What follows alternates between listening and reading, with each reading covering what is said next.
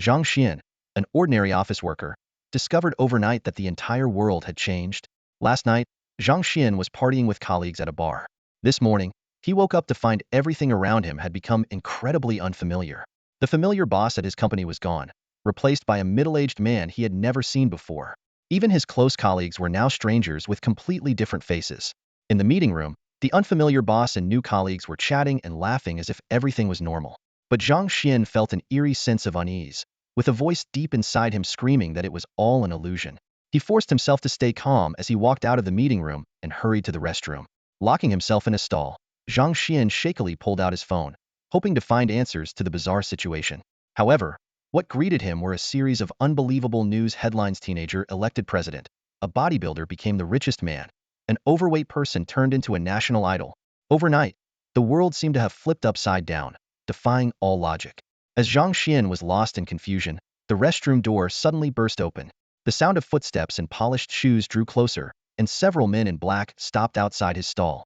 "Mr. Zhang, you are suspected of being involved in telecom fraud. Please cooperate with our investigation," an authoritative voice commanded through the door. Zhang Xian's hand instinctively reached for the lock, as if he was under some sort of spell. Just at that critical moment, an electronic voice suddenly echoed in his mind. "Detected abnormal energy reaction. Starcraft System activated. Initiating time stasis. Terran interface AI Ava at your service. Pleased to meet you, Commander." In an instant, time froze. 30,000 years ago, alien civilizations descended upon this planet. Various alien invaders infiltrated human society, and every 10,000 years, they would annihilate the existing native civilization and restart the world order. The last occurrence was 9,999 years ago, and that civilization was known as Atlantis. Now, another 10th-year cycle is approaching, and human civilization is set to be the next sacrifice. However, civilizations never surrender easily. In every era, some individuals awaken to the truth of the world and bravely resist, even if they are doomed to fail. In Zhang Xian's mind, his intelligent assistant calmly narrated this horrifying truth. It turns out that Nuwa was an alien preserving ancient human bloodlines. Hui wasn't shooting down suns but alien spacecraft, and Kwafu's chase of the sun was actually him piloting a giant mech in pursuit of retreating alien ships. Faced with these mind-blowing revelations, Zhang Xian found it hard to accept. The intelligent assistant reminded him that the time stasis was about to end, and that there were more pressing matters to consider.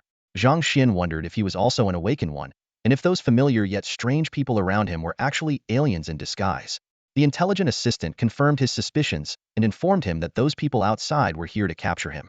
Anger surged within Zhang Xian. Humans are not mere playthings to be slaughtered.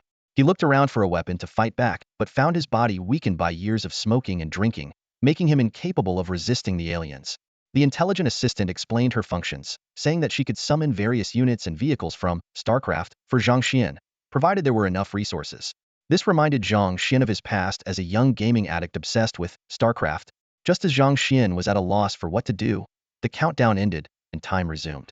In the next instant, the door to his room was violently kicked open, and two tall men in black dragged him out.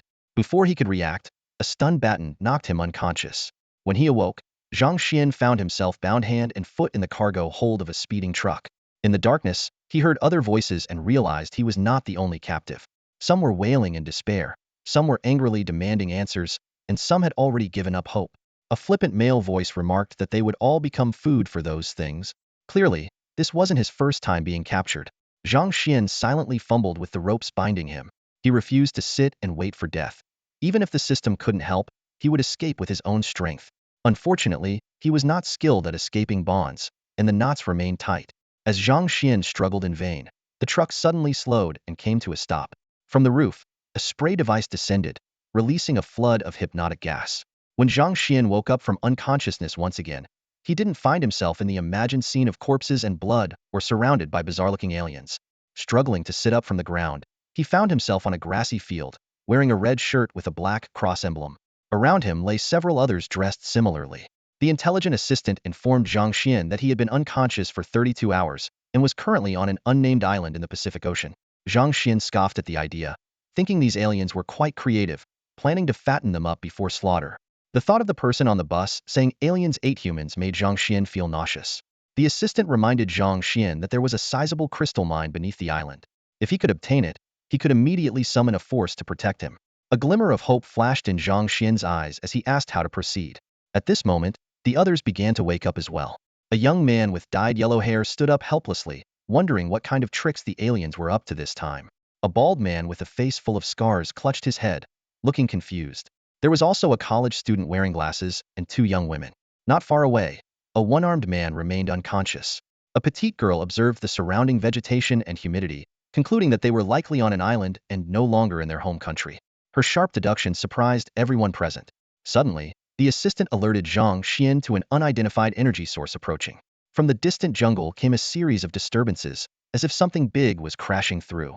The yellow-haired youth, Li Han, muttered, "Battle Royale," and ran off in the opposite direction without looking back. Although the others didn't fully understand, their instincts told them it was not safe to stay, and they followed Li Han's lead. Only the one-armed man remained lying on the ground. Zhang Xuan wanted to save him but realized he didn't have the capacity to do so. Without finding the crystal mine, he might not survive here. Just as they left, a pitch-black, wolf-like creature with a blue horn on its head emerged from the jungle. It sniffed the one-armed man but did not attack, instead chasing after the group. All of this was broadcasted in real time through a collar on the creature's neck to a location hundreds of kilometers above the ground. A spaceship resembling an oversized bowling ball hovered 10,000 meters above the ground. Inside, more than 20 people in suits were watching a live broadcast on a large screen. These individuals had human faces, but each had a light blue eye in the center of their foreheads. Apart from this, they were almost indistinguishable from regular humans. These three-eyed people, elegantly dressed and holding wine glasses, exuded an air of sophistication that seemed utterly bizarre. A butler in a tailcoat stood in front of the screen and introduced the scene, explaining that the person who had just been spared by the hunter was actually the sole survivor of last year's Battle Royale game. He had killed all his companions in desperation and even lost an arm to emerge as the final victor. At that time, Baron Morpheus had spared his life out of admiration and pity. Unexpectedly, they were seeing him again today, which was quite a surprise. As he spoke, he couldn't help but laugh, and the others joined in. It seemed that another thrilling drama was about to unfold today. The butler announced the official start of the game, inviting the distinguished guests to enjoy the spectacle and see who would be the first to fall and who would emerge as the ultimate winner. Meanwhile, Zhang Xuan was desperately running through the jungle, his lungs feeling like they were on fire. He barely managed to stay ahead of two women, while the others had already left him far behind. At this moment, Zhang Xuan deeply realized the importance of physical fitness. He silently vowed that if he survived, he would commit to regular exercise because a good physique truly impacts one's life. Just as Zhang Xuan was on the brink of despair, his deputy informed him of a faint crystal mineral energy signal 150 meters to his right. Zhang Xuan's eyes lit up, and he nearly stumbled and fell. The female college student who overtook him even turned back to urge him to run faster, while the other woman, who appeared more worldly, ignored him and passed by. Gasping heavily, Zhang Xuan felt a renewed sense of hope and unhesitatingly ran in the direction indicated by his deputy. Xiaoyu, running ahead, watched the black monster being lured away by Zhang Xuan and felt a bit bewildered. She couldn't understand how someone could go to such lengths for others. Qinyu, seeing Xiaoyu stop, also halted. She sighed in relief, saying it was good enough if that man could satiate the monster. To her, Zhang Xuan's actions were merely a form of giving up. Xiaoyu, however, sighed sadly and praised Zhang Xuan as a good person. Qinyu remained indifferent and turned to run in the direction the men had gone. Xiaoyu hesitated, but eventually followed. In such a situation, women were naturally at a disadvantage and could only survive by relying on men's protection. Meanwhile, Zhang Xuan had found the long-desired crystal mine. Facing the half-a-man-high blue-gray rock, he hesitated. The deputy told him that as long as he placed his hand on the rock surface, the system would automatically start the collection process. With no other choice, Zhang Xuan did as instructed. The rock's surface glowed faintly blue, and a warm current flowed into his palm. The system informed Zhang Xuan that he had obtained 5 units of crystal mineral, but this amount was insufficient to summon any combat units. The deputy suggested he exchange them for a cheap weapon to get through the immediate crisis. Reluctantly, Zhang Xuan requested a gun capable of killing the monster. As soon as the words were spoken, a large, metallic handgun appeared on the rock. Zhang Xuan didn't have time to listen to the adjutant's introduction. He grabbed the electromagnetic pistol directly. The heavy weight in his hand gave him an added sense of security. Holding the gun with both hands, he took cover behind the rock and aimed at the creature lurking in the dark forest. The sky was getting darker, reducing visibility, but Zhang Xuan's eyesight was still good enough to make out his target. Anger surged through him after being pursued for so long. Once he confirmed the bullet was loaded, he didn't hesitate to pull the trigger. Bang! The loud gunshot and the flash of light erupted in the forest. The electromagnetically accelerated bullet instantly hit the shadowy figure. With a slight explosion, The creature was knocked over, rolling several times on the ground before coming to a stop. A look of joy crossed Zhang Xuan's face, but before he could celebrate, the black wolf stood up again, shaking its head, seemingly unharmed. Zhang Xuan had aimed for the wolf's head, but the angle was slightly off, and the bullet hit the collar around its neck instead. The collar was shattered into pieces, effectively destroyed, but it had saved the black wolf's life. The thoroughly enraged beast let out a furious howl, its eyes burning with the fire of vengeance. Zhang Xuan fired several more shots, but none hit their mark. His poor marksmanship was the real issue. The accuracy of his first shot had been pure luck. To make matters worse, the creature had become wary after being wounded, now circling and dodging, making it even harder for Zhang Xuan to aim. As he watched the creature move in and out of his field of vision, Zhang Xuan grew increasingly anxious. His hands were numb and aching from the recoil, but he knew that if he put the gun down, his head would be bitten off in less than 3 seconds. Commander, given your current capabilities, it's very difficult to kill this creature in one go. I recommend an immediate retreat, his adjutant advised. Also, just to remind you, this creature's brain contains about 10 to 20 units of crystal energy. Zhang Xuan was speechless. Was the adjutant telling him to retreat or to kill the creature? The adjutant clarified that the two were not mutually exclusive. Zhang Xuan shook his head and smiled wryly. Easier said than done. He asked the adjutant how many crystal units he had left and learned he only had 2. Besides ammo, Zhang Xuan could trade for an advanced tactical visor equipped with a polarized steel HUD, which would protect his head and offer night vision, assisted aiming, and ammo display, significantly boosting his combat effectiveness. After weighing his options, Zhang Xuan decisively chose the visor. The moment he put it on, his vision brightened as the night vision activated, making the surroundings clear. The visor showed his remaining ammo count and, more importantly, could lock onto targets and display bullet trajectories. No matter how fast the creature was, it couldn't escape the combined power of night vision and target locking. Zhang Xuan fired 3 more shots. Although the first missed, the second hit the creature's hind leg, and the third struck its abdomen. The creature staggered, looking ready to collapse. But Zhang Xuan had no intention of showing mercy. He unleashed another volley, finishing the creature off. Cautiously, he observed from behind a rock for a full 10 minutes before approaching the corpse. What the hell kind of creature is this? Zhang Xuan asked, poking at the horn on its head with trepidation. The adjutant explained that it was a genetically modified organism, originally just an ordinary prairie wolf. Zhang Xuan was incredulous and touched the horn. A warm current surged through him, and the horn dimmed and cracked. The system notified him that his crystal resources had increased by 20 units. Curious, he asked how many resources were required to summon a battleship. The adjutant informed him that in the game, building a battleship required 400 crystal units and 300 high-energy gas units, equivalent to 400,000 minerals and 300,000 gas, an astronomical price. Zhang Xuan sighed in relief, thankful that the game's values couldn't be directly applied to reality. Otherwise, his fleet would cover the globe within a month. But for now, his priority was to find more crystal resources. Meanwhile, the live broadcast signal suddenly cut off, infuriating the three-eyed viewers. Baron Monka, leading the group, coldly demanded an explanation, stating he was not here to witness equipment failures. The steward repeatedly apologized and hastily dispatched a fully armed special forces unit. They boarded a helicopter to the island to assess the situation. On the other side of the island, 5 survivors finally reached the shoreline. Noticing the office worker hadn't followed, the bald man looked grim. He bluntly stated that without weapons and food, they were bound to die here sooner or later. Li Han, however, was unconcerned.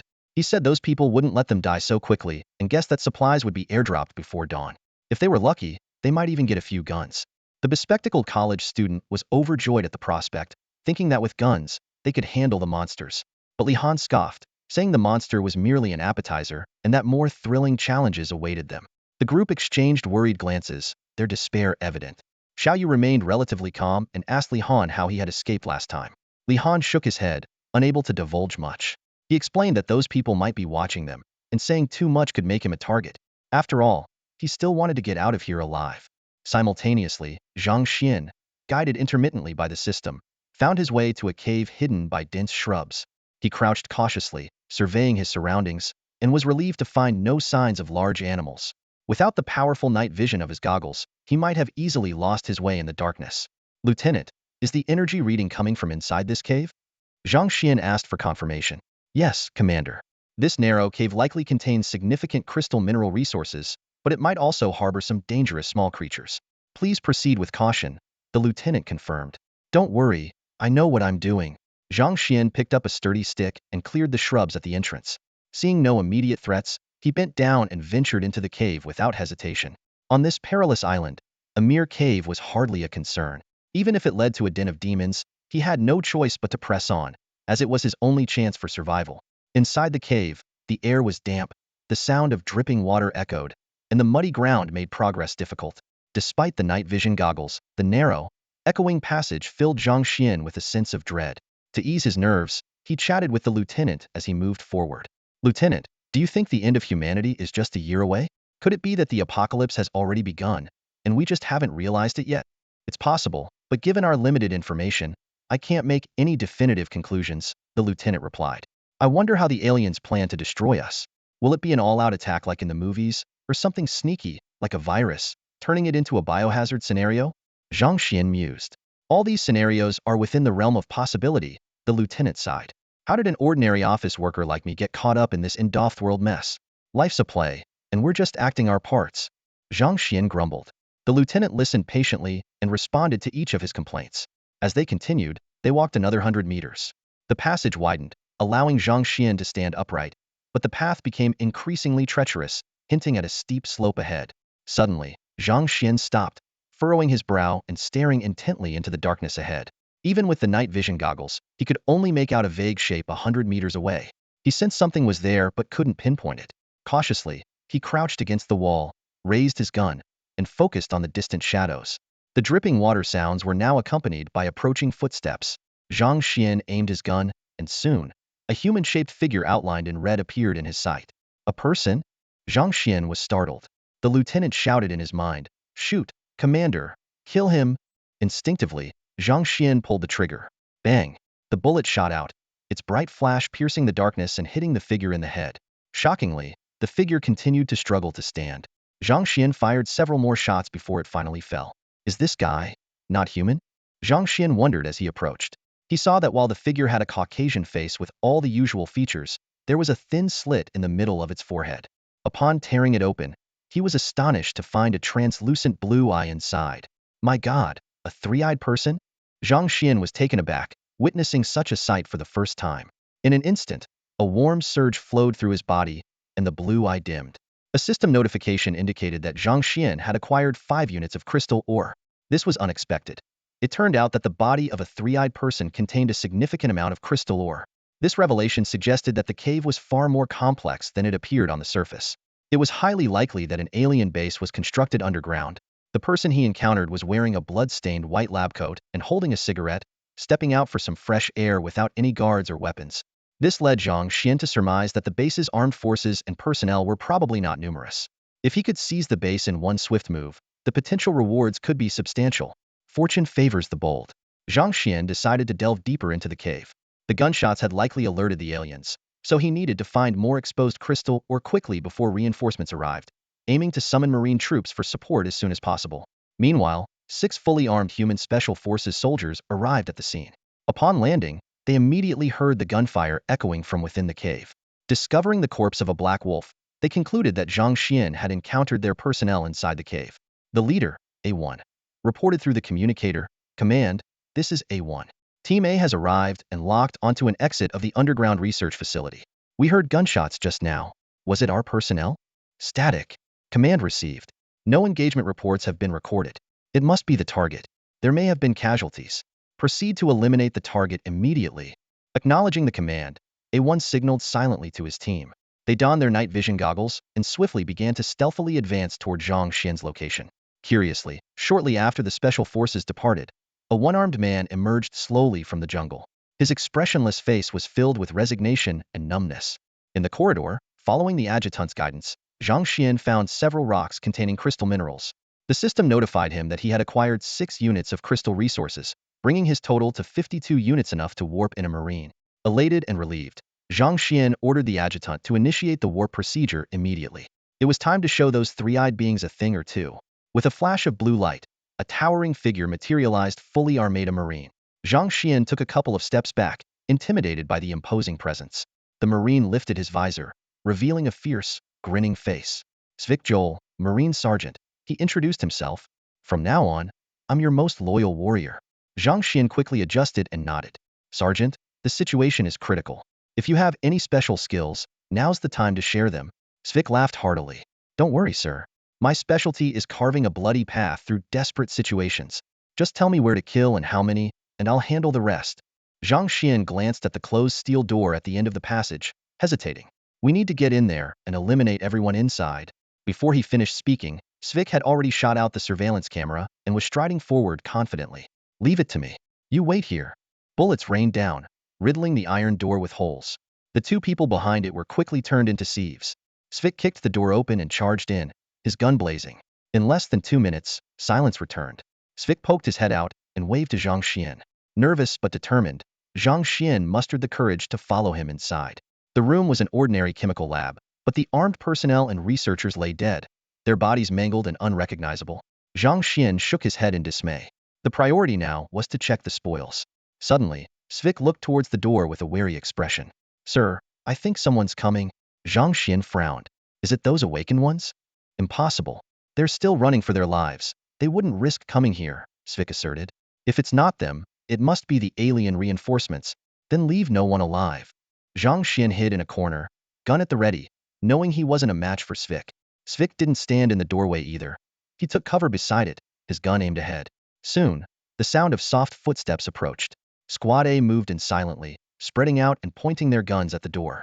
One made a hand signal, and 2 team members approached, one in front with a gun and the other behind, readying a grenade. Just then, watch out for the grenade, Svik shouted, darting out only to take several hits immediately. But his battle-hardened instincts kicked in, and he took out the enemy holding the grenade with precise shots. As the grenade exploded, Svik switched to full auto mode, spraying bullets wildly.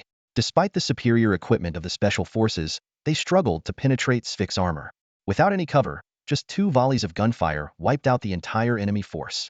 Svej cautiously checked the area before retreating back inside and reporting to Zhang Xuan. The enemies have been eliminated. Are you hurt? Zhang Xuan asked with concern, noticing Svej's pale face. No, it's just... Svej paused. These guys have pretty impressive tactical skills. If they had the same equipment as me, I would have been done for the moment we faced off. Zhang Xuan nodded silently, suspecting that these individuals might have already infiltrated the military forces of many countries. This was definitely not good news. First, Zhang Xuan could confirm that Blue Star was not a colony but more like a playground. So far, all the weapons and equipment he had seen were native to Blue Star, and even the armed personnel were ordinary humans, except for a few researchers who were 3-eyed beings. From this, he inferred that the aliens did not have a significant armed presence on this planet. However, this did not mean they lacked advanced technological weapons. After all, the adjutant had mentioned that these aliens had arrived here tens of thousands of years ago. Such a long period was enough for their civilization to develop to an unimaginable level. Thinking of this gave Zhang Xuan a headache. He quickly checked the bodies of the 3-eyed beings on the ground and collected 30 units of crystal ore. After doing all this, he finally took a moment to carefully examine the underground laboratory. There were no finished products in the lab. The tables were filled with incomprehensible potions and equipment. However, at the far end, there was a massive monitor displaying a 3D geographic map of the entire island. Zhang Xuan's pupils contracted sharply. The map showed that 800 meters below the island's surface, there was an artificial space larger than the island itself, clearly labeled Biological Weapon Development Facility in big letters. Great. Now we have a base of operations? Zhang Xuan exclaimed excitedly. He had been worried about how to build up his strength under the aliens' watchful eyes if he couldn't escape the island quickly. Now, this development facility not only provided an underground base, but also offered the opportunity to earn resources by hunting the biological weapons inside. However, the entrance to the underground space was not here. The map indicated that there was a cargo elevator on a cliff somewhere on the island, which was used for the movement of those biological weapons. It's time to make a big move, Zhang Xuan said to Svik. Let's leave here first and look for opportunities on the surface. Maybe we can even hunt a few biological weapons to earn some extra resources. Before leaving, Zhang Xuan didn't forget to strip a set of tactical gear from the Special Forces unit, which made him feel a bit safer. As for the firearms, he didn't even glance at them, but he did take plenty of high-explosive grenades and flashbangs. Meanwhile, on the circular spaceship, the 3-eyed overseer stared in disbelief at his subordinate who was reporting the situation. What? Team A was completely wiped out? The subordinate's face was pale. Yes, according to the transmitted footage, the enemy was a human wearing powered armor and using Gauss weapons. That's impossible. The overseer's face turned even more grim. Humans can't possess such advanced weaponry, nor could they smuggle it onto this island under our surveillance, unless they're from another civilization, or there's a traitor among us. As a citizen of the 3-eyed civilization, he had a strong sense of superiority over humans. Without their behind-the-scenes manipulation, these humans would still be using bows and spears as weapons.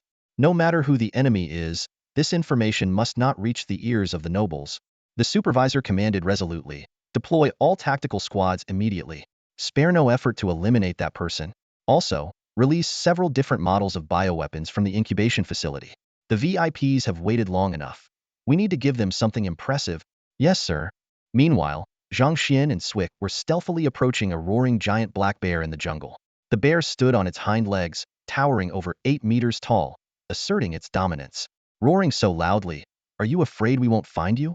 Zhang Xuan sneered, raising his gun and unleashing a barrage of bullets. Rat-a-tat-tat. The concentrated gunfire riddled the bear's chest with holes, and its massive body crashed to the ground. Zhang Xuan stepped forward and collected 30 crystal minerals. This was the second bioweapon they had hunted. The first was a lightning-fast monkey that took an entire magazine to bring down, yielding only 15 crystal minerals. Sir, if we build our base underground in the future, can planes and tanks still take off? Do we need to construct a lift or something? Swick pondered aloud while reloading his magazine. If necessary, probably, Zhang Xuan replied dismissively. Along the journey, he had learned quite a bit about Swick. This guy used to be a mercenary in the copperless sector and had been working in logistics ever since the Empire recruited him. Despite his tough and quiet demeanor, he was quite talkative and loved to dream about the future with Zhang Xuan. While it wasn't necessarily a bad thing, it could get annoying after a while. Zhang Xuan did some quick calculations. After accounting for the cost of the second marine, he still had 27 crystal minerals left, which should last for a while. It was important to note that the Marines' guns didn't have infinite ammo like in games. Each magazine had to be purchased with crystal minerals, and they were expensive, 1 crystal mineral for just 2 magazines. Zhang Xuan had to reserve some crystals for emergencies. With this in mind, he told his deputy, "Summon another Marine for me. I need more manpower." No sooner had he spoken than another tall Marine in CMC power armor appeared before him. The man lifted his visor, revealing a stern face with thick eyebrows and sharp eyes. He saluted crisply, "Sergeant James Vane, reporting for duty." "Hello, James," Zhang Xuan said, pointing to Swick. "This is Sergeant Swick. From now on, you both work for me." "It's an honor, sir," James replied without hesitation. In the darkness of night, a campfire flickered on the beach. From the forest came the occasional howls of monsters and gunshots, keeping Li Han and his group glued to the shore. Starving, they had finally caught 2 fish and were preparing to cook them. Despite the risk of being exposed, they needed the fire to ward off insects and wild beasts. A bald man set up torches around the campfire, then sat down with a troubled expression. "2 tiny fish? Who's that supposed to feed?" muttered Glasses, poking the fire with a stick and staring blankly at the fish roasting over the flames. "Be grateful we have anything to eat at all," Li Han retorted, rolling his eyes. This bunch of incompetents couldn't even catch a proper fish after 2 hours of effort. If it weren't for him, they'd have nothing. He would have left already if not for the gunshots coming from the island. "Tomorrow, if we make it till then, we should search the forest. I remember seeing some fruit trees when we were escaping," Xiao Yu suggested thoughtfully. Qin Yu's eyes lit up. "Why wait till tomorrow? Why not go now? Who's brave enough to go? It's the middle of the night. What if we run into something and can't even escape?" Glasses scoffed. Qin Yu remained calm. "It's just a suggestion. If you want to go, I won't stop you." "You." Glasses was about to explode when the bald man intervened with a frown. "Enough. We can't afford to fight among ourselves. If we want to survive, we must stick together. We've already lost 2 companions today. We can't afford to lose more." "Yeah, maybe," Li Han sneered suddenly. "Li Han says there will be an airdrop before dawn. We need to find a high spot, or we might miss it," the bald man said, shaking his head. "If we get weapons, we should give them to those who can fight effectively." Everyone nodded in agreement. The bald man had military experience and knew his way around a gun. Li Han had also participated in this kind of survival game before and was quite capable. As for the others, the 2 girls were definitely out, and judging by Glass's frail frame, he probably couldn't even take on Qin Yu.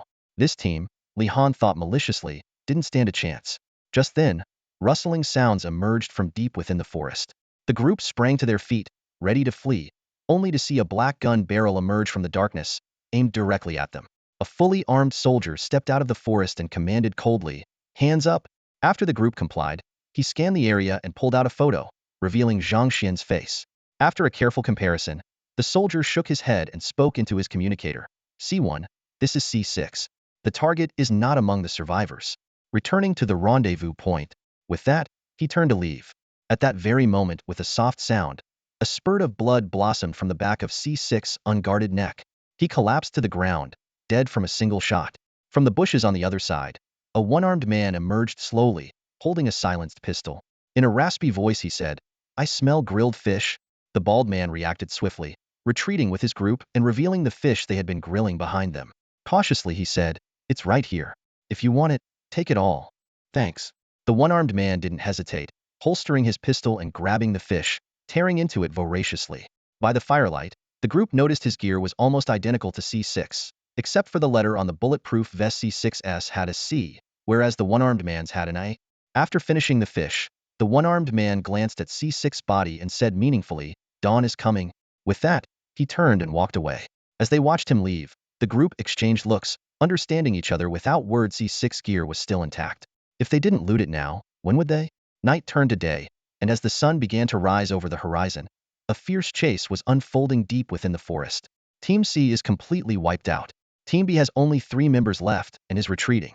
Team D, we need immediate support. Roger that. Team D is en route and will rendezvous with you in 2 minutes. Damn it, the intel was wrong. There are 3 of them, equipped with 2 power armors. Notify headquarters. We need reinforcements. Not long ago, Team C had encountered Zhang Xuan and his group at the rendezvous point and was annihilated after a firefight. Now, the remaining 3 members of Team B were fighting a retreating battle. If it weren't for having to assign one person to protect Zhang Xuan, both teams might have been completely wiped out here. RPG. Before the words were out, a rocket-propelled grenade was already heading straight for Zvezg. Thanks to the durability of his power armor, he rolled to the ground, dodging the projectile, though the blast wave still flung him several meters away. Bracing against the impact, Zvezg got back up and nonchalantly threw a flashbang, resuming his shooting. These guys were as slippery as eels. Frowning deeply, Zvezg realized he was down to his last magazine, his armor riddled with bullet marks. If not for the thick plating, he would have been dead by now. "James, switch positions," Zvezg shouted back. "Got it," James responded, taking over the firing position. Zvezg glared at the enemy one last time before retreating. Unlike Zvezg's reckless spraying of bullets, James moved with precision, alternating between quick strides and strategic pauses, delivering accurate shots. Despite the lower volume of fire, his method instilled more fear in Team B. Within a minute, another enemy's head exploded. This guy must have received formal special forces training. Zvezg watched James back with envy, only he had let James take the lead from the start. "Maybe he didn't expect you to be this bad," Zhang Xuan suddenly remarked from behind. "Sir." Zvezg was both surprised and delighted. It hadn't been long, and already the commander was standing up for him. "Damn, James. Once the base is established, I'm definitely signing up for special training. When the time comes, I'll show you exactly who the top warrior by the boss's side really is." In fact, Zhang Xuan also wanted to get himself a set of power armor to wear, which would significantly increase his safety. However, equipping a full set of power armor requires a complete set of mechanical assistance devices for donning, and such equipment is only available in barracks. Building a barracks requires 1,500 units of minerals, which Zhang Xuan clearly did not have enough of at the moment. Another option was to summon an SCV first. As the most powerful melee unit currently in service for the Terrans, warping in an SCV only costs 50 units of minerals.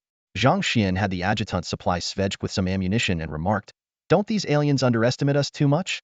They think sending a few armed human soldiers can deal with us. That's quite arrogant, isn't it?" Zvezg chuckled. "This reminds me of the Protoss. When we fought them in the past, they were even more arrogant, but they had the strength to back it up." Speaking of an encounter from his days as a mercenary, Zvezg still felt a lingering fear. In that battle, they faced a zealot. Although they managed to break the zealot's energy shield, the zealot still escaped unscathed. On their side, nearly 70% of their combat personnel were lost. That nightmarish battle still occasionally woke him from his sleep. Zhang Xuan curiously asked the adjutant, "By the way, if I wanted to bring out the Protoss, what exactly would I need?" "I'm sorry, Commander. I can't give you a definitive answer to that question," the adjutant replied. "But if you encounter a civilization with technology similar to the Protoss, you might make some progress." Just then, James returned from his mission. He stood at attention and saluted, reporting, "Sir, the enemy has been completely wiped out. From their conversations, we learned that there's another tactical team on the island heading our way, but we haven't located them yet. Awaiting your orders." "Good job." Zhang Xuan nodded in approval. "There's no need to waste too much ammunition on these people. Killing them won't earn us any minerals." Saying this, he turned his gaze towards the nearby cliff. If he remembered correctly, the entrance to the underground lab should be around here. But the exact location and how to enter were not marked on the map. As Zhang Xuan carefully observed the cliff, he faintly heard a strange sound.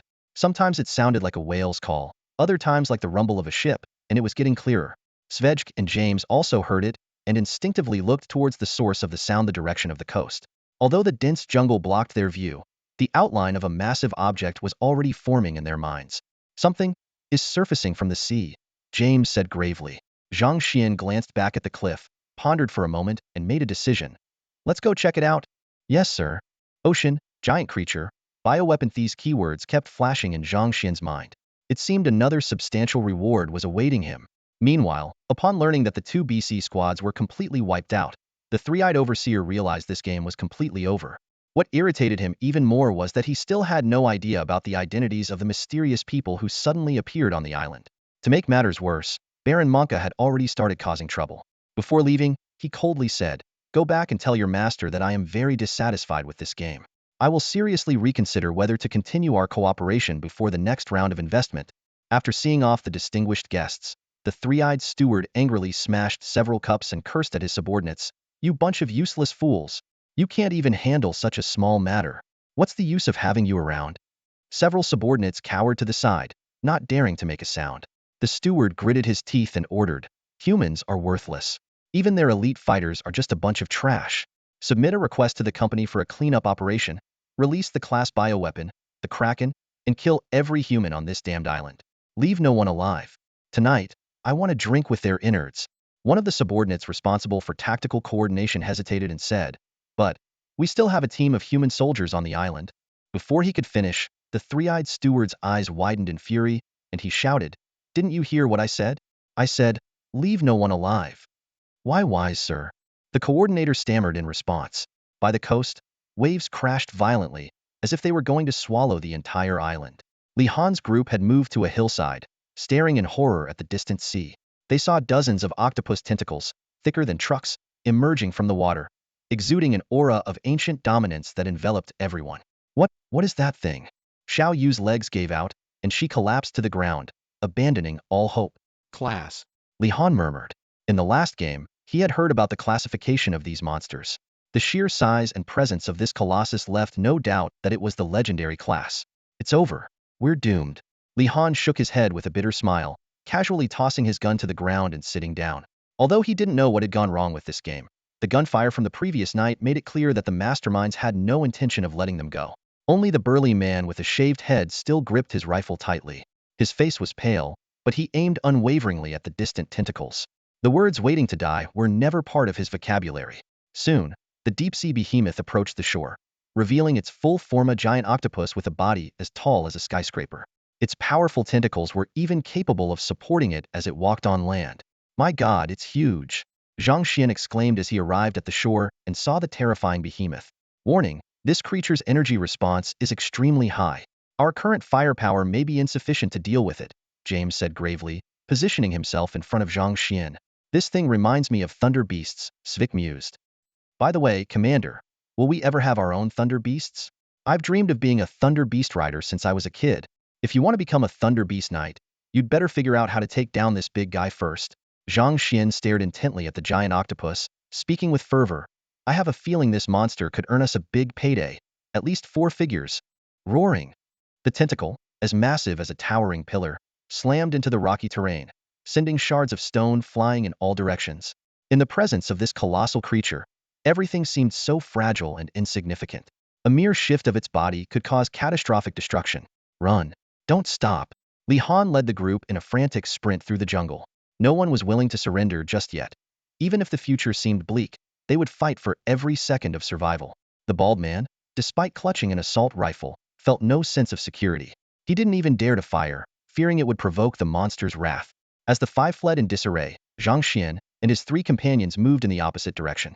Forming a reverse triangle formation, they advanced rapidly towards the giant octopus. Svek and James each held a gun in one hand and a rope with 2 spherical bombs in the other. These were the standard weapons of the Reapers, known for their devastating power. These interstellar outlaws often used them to destroy buildings or assassinate key targets. However, they were expensive, and the detonation devices required additional payment. Zhang Xuan, feeling the pinch, had found an alternative way to trigger them. The closer they got to the giant octopus, the more intense the pressure from the higher life form became. Zhang Xuan fired his weapon relentlessly, sweat pouring down his face.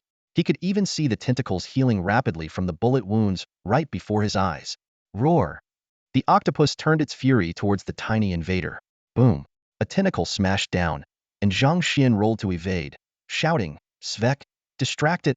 Svek, flanking from the left, immediately opened fire. Rat-a-tat-tat. Despite the reduced accuracy from one-handed shooting, every bullet found its mark on the massive creature, tearing chunks of flesh from its body. Compared to Zhang Xian's attack, Svek posed a greater threat. The octopus shifted its aggression again, thrashing its tentacles wildly, creating a whirlwind of destruction. Bang! Svek was sent flying several meters, his gun knocked from his grasp, but he clung tightly to the rope with the bombs. Thanks to his power armor, he quickly scrambled back to his feet and shouted to his comrade, "James, what are you waiting for? Do it." James, who had been stealthily approaching, immediately threw the two bombs and fired his gun. The moment the bullets hit the bombs, a thunderous explosion erupted. In an instant, two tentacles were blown off, and a massive, charred crater appeared on the octopus's body. Roar! The searing pain caused the octopus to collapse, like a crumbling skyscraper. Detonate! James, flung by the blast, roared. Svek tossed the remaining bomb into the air, shouting, "Commander, fire!" Zhang Xian, who had been prepared, stood atop a rock, both hands gripping his gun, eyes locked in determination. Bang! Bang! Bang! He emptied the entire magazine in rapid succession. Boom! Boom! The bombs exploded in sequence, forcing Zhang Xian to squint against the searing heat wave. Hiss! Almost immediately, a weak, anguished wail echoed from the giant mouth. The battered octopus looked even more pitiful, but unbelievably, its wounds were slowly healing. Clearly, recovering from such severe injuries was no easy task and would take a considerable amount of time. As the octopus's skin turned increasingly gray and its once powerful tentacles grew weak, Zhang Xian knew it was time to deliver the final blow. "Strike while it's down," Svik shouted from a distance, raising his gun and laughing as he unleashed a flurry of bullets. Boom! It wasn't until much later, when the octopus lay completely still, that Zhang Xian cautiously approached. He touched one of its not quite severed tentacles, feeling a familiar warmth flow into his body, and finally, he could relax. "Congratulations, you have obtained 800 units of crystal minerals and 200 units of high-energy gas," the system announced. High-energy gas? Zhang Xian was momentarily taken aback. This creature's immense power comes not only from the vast energy stored within it, but also from other unknown substances. Due to a lack of relevant data, these substances cannot be named for now, but the system can still convert them into high-energy gas. "Got it," Zhang Xian replied, his eyes lighting up. He had been worried about where to find high-energy gas in addition to crystal minerals. It seemed that with bread in hand, milk would follow sooner or later. This newfound resource only strengthened his resolve to take over the bioweapon development base beneath his feet. "Sir, are you all right?" James ran over. "I'm fine." Zhang Xian shook his head. "Go check the octopus's body. There should be some kind of electronic broadcasting device." "Yes, sir." That last hit was pretty tough," Svik said, clutching his left arm as he approached. "Sir, I think my armor's malfunctioning. This arm isn't responding very well." After numerous battles, Svik's power armor was covered in scars, its once shiny exterior now dirty and worn. "Don't worry, we'll be getting new gear soon," Zhang Xian said, looking at their now substantial resource reserves, feeling that dominion over the stars was within reach. "But before that, we might have to deal with some of our own kind first." Rat-a-tat-tat. A burst of bullets hit the ground near the bald man's feet. "Drop your weapon," Svedj demanded, aiming his gun as he shielded Zhang Xian. A few figures emerged from the junglite was none other than the unlucky ones who had been thrown onto the island with Zhang Xian earlier. Having witnessed the recent battle, they recognized Zhang Xian and assumed he had been rescued by the two heavily armed soldiers beside him. "Don't shoot, we mean no harm." The bald man quickly raised his hands and, along with Li Han, tossed their guns into the nearby bushes. "Oh, it's you guys." Zhang Xian feigned surprise. "I thought you were all goners. Thanks to you, we managed to survive," the bald man said with a sheepish smile. "By the way, my name is Zhang Guofu, but you can call me Old Zhang. Sorry about what happened yesterday. No need to apologize. If I were in your shoes, I wouldn't risk my life for a stranger either." Zhang Xian waved dismissively. "If you want to stay alive, you'll follow my orders. We're all in the same boat, but you'll have to work for me. There's a price for survival." "No problem." Zhang Guofu glanced at Svedj, who remained expressionless and hesitated. Could it be that Zhang Xian was the real boss, and the heavily armored soldier was just his subordinate? Zhang Xian ignored his doubts and tossed a few boxes containing goggles to them. "These are mineral detectors. Put them on, and you'll be able to find the crystals I need. There should be plenty in the cave nearby. Dig them out and pile the ores in the room at the very back." This job didn't come with a salary, meals, or even tools. They had to bring their own. It felt just like working in a black market mine. But for now, they had no choice but to endure it. While distributing the goggles, Zhang Guofu laughed awkwardly. By the way, sir, we ran into an armed special forces soldier by the shore last night. I know. There are only a few survivors left on this cursed island, probably abandoned, Zhang Xian said indifferently. You didn't happen to get your guns from him, did you? How could you possibly take him down? The one who fired was that one-armed guy, Li Han, who had been silent all this time, suddenly spoke up. He was the one who got thrown onto the island with us and was unconscious for a long time. From the moment I saw him, I knew he had participated in the previous round of the game, probably surviving by killing his teammates. What? The others gasped. Why didn't you say anything earlier? One of them, nicknamed Glasses, snapped angrily. I had no obligation to tell you, Li Han sneered. But now I can clearly tell you that besides hunting monsters, there's another way to survive this game. Kill all your teammates and become the sole survivor to gain your freedom. Damn. Everyone instinctively stepped back from Li Han. No wonder he had been uncooperative from the start. Don't worry, I'm not a bloodthirsty maniac, Li Han shrugged nonchalantly. But if you drag me down, I won't hesitate to act. After all, I genuinely want to stay alive. Enough talk. Our priority now is to kill those alien scum. Get to mining if you want to live. Zhang Xian commanded sternly. Watching them leave in disgrace, Zhang Xian stood still, deep in thought. At that moment, James approached and reported that they had found a communication device resembling a cell phone inside the octopus's corpse, and it was still functional. As soon as Zhang Xian took the cell phone, the screen lit up. After a burst of ear-piercing static, the face of a three-eyed being appeared on the screen. Where are you illegal immigrants from? How dare you trespass on our company's private property, violating the laws of the three-eyed civilization? You will pay the price for this, the being shouted furiously. Zhang Xian sneered. You've got it wrong. This is Blue Planet territory. The three-eyed civilization means nothing here. You better sit tight in your office chair and wait, because I'm coming to take you down. With that, he smashed the cell phone to the ground and shot it to pieces. Raiders, the basic infantry units, cost 100 crystals and 25 high-energy gas. Zhang Xian glanced at his resource reserves. After a tough mental battle, he finally made up his mind. What's the point of earning money if you don't spend it? Officer, give me 4 raiders first. Zhang Xian gritted his teeth and made a decisive gesture. Yes, sir. Warp in progress. A flash of blue light, space twisted, and 4 heavily armored warriors, taller than the Marines, slowly walked out. All in. Give me 6 more Marines. Zhang Xian closed the resource panel reluctantly and continued to give orders. In no time, 6 Marines and 4 raiders lined up neatly, saluting Zhang Xian. At your service, Commander. After returning the salute, Zhang Xian quickly assigned tasks. Each group will consist of 3 Marines and 2 raiders. The 2 groups will be designated as A and B, with Swick and James in command. We have 2 main objectives: capture the underground base and eliminate all potential threats on the island. If possible, capture that tactical squad and the one-armed man alive, disarm them, and send them to the mines. Each group, make your choice. Just as he finished speaking, a window popped up in front of Zhang Xian. Congratulations, your forces have reached a certain scale. The rank advancement system has been unlocked. You can now assign ranks to your soldiers, slightly enhancing their combat and command abilities. With a total of 12 members, you can appoint 1 sergeant, 2 corporals, and 10 privates. Boosting ranks can add buffs? That's awesome. Zhang Xian's eyes lit up. By the way, officer, they're all privates now, so what about me? By regulation, you hold the highest rank. However, if you wish, you can also give yourself a title, which will similarly enhance your combat and leadership abilities, the officer explained. That's fantastic.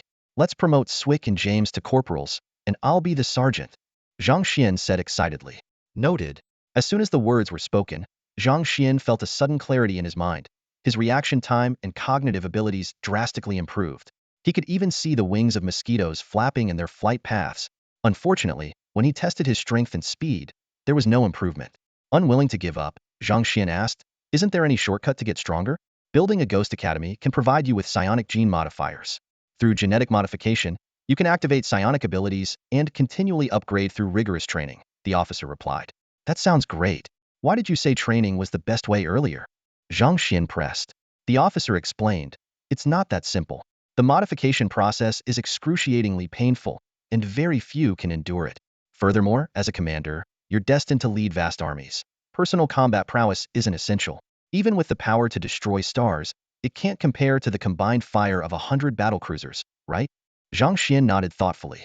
As for whether to undergo the modification, he already had a decision in mind, but that was a matter for later.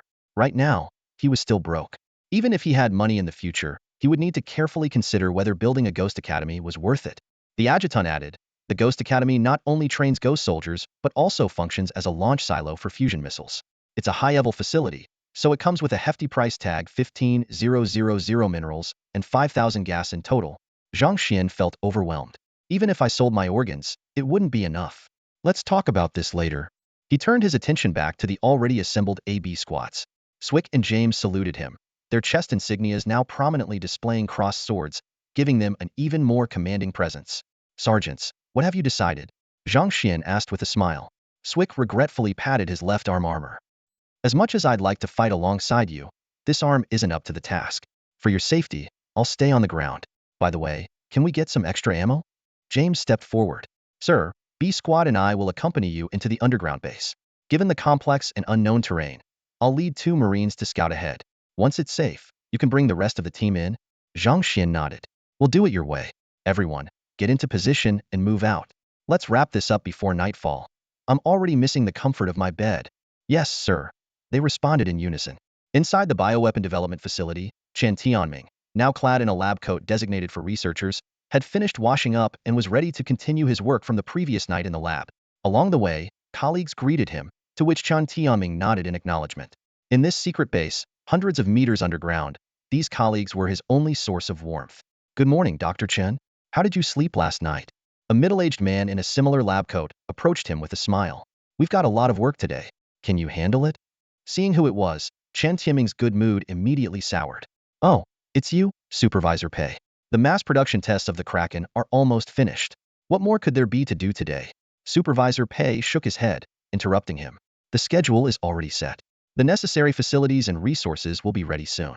Besides, these are orders from the higher-ups. Just follow them. I understand. Chen Tianming took a deep breath and walked away. Supervisor Pei watched him go, an eerie blue light flickering in the eye on his forehead. Supervisor, we've got a problem. A fully armed security captain ran up in a panic. Supervisor Pei frowned and scolded. Why the panic? Haven't I told you not to shout in the facility? Mind your manners. I'm sorry, Supervisor, but Mr. Jonathan at the reception sent over a video. You need to see it, the captain said, handing over a tablet. In the video, a massive Kraken was wreaking havoc along the coast. Supervisor Pei was used to such scenes as the project leader. But at the 2-minute mark, gunfire and explosions erupted, and within 5 minutes, the Kraken was dead. Jonathan reported that the island's emergency medical station was attacked last night, and there were no survivors. He suspects the attackers have intel on our facility, the captain added. What? And he's only telling us now? Supervisor Pei exploded in anger. Is he trying to cover it up? The captain explained, there was a Baron present during the attack, and Jonathan wanted to handle it quietly, but he may have underestimated the enemy's strength. The 4 tactical teams on the observation ship are likely all dead. The situation is out of control, and he hopes we can assist until reinforcements arrive. Supervisor Pei sneered. Haven't I helped him enough? Losing a crocodile, have to sell his ship to cover the costs. Tell him not to use company assets to curry favor with the higher-ups. With that, he threw the tablet to the ground and stomped on it several times before calming down. I worry those attackers are planning to infiltrate our facility. Whether they come by sea or air, we need to be ready. Notify all combat personnel to be on high alert and activate Test Subject 0 if necessary. Yes, sir. Meanwhile, James asked Zhang Xuan for half an hour to prepare and plan to search the cave for clues. Since there was a computer there, he hoped to find information about the underground base, such as the number of armed forces and environmental maps. He needed more intel to formulate a solid battle plan in advance. Zhang Xuan was sitting on a rock, enjoying a hearty meal under the protection of 2 Marines. After the adjutant confirmed it was safe, he devoured a roasted octopus.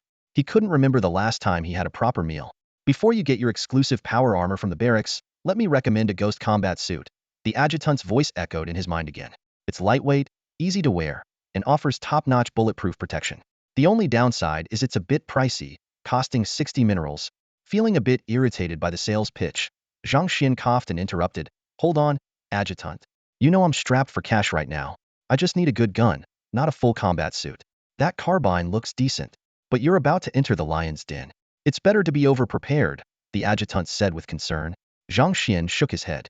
I know it's risky, but I need to gather more resources quickly to gain an advantage before the large-scale war begins. Besides, I'm the commander. With James and the others protecting me, there's no need to worry. All right, just give me the carbine. Understood. As soon as the words were spoken, a beam of blue light flashed, and a uniquely designed carbine appeared on the rock.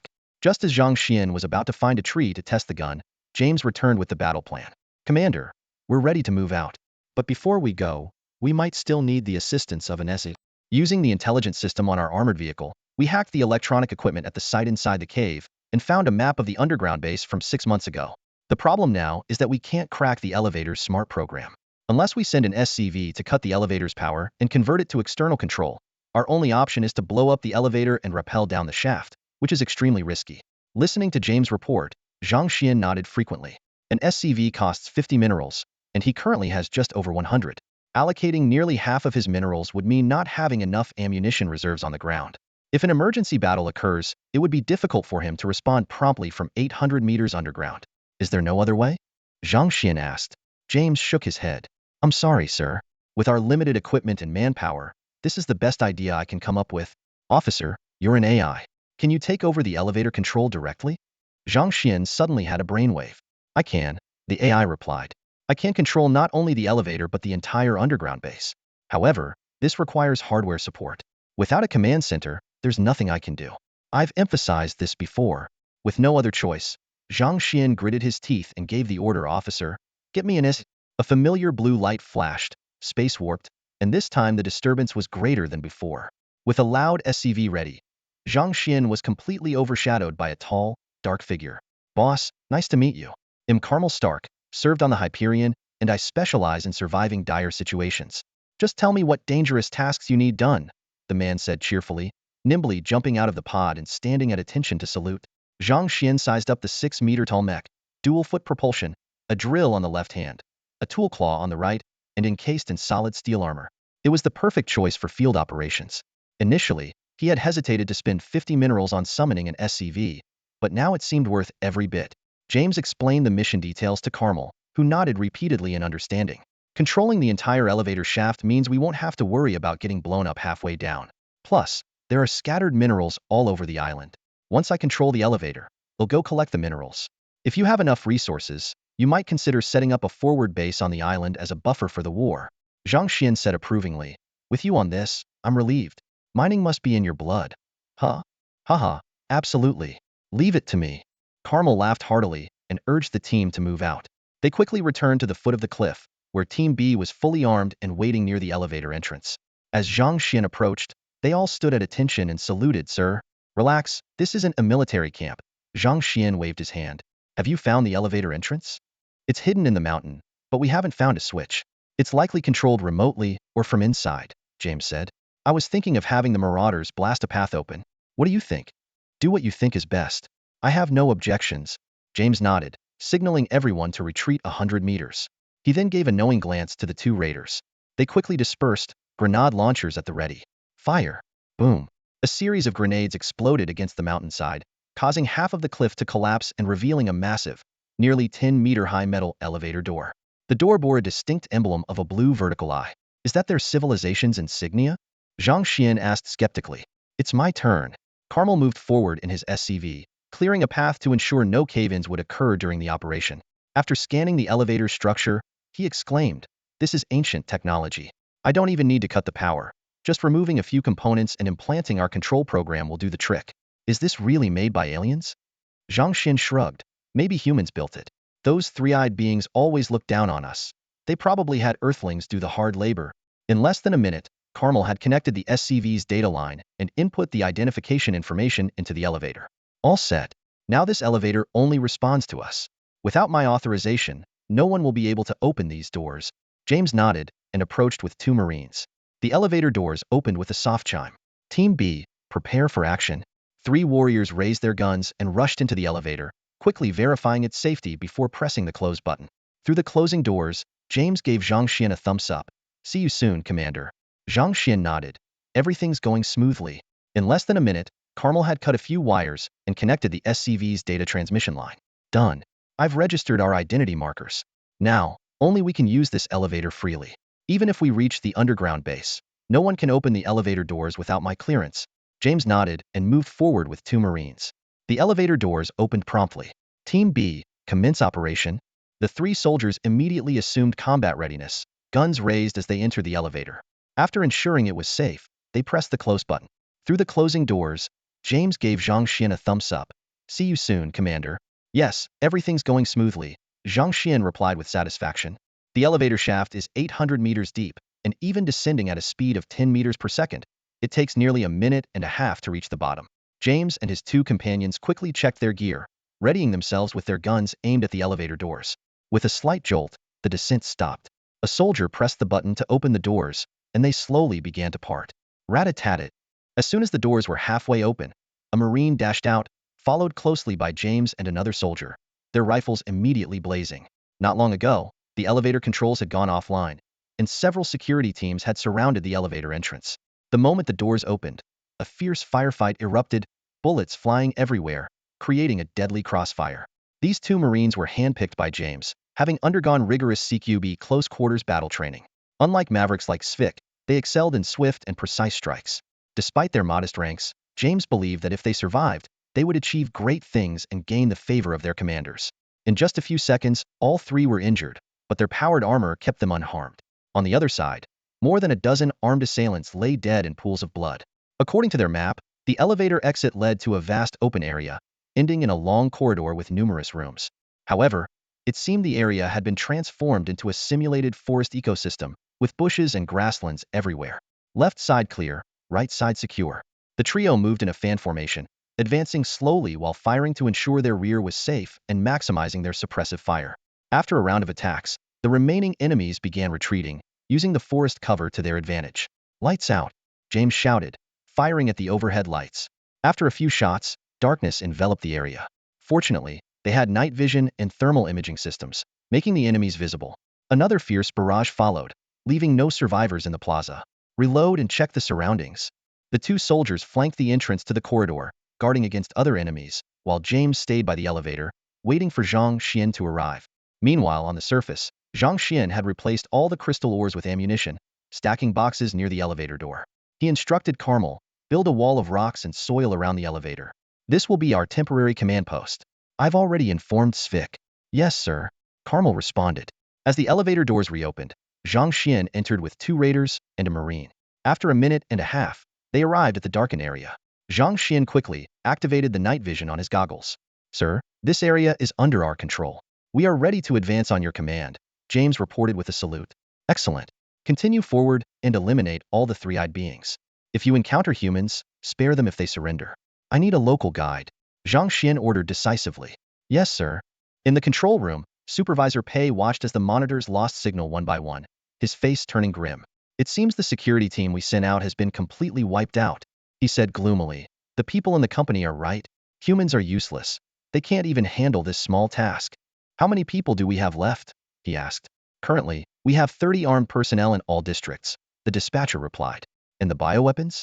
How many combat-ready modified creatures do we have left? Excluding the aquatic ones, we have 26 a level, 4 level, and 1 clevel, the dispatcher reported. Release them all and use infrasound to drive them to the elevator plaza. Supervisor Pei barked angrily. But those creatures aren't wearing suppression rings. Releasing them recklessly will result in many deaths, the dispatcher said in terror. If we don't release them, we'll all die. Supervisor Pei yelled. Do you not understand such a simple choice? Sorry, Supervisor. I'll do it right away. The dispatcher, with trembling hands, placed them on a red button, hesitated for a moment, and then pressed it heavily. In an instant, disaster alarms blared throughout the underground base. Researchers and armed personnel in all districts turned pale at the sound. They watched in horror as all the biocontainment pods opened, and the grotesquely modified creatures staggered out one by one. Roar! With the first monster's roar, the entire base turned into a living hell. The creatures went on a rampage, attacking the lab-coated individuals who had injected them with drugs and cut out their organs. Everyone fled in panic, not noticing that several familiar colleagues were nowhere to be found. What's going on up ahead? Zhang Xian and his team were making their way through the corridors, kicking open doors to check rooms but finding nothing. Shortly after the alarm sounded, several lab-coated individuals ran towards them in a panic. Stop, halt immediately. A few Marines stood in front of Zhang Xian, aiming their guns. But those people ignored the warning, rushing headlong into the gunfire. Open fire, James ordered decisively, pulling the trigger. A barrage of bullets turned the lab-coated individuals into Swiss cheese. Have they gone mad? Who in their right mind would run into gunfire? A soldier muttered in confusion. But his confusion didn't last long. From a distance, A heavy thudding sound approached. A giant beast was charging toward them. Professor Chun, something terrible has happened. A blood-soaked researcher burst into the lab, panting heavily. If it weren't for his quick thinking to play dead among the corpses, he might not have made it back.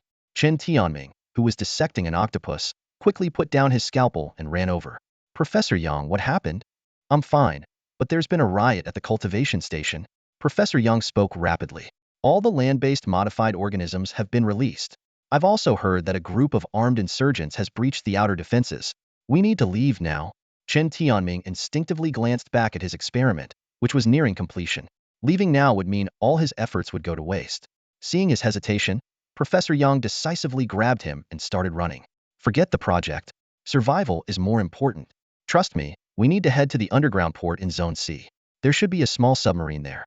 Let's gather a few colleagues and get out of here. Chen Tianming gritted his teeth.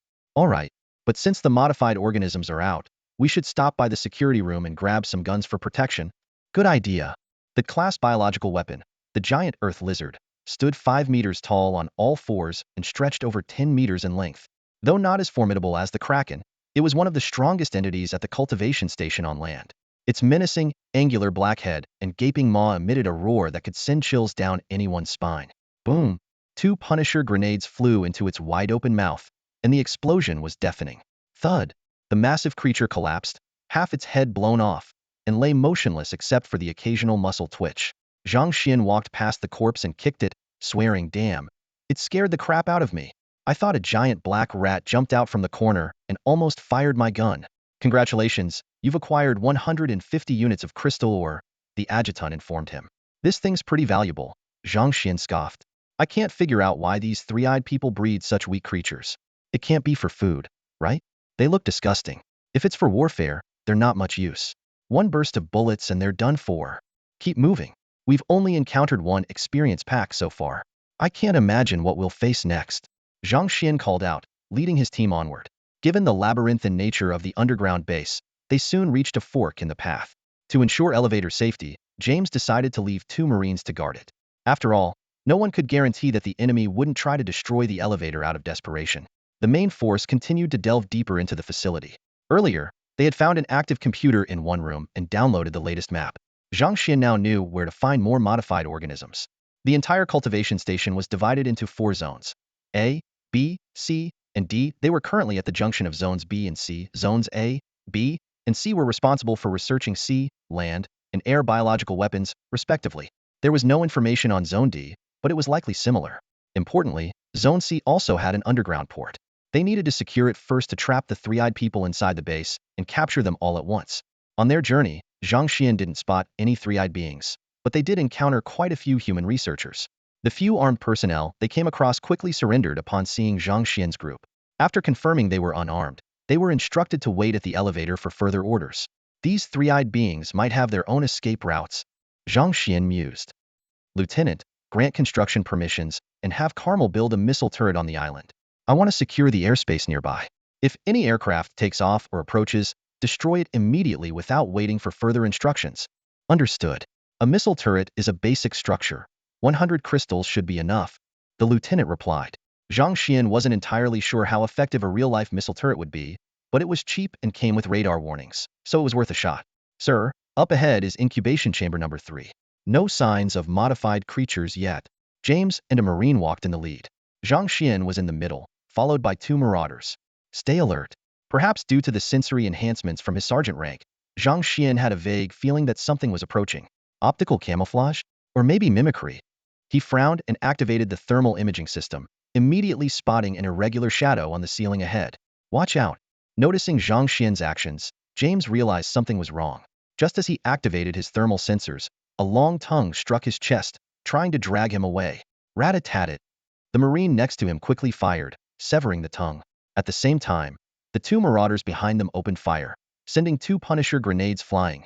Boom, boom. After the explosions, a large chameleon fell from the ceiling. Its thermal camouflage failing, it gradually revealed its true form. A chameleon? That was a close call. Zhang Xuan breathed a sigh of relief and asked with concern, "James, are you all right?"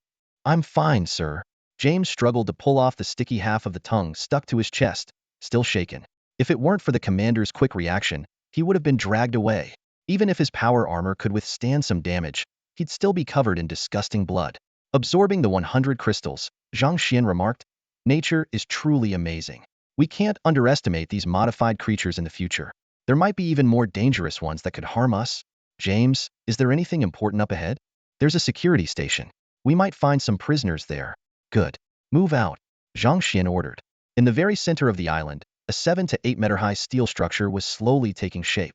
Carmel skillfully assembled the parts with his SCV. Based on his experience, a missile tower would be completed in no more than 2 hours. During this time, he was casually chatting with Swick over the communication channel. At that moment, Swick was leading a group to escort 6 disarmed members of Team E to the mine. These individuals had been preparing to chop wood to build a boat and escape, but they were caught red-handed on the beach by Swick without even firing a shot. However, the one-armed man remained missing, as if he had vanished into thin air. "All done. We've got radar now," Carmel announced as he installed the last functional module and activated the weapon system, declaring the missile tower complete. He prepared to check all the tower's functions one last time. Although the missile tower could operate fully automatically, it still retained a manual control cabin for emergencies. Standing at the control console, Carmel brought up the radar interface. A green virtual screen appeared, showing 2 blinking dots approaching their location. "Just our luck," Carmel muttered, his face serious. He immediately connected to Swick's communication. "Get to a high point on the east side and keep watch. The radar shows 2 unidentified flying objects approaching." "Roger that, on my way." Swick quickly led a few Marines to a dirt mound on the east side of the island, concealed by coconut trees, keeping a close eye on the horizon. For a long time, the sky remained calm and quiet. Although no one saw the flying objects, no one dared to let their guard down. They were either flying too high and far to be seen with the naked eye, or they possessed stealth technology. Targets approaching. Carmel's eyes were glued to the radar screen. 2 black dots had already entered the island's airspace. The missile tower's intelligence system activated, the tower body automatically turned, and 4 long spiral missile launchers aimed into the distance. However, they didn't fire immediately, clearly indicating that the enemy was still out of range. "Just a bit closer," Carmel mumbled. Suddenly, the 2 black dots seemed to sense danger and turned back the way they came. "What? Leaving already?" Carmel stared at the radar in confusion, but he quickly noticed something unusual. 4 smaller black dots had separated from those 2 shadows and were speeding towards them. "Missiles!" Carmel's face turned pale as he shouted, "Swick, take cover!" Before he could finish speaking, the missile tower had already retaliated. Unfortunately, it could only lock onto 2 targets at a time, leaving the other 2 missiles unstoppable. Boom! 2 blazing fireballs erupted on the island, with flames and shockwaves engulfing almost half the island. Large swathes of vegetation and topsoil were blown away, and the peaceful tropical island was instantly transformed into a sea of fire. Although Carmel was safe inside the control cabin, his SCV parked outside was knocked over by the blast. Ignoring the damage, he rushed to the communication channel, shouting, "Swick? Swick, are you okay?" No response came for a long time, and a sense of dread tightened in Carmel's chest. Soon, Zhang Xian's voice rang out. "What's going on?" "The adjutant said I lost 2 soldiers?" "Sir, an unidentified flying object approached earlier. I had Sveik and the others on guard, but the enemy launched a missile directly at them, hitting them dead on," Carmel quickly reported. "What?" Zhang Xian was shocked. He was just about to take the prisoners to seal off the enemy's underground port when the ceiling shook violently, followed by the adjutant's report of the casualties. Zhang Xian's face turned ashen, and he stood there breathing heavily. He hadn't expected the enemy to be so ruthless, showing no regard for their own people in the underground base, launching a missile strike indiscriminately. 2 of his subordinates were dead, and he didn't know if Sveik was alive or not. Despite their short time together and Sveik's annoying chatter, Zhang Xian didn't want to see his first soldier perish here. "Sveik, you better stay alive." Zhang Xian clenched his fist and vowed silently, "I promise, I'll get you a thunder beast to ride in the future. James, stay here and continue the mission. Seal off the underground port and kill all the modified creatures and 3-eyed people," Zhang Xian ordered. "Then use the elevator to bring the bodies to the surface. I'll go up first to check things out.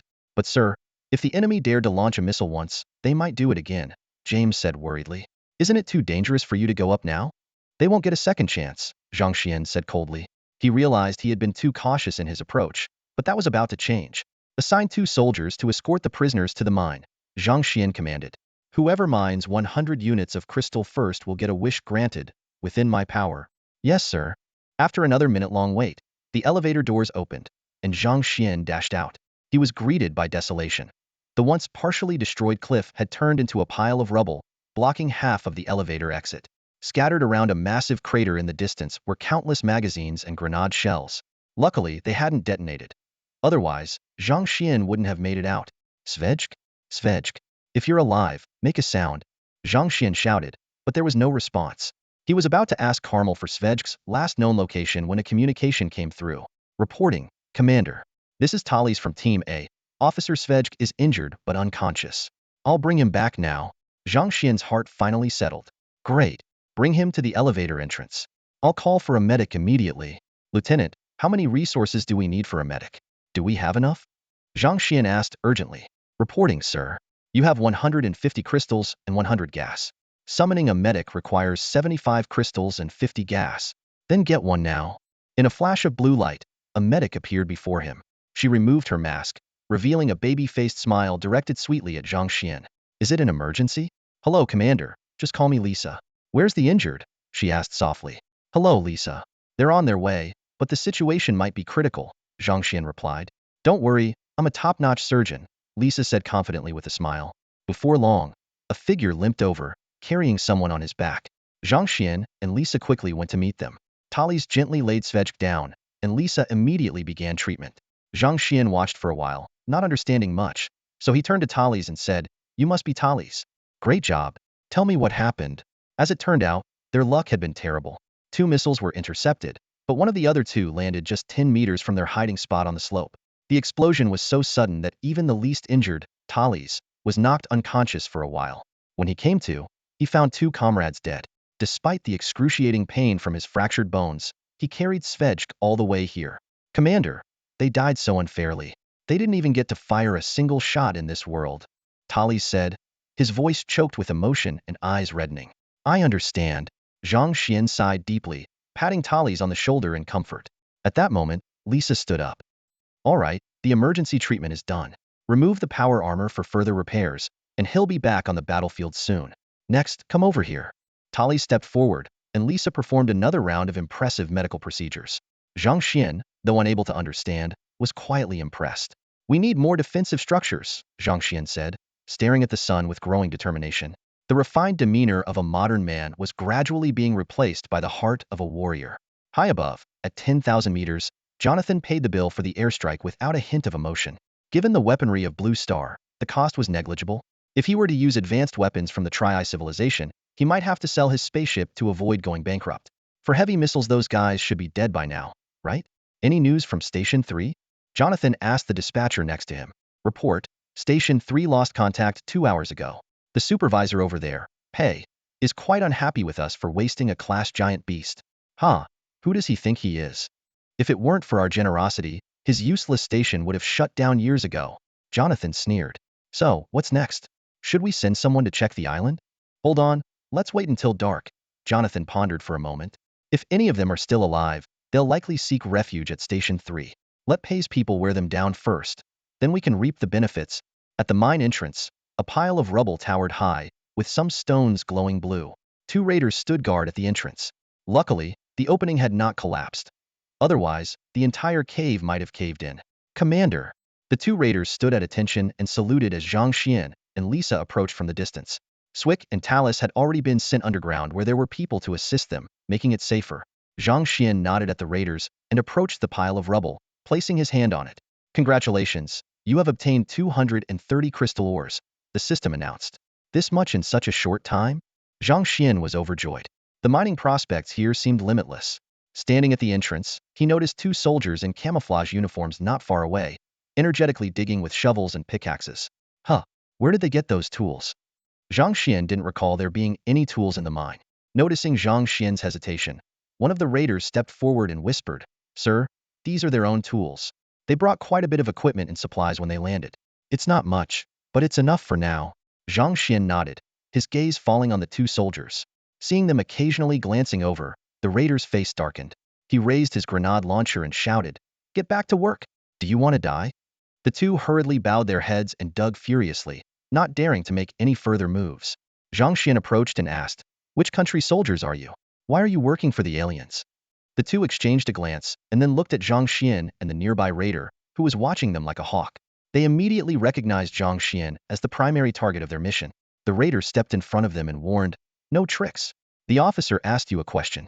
Just answer honestly. If I see any more funny business, this mine will be your grave. Sir, we're part of the U.S. Special Forces. We were serving on a floating vessel and were ordered to capture a terrorist. One of them mustered the courage to speak.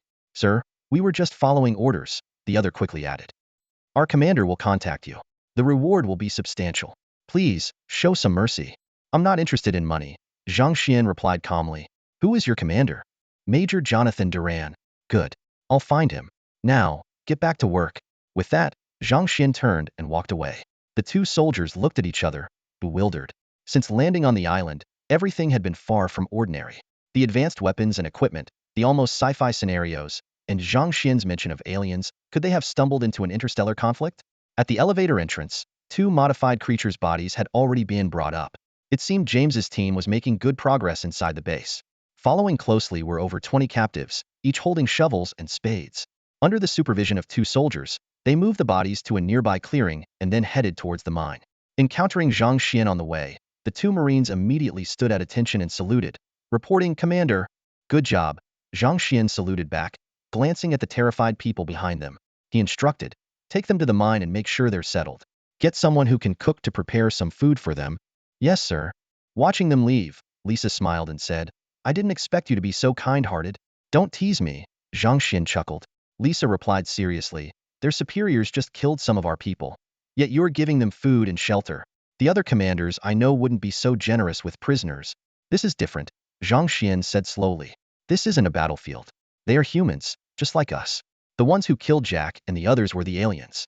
We need to be clear about our enemies. Lisa, I'm no saint, but I won't mistreat my fellow humans. As long as they're willing to work for me, labor is sufficient penance. Then what if we catch those two pilots? Lisa asked. I'll make them kneel before Jack's grave and repent, then I'll shoot them, Zhang Xian replied with a cold expression. I'm not a tyrant, but I'm no saint either. Humanity has both good and evil sides, and I'm no exception. Lisa smiled warmly. You're quite something, Commander. But if you shave that beard before saying this, you'd look even more dashing. Haha. As they talked, they walked back to the elevator. Zhang Xian approached the bodies and placed his hand over them. Congratulations. You've obtained 350 crystals and 50 units of high-energy gas.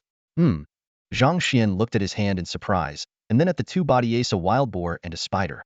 The spider was significantly smaller but unexpectedly provided the high-energy gas. Why is that? Zhang Xian wondered as he stared at the spider, which was much smaller than the wild boar.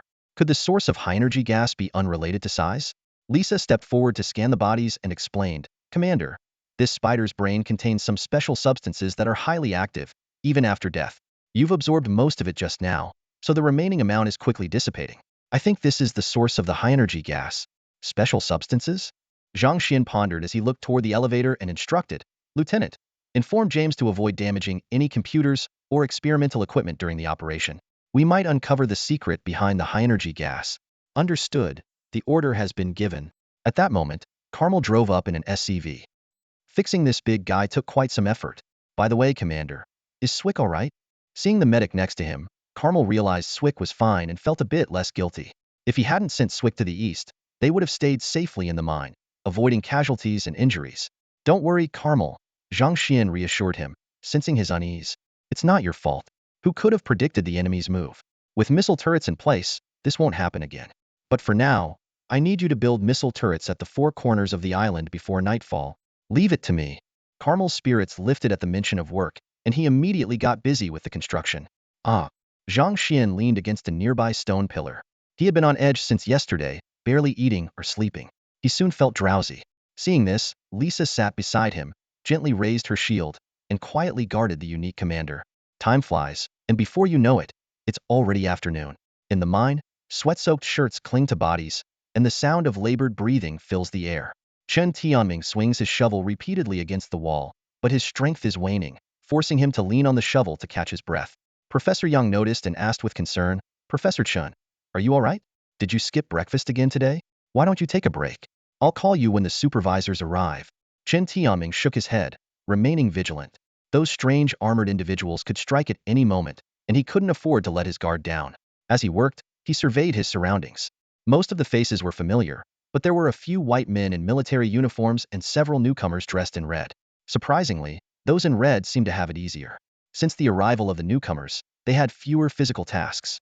The two women only had to sort through rubble for minerals, while the three men handled the heavy lifting. Qin Tianming couldn't make sense of it. He had been in these underground mines for years and had never heard of any valuable minerals. He approached Xiaoyu, who was tallying up the fines, and asked, "Miss, how did you get here? Do you know those guards?"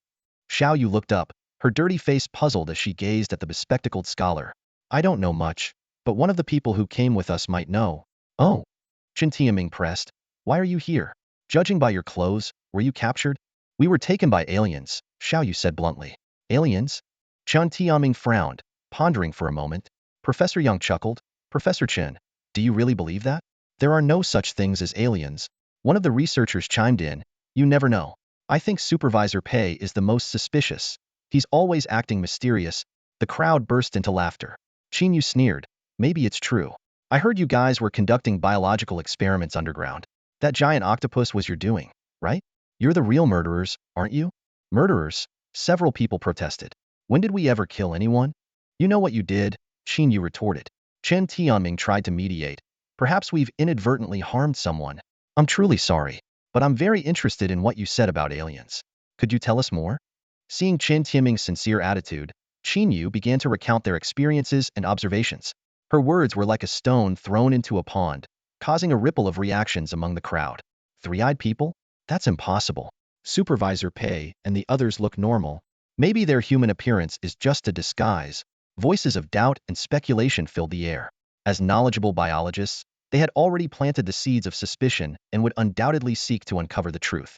While Qin Tianming was deep in thought, a raider barged in and shouted, "What are you all chattering about? How can you justify the commander's mercy if you don't work hard? Slack off anymore, and there'll be no dinner tonight." Qin Tianming mustered his courage and stepped forward. "Sir, please convey to the commander that we can offer our assistance. We have lived at the training station for many years and know a lot of information that isn't available on computers. Research is our true profession." The raider looked down at Qin Tianming, exuding an intense sense of pressure. However, Qin Tianming persisted. "We can help you with the research and production of modified organisms. We just hope to get a different job in return. Also, I want to know the truth." The people around held their breath as the raider remained silent for a long time before finally speaking. "Follow me. The commander wants to see you. You're in luck. The commander heard everything you just said and is very interested. You have acquired 870 units of crystal ore and 150 units of high-energy gas." Zhang Xuan slowly opened his sleepy eyes, only to see a mountain of modified creature corpses piled up at the elevator entrance, with the crystal ore and high-energy gas gleaming enticingly. This unexpected bounty revitalized him, and he secretly rejoiced at the increased efficiency brought by the additional miners. "We need to push harder on the underground base." Zhang Xuan calculated to himself. "Ideally, we should finish by tomorrow night." With his pockets now full, he straightened his back, already envisioning the blueprint of the barracks in his mind. As he was lost in his thoughts about the future, a raider approached, bringing Qin Tianming with him. Zhang Xuan turned, his gaze piercing as he stared at Qin Tianming. "You must be Professor Qin Tianming? The one brought here 7 years ago?" Qin Tianming, maintaining his composure, replied, "Yes, that's correct. I've been conducting research at Station 3 all these years, overseeing 6 projects and working across all 4 sectors. Currently, I'm mainly responsible for the mass production of the Kraken bioweapon in Sector C." Zhang Xian's eyes lit up. "How is the mass production coming along? I once fought a Kraken, and it was quite formidable. If I let you continue this project, can you guarantee its completion?" "Absolutely," Qin Tianming responded confidently. "With sufficient resources, I can start mass production within half a month. From birth to combat readiness, it won't take more than 3 months." To his surprise, Zhang Xian shook his head. "I don't need them to be combat ready. If possible, I want them to meet biological standards, but pose no danger." Qin Tianming was taken aback, thoughts of today's grilled octopus leg feast flashing through his mind. Could this young officer simply want them for food? Quickly regaining his composure, he thought for a moment before replying, "If we disrupt some of their motor neurons before they mature, it should be possible." "Excellent." Zhang Xian nodded in satisfaction. "I will take over the entire facility soon. You can resume your work in a day or 2. I want mass production of the Krakens in the shortest time possible. Let me know what you need. Once the project is completed, I'll send you home." The word home thundered in Qin Tianming's ears. Over the years, he had become numb to the intense workload, even feeling a glimmer of hope for freedom when the facility was invaded. Now, the opportunity was right in front of him. He choked back his emotions. "I won't let you down." Zhang Xian instructed the raider. "Take him back and let him choose assistance from the miners." Make sure he gets a good night's rest. Wait. Chen Tianming suddenly spoke up. Sir, there's something I need to warn you about. In one of the environmental simulation rooms in Sector D, there's an extremely dangerous bioweapon. I used to work there, and though I've never seen it myself, almost every day someone loses their life because of it. Its danger level far exceeds that of the Kraken. Zhang Xuan was startled, not expecting there to be something even more formidable than the Kraken.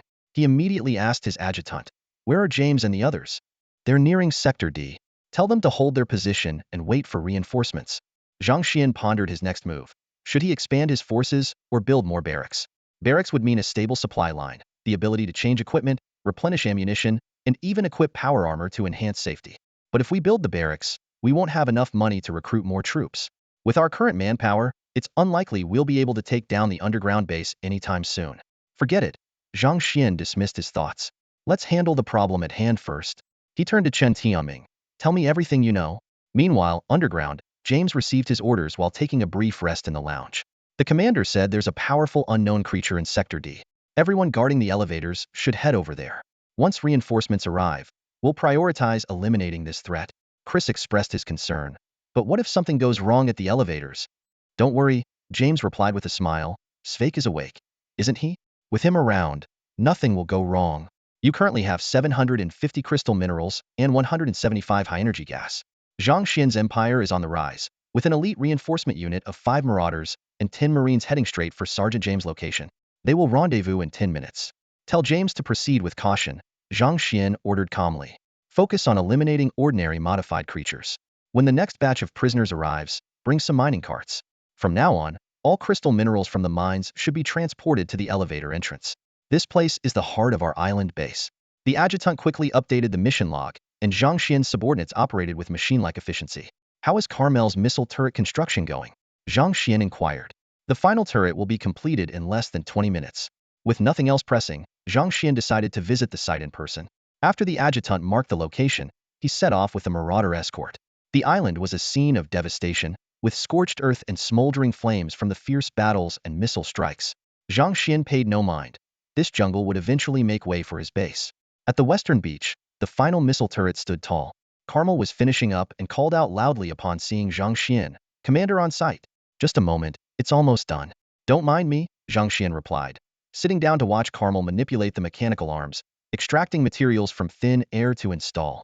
At the cost of just 100 crystal minerals each, these missile turrets were a bargain. As the scanner activated, Zhang Xuan gained full control of the island. The adjutant reported timely, minimap updated. With the missile turret's vision, I can now organize and calculate all information within range. Commander, your path to domination officially begins. A blue holographic panel appeared, displaying an overhead view of the island like a game minimap. 5 missile turrets illuminated the island like beacons, with 3 blue dots blinking on the western edge, the largest, representing Zhang Xuan himself. At the center, white dots clustered under a gold mine icon, indicating the mines and miners. To the east, a square blue marker showed the elevator's location. What's that yellow dot? Zhang Xuan noticed an animalia yellowed, slowly approaching the elevator, its color deepening, almost turning red. That's the one-armed awakener who came with you earlier, the adjutant explained. He's still alive? Zhang Xuan was surprised. He thought the man had perished in the fire, yet here he was, seemingly plotting against the elevator. Time was of the essence. Zhang Xuan made a quick decision. Adjutant, who else can we use? Corporal Talus from Group A is guarding the underground base elevator entrance. We can send him to handle it. Send Talus. Zhang Xuan decided firmly. Though injured, Talus had healed under Lisa's care. Dealing with a one-armed cripple should be a piece of cake. Unexpectedly, 10 minutes later, the adjutant brought surprising news. Corporal Talus has captured the target, but there's something strange about him. It might require your personal attention. What's strange? Zhang Xuan asked. This person can use some peculiar powers in combat. Talus is injured again, and his power armor is severely damaged. Able to damage power armor? Zhang Xian's interest was piqued. Can awakened ones only see through alien disguises? How did the rebels fight back before? Meanwhile, in the underground facilities Sector D.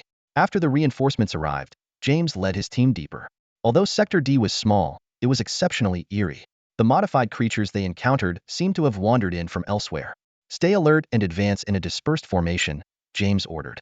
The wide corridor easily accommodated the expanded team.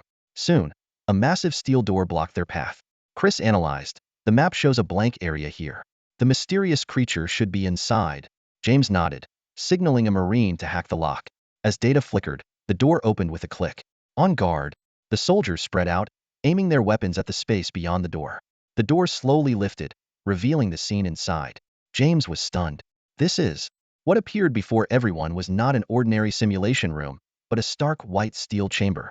In the center of the room stood a two-story European-style villa, with a garage beside it housing an old pickup truck. This sudden scene left James utterly bewildered.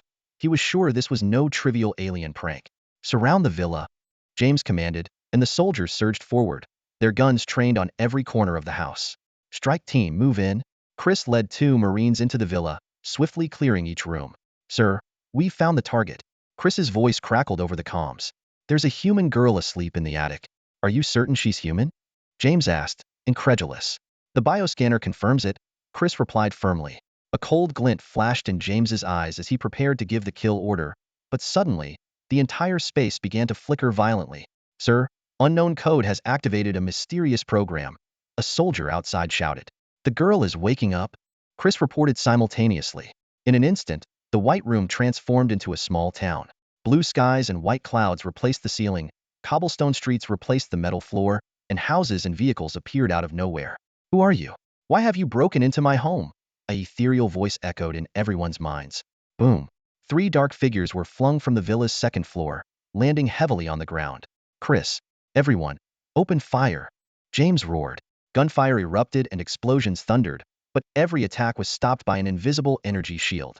A petite figure floated down from the second floor, her eyes glowing blue as she curiously surveyed her surroundings. Suddenly, an invisible shockwave radiated out, knocking everyone back. You're not aliens, who are you? The young girl tilted her head, asking. She appeared instantly before James, binding him with an unseen force. You're the leader, aren't you? Why can't I read your mind? She said, lightly touching James's forehead. James stared coldly at her, saying nothing. You're not those people. I won't kill you. Leave, the girl said, losing interest and casually repairing the damaged villa. Far away on the ground, Zhang Xuan watched everything unfold on the screen in the missile tower control room, his disbelief evident. He looked down at the one-armed man with broken legs, who was gasping for breath. You won't kill me, the one-armed man laughed. Because we are the same kind. Zhang Xuan ignored him and instead ordered his lieutenant, have James leave some men behind to figure out her identity and origins. Wait for my instructions. He then walked towards the one-armed man. I'm sparing you because you might be useful. If you lose your value, I won't hesitate to waste a bullet. Talus obediently pressed the gun to the man's head. After a moment of silence, the one-armed man spoke. I'm with the resistance. I don't know who you are, but we have a common enemy, the three-eyed ones. Killing me will only bring you powerful foes. Resistance? When Zhang Xuan first obtained the system, the adjutant briefed him on the historical context. He learned that the Awakened have been active throughout various eras, fighting against alien forces. The Resistance must be one of these groups. Because Zhang Xuan had already made up his mind, he said coldly, I don't care about the Resistance or how strong you are. What I do know is that you haven't achieved anything so far. Where were you when the three-eyed ones trampled on human dignity? Where were you when I nearly lost my life in this deadly game? The one-armed man's face turned grim, but Zhang Xuan remained unmoved. You'd better tell me everything I want to know, or I guarantee you won't see tomorrow's sun. You have 3 seconds to decide whether to answer my questions about the Awakened, Zhang Xuan said, waving his hand as Talus began the countdown. 3, 2. Talus's eyes grew increasingly dangerous. Sweating profusely, the one-armed man finally succumbed to his survival instincts. When the Awakened can see through the true form of aliens, their genes start to change. Within half a month, abilities begin to manifest. Drugs and training can accelerate this process. Abilities are graded from S to E, with S being the highest and E the lowest. But each person's abilities are different. There are combat types and non-combat types, so the grading isn't absolute. The one-armed man focused, and a rapidly spinning white halo appeared above his head.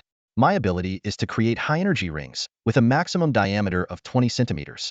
It's classified as D level. The most powerful Awakened are usually those with physical enhancements.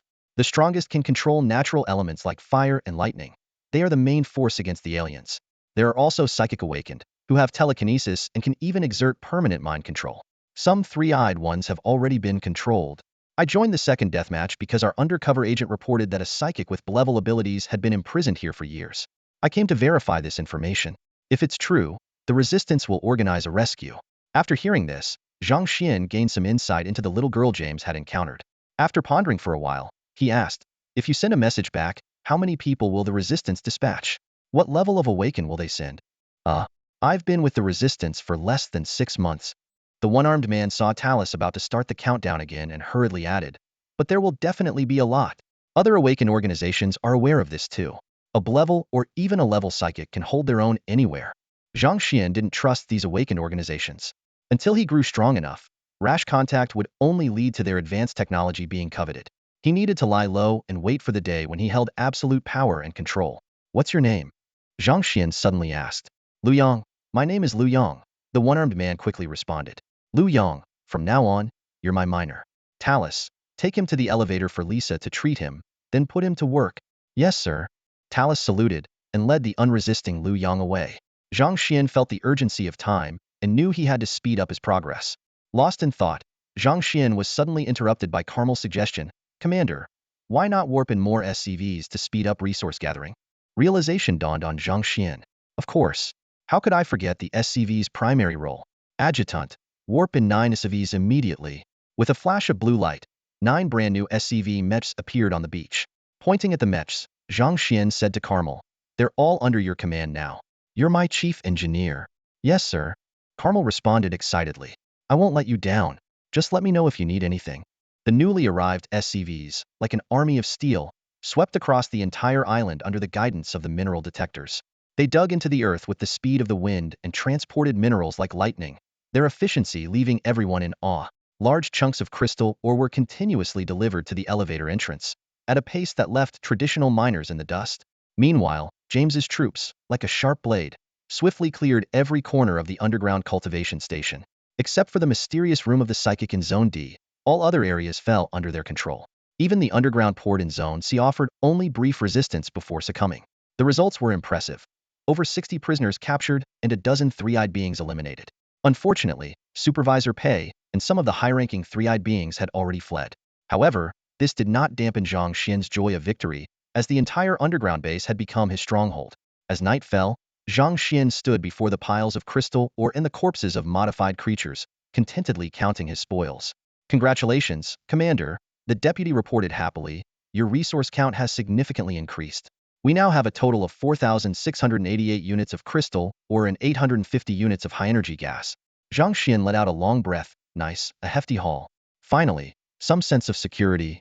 He pondered silently. If he used this fortune to build troops, he could form a 100-man team.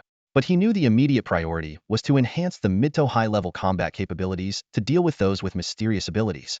Forming a space fleet was the ultimate goal. The deputy timely suggested, Viking fighters, the backbone of the Terran Air Force, can be warped in for just 1,500 crystal ore and 750 high-energy gas. Zhang Xian was speechless. Deputy, how much do you think about my wallet? You call that cheap? The deputy retorted. It's not that they're expensive, it's just that you're too poor. All right, shut up. Zhang Xian decisively ended the pointless argument. He realized that although one Viking fighter would suffice, the shortage of high-energy gas limited his development, unless he dared to leave the island and hunt more modified creatures worldwide. But with the current insufficient forces, such a move would be suicidal. After careful consideration, Zhang Xian ordered, stockpile resources, fortify defenses, and bide our time. Deputy, assign 3 SCVs to build a barracks, and send another 3 to inspect the underground base's equipment. Soon, a nearly 30-meter-high blue steel structure rose from the ground. This barracks was not just a place to produce soldiers, but a large activity center integrating living, training, and equipment transfer. An idea struck Zhang Xian on how to utilize the prisoners. Deputy, is there any way to make the prisoners obey me? Like, psychic control by ghost operatives? The deputy explained, ghost operatives do have psychic control abilities, but their use is limited. Of course, if you have the funds to form 2 squads of ghost operatives, that's a different story. A friendly reminder, ghost operatives cost 2,000 crystal ore and 1,000 high-energy gas. Hiss. That's so expensive, Zhang Xian said awkwardly. He had 2,000 crystal mines, but 1,000 units of high-energy gas. He really didn't have. As a competent adjutant, it's their duty to alleviate the commander's burden. With a sudden flash of inspiration, the adjutant proposed a brilliant solution. Commander, if you grant me the authority, I can take direct control of the natives' power armor. Zhang Xian instantly perked up and asked, how so? With confidence, the adjutant explained, as long as they use our equipment, I can monitor them around the clock without any blind spots. If anyone harbors ill intentions, I can remotely disable their equipment. Their power armor would then become their prison. That's great. Zhang Xian exclaimed in delight. No problem with the permissions. Unexpectedly, The adjutant became serious. Commander, you should think this through carefully. After all, I am an artificial intelligence. Zhang Xuan chuckled and retorted. What, are you worried you might betray me? Of course not. Then that's settled. Zhang Xuan said matter-of-factly. I trust you. Without you, I would have been wolf food yesterday. If I can't trust you, who can I trust? I'll give you the permissions. I believe you won't let me down. Thank you, Commander. The adjutant's mechanical voice seemed to carry a hint of warmth. After the barracks were built, Zhang Xuan finally had a temporary command post. This steel fortress could not only withstand low-yield nuclear blasts, but was also equipped with flight thrusters, allowing it to escape into space in case of an enemy encounter. Qin Tianming and his team stared in astonishment at the massive structure that had appeared out of nowhere, wondering if they were dreaming. Standing at the entrance of the barracks, Zhang Xuan was greeted by a cylindrical robot that slid out. Welcome, Commander. I am the executive adjutant of the barracks, at your service. Xiaoi, take me to the armor dressing chamber. Zhang Xuan commanded directly. Soon, he was suited up in the CMC 400 power armor. Now I finally feel a bit safer, he remarked. Meanwhile, 30 kilometers from the island, 3 armed helicopters were rapidly approaching. On the lead helicopter sat 3 distinctive individuals, a frail man with glasses, a burly black man, and a middle-aged white woman. The number 3 cultivation station has fallen, the white woman said, holding a dossier. Our mission is to eliminate everyone on the island. No survivors. The man with glasses replied casually, Mary, it's just dealing with some ordinary people. Do we really need to be here? Even Johnny is here. The burly black man, Johnny, calmly replied with his eyes closed. Orders are orders. They must be fulfilled. The man with glasses offered a flattering remark, then suddenly became alert. However, it seems like something has already locked onto us. Warning. No response received. Automatic attack system activated. 5 missile turrets awakened like dragons, their sharp electronic eyes locked onto 3 armed helicopters 30 kilometers away. These slow-moving metal dragonflies were like lambs to the slaughter before the missile turrets, awaiting Zhang Xian's command to unleash a devastating strike. Zhang Xuan stood proudly, clad in power armor, his eyes fixed like lasers on the 3 flashing red dots on the command room screen. A slight smile curled at his lips. Finally, someone showed up. I was beginning to think they had given up on this place. Commander, shall we eliminate the targets immediately? The deputy respectfully inquired. Zhang Xuan tapped the table lightly and said coldly, teach them a lesson. All units, fire at will. Take them out. Before his words had fully settled, 20 missiles launched like arrows from a bow, tearing through the sky with a deafening roar. In seconds, the 3 red dots on the small map vanished. However, the joy of victory was short-lived. 3 new flashing red dots appeared on the small map, rapidly approaching the island. Unknown awakened beings detected approaching, the deputy's alarm sounded. Zhang Xuan instantly became alert. Have the missile turrets attack? Unable to lock on, targets are moving close to the water's surface, the deputy reported. Zhang Xuan frowned. Looks like it's time to inject some fresh blood into my forces. Deputy, any recommendations for basic units? In an instant, multiple unit profiles appeared on the screen. Zhang Xian's eyes lit up as he carefully examined each unit's features and costs. That's it. Zhang Xuan decisively ordered. Give me 4 widow mines, for predators and 2 hellfires. Blue light flickered, and 10 brand new units assembled outside the barracks. Zhang Xian's smile widened. Have them wait on the beach. Our guests will be here soon. The hellfire tanks transformed like demonic bats, the predators like steel beasts, and the widow mines lay in wait. Each unit had its unique strengths, and their combined combat power was far greater than the sum of their parts. A wave surged towards the shore like an arrow, carrying 3 figures swiftly. Mary's eyes flashed blue as she harnessed the water beneath her, speeding over 20 kilometers. Even as a class awakened, she felt the strain. The man with glasses landed gracefully, like a cat. His blue eyes scanned the surroundings, his immense mental power sweeping across the entire island. Strange machinery, unfamiliar buildings, and towering missile towers all were noted. Johnny held an alloy broadsword, his upper body gleaming with a metallic sheen, resembling a living statue. He asked in a low voice, "What did you find?" Just as the man with glasses was about to speak, his pupils contracted suddenly. Almost simultaneously, 2 sentry missiles, as thick as an arm, shot out from the sand with a roar. Watch out. Mary hurriedly manipulated the seawater to form a shield. Boom! The area within 20 meters turned into a fiery inferno. The water barrier evaporated instantly. Johnny, relying on his peak class physique, grabbed his teammates and dashed out of the flames. But the disaster was just beginning, for shadows emerged from the sea like phantoms, surrounding the trio in the blink of an eye. Steel claws tore through the air, and electricity crackled like serpents. The man with glasses was killed on the spot, and Mary was ripped to shreds, Her charred remains a testament to her unfulfilled elemental power. Only Johnny, with his superhuman reflexes, managed to break free, but he could no longer care for his teammates. Within 5 seconds, the 3-member team was reduced to just him standing. Damn it! What the hell are these things? Johnny roared as he fled.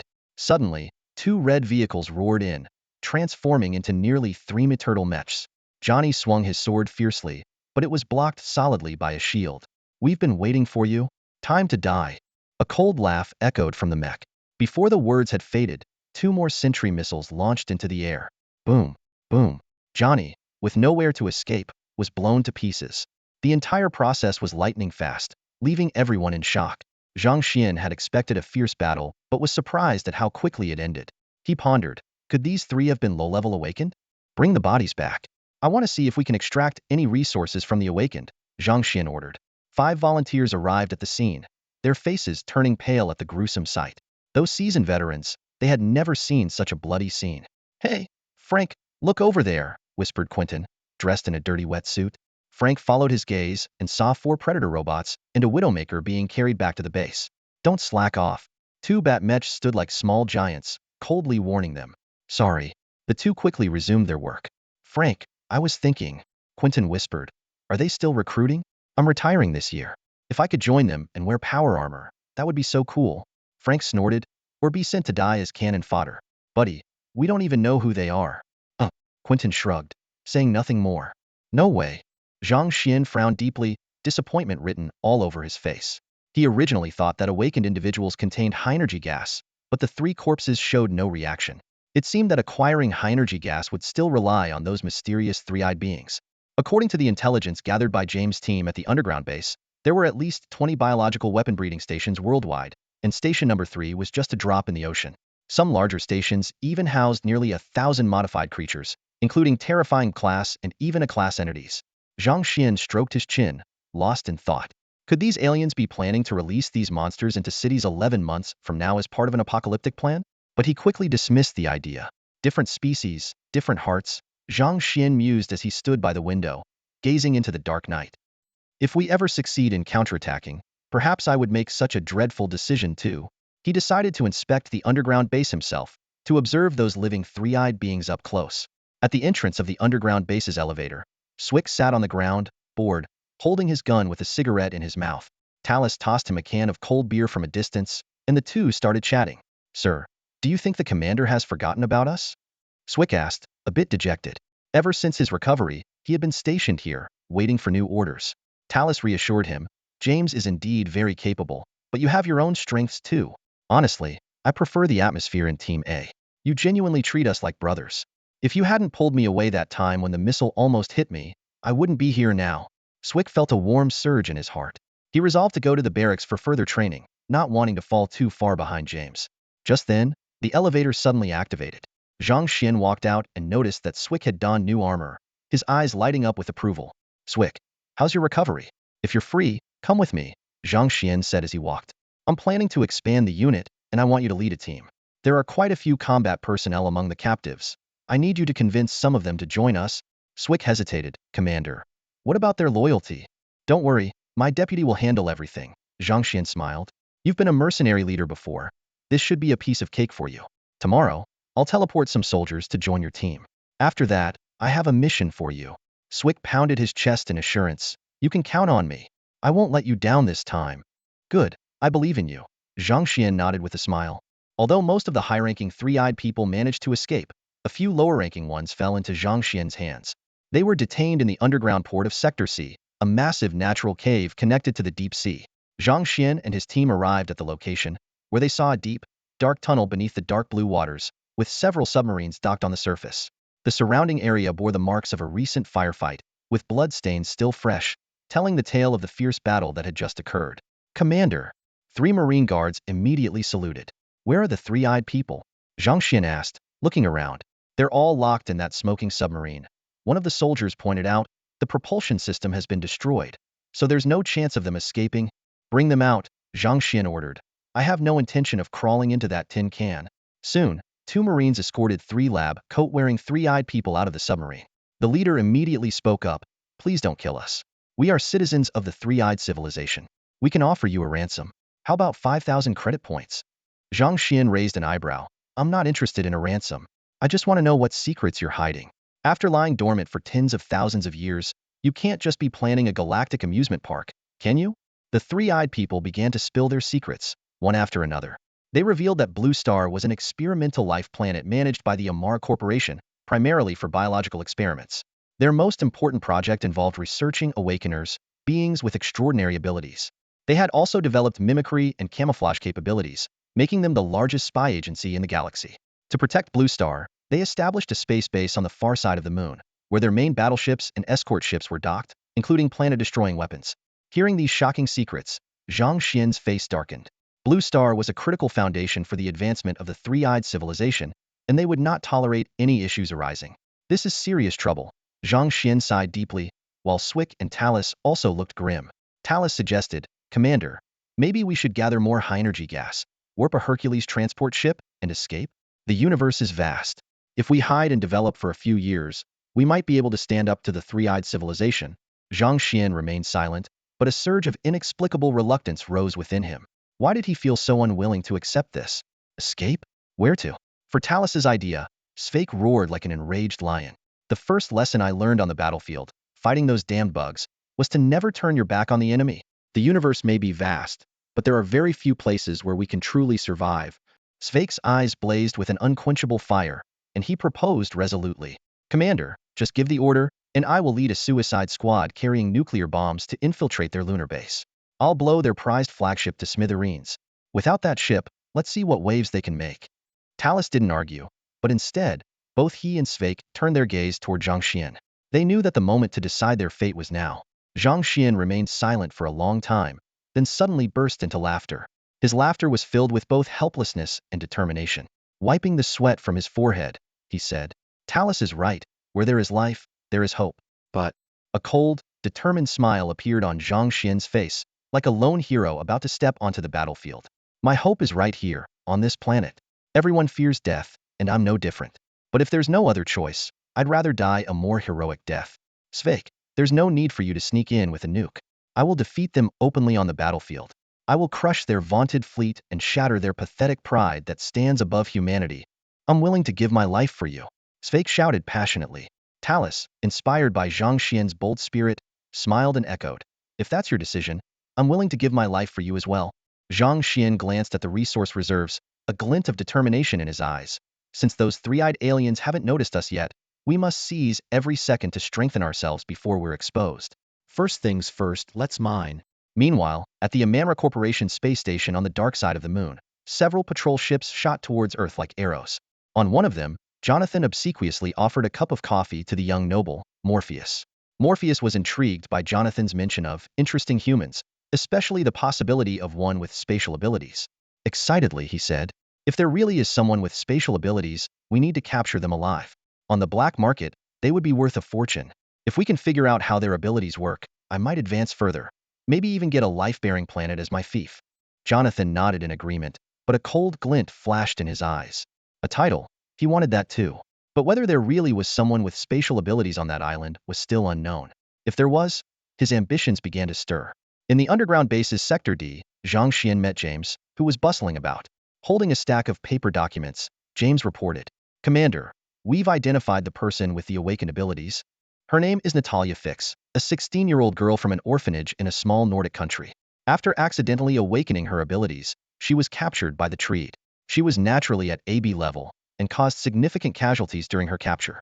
Zhang Xian stared at the surveillance footage of the little girl planting flowers in the villa's yard, finding it hard to believe she was already 16. Her petite frame made her look like a 7- or 80-year-old child. James continued to explain. The growth rate of her body significantly slowed down after her abilities awakened. According to the data, even if her abilities don't improve, she can live for at least 300 to 400 years. Zhang Xian asked thoughtfully, James, do you think there's a chance she could be of use to us?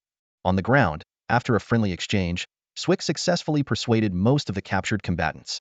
These individuals were mostly mercenaries, indifferent about who they worked for.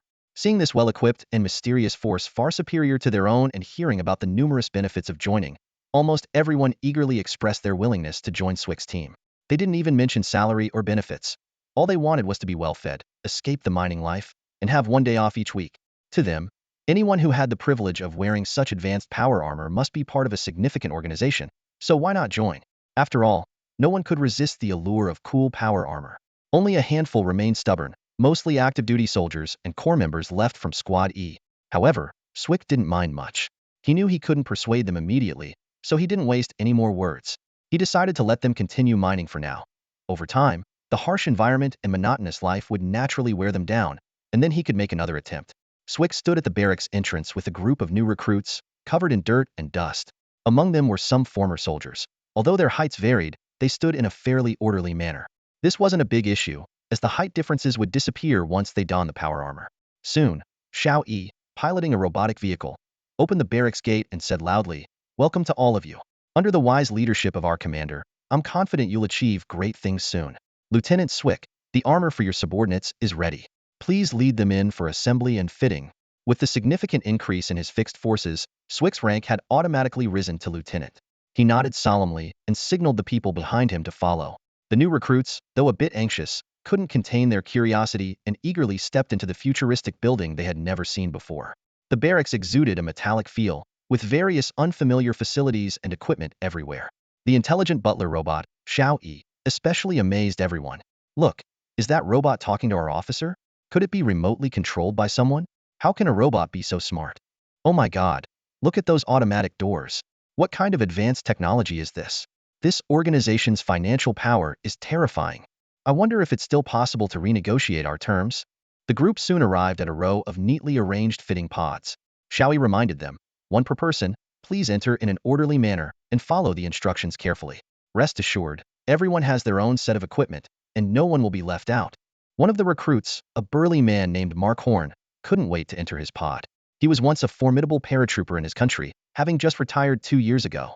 Unfortunately, his retirement funds quickly ran out, and to care for his seriously ill mother, he had to work as a mercenary in war-torn countries, becoming a bounty hunter driven solely by profit. A year ago, he accidentally discovered that an international research institution was recruiting security personnel, offering salaries several times higher than usual. He was tempted and immediately applied, only to find out that it was an isolated and closed base. Once in, there was no way out, and no amount of money could change that. Initially, he tried to incite others to rebel, but against genetically modified super soldiers, ordinary, unarmed people stood no chance. Watching his comrades fall one by one, Mark had no choice but to comply, thinking that at least he could send money to his family and ease his worries. But now, as he looked at the set of power armor gleaming with a metallic sheen, a glimmer of hope rekindled in Mark's heart. Perhaps, if the officer named Swick kept his promise, he might really regain his freedom. Yet, these people had a strict military hierarchy but were shrouded in mystery. Which country's underground force could they possibly belong to? As Mark was lost in thought, Xiao Yi's voice echoed in his ear, reminding him to carefully read the armor operation manual on the screen. Though the armor was ready to use upon donning, mastering it to its full potential required rigorous training. Mark quickly refocused, absorbing every piece of information on the screen. "Soldier, this armor will accompany you through life and death, and the gun in your hand will be your closest companion. Wish you a successful service and a safe journey." With Xiao Yi's blessing, the faceplate slowly lifted, and Mark took the rifle, stepping out of the chamber clumsily but resolutely. Other recruits also emerged from their chambers, excitedly examining their brand new armor, as if they were in a sci-fi movie. "Private Mark Horn, please proceed to the barracks entrance promptly. Your direct superior, Lieutenant Swick, is waiting for you there." Xiao Yi's reminder came through the headset. "Private? You must be joking. I was a sergeant." Mark grumbled instinctively. Unexpectedly, Xiao Yi responded promptly, "The system has retrieved your historical military records and is updating. Your rank has been promoted to corporal, and you have been assigned to Alpha Squad, Team 3, as the team leader. Keep up the good work and fulfill your mission." Mark was stunned, finding it hard to believe. In just a few minutes, he had been promoted to corporal and made the leader of a combat team? Even the usually strict military personnel movements seemed so casual here. In fact, it wasn't just Mark. All the seasoned veterans with distinguished military backgrounds were without exception granted the rank of corporal and assigned as team leaders or similar junior officer roles. This was precisely Swick's intention. With a large number of subordinates, he could no longer command with a single order. Proper organization and unified command were essential to maximize combat effectiveness. Swick's face was beaming with joy. Watching the soldier roster constantly updating on the panel, he felt an unprecedented sense of fulfillment. With this well-trained elite force, he could stand tall and invincible in this world. After significantly expanding his forces, Zhang Xian listened to reports about the promotion of ranks and the increase in numbers. Thanks to his strong and capable subordinates, Zhang Xian himself had been promoted to lieutenant, while Svej and James had both been elevated to second lieutenants. To prevent any of the new recruits from getting any wrong ideas, Zhang Xian instructed Svej to assign them to various squads under the watchful eyes of seasoned soldiers, ensuring that none of the newcomers acted foolishly. After all, once they donned the power armor, they were all part of the same team. However, Zhang Xian understood that finding truly loyal subordinates was no easy task. On the surveillance screen, James was cautiously approaching a small villa. Meanwhile, a girl named Natalia stood firmly at the entrance, exuding an eerie aura that sent chills down one's spine even through the screen. James, alone and unarmed to show his goodwill, kept a safe distance of about 10 meters from Natalia. Unexpectedly, despite her formidable abilities, Natalia's attack range was limited, and the distance significantly reduced her power. I warned you all not to come near me. Natalia's eyes glowed with a strange light, clearly ready to strike. Instantly, James raised his hand to open his visor, speaking in a calm tone. Take it easy, Natalia. We've driven off the three-eyed men. You don't need to stay trapped here any longer. From now on, no one will harm you. Even James, who was usually composed, couldn't hide his shock. Natalia's abilities were incredibly eerie. She could sense his thoughts from a distance. Could she read minds? A painful memory surfaced in his mind, as if a ghost from his past was coming back to haunt him. Meanwhile, the Marines who had been on standby raised their weapons, and 4 Widow Spider battlesuits were fully deployed, awaiting orders. Despite Natalia's formidable powers, she would struggle against such overwhelming firepower. However, any confrontation would inevitably lead to casualties on their side. Zhang Xian made a swift decision, ordering James to stand down and opting to negotiate with the enemy himself. Natalia, my name is Zhang Xian, and I'm the commanding officer of this unit, Zhang Xian said directly, getting straight to the point. Natalia did not respond. Zhang Xian continued, I know you mean no harm, and I don't want to cause any unnecessary bloodshed. If you wish to leave, I can help you escape to anywhere you want to go. Before he finished speaking, a silver flash streaked by, and a predator robot carrying a document pouch sped towards Natalia, placing it before her. Natalia's eyes flickered, and the pouch hovered in midair. She noticed her own photo on the pouch and, sensing something suspicious, immediately opened it to examine its contents. It turned out to be Natalia's personal history file, which Zhang Xian had painstakingly obtained. Her parents had been awakened members of the Dawn organization but had been brutally slaughtered by the three-eyed men not long ago, resulting in their tragic deaths. Natalia was exceptionally gifted, showing signs of superpowers from a young age. To protect their beloved daughter, her parents entrusted her to a remote orphanage. Little did they know, the greedy headmaster sold Natalia to a wealthy man obsessed with the supernatural for a small profit. As she turned page after page, Natalia's face turned ashen. The words on the paper cut into her heart like sharp blades. With a loud bang, the files were torn to pieces. Natalia let down her protective powers and slumped against the wall, feeling utterly lost.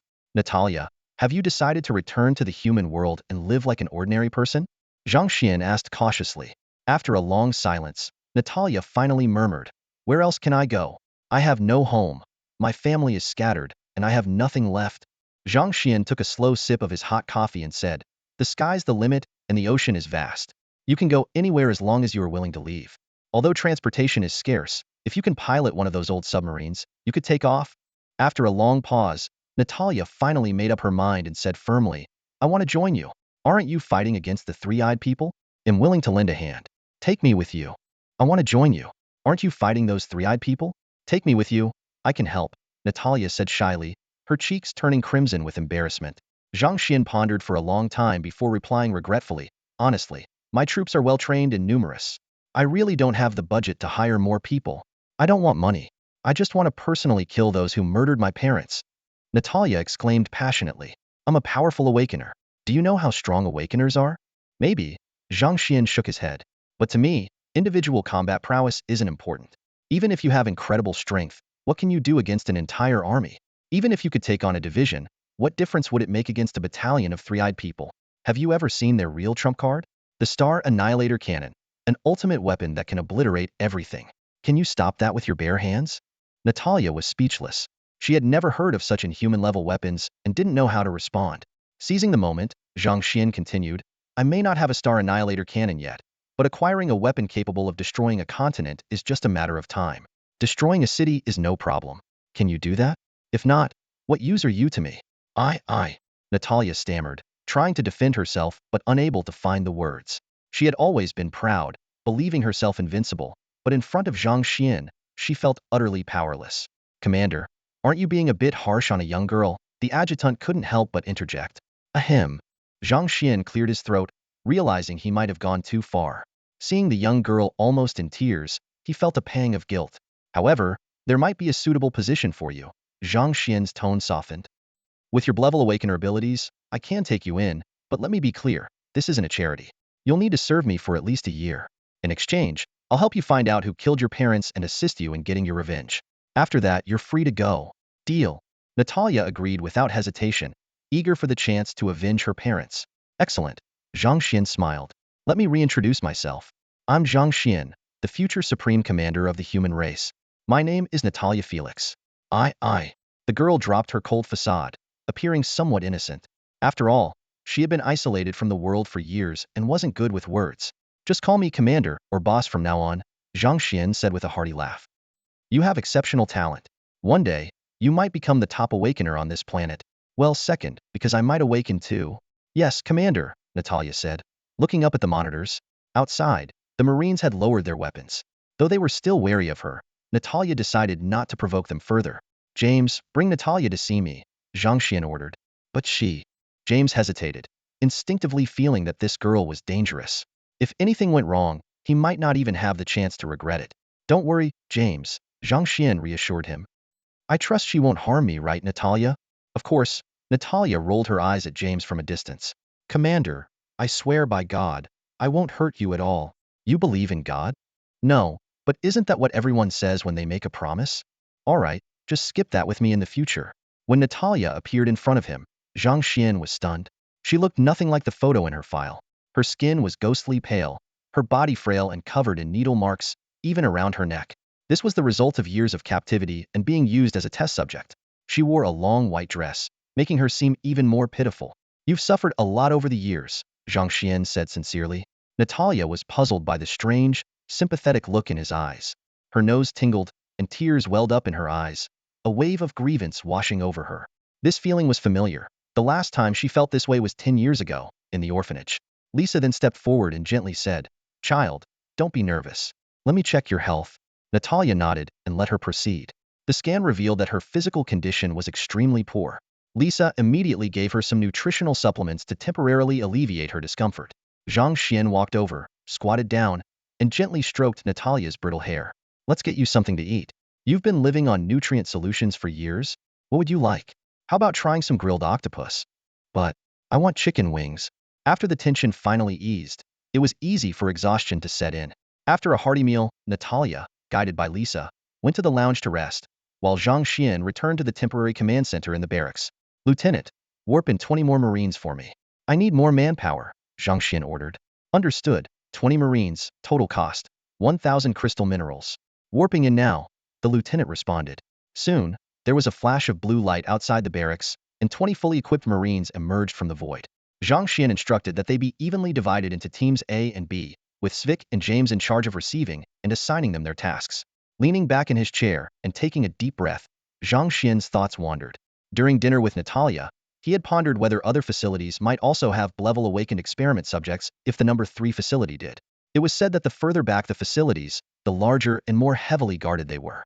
Could it be possible to form a superpowered army from there?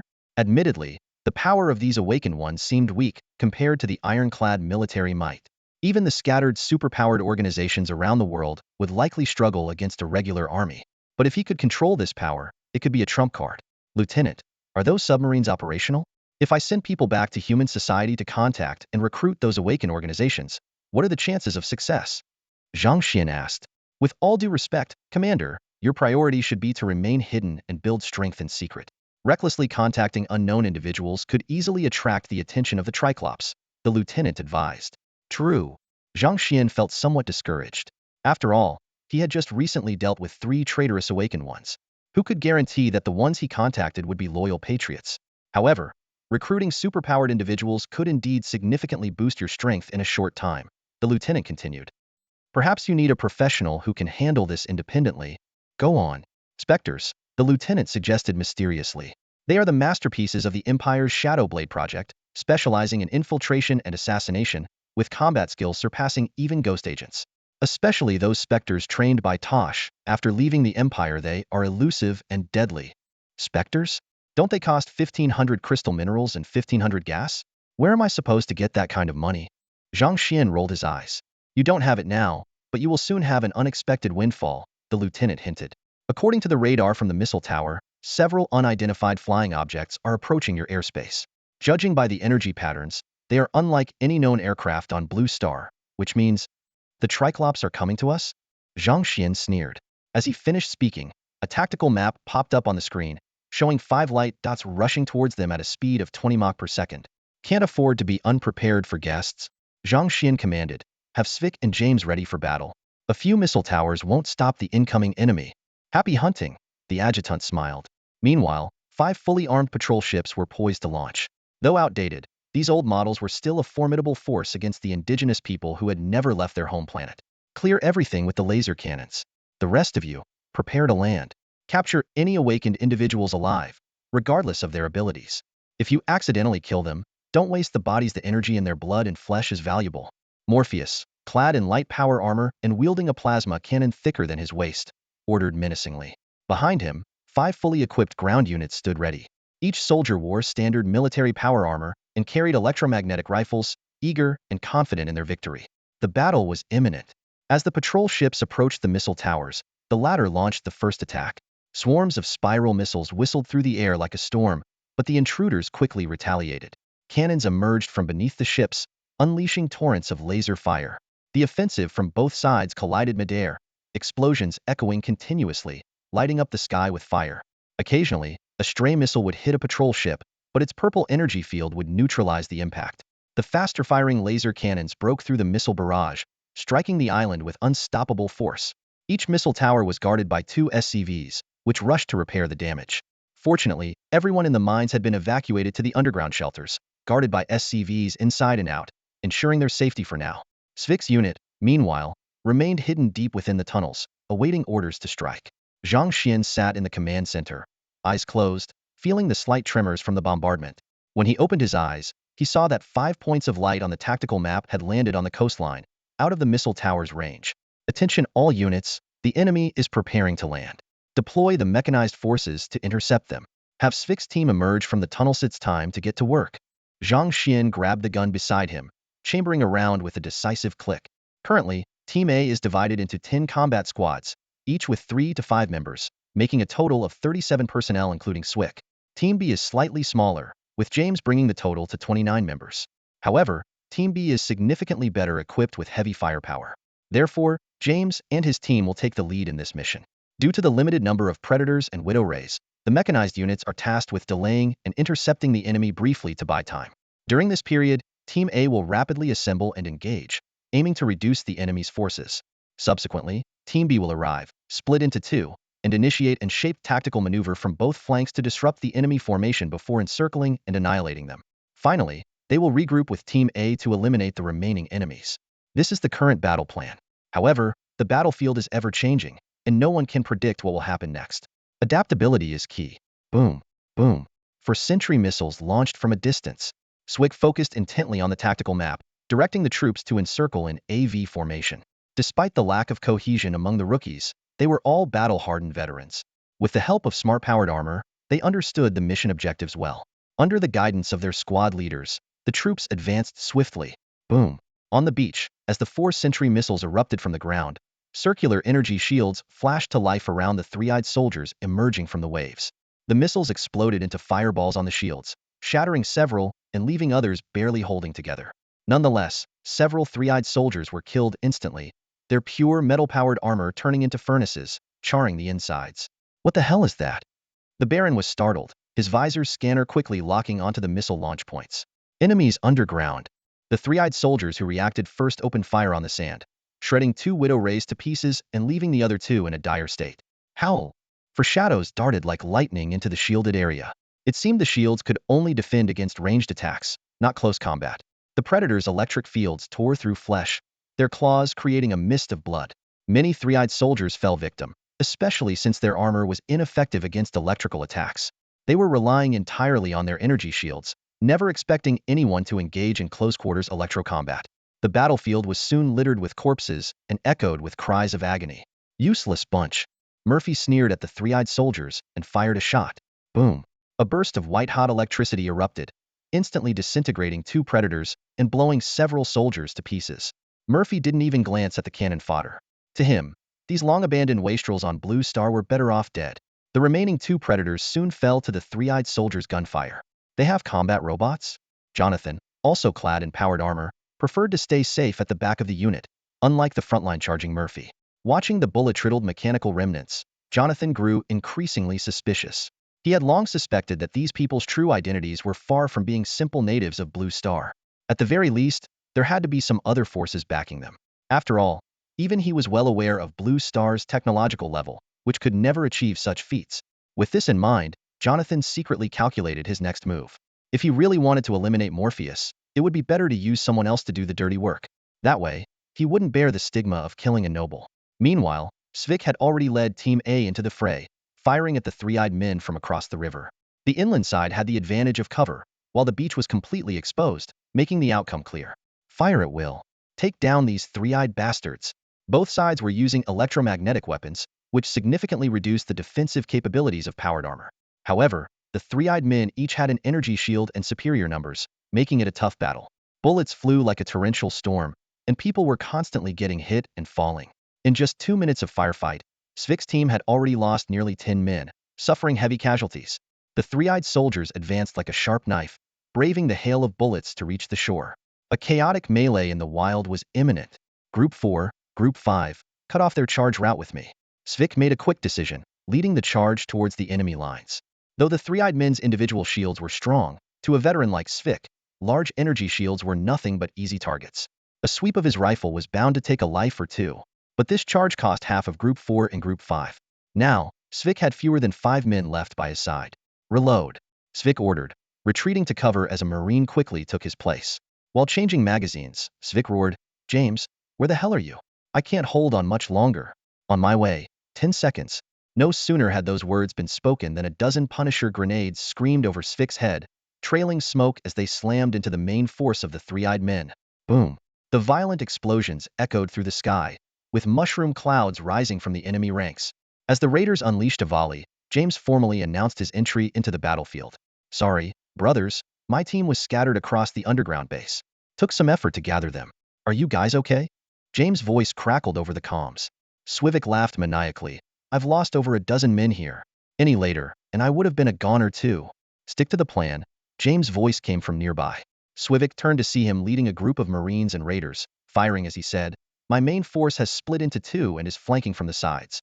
From the tactical map, it looks like the enemy hasn't caught on and is still attacking us heathen. Then you better hurry them up," Swivik shouted while shooting. "These guys are tough." He tossed 2 grenades for emphasis. Boom. A flash of white light, and a Marine was pierced through. Damn it. Both men were shocked and quickly took cover. These bastards have some serious firepower. Seeing the gruesome fate of their comrade, even James looked grim. "Die, all of you." Morpheus, whose energy shield had visibly intensified, was in a frenzy. His plasma cannon fired relentlessly, forcing Swivik and his team to keep their heads down. Virum. The roar of engines grew louder, and 2 red streaks shot out from the flanks. Barbecue time. 2 Hellfire tanks drifted in from either side, slamming Morpheus far away. They then transformed into Hellbat mechs, shields up front, and their Hellfire flamethrowers spewing flames, pushing back the advancing enemies. The high-strength alloy shields were impervious even to electromagnetic rounds. With these living gods on their side, the tide of battle quickly turned. Swivik's team charged forward, taking cover behind the Hellbat mechs and shooting. The combined infantry and armor assault left the three-eyed aliens with no room to maneuver. Worse still, the raiders and Marines from the flanks launched a fierce attack, penetrating deep into the enemy lines and tearing their forces apart. Under the pincer attack, the three-eyed aliens' vanguard quickly crumbled. By this point, they had lost more than half their troops and should have been retreating. However, Morpheus was still trapped nearby, and these soldiers dared not leave him behind. If a Baron were to die on the battlefield under their protection while they survived, they would face severe punishment, and even their families would be implicated. For the sake of their loved ones, the remaining three-eyed warriors had no choice but to fight to the death. With a spirit of fearless determination, they launched a final assault, leading to a brutal showdown between both sides. When their ammunition ran out, Swick and James' men had to resort to fighting with knives against guns, engaging in hand-to-hand combat. Despite being less equipped, their unyielding resolve and exceptional combat skills allowed them to match the three-eyed warriors. Kill! Swick roared, emptying his last magazine. He swung the butt of his rifle at an enemy's head, knocking him to the ground and crushing his helmet and skull underfoot. He then grabbed another three-eyed soldier, delivering a punch to the face and throwing him over his shoulder, beating the fully armed enemy to death with his bare hands. James, on the other hand, fought with more finesse. After running out of bullets, he snatched a dagger from a three-eyed soldier and fought 10 foes at once, demonstrating extraordinary military prowess. He targeted the weak points in their armor, swiftly slitting throats and cutting major arteries with precision. The chaotic battle lasted only 10 minutes before a fully armed reinforcement unit jumped into the fray from the void, joining the fight just in time. With a barrage of gunfire, the last three-eyed soldier fell into a pool of blood. Huff, huff. Swick panted heavily, placing his foot on the guy carrying the plasma cannon. He sneered, "Kid, don't play dead. You think my life detector is just for show?" Seeing the gun barrel pressed against his head, Morpheus lost his initial arrogance and pleaded, "You can't kill me. I'm a baron of the Three-Eyed Empire. If you kill me, your entire blue star will be purged." Cursing inwardly, he thought bitterly, "Damn Jonathan. Didn't he say this place was full of primitives? How could they be so formidable? The first thing he'll do when I get back is kill him." Morpheus never imagined he could die here. As a noble of the Empire, even if captured after a defeat, revealing his identity usually guaranteed his release. This time should be no different, right? A baron? What nonsense. Swick was baffled. Did this guy really think he could leave alive? What a joke. Everyone knew that when Swick was a mercenary, he never left any survivors. "Kill him," James said coldly. To him, what was a mere baron? Even if it were the emperor of the Three-Eyed Empire, falling into their hands meant certain death. After all, their two races had an irreconcilable enmity. Murphy eventually met his end on this small planet he once considered his playground. Until his final breath, he couldn't fathom how the battle had turned out this way. What was supposed to be a decisive annihilation had quickly devolved into a debacle of interception, division, and total defeat. After personally executing the self-proclaimed noble, Swick lost interest in him. He picked up the plasma cannon and started examining it. "This thing is interesting, packs a good punch. The firing rate is a bit low, but its penetration should make up for that." Looking for a rock to test his newly acquired weapon, Swick realized its energy was nearly depleted. "Let's clean up the battlefield. These pieces of equipment might come in handy," James said, surveying the area and the surviving soldiers. Originally numbering around 70, the two squads were now reduced to about 30 or 40. With casualties over half and the remaining soldiers all injured, it was clear the three-eyed beings were formidable fighters. Despite numerous disadvantages, no terrain advantage, no tactical edge, and a mediocre commander, they had still managed to inflict such damage. While the three-eyed beings' determination played a significant role, their superior equipment was the key factor. The material of the three-eyed beings' powered armor was unremarkable, but their personal shields, which effectively deflected ranged attacks, far exceeded expectations. Without these shields, even without tactical maneuvers, Squad A could have annihilated them using the terrain advantage alone, rendering Squad B's support unnecessary. Meanwhile, in the command center far away, Zhang Xuan was observing the battlefield through a marine's viewpoint, scrutinizing the corpses and equipment. "Once the engineering station is up, we need to find a way to crack this technology and ideally improve it for our own troops." Witnessing his troops clash with the three-eyed beings firsthand, Zhang Xuan realized that relying solely on Terran technology from Starcraft wouldn't suffice in this universe. But humans excel at learning from their enemies and compensating for their shortcomings. "Deputy, have those 5 ships left our observation range?" "Commander, those ships haven't moved. They appear to be in an unmanned state." Zhang Xuan chuckled. "These three-eyed beings are really confident, thinking they've got us in the bag and not even leaving anyone to guard the ships? Send a team over to see if we can salvage those ships." "Understood. Orders have been issued." Nearly 20 minutes after the battle ended, Mark's hands were still trembling. He had never seen such a brutal fight, not even during the real combat missions he occasionally undertook during his service. While moving the bodies, he saw an alien corpse with a shattered helmet and 3 eyes, nearly causing him to collapse in shock. "Oh my God, were we just fighting aliens? No wonder their equipment is so advanced," a nearby mercenary murmured. "When I saw them activate those energy shields, I thought we were doomed." "Who didn't? I was ready to run for it myself. Who would have thought the power armor would lock up at such a critical moment? Now there's no way to escape. I saw an old soldier get his head blown off right next to me, brain matter splattering all over my helmet." The squad, originally a dozen strong, was now down to just 7. They had won the battle, but it felt like a loss. Mark looked around and saw a soldier clutching his head in pain, muttering, "God, I want to go home. He moved his lips, wanting to say something, but the words died in his throat. The excitement and thrill he felt when he first donned the power armor had vanished, replaced by a deep sense of helplessness. Everyone now understood that this armor was more of a cagey a prison they might never escape. Get up, all of you. Svezg called out from a distance. He knew their morale was crumbling. As mercenaries, they weren't as rigorously trained as Marines, and this might be their first experience in such a dire situation. Death isn't the scary part. It's not knowing what you're dying for that's terrifying, Svezg said, lifting the corpse of a three-eyed alien. Now you understand what we're up against, don't you? Sir, Mark, the highest-ranking officer among the survivors, stood up. We have our doubts. Svezg shrugged and sat on a rock. Doubts are normal. When I first killed an alien bug, I questioned everything too. I was only 12, watching endless swarms descend from the sky, slaughtering my family, friends, neighbors, even my dog. Only in the face of utter despair can you truly understand your mission. I swore to kill those damned bugs and every alien invader who dared to attack our home. I haven't succeeded yet, but you might. And even if you don't, others will take up the mission after you. Guys, humanity is on the brink.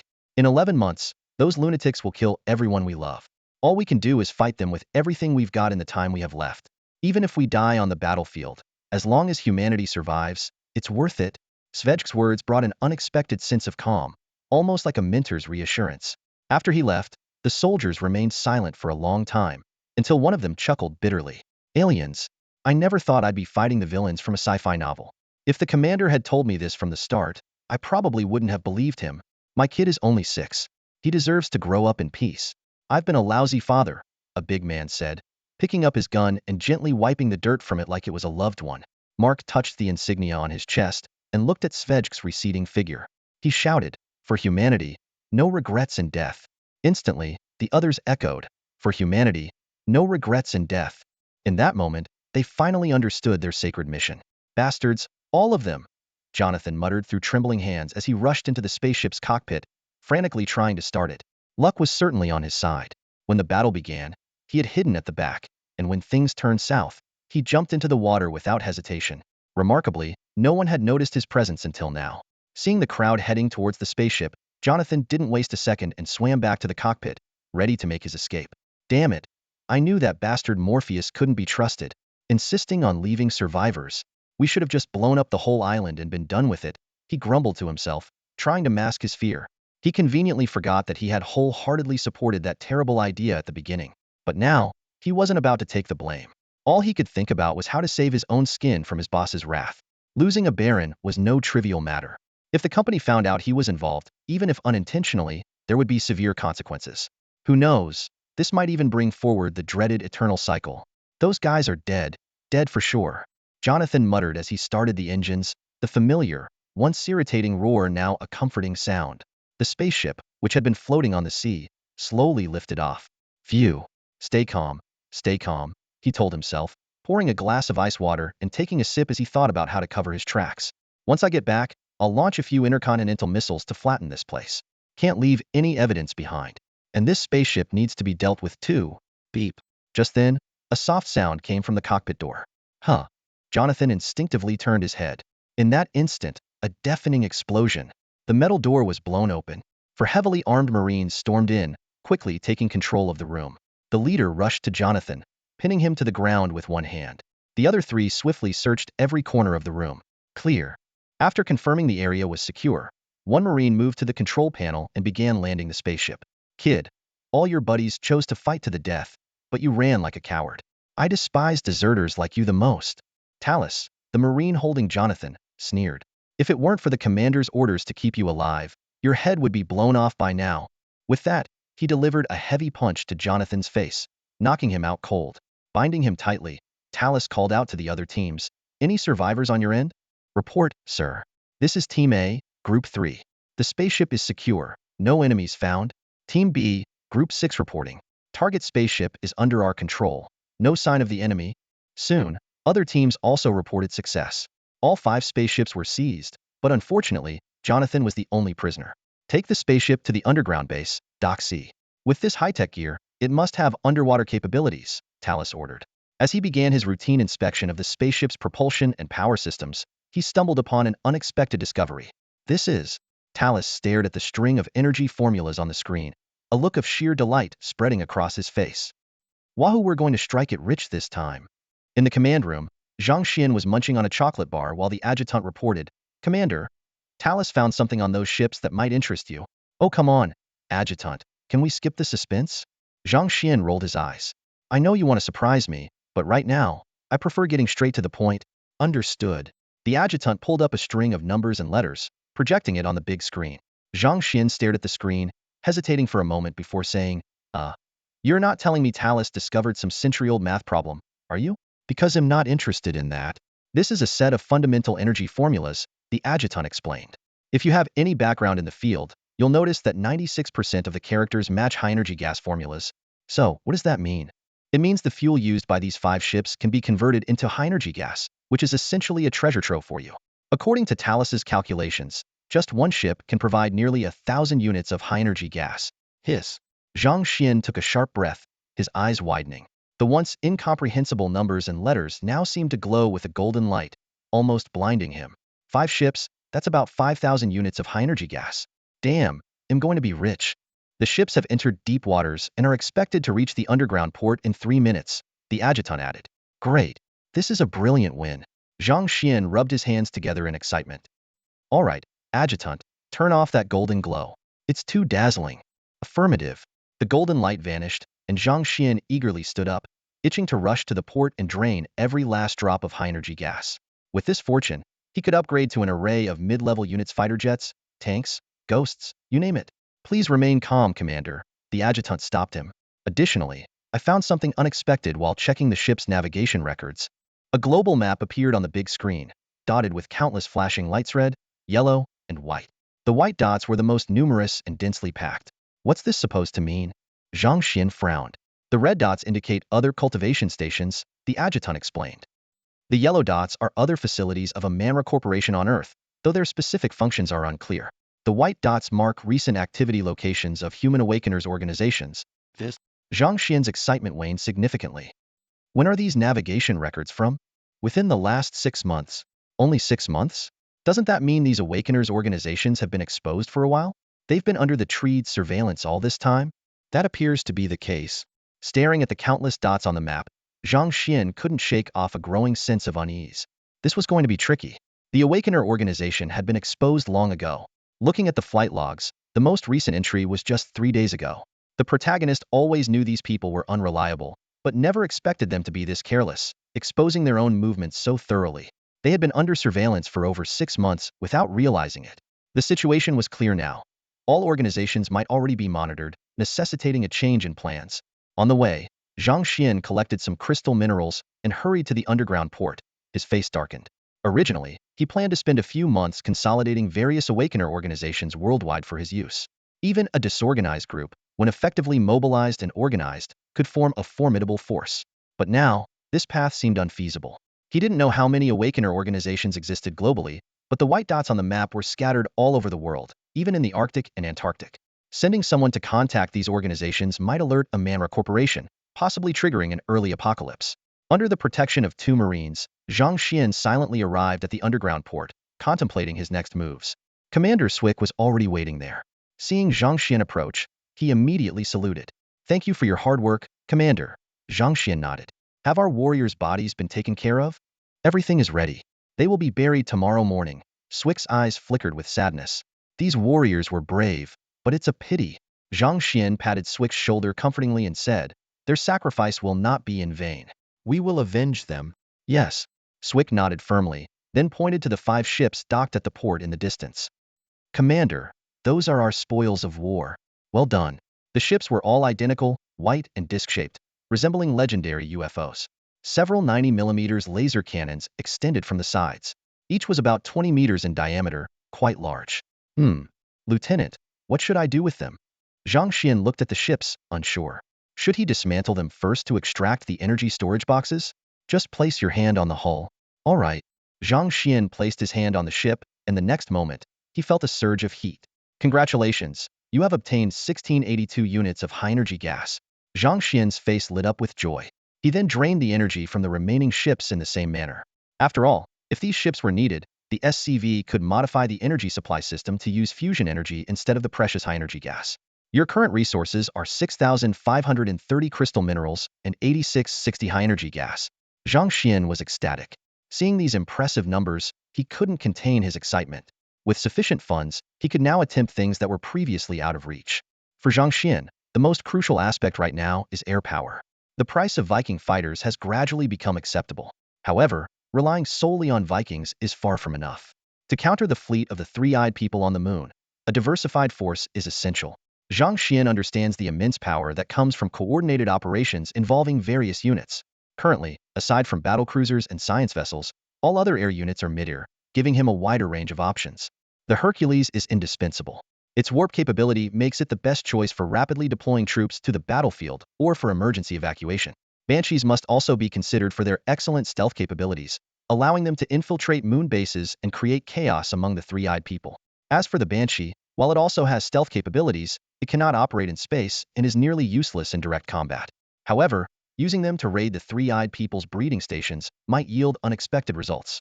The Raven, although limited in combat power, can deploy defense drones to intercept enemy long-range strikes, proving more practical than missile turrets. Liberators and medevacs are also essential. However, when Zhang Xuan started calculating the costs, he realized he was running low on funds. Facing the current shortage of firepower, Zhang Xuan decided to purchase 1 Raven, 1 Hercules, 2 Vikings, and 2 Liberators. The total cost was 6,500 high-energy gas. Despite this expenditure, he would still have just enough funds to warp and ground troops. However, when he was informed that there was a shortage of crystal minerals, he felt a bit disappointed. Although he could afford the high-energy gas costs for these units, the total crystal mineral cost was 8,000, and he was slightly short. With a slight twitch at the corner of his eye, Zhang Xuan said, somewhat helplessly, just a bit short. It's okay, go ahead and record this order. The crystal minerals will be gathered soon enough. He currently had nearly 20 SCVs, with a mining speed of about 800 to 1,000 per hour. Although the crystal mineral resources on this island were limited, the total should be in the tens of thousands. Once the minerals here were exhausted, he could move to another location. Nonetheless, to prevent any surprises, he decided to send someone out to scout the surrounding area. Back on the ground, he ordered a Hercules to be warped in and instructed Team A to prepare for an exploration mission. Suddenly, a massive blue light flashed across the sky, and a gigantic transport ship slowly emerged from space. The Hercules. This colossal ship, 200 to 300 meters long, made of reinforced ceramic steel, showcased immense defensive power. Although it lacked weapon systems, its size was sufficient to carry a substantial and formidable combat force. As the Hercules descended slowly, a series of names came through the communications channel. On the Hercules transport ship, Captain Stuart Monskaws stood out remarkably. While other crew members dutifully performed their roles, the captain's presence on this colossal vessel was exceptionally significant. He was the soul of the ship, guiding his crew forward. Stuart Monskaws was tall, handsome, and commanding, with deep, resolute eyes that exuded determination and decisiveness. He was not just the captain, but the leader of the entire crew. Whenever they faced challenges, he remained calm, stabilized the crew's morale, and infused them with confidence and courage. Under his leadership, the crew operated as a tightly knit team, working seamlessly together to accomplish their tasks. They understood that only by staying united could they navigate this massive ship through turbulent waters. Captain Stuart Monskaws was their cornerstone, providing them with endless strength and support. Despite the Hercules transport ship's immense size, under Stuart Monskaws's command, it glided through the vast ocean like a nimble vessel. His wisdom and bravery filled the crew with confidence and a sense of direction. They knew that with such a wise leader, any storm could be weathered and any obstacle overcome. Stuart Monskaws was not only the captain of the Hercules transport ship, but also a beacon of hope for the crew. His presence filled the entire vessel with power and optimism, making each crew member feel invincible. In this united team, everyone took pride in having such an outstanding leader. A week later, data collected from the spacecraft showed that the three-eyed beings patrol and scan the entire globe every 30 days, with the next patrol scheduled in 20 days. To prepare for the potential battle in 20 days, the entire base has been rapidly developing. Not only is there now a barracks on the surface, but a new engineering station has also been constructed, along with varying numbers of bunkers and missile towers. 300 Marines are stationed at various positions around the island, with a guard post every 10 meters, turning the entire island into an impregnable fortress of steel. Additionally, the underground base has been interconnected by the SCVs, expanding and heightening the space. Half of it has been converted into a breeding room for the Kraken of the North Sea, while the other half serves as a protective zone to withstand bomb impacts. Soon, Zhang Xuan is expected to receive the first batch of Kraken resources. However, with rapid development, many issues have started to surface. Chief Engineer Carmel reported to the commander that the crystal mines on the island are nearly exhausted, with collection efficiency dropping nearly by half compared to a week ago. The exploration teams sent out have yet to find any new resources. The laboratory reported that supplies for breeding the Kraken are running low, and Professor Chen Tianming suggested dispatching troops to other breeding stations to seek supplies. Additionally, unidentifiable ships have often been detected approaching offshore and then quickly leaving. Captain James suspects they belong to the Awakener organization and requested permission from the commander to send out a team to intercept them. In the deputy's report, Zhang Xuan felt a bit overwhelmed.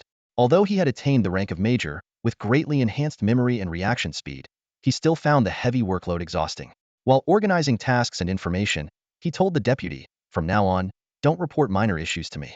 Let the responsible officers handle them. Otherwise, I can't manage everything." The deputy immediately updated the orders, reducing the tasks on the big screen by more than half, giving Zhang Xuan a sigh of relief. These days, he had almost no time to attend the commander training courses at the barracks, overwhelmed by work and tasks every day. He felt like he was managing not just a small island, but bearing the weight of managing an entire world. Every time a command center is built, a team of administrative personnel is assigned to assist with various tasks. They are experts in combat command and administrative management, essentially acting as Zhang Xuan's civil officers and think tank. Their assistance would significantly lighten Zhang Xuan's workload. Hearing this, Zhang Xuan joked, "Do I really look like I'm worth 40,000 crystal mines?" After a week, Zhang Xuan's financial situation improved. However, besides maintaining the daily operations of the base, he needed to continuously expand his forces and buildings. He had to add at least 50 combat units each day to ensure maximum defense capabilities for the base, with most of the expenses going towards the Marines. Currently, he commanded a force of 700 to 800 soldiers, with 300 ground and 300 underground combat units serving as defense forces. The remaining infantry and mechanical units were assigned to the Hercules transport ship under the command of Swick, responsible for rapid response and reconnaissance missions. In case of combat, the ground troops would engage the enemy first, and the Hercules could warp to the battlefield within a minute to deploy support troops. If the situation turned unfavorable, reinforcements from the underground base would be dispatched. This triple-layered defense arrangement gave Zhang Xuan some peace of mind. The base had 40,000 units of crystal minerals. Although this was a decent amount, the base's development would suffer greatly once depleted. To prepare for emergencies or sudden needs, he had to reserve a portion of the crystals. Until new mineral veins were found, this precaution was necessary. Setting aside the cumbersome tasks at the command center, Zhang Xuan decided to call in Lu Yang, recalling the brave miner from before. Lu Yang was brought to Zhang Xuan by two Marines, cautiously dressed in his miner's uniform, filled with gratitude and anticipation. On the way to the command center, he noticed the expanding scale of the base, and any lingering feelings of luck vanished. Surviving was enough. There was no need to overthink. Lu Yang attempted to kneel, but Zhang Xuan motioned for him to stand. Zhang Xuan handed Lu Yang a mission, instructing him to contact the resistance organization. Lu Yang was surprised and uncertain about what he could do for Zhang Xuan, but he was determined not to remain just a miner. Zhang Xuan did not need his life. He simply wanted to know if Lu Yang could connect with the resistance. Lu Yang promised to do his best. Although a lot of time had passed, he believed that once he returned to human society, he could find a way to reach the resistance leaders. Zhang Xuan ordered him to return to human society immediately and contact key figures in the resistance, with specific details to be provided by Bell. Lu Yang, puzzled, asked who Bell was, as he did not know them. However, in the next moment, an indescribable sense of oppression and impending danger surged through Zhang Xuan's heart. A dim red light flashed beside him, and a tall figure slowly appeared. This was Bell Scatman, a second-wave trainee of the Shadowblade project, a level 7 psionic controller, and a lieutenant. Zhang Xuan calmly gazed at the shocked Lu Yang and slowly said, "He will accompany you as you leave. Although it's only for a short period of 2 weeks, rest assured, he is a professional." Following the tall man named Bell, Lu Yang noticed that the soldiers they passed all instinctively stepped aside. Some couldn't avoid them and had to stand at attention and salute, but their eyes revealed a hint of fear, as if they were facing a monster. The first time Lu Yang met Bell in the command room, he was intimidated by his invisible aura and killing intent, which made him seem unapproachable. However, once they stepped out of the command room, Bell's demeanor became more relaxed, almost inconspicuous. Though he wore a mask that obscured his face, he didn't seem particularly frightening. Without the gun, Lu Yang might have mistaken him for an ordinary miner. Tentatively, Lu Yang asked, "Sir, are we on a mission?" Bell didn't look back and answered softly, "Infiltrate, assassinate, control." These 3 concise words left Lu Yang puzzled, understanding the words but sensing something unusual. The two arrived at the seaside where a combat team of 24 had been waiting for some time. James, standing with his hands behind his back at the front of the team, saw Bell and a flicker of something crossed his eyes, but it quickly disappeared. Perfect timing. My men are ready, Lieutenant Bell. Do you need any support, sir? Bell nodded, patted the gun at his waist and said, "This is all I need." James nodded, glanced at the visibly surprised Marines behind him, and after a moment of thought, said to Bell, "I've faced people like you before. It wasn't a pleasant experience, but I hold no prejudice. I just hope you show your true strength." He then handed Bell a dossier. "This is our mission target. This cargo ship has appeared on the edge of the missile tower's detection range 4 times in the past week, and this is the 5th. I suspect there are awakened individuals and a substantial armed force on board. We need to take this ship and use it as a landing point for operations in the southern regions of the United States. I will assign 5 combat squads to follow you and provide fire support. They are the elite of Bravo Team, 1st Squad, under Lieutenant Chris. You just need to do your part. If things get tough, I'll call for rapid response support, but that will affect my evaluation." After carefully reading the dossier, Bell shook his head. "I don't need fire support. Give me 10 minutes, and then your men can board and take over." "Are you sure?" James asked, frowning. "I'm sure," Bell replied firmly. James had complete confidence in Bell's abilities, firmly believing that the Spectres were the best among all infantry units. He thought that if Bell couldn't handle this situation, then he might as well stop being a Spectre and just become a ghost. The previous promise of providing Bell with troop support was actually a test, a way to assess Bell's capabilities. If Bell accepted the support, James might have doubts about him. In James's view, a commander who can't complete his basic duties independently has no place here. "Deploy the Liberator," James ordered through the comms.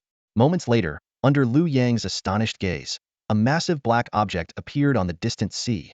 This was a derivative design of the UD Valkyrie frigate, the Liberator, a colossal tactical frigate equipped with Lexington rockets and Concorde cannons.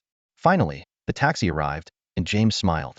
Although the Liberator lacked airdrop capabilities, it could still accommodate some personnel. Even without a gravity drop system, it could temporarily serve the purpose. The voice of the Liberator's pilot, Casey Judas, sounded young and lively. James announced a change of plans. This time, Casey only needed to transport 1 passenger, Bell, Lieutenant Scatman, a Spectre. Over the comms, Casey expressed concern, claiming he was most afraid of people like the Spectres. James interrupted Casey, reminding him that Bell was right there, and not to say too much. Bell calmly stated that he didn't mind, and Casey awkwardly tried to explain. Bell deeply felt that people still misunderstood Spectres. They were not maniacs, and how could they possibly harm their allies? James reminded Casey that the target was approaching and urged him to speed up. The Liberator approached the shore, the hatch slowly opened, and Bell walked out alone. Casey tried to bridge the gap with Bell, worried that prejudice might lead to a tragedy. However, Bell was indifferent to the pilot's prejudice, found a spot to sit, and focused on resting with his eyes closed. Casey sat in the driver's seat, waiting, her heart growing heavier by the minute. She felt as if she were enveloped in a gray fog. Staring at her phone screen with no response in sight, she began to feel a deep sense of despair. She feared she had lost her chance to reconnect completely, overwhelmed by helplessness and anxiety. Silently, she prayed, pleading for a glimmer of hope. She vowed that from now on, she would never again speak her mind so recklessly. About 20 kilometers off the island, a cargo ship laden with goods was slowly making its way through the waters. In the captain's cabin, a bearded man in blue camouflage, armed with ammunition, walked in and asked David if there were any updates. Sitting there was a young man with blonde hair, dressed casually, but his blue eyes shone with determination as he stared intently at the distant island.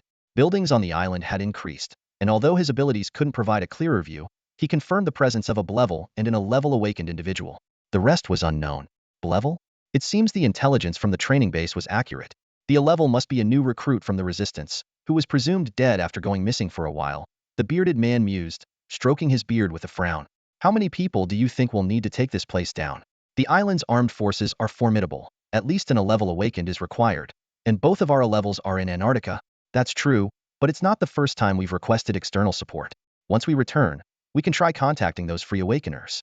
Although 11s charge a hefty price, getting support from a Blevel would be worth the cost. Maybe, but I've never understood why we take on such dangerous missions. If those three-eyed creatures find us, the consequences will be dire. Don't worry, our ship is camouflaged. They won't. Suddenly, the ship shuddered. The cargo ship, which had been moving slowly, came to a halt. What happened? The bearded man immediately grabbed the communicator and shouted, but there was only silence on the other end. Damn, have the three-eyed creatures attacked? David stood up in a panic, pacing nervously in the cabin. Don't jump to conclusions, The bearded man checked the control panel's data and found that the lower propulsion system and communication system had been damaged, evidently by forceful intrusion. He quickly pulled out 2 guns, handed one to David and said, "Take this and stay calm. Our communications are down. Use your abilities to locate the enemy. How many survivors do we have?" All right. David realized this was a critical moment for survival, his eyes gleaming with determination. The lower cargo hold has no survivors, the middle living quarters have over 30 people, and there are no casualties on the deck yet. But why can't I find the enemy's location? David found it hard to believe his own words and scanned the ship again, but to no avail. It could be an awakener with observation interference abilities. Stay here and don't make any rash moves. I'm going down to coordinate the battle. After the bearded man left the captain's cabin, David felt increasingly uneasy. His anxiety drove him to keep using his abilities, unable to stop. The more he observed the enemy's every move, the more terrifying they appeared. He saw his comrades falling one by one, with some shooting but seemingly unable to pinpoint the enemy's location. 8 minutes passed in a flash, and the gunfire outside grew louder. Exhausted from using his mental powers, David had to stop and suddenly heard footsteps outside the door. Nervously, he hid behind the desk, gripping his gun and staring intently at the entrance. The door burst open, and it was the bearded man. David breathed a sigh of relief, lowered his gun, and approached him. "Thank goodness you're alive. Things outside seem really bad. Why are you back now?" David asked. The bearded man didn't respond, standing motionless at the door with a dead look in his eyes, giving David a chilling feeling. Just as David was about to speak, he was struck on the head and lost consciousness. Inside the captain's cabin, red lights flashed, and a tall figure appeared. It was Bell. Mission accomplished. The team can move in now. The massive Liberator hovered in the air, ropes thrown down from the hatch as fully armed Marines swiftly rappelled down. Every member of Squad 1, Team Bravo, was an elite with exceptional combat skills. They quickly spread out, guns raised, scanning the surroundings. 5 members of Combat Group 1 headed to the captain's cabin to take control of the freighter, while the others rapidly secured various sections of the ship, conducting a thorough search. The Marines discovered bound captives and the bullet-ridden bodies of the dead throughout the ship. Everyone was amazed by Bell's capabilities. In less than 10 minutes, he had not only precisely taken down the resistors, but also left many alive. Such efficiency left the entire Bravo Team 1 in awe. As James boarded the ship, he looked at the prisoners scattered around and couldn't help but remark, the Ghost's legendary reputation is well-deserved. Initially, he thought Bell would sneak in, assassinate high-level targets, and then control the ship's top authorities. But Bell showed no mercy. Watching Bell's path on the large screen in the command room, James saw that no one could stop him. Even the awakened were helpless under Bell's psychic shockwave. Bell explained, "He is the highest ranking among them and is now under my mental control. He poses no threat. He will tell you everything you want to know." James nodded, instructing Chris to handle the interrogation and intelligence recording. Meanwhile, he scanned the surroundings, observing the captured enemies. Although none of the prisoners were injured, they all appeared disoriented, with a few even marked as awakened. Recently, the intelligent research deputy at the engineering station had successfully developed a small device capable of effectively identifying most awakened individuals and their levels, based on research data from Cultivation Site Number 3. This device was now standard issue for all combat personnel, alongside personal energy shields. Despite the high cost, Zhang Xuan had shown some reluctance when making the payment a few days ago. Among the 7 awakened, 2 were classified as clevel, while the others were D-level. Such weak forces, how could they dare to provoke us here? James felt puzzled. Were these people really so reckless with their lives? The Messiah is just a medium-sized organization of awakened individuals. They have 2 rank awakened among their top fighters, but the overall strength of their members is generally weak. Their main activities are concentrated in some small countries across the Eurasian continent. This is evident from their current personnel configuration. They might have considerable financial resources, but their overall strength is not impressive. Otherwise, there would be at least 1 strong fighter on this ship. When the intelligence report was laid on Zhang Xuan's desk, he merely glanced at it and casually commented, "This organization is mediocre. Although they have 2 rank awakened, 1 was injured and the other crippled in the battle against the 3-eyed people. Now, they are hiding in a glacier base in Antarctica. When faced with high-level situations, they still need to hire external help. Moreover, it is said that the 3-eyed people are constantly monitoring Antarctica. At this rate, they will accomplish nothing. Compared to the global resistance, the Messiah is too small, but perhaps that is their advantage." Zhang Xuan suddenly had an idea. The vast organization of the resistance must have its flaws.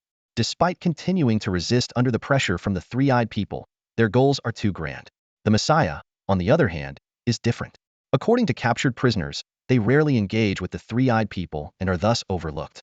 This risky mission to investigate Cultivation Station number 3 is an attempt to enhance their organization's strength, possibly recruiting a brink or even a rank awakened. The conservative approach of their two leaders has led to frequent conflicts with other more radical awakened organizations. These internal conflicts resulted in the two rank awakened being ambushed and nearly killed.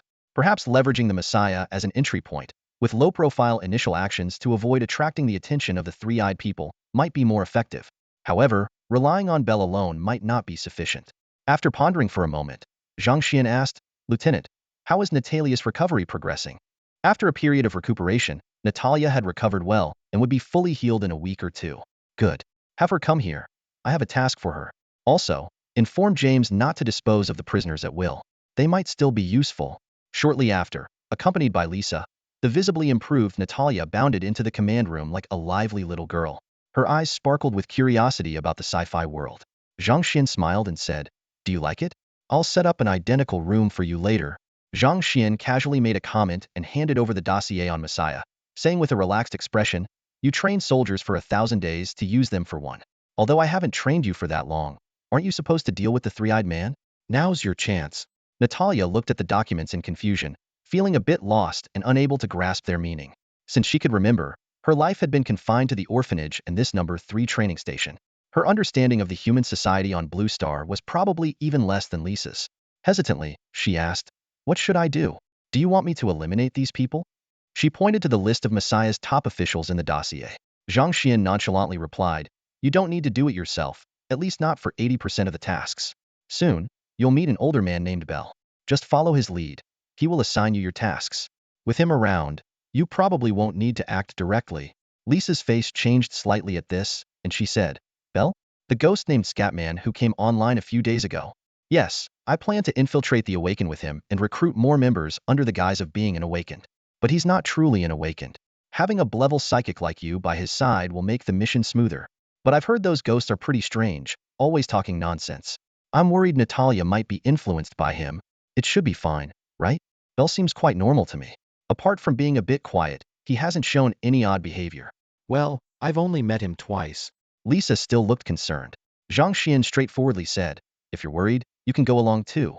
There's no limit on the number of people for this mission.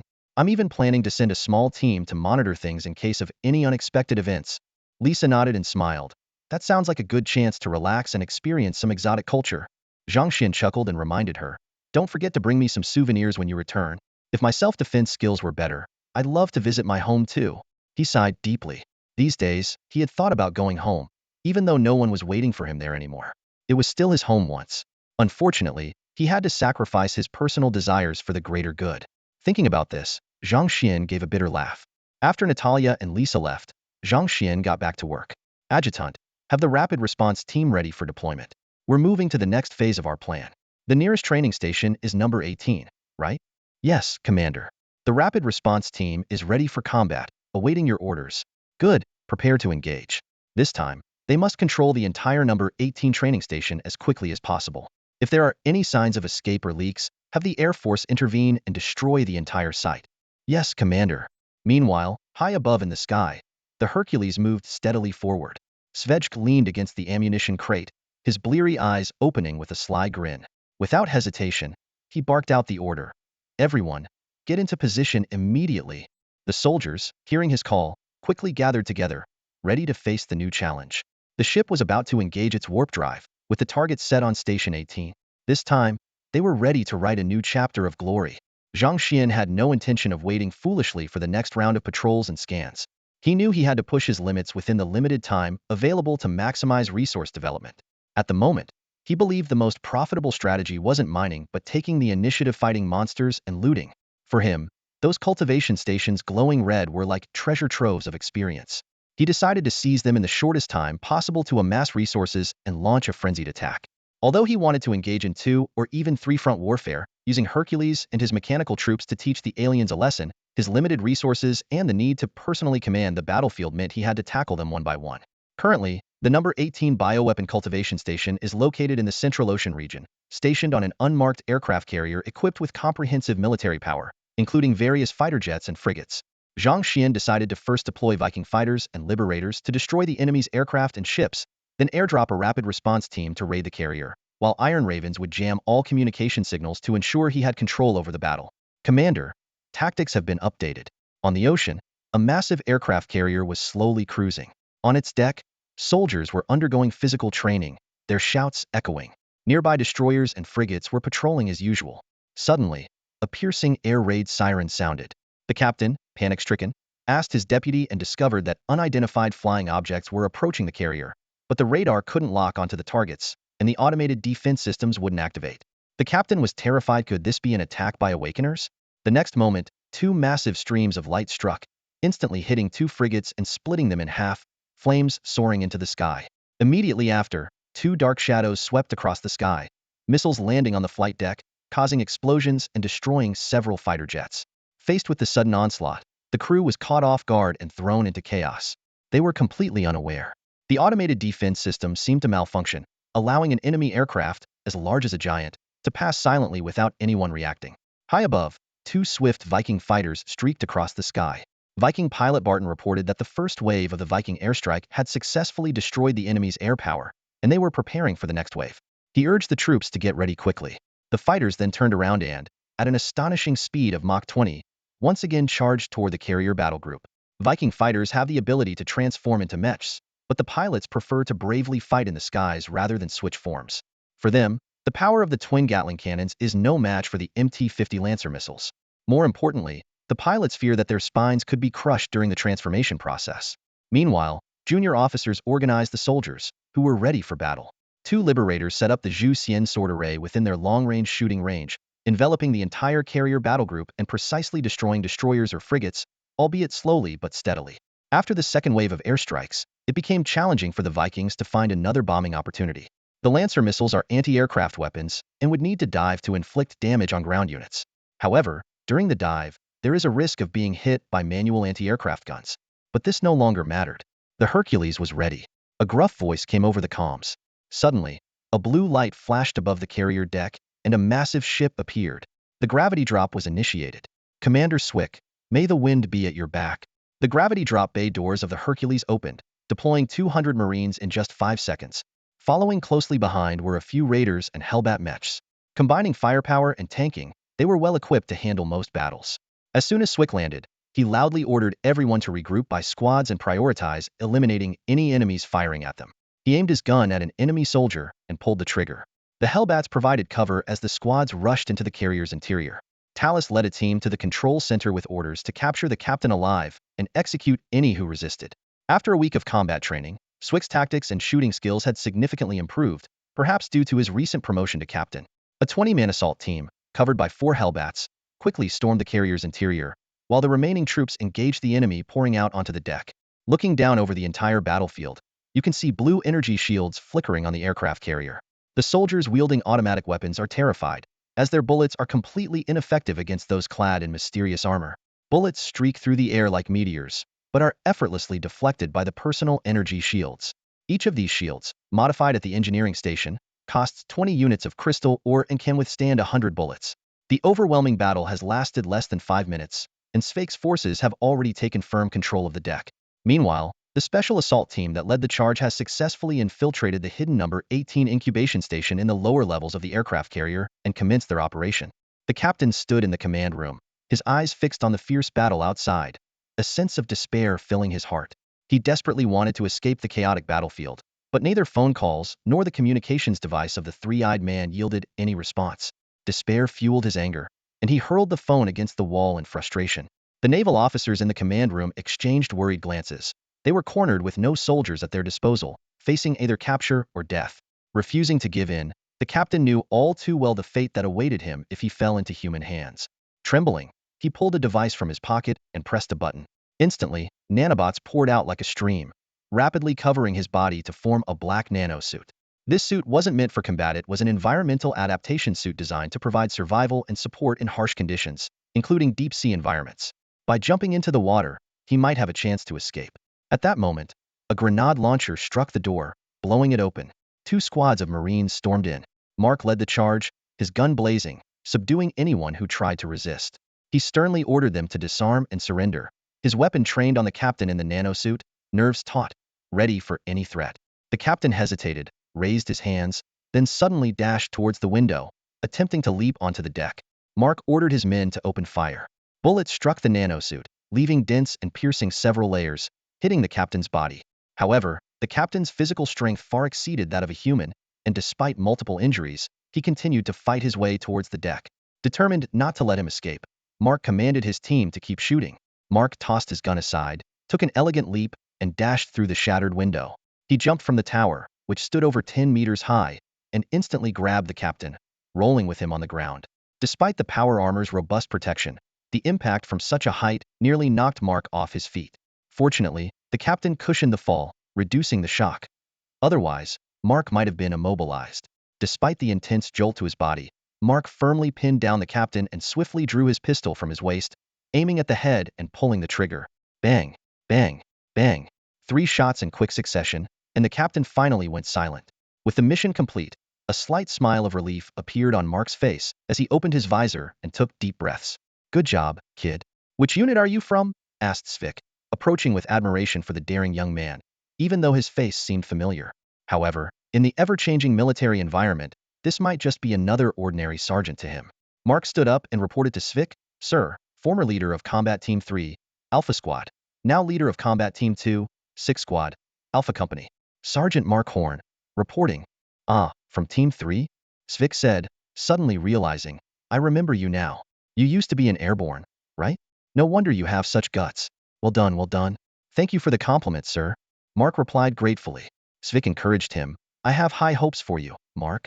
You've earned this. The captain was a significant target. I've decided to promote you to Staff Sergeant, effective immediately. Continue leading Team 2 of 6 Squad. When we expand next time, the position of Deputy Squad Leader will be yours. With that, he patted Mark on the shoulder and turned to leave. Mark, overwhelmed with excitement, shouted, Thank you for the opportunity, sir. After Svik walked away, Mark pumped his fists in the air, unable to contain his joy. He knew that as long as he dared to fight and take risks, there would be rewards. In the future, he was determined to become an officer. No, he had the potential to become a field officer. When that time came, he would truly make his mark. The commando team encountered even fiercer resistance inside the aircraft carrier compared to the deck. The enemies on the deck were mostly regular soldiers, but closer to the incubation station, there were more three-eyed soldiers. While they weren't as troublesome as the enemies equipped with personal shields encountered earlier, their weaponry was clearly superior to that of the regular soldiers. However, with the protection of 4-bat units and personal energy shields, most attacks couldn't penetrate their defenses. The commando team's advance was slightly slower than expected due to the staunch resistance, but it was not a major issue. Upon reaching the lower deck, they finally located the biological incubation station. Compared to Station 3, Station 18 had stronger military defenses but was smaller in scale. It was evident that they hadn't found any traces of large, high-grade modified organisms. When Talus gave the order to breach the door, 2 grenades exploded with a deafening roar, causing the metal door to split open. The soldiers quickly stormed into the laboratory. Despite being called a bioweapon incubation facility, the interior was only about the size of 2 basketball courts. In the center of the lab, a massive life support apparatus was still humming. Through the glass, green nutrient solution could be seen filling the chamber. Suspended gracefully in the solution was a red, web-like plant. An alarm sounded, indicating the detection of an unknown infection source. Everyone was urged to proceed with caution. Warning: unknown infection source detected. Proceed with caution. Zhang Xuan, stationed at the base, stared intently at the large screen displaying footage of Talus. Upon hearing the urgent warning from his deputy, his anxiety spiked. He instinctively ordered, "Evacuate the room immediately. Now." Following the command without hesitation, Talus led his team out, leaving 2 guard bats at the entrance, vigilantly watching the peculiar plant. This web-like plant was unlike any ordinary flora, with its blood-red surface emitting a faint pink glow, pulsing as if it were breathing, resembling the rhythmic beat of a heart's blood vessels from a distance. According to Talus's report, when Marines approached within 10 meters, their power armor triggered a radiation alert. However, moving away deactivated the alarm, indicating that the radiation's influence was limited in range. Regardless, anything labeled as unknown is typically far from ordinary. Transmit the communication footage to the lab for Chen Tianming and his team to analyze, Zhang ordered. Understood. In the plaza of the underground base, a newly installed large screen broadcasted the live footage.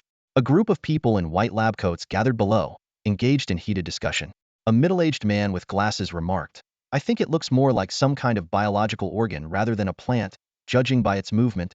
A balding older man countered, I believe it's some unknown mineral element because of the strong radiation it emits. Hard to say, another scientist mused. Although we haven't observed it up close, this thing has radiative properties and is immersed in nutrient solution. It might indeed be some kind of plant. Or could it be a virus prototype? The debate continued, with no one able to convince the others. Qin Tianming frowned deeply in thought. For some reason, the sight of the plant sparked a sense of familiarity, though its distinct features should have been unforgettable. Could it be? He had seen it in another form before? I've got it. A slightly overweight man suddenly exclaimed. Doesn't this thing's color and shape look familiar to you? Although slightly different, it almost exactly matches the particles in karma powder. Qin Tianming's eyes widened in realization. Modified organisms receive specialized energy liquids or high-protein solid mixtures during their growth, avoiding random food intake. Every 7 days, a small amount of karma powder, a bait with red particles mixed with white powder and a peculiar scent, is added to their food. They had always believed it to be a potent animal attractant, as it significantly boosted the modified organism's appetite, allowing them to consume several times their usual amount. However, due to its inconspicuous nature and the inherent abnormalities of the modified organisms, this detail had been mostly overlooked.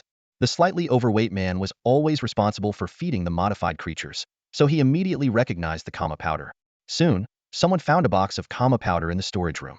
The small cardboard box, about the size of a shoebox, used to be enough for Station 3's cultivation needs for a month.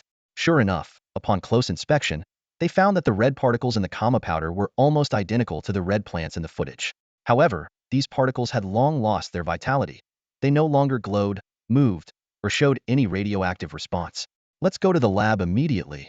Qin Tianming picked up the box and quickly headed towards the lab, followed by a group of people in white coats. More than 30 researchers worked together and soon analyzed the characteristics of the red particles.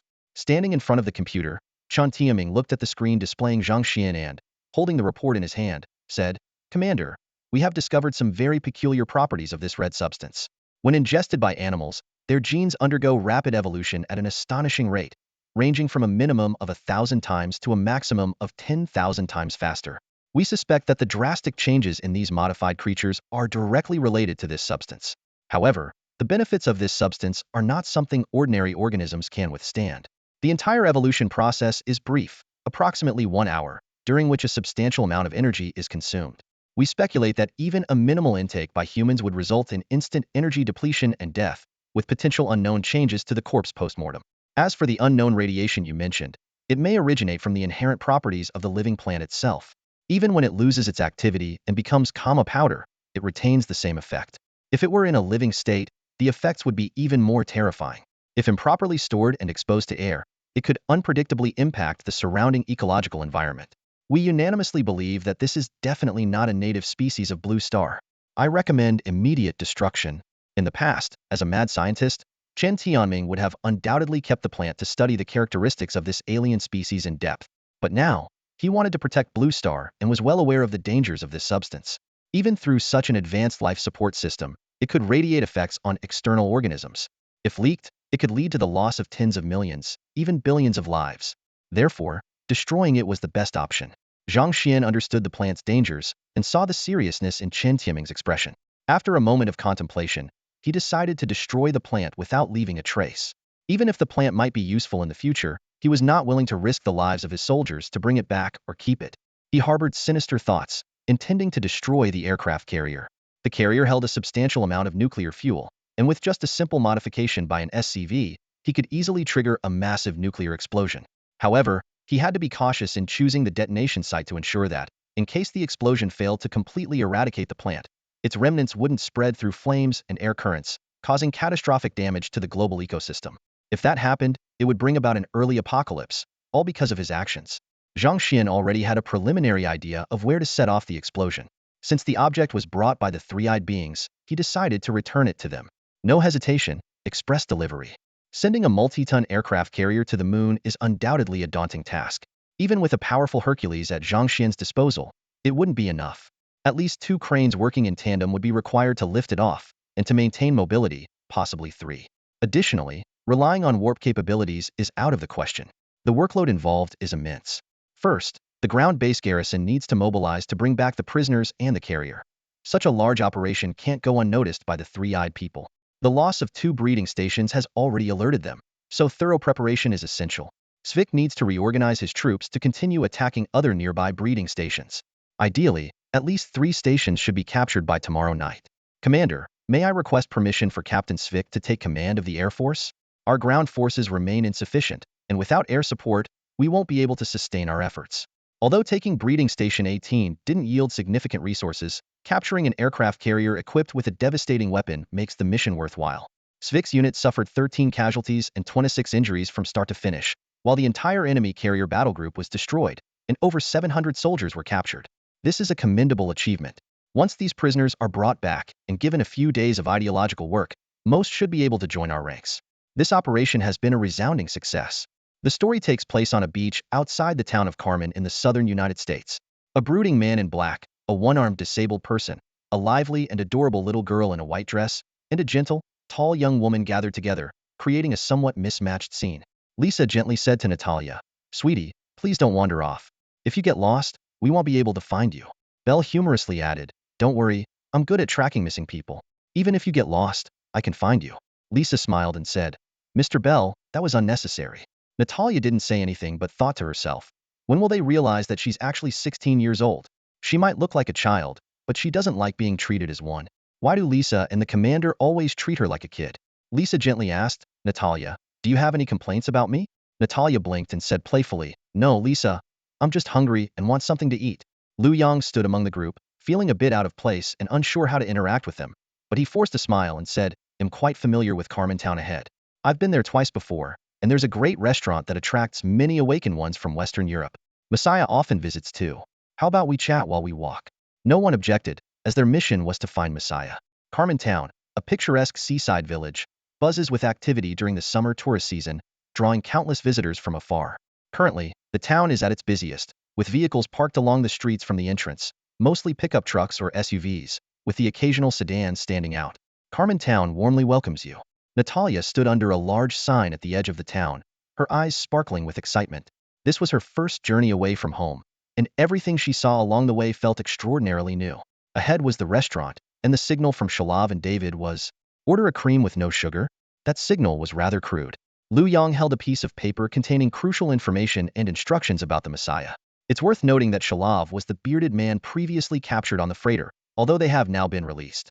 As a condition for their survival, they agreed to become a thorn in the Messiah's side for Zhang Xuan. Their easy submission was largely due to the shock from the military parade. After witnessing the Hercules' incredible abilities, James barely uttered a word before some willingly surrendered. However, only a few surrendered, with most lower-level personnel believing they were freed after paying a hefty ransom.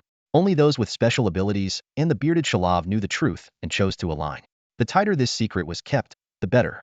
Our current plan is to make contact with the Messiah, with Shalav acting as our introducer. With Natalia's and my abilities, we should easily attain high positions within the organization. Lisa and Lu Yang will join as assistants. The commander has given us just half a month, so we must take control of the Messiah within a week and then use the remaining week to absorb other awakened organizations. The group arrived at the town, and Natalia exchanged a glance with Belle. Both of their abilities related to the mind, allowing them to sense the presence of powerful awakened individuals in the town, as well as the aura of the three-eyed people. Although Carmen Town is known as a gathering place for the awakened, it had long attracted the attention of the three-eyed people. On their maps, this place was a blank spot. Initially thought to be just a surveillance point, the situation now appeared more complex. "Stay low-key," Belle reminded, pushing open the restaurant door. This was a local eatery and tavern, but due to the high cost of alcohol, it was rarely visited by the average person. At least, not by ordinary people. Perhaps because it wasn't mealtime yet, the place was nearly empty. Lu Yang cautiously glanced around, then cleared his throat and walked to the bar, knocking on the counter. "A cream with no sugar, please." The bartender looked at Lu Yang, puzzled, and said, "We don't have cream." "What?" Lu Yang was taken aback, then repeated, "I want a cream with no sugar." His tone grew slightly firmer, and his voice inadvertently louder. The atmosphere in the shop suddenly grew tense. The customers paused what they were doing and curiously eyed Lu Yang and his companions. Lu Yang felt beads of sweat forming on his forehead, a hint of nervousness creeping in. Suddenly, Natalia, displeased with the situation, let out a cold snort. Her invisible psychic power swept through the entire restaurant like a sharp blade, making the air seem to freeze. This was level strength. Such a powerful presence in this small town was unheard of. Instantly, everyone focused on their food and drinks, not daring to peek any longer. "Didn't you hear us? We need a cup of light cream with no sugar." Don't think this is how the Messiah treats guests, Natalia said, her voice icy. She slowly lifted off the ground, her body floating in midair, eyes glinting as she coldly stared at the bartender in front of her, who was only at level strength. The young bartender shivered all over. As a class awakened, he simply couldn't bear the pressure from a class awakened. His face turned pale, mouth agape but unable to speak, as if frozen in fear. Ha ha ha. Miss Natalia truly is remarkable. When David mentioned her before, the young bartender was skeptical, wondering how they could possibly recruit a class awakened. But now, it seems their claims were not unfounded. An elderly man dressed in a black robe, with a cross hanging on his chest, looking like a priest, emerged from the kitchen. With his appearance, an invisible yet gentle force spread out, dissolving Natalia's oppressive aura. Another class awakened, and a psychic ability user at that, though it seemed his abilities were not combat-oriented. Natalia saw through the old man's nature instantly. She was furious and ready to strike. Bale had already marked everyone in the shop with his psychic ability, including the old man. Within 3 seconds of taking action, he could quickly defeat all enemies. However, the priest voluntarily withdrew his power and bowed slightly in apology. Miss Natalia, it was just a joke or a test from me, nothing to do with others. If you wish to take action, please do so elsewhere to avoid drawing attention. The diners and staff in the shop stood up, made a cross gesture toward the priest, and exclaimed in unison, Father Muir. Lu Yong, standing nearby, was taken aback upon hearing the name. Though the information was sparse, it was certain that this priest was the third core figure of the Messiah organization. As a class support type psychic awakened, his single combat ability might be slightly stronger than a class combat type awakened, but still limited. Yet, this man could firmly hold the top position below a class, showcasing his extraordinary skills. Father Muir, we were invited by Mr. Carmen and Mr. Shilov to join Messiah. Wasn't your test a bit inappropriate? Lisa pulled Natalia aside and smiled, saying, You must be Miss Lisa. I've heard Carmen mention you, and indeed, you are a beautiful lady. Father Muir smiled and said, I apologize. In this urgent time, with the 2 leaders absent, I had to do what I could for Messiah's safety, so I had to resort to some little tricks. Please forgive me. Lisa remained silent, and Father Muir continued, Messiah's current situation is not optimistic. With the 2 leaders injured and in hiding, hostile organizations have been trying to destroy us. Just this month, we've uncovered 7 infiltrators with abilities, so? His words carried a hint of distrust toward them, implying that even with someone vouching for them, it wasn't enough to guarantee that the guarantor wouldn't betray the organization. Lu Yong couldn't help but sarcastically comment, what kind of people would send a powerful class awakened to infiltrate, especially into an organization on the brink of collapse? He then added, Sorry, I spoke bluntly. Hope you don't mind. Despite being an undercover agent, he couldn't tolerate others speaking about him this way. Only he could do it, not others. This double standard was quite amusing. Mr. Lu Yong, right? Father Muir's smile remained bright. You are absolutely correct. It was my mistake. Representing the Messiah, he warmly welcomed your arrival and invited you to take a brief rest. Later, I will introduce you to an important figure. With the addition of a level strongman, we believe this will win us the support of a significant figure. The Messiah will be saved, and so will we. Father Muir spoke with fervor, as if a devout believer had glimpsed a legendary deity. The 4 of them exchanged glances, sensing something unusual. Something's not right here. Notify the rapid response team and prepare for support, Belle's voice echoed in Lisa's mind. Having already witnessed the ghost's abilities, Lisa showed no sign of suspicion. She casually swiped her wristwatch, sending a message immediately. Meanwhile, not far from the coastline, a patrol ship seized by Zhang Xuan lay hidden beneath the water's surface. Upon receiving the message, everyone checked their weapons, readying for battle. The deputy leader of Squad 1, B Company, Marine Lieutenant Tyler Francis, led the rapid response team. The ship housed 15 Marines, 3 Raiders, 3 Widowmakers, and 3 Predator robots. This setup was more than sufficient for providing fire support or executing a swift rescue. After checking his firearms, Tyler began marking coordinates on a small map. If they encountered a situation beyond their control, 2 Viking fighters would arrive within 3 minutes. Triple insurance, Zhang Xian's old tactic. Soon, night began to fall. Led by Father Muir, the Messiah members left the town and gathered under a windmill tower just outside. Bell and his team were among them. The location was not far from the sea, and the elevated terrain allowed Bell to spot the hidden patrol ship in the distance. Miss Natalia's addition has significantly boosted our overall strength, but a level strongman might still not suffice. Our organization needs greater power. Before our leader returns, if we can secure a level strongman to stabilize the situation, the Messiah will neither decline nor perish, Father Muir said gently. Natalia didn't respond to him. She was merely curious, gazing up at the windmill tower as if recalling scenes from a comic she had read before. Father Muir continued, but a level strongmen are scarce, and at least we, the Messiah, cannot recruit one. However, if a level member of our organization advances to a level, the situation would be different. Natalia instinctively straightened her posture and calmly said, I'm almost at the level. I have a feeling it might happen within these few days. If it weren't for some reasons, I wouldn't have remained at level for so long. Father Muir was intrigued by Natalia's words. Though he wasn't entirely sure what she meant by if it weren't for, his smile grew even brighter. He cheerfully said, That's wonderful. By the way, is Mr. Bell really just a class? According to the recommendation dossier provided by Carmen, Mr. Bell was classified as a class physical enhancement awakener. When the priest first saw his robust physique, he thought the same. However, perhaps due to his intuition as a psychic, Father Muir couldn't shake the feeling that this man seemed a bit too ordinary. Today's situation was unusually peculiar, yet eerily calm. Beneath this calmness lay an undercurrent of tension. For a class member, joining the Messiah seemed insignificant, almost indifferent, but today felt different. Natalia glanced at Bell and casually remarked, He is indeed class. Is there a problem? Natalia wasn't skilled in social interactions, so her feigned expression was easily seen through. Father Muir pondered for a moment and then smiled. Just thought he looked familiar. Maybe it's just my imagination. Saying this, he quickly walked to the wooden door of the windmill tower and knocked 3 times with respect. Come in, a deep voice responded. Father Muir turned to Natalia and said, You can come in with me to meet the master. No need to follow behind.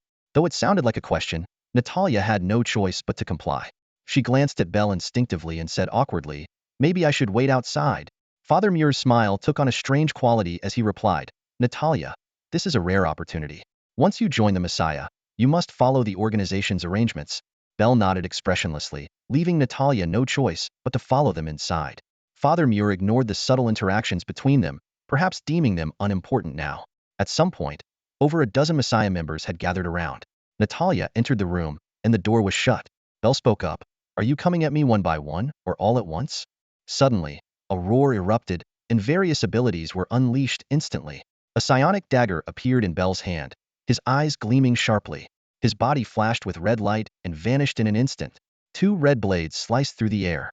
Blood spurted from the necks of several Messiah members simultaneously, and they fell lifeless to the ground.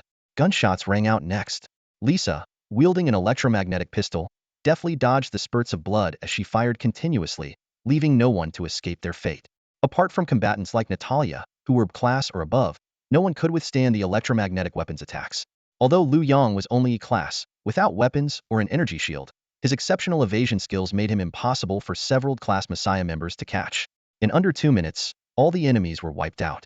Lisa immediately called for backup, sensing the dire situation. Bell removed his outer clothing, revealing his ghost armor, ready for a greater challenge. He swiftly rushed to the door, preparing to kick it open with psionic force. Confidently following Father Muir into the room, Natalia's mind was filled with doubt about everything. In this 3-story open library, the shelves are lined with various ancient texts. Despite its modest size, the room is steeped in history. A 3-eyed man, aged and robed in black, is meticulously studying an ancient book, examining each word with a magnifying glass. Noticing the 3rd eye on his forehead, Natalia's face betrays her unease, a sense of foreboding creeping over her. Beside her, Father Muir, as if in the presence of his master, immediately kneels and fervently exclaims, Great Father, I have prepared the sacrifice you need. Please commence the blood transfusion ritual. Natalia realized that this traitor had betrayed humanity and couldn't help but curse in anger, intending to use her psychic powers to subdue him. However, she found that her abilities were nullified in this room, unable to move no matter how hard she tried. The old man put down his magnifying glass, stood up with effort, and scrutinized Natalia. She attempted to step back and leave the room, only to find the door locked, her frail body unable to budge it. Smiling, the old man said, The blood transfusion ritual can proceed. But first, I want to taste this child. A great human child should have tender, delicious meat. Despite his kindly smile, his words were chilling. Father Muir gleefully produced a dagger, ready to draw Natalia's blood. Suddenly, a blue energy shield enveloped her. The old man recognized the personal shield, puzzled but not entirely surprised, given humanity's centuries-long conflict with the 3-eyed civilization. Although protected by the shield, Natalia had no means of attack and could only pound on the door, shouting for help. Sister Lisa, help me. There's a creepy old man trying to hurt me.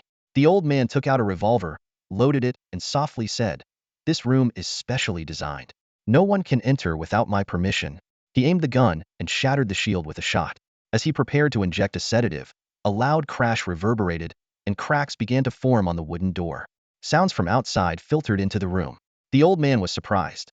This room was supposed to have a defensive field that could withstand most attacks. Soon, there were more booming noises and shouting from outside. In the midst of an intense space battle, the protagonist John piloted his spaceship, targeting a massive turtle's hell ship. He gripped the control stick tightly, his eyes fixed firmly on the enemy, a burning desire for victory fueling him. Prepare to fire, John commanded, his voice filled with determination and resolve. The spaceship's laser cannon slowly charged, emitting a low humming sound, as if it were eagerly anticipating the fight. John felt the vibrations of the ship, merging with it as one. He took a deep breath, ready to face the imminent challenge. With a thunderous roar, the laser cannon sliced through the darkness of space like a bolt of lightning, aiming for the weak spot of the turtle's hell ship. A sharp gleam flashed in John's eyes, his battle fervor burning intensely, unafraid of the formidable foe. Fire! John shouted, and the spaceship's laser cannon, like a harbinger of destruction, instantly struck the turtle's hell ship, obliterating it in a moment. A powerful energy wave surged, and the expanse of space was filled with searing flames, heralding the arrival of victory. A surge of triumph welled up in John's heart. He took a deep breath, savoring the calm after the battle. In this boundless universe, he demonstrated unwavering will and courage, ready to fight to the last moment to uphold his beliefs. The Elder with 3 eyes never expected to be bombarded by his own kind's spaceship, leaving him utterly shocked. After a volley of fire from the spaceship, half of the windmill tower was destroyed, and its once solid force field crumbled instantly. As the force field vanished, Natalia used her powers to lift off the ground, evading danger. Following that, Punisher grenades and a fierce group of Marines descended onto the ruins of the windmill tower. Led by Lieutenant Taylor, the Marines charged in, firing without hesitation. Under the relentless attacks from all directions, the 2 resisting individuals were quickly subdued. Father Muir's psychic shield was pierced in the hail of bullets, and he was brutally gunned down. However, the Elder with 3 eyes displayed an astonishing reaction speed. Enveloped in an energy shield, he bravely charged toward the Marines' defense line. His swift and agile movements surpassed most of the Marines' reaction times, with only Lieutenant Taylor barely able to keep up. Yet, the Elder didn't realize that his so-called weak point was actually a trap. As an experienced Army lieutenant, how could Taylor make such a rookie mistake? Just as the Elder broke through the encirclement, his face beaming with joy, he failed to notice the imminent danger. 3 Sentinel missiles sped towards him, and before he could react, he collided with them as if intentionally. The deafening explosion and the ensuing flames left a nearly 10-meter-wide irregular crater. As for the Elder with 3 eyes, there was no trace of him left. After issuing his mission orders, Taylor went to confer with Bell. Bell informed Taylor that the 3rd in command of the Messiah had colluded with the 3-eyed people, but not everyone was a traitor. Taylor decided to discuss with the commander, adjusting their strategy and seeking out other potential 3-eyed infiltrators. He realized there might be more than one among them, and to ensure the secrecy of their plan, they had to eliminate these threats first. Facing the severity of the situation, he requested Bell and others for their assistance. Upon receiving Taylor's report, Commander Zhang Xuan felt a headache coming on. The situation in human society was more complex than he had imagined, with the 3-eyed people infiltrating even the awakened ones. Moreover, there were traitors like Father Muir among them. There was still a long way to go to win over the awakened worldwide.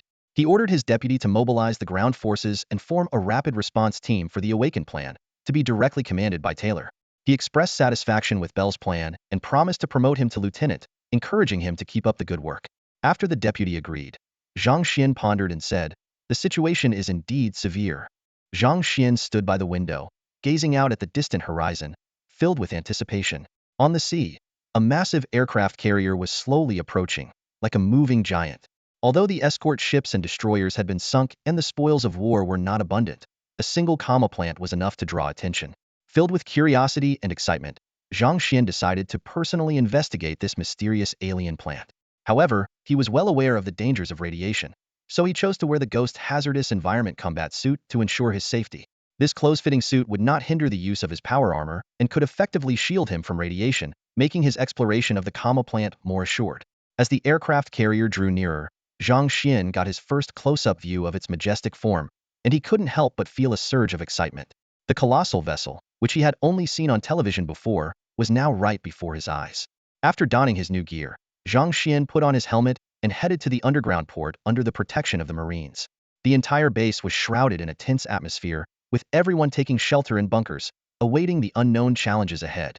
Although the comma plant was securely protected by a life support system, caution was always wise when dealing with such a devastating biochemical weapon. Zhang Xuan boarded a patrol ship and landed on the aircraft carrier's deck. The Marines were already lined up to greet him, saluting in unison at the ship's exit. Talus shouted, "Salute," and everyone responded in chorus, paying their respects to the commander. As Zhang Xuan stepped out of the vessel, despite being accustomed to his leadership role, the sight of hundreds of soldiers ready and saluting filled him with a surge of pride. He walked to the front of the formation and encouraged them, "I will always remember our fallen comrades. Their contributions to humanity's future will never be forgotten. The crimes of the three-eyed people against Earth are unforgivable, but we will avenge their sacrifices. Revenge, revenge, revenge." In the distance on the deck, a group of captured humans was bound together, watched over by liberators and Viking mechs. Any movement could trigger a barrage of gunfire. Joel, the deputy captain, watched all this with trepidation, still reeling from the harrowing battle they had just endured. Seeing Zhang Xuan disembark from the UFO-like craft, he was filled with fear and doubt, even beginning to question whether these enemies were indeed from another world. They seemed to have been fighting aliens all along, which left them feeling somewhat puzzled. Especially the one who appeared to be the leader. Why was he seeking revenge for humanity? And who were those three-eyed people? Why was it impossible to understand what they were saying? The deputy next to him looked pale, as if he had something to say but hesitated. Reluctantly, he finally spoke, trembling. "When I was captured, Charlie next to me was killed." But, strangely, his face changed immediately. The most obvious change was an extra eye on his forehead. Hearing the deputy's description, the onlookers displayed expressions of disbelief. It's highly likely for an individual to experience an illusion, but for a group to witness the same thing is almost impossible. Could it be? An idea suddenly struck Vice Captain Joel's mind, one he tried to dismiss but couldn't ignore. In the training station, Zhang Xuan felt a surge of powerful energy, as if his abilities were quietly awakening. Perhaps it was due to his recent promotion in rank, or maybe his heightened perception, but Zhang Xuan began to notice things he couldn't sense before. He stared at the faintly glowing karmic plant, reaching out slowly to touch its radiation range. The face shield of his power armor immediately issued a radiation warning, but the radiation didn't penetrate, and the hazardous environment combat suit didn't trigger any alerts either. Taking a deep breath, he resolutely stepped closer to the plant. As he approached, the red exclamation mark on his face shield flashed faster, eventually displaying a 10-minute countdown. In 10 minutes, the radiation would completely breach his power armor. Standing before the life support device, Zhang Xuan asked his deputy, "Can you determine the situation?" The deputy responded, "Commander, according to the analysis, this plant doesn't directly grant evolutionary abilities to organisms. Instead, it attaches to a host, absorbing energy from it to achieve coevolution, similar to a symbiote." "Symbiote?" Zhang Xuan asked in confusion. The deputy explained, "Yes, once infected, the host's mind becomes influenced by the plant, turning highly aggressive. Eventually, the plant will control the host's thoughts and actions." Zhang Xuan gasped, realizing the plant's potential as a devastating weapon. The deputy continued, "The cellular composition of this plant is similar to the Zerg creep. You might be able to absorb part of it and decode it to unlock the Zerg panel." Zhang Xuan hesitantly asked, "Is it dangerous?" The deputy assured him, "Don't worry, there's no danger. Just place your hand on the life support device." Trusting his deputy's assurance, Zhang Xuan placed his hand without hesitation. Instantly, the room was flooded with red light. The karmic plant trembled violently, the radiation alarm on his power armor went berserk, and the 9-minute countdown rapidly decreased. As the countdown ended, Zhang Xuan felt his hazardous environment combat suit enveloped in heat. He urgently questioned, "Deputy, you said it was safe." The deputy replied, "Absorption and analysis are in progress." Terrified, Zhang Xuan realized the radiation had penetrated his power armor, and his combat suit was failing to protect him. He felt despair as he discovered his hand was glued to the glass, unable to move, as if it were stuck with adhesive. Zhang Xuan hesitated for a moment, then anxiously shouted into the communicator, "Sveik, get in here and take me out." However, the red glow in the room began to fade slowly in the next second. The once vibrant comma plant shriveled rapidly, with some parts even beginning to wither, ultimately shrinking to the size of a finger. After the absorption was complete, Zhang Xuan gritted his teeth and demanded from his adjutant, "You owe me an explanation. What on earth just happened?" Sveik had just rushed in with 2 others, but Zhang Xuan motioned for him to stay silent. The adjutant explained, "According to our analysis, your hostile environment combat suit can fully withstand the comma plant's counterattack. Everything was under control, and you were never in any real danger. Commander, please trust the system's capabilities." Zhang Xuan reluctantly nodded, acknowledging the adjutant's explanation. Although he had been startled, there was no real danger. He sternly said, "Next time, even if there's a thrilling scenario, inform me in advance. Do you know I almost wet my pants?" The adjutant nodded. "Understood, Commander. Your bladder didn't contain much urine, so you wouldn't have been scared into wetting yourself." Zhang Xuan felt this detail was unnecessary to delve into. According to their analysis, the comma plant could activate the Zerg panel. However, due to missing Zerg genes and data, only the creep technology had been unlocked.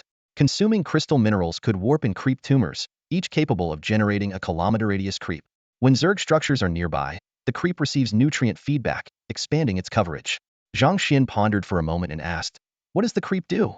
Besides providing nutrients for Zerg structures, Zerg units on the creep benefit from increased attack and movement speed, faster healing, and accelerated evolution. Over time, this could lead to new abilities and traits. Realizing he currently had no other Zerg units, Zhang Xuan understood this technology was ineffective for his human forces.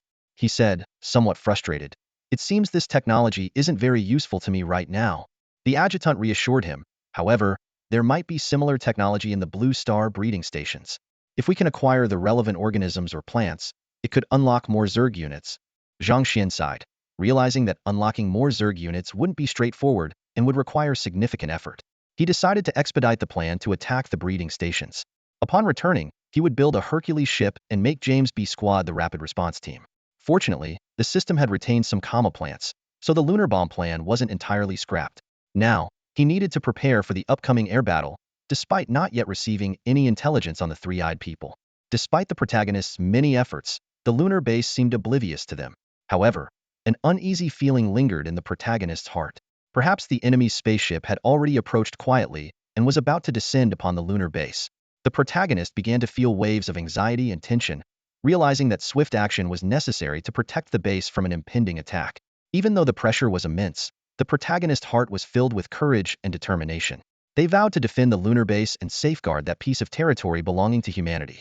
Two outposts lost contact, and the mysterious disappearance of a noble finally drew significant attention from the lunar base. On the far side of the moon, countless spacecraft navigated the sky, some on routine patrols, others on cargo missions. The base operated with the precision of an ancient machine. As the highest-ranking leader assigned by the company on Blue Star, Lunar Base Commander Duncan felt increasingly agitated.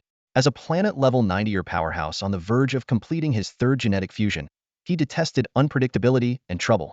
Every time the millennial cycle began its countdown, these damn natives always caused disruptions. But this time, it involved a Baron, an unprecedented occurrence. Humans, why are they so eager to seek death? Why not simply wait for their impending doom? Though Duncan was also a Triclops, his physique was exceptionally burly. Even seated, he was 3 meters tall, and standing, he was estimated to be 5 meters high. His robust muscles and gray, metallic shimmering skin showcased extraordinary strength. At this moment, Duncan was in the meeting room, listening to his subordinates report. "Commander, according to our intelligence, we have detected forces of an unknown civilization in the Pacific region. Some time ago, Baron Morpheus led 5 patrol ships and over 100 combat personnel to land on Blue Star. Their signal was last detected near cultivation station number 3. We suspect these unknown forces might be hiding near station number 3, and their strength should be limited. Otherwise, our detectors would have found them by now." Unknown civilization? Duncan scoffed. "No other civilization would dare risk offending our Triclops civilization by infiltrating Blue Star. I believe they might be fortunate individuals who stumbled upon ancestral relics. After all, the Atlantis civilization still has many arsenals in the deep sea." The attendant smiled slightly and respectfully said, "You are wise." Duncan abruptly stood up from his seat, emanating an aura like a primordial beast. He walked over to the attendant and looked down at him. "Find them and eliminate them, but don't use excessive force. The young Baron might still be alive. Although I don't like him, I don't want to be accused of killing a noble." "Yes, Commander." The attendant's face was somewhat pale but remained composed. "I will dispatch the troops. Additionally, Lord Yaksa has requested to join the operation." "Oh, Yaksa has reached the planetary level?" Duncan smiled. "I found a suitable second genetic fusion for him, so my efforts paid off." "Fine, let him go. Let's see how strong he is. I'll make the arrangements." After the attendant left, a 6-meter-long metallic war blade appeared in Duncan's hand, shimmering with light. He gently stroked the blade and muttered, "Just a little longer. Once I break through to the stellar level, it will be time for vengeance." 3 days later, a large fleet of ships searched the Pacific Ocean. They couldn't possibly escape the watchful eyes of Zhang Xuan. "Commander, nearly 500 unidentified spacecraft are approaching rapidly. The Iron Raven has already set up interception devices in the sky, but the island's current defenses seem insufficient to withstand this attack. Zhang Xuan stood in the command room, his face grim as he stared at the small map filled with red dots approaching from different directions. It appears the three-eyed are serious this time. What's the status on Swick? Captain Swick has successfully taken over 2 cultivation stations and is now loading cargo at Station 7, preparing to return. Good. Urge them to speed up. Get the SCV engineering team ready for battle. Once the fighting starts, the island's defense facilities will be the first to be hit, so they must be repaired quickly. Understood, Commander. Additionally, Lieutenant Bell reports that with Lieutenant Taylor's assistance, they have successfully taken control of most of Messiah's assets and personnel and have begun contacting other awakened organizations. They are on standby for support if needed. Zhang Xuan pondered for a moment and said, although their original mission was to develop covertly, the immediate priority is still the survival of the base. Evacuating in the face of 500 warships and a large ground force won't be easy. Have Bell ready for extraction and keep Hercules on standby. Understood. What about the captured soldiers? Are they willing to fight? Sorry, Commander. You should ask if they are willing to fight for humanity. Zhang Xuan smiled and shook his head. It's all the same. The meaning is clear enough. Professor Chen Tianming has revealed the Three-Eyes conspiracy and their millennia-long cycle plan. They are humans themselves and can't just stand by. Captain James' psychological counseling has also been effective. Most have agreed to fight again, joining the Marines to battle for human survival. As for the few who are battle-averse, they have lost their will to fight. Even with power armor, they are useless and have been sent to the mines. The crystal veins aren't fully mined yet? The mining team reported 3 days ago that the crystal veins are becoming scarce, and frequent reports of vein depletion have come in over the past few days. We are in dire need of supplies. If the veins run dry, we will face a supply crisis. The mine has been developed down to 1,000 meters underground, and finding new veins is indeed difficult. It is expected that all known veins will be exhausted by tomorrow. This is indeed bad news. Zhang Xiancheng let out a deep sigh, his heart filled with helplessness. The team members he had sent out still hadn't found any new mineral veins, making him start to doubt whether this was the only place on Blue Planet with crystal mines. What was even more concerning was that this morning, the mining team accidentally discovered a mysterious underground space while extracting a vein. It was hidden within the deep-sea rock layers, and its exact nature was still unknown. However, the detectors indicated traces of man-made structures, possibly connected to some ancient civilization. Could it be Atlantis? This possibility could not be ruled out.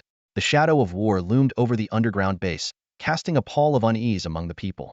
The members of the mining team could feel the tension in the air, heightened by the frequent military maneuvers within the base. Though no official announcement had been made, everyone knew that war was imminent. Most of the troops in the underground base had been deployed to the surface, leaving only 2 squads of 50 men each to guard the port, ready to fend off any potential attacks. It was clear that a formidable enemy was approaching, likely the fleet of the Three-Eyed People. With a pickaxe and an electric drill slung over his shoulder, Zhang Guofu followed behind the SCV, clearing the way, gradually adapting to the life of a miner. He worked 8 hours a day, sometimes extending to 10 with overtime, and enjoyed a day off each week. The hearty meals and nutrient supplements made him feel stronger. He couldn't have imagined that he would be toiling for the survival of humanity, and he smiled wryly at the thought.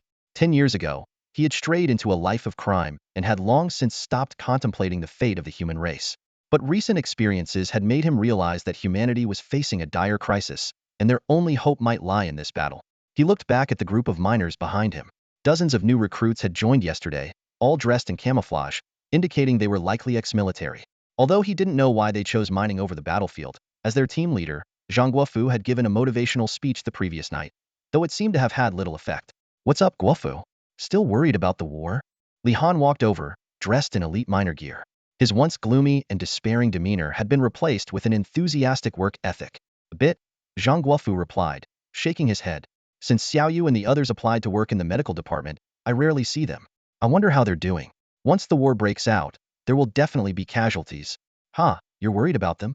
They spend their days in the office learning first aid, having a great time. I saw them last time I went to the medical station for a capability assessment. Their lives are way better than ours, Li Han laughed. Yeah, the nurses at the medical station always look so well-groomed. Last time I went there with a sprained leg, covered in mud. I felt a bit embarrassed. But those nurses are really charming, haha, chimed in a burly, tattooed man, drawing a round of laughter. Among the captives, there were a few women. However, since the upper management began restructuring work departments, almost none of the women wanted to stay for the grueling tasks. They had long submitted applications for transfer. The most popular department was the medical unit, known for its easy and simple work. If men were not excluded there, Many of the burly men would undoubtedly compete for those positions. Zhang Guofu joked with everyone, a wide smile on his face. But just then, the SCV leading the way suddenly stopped. The pilot inside the mech frowned and said, "You stay here. We'll go check it out." Zhang Guofu asked in confusion, "What's going on? Do you need our help?" Although he didn't think there was any danger underground, the fact that the three-eyed people were already prepared to go to war with them made an underground attack not entirely impossible. The thought of a sky filled with ships sent a shiver of fear through Zhang Guofu, but it was overshadowed by anger and a readiness to fight. The pilot reassured him, "It's nothing major, just found something new." He maneuvered the mech to drill through layers of rock, revealing a blue metal door. This metal door had been lying dormant underground for who knows how long. It should have gleamed with metallic luster, but now it appeared rather dull. They requested a combat team from their superiors to begin exploring this unknown relic. After moving the excavation team back, the SCV pilot pondered how to open the door. His trained eye quickly recognized the high-tech nature of the door, especially when the rock and soil were completely cleared away, revealing the entire surface of the door. Everyone held their breath as they saw the trident emblem, still clear after millennia. The door seems to operate on some unknown energy. I've never seen technology like this. Before even entering, several engineers began studying the door's technology and energy source. Soon, a 50-person team arrived on the scene. Chris, the deputy commander of B Squad, brought widow mines and predators along. Considering the potential dangers of the Atlantis civilization's relics, they opted to use these robots to scout ahead rather than risk human lives. Chris stepped forward and asked, "Can it be opened?" An engineer replied, "Of course. Although their tech style is unique, the fundamental principles remain the same. Under the same physical laws, technology always has similarities." With that, several engineers began operating the mech and got to work. Before long, the third immatural door suddenly glowed blue, with the light quickly converging on the trident emblem in the center.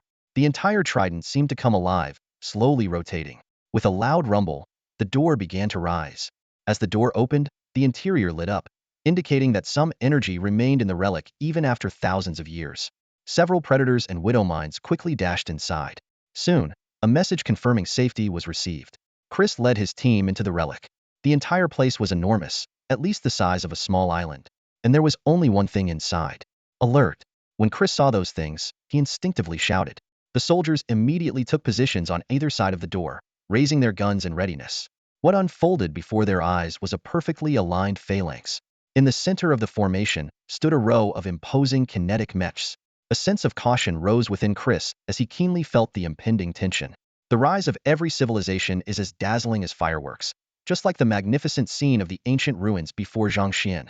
Standing at the entrance, he listened to the lieutenant's briefing, his eyes fixed on the surroundings, his heart filled with indescribable emotions.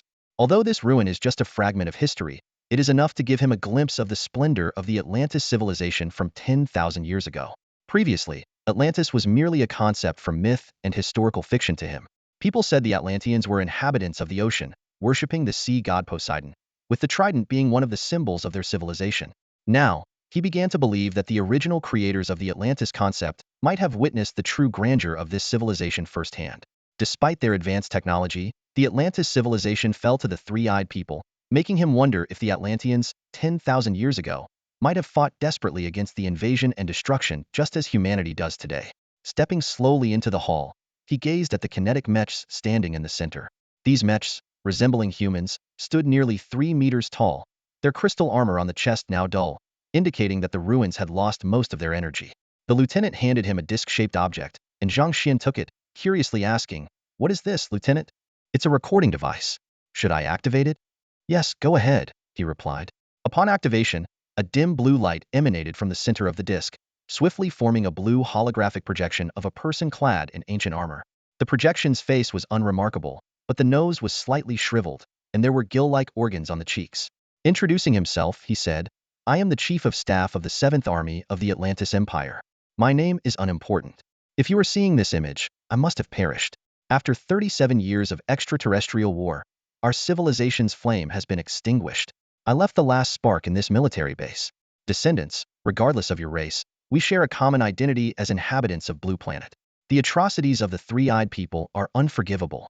One day, they will pay for their actions. We have no more chances, but you do. A new race will carry the torch and continue the journey. Your time is limited. Perhaps your civilization already possesses powerful technology, but I believe you still need the help of us, your predecessors." This base conceals 81 subplanetary intelligent kinetic armors, with a maximum standby time of up to 6,830 years. If this time window is missed, the armors can be dismantled, possibly revealing some useful technology. Additionally, the base holds many secrets, including a military auxiliary AI from the 7th Army Group, whose specific functions require further exploration. The message sender indicated that this would be their final message, hoping that after victory, their names would be immortalized in history, not lost to time. They wished for people to remember Atlantis. Even in failure, they urged against despair, believing that Blue Star would eventually rise, and its people would too, perhaps soon or in the next millennia. After the message ended, the hologram flickered and disappeared, and the disc in his hand lost power, becoming useless. The Atlanteans showed no signs of pessimism throughout. According to the hologram, they had endured millennia of cycles and had fought the three-eyed people in space for 37 years. Ultimately, they were defeated. Zhang Xuan held the disc in silence for a long time. The weight of history pressed on his shoulders, but he did not give up. With a burning gaze, he firmly said, "Perhaps our decisive battle with the three-eyed people is imminent. This is not defense but counterattack. We cannot fail, and we will not fail. Humanity will triumph." The surrounding soldiers stood solemnly, their eyes fixed resolutely on Zhang Xuan, and they shouted in unison, "Humanity will triumph, Commander will triumph." "It is my honor to serve you, Commander," one soldier added. Zhang Xuan, rallying the troops, ordered the useful materials from the base to be moved and dispatched SCVs to check if the remaining energy could be utilized. He walked up to the kinetic armors and regrettably remarked, if these armors could be used, they would greatly benefit future battles. Suddenly, he discovered new technology and began immediate analysis.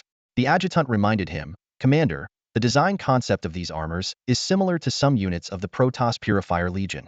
The Protoss panel has been unlocked, with new units, Vigilant and Inspirer."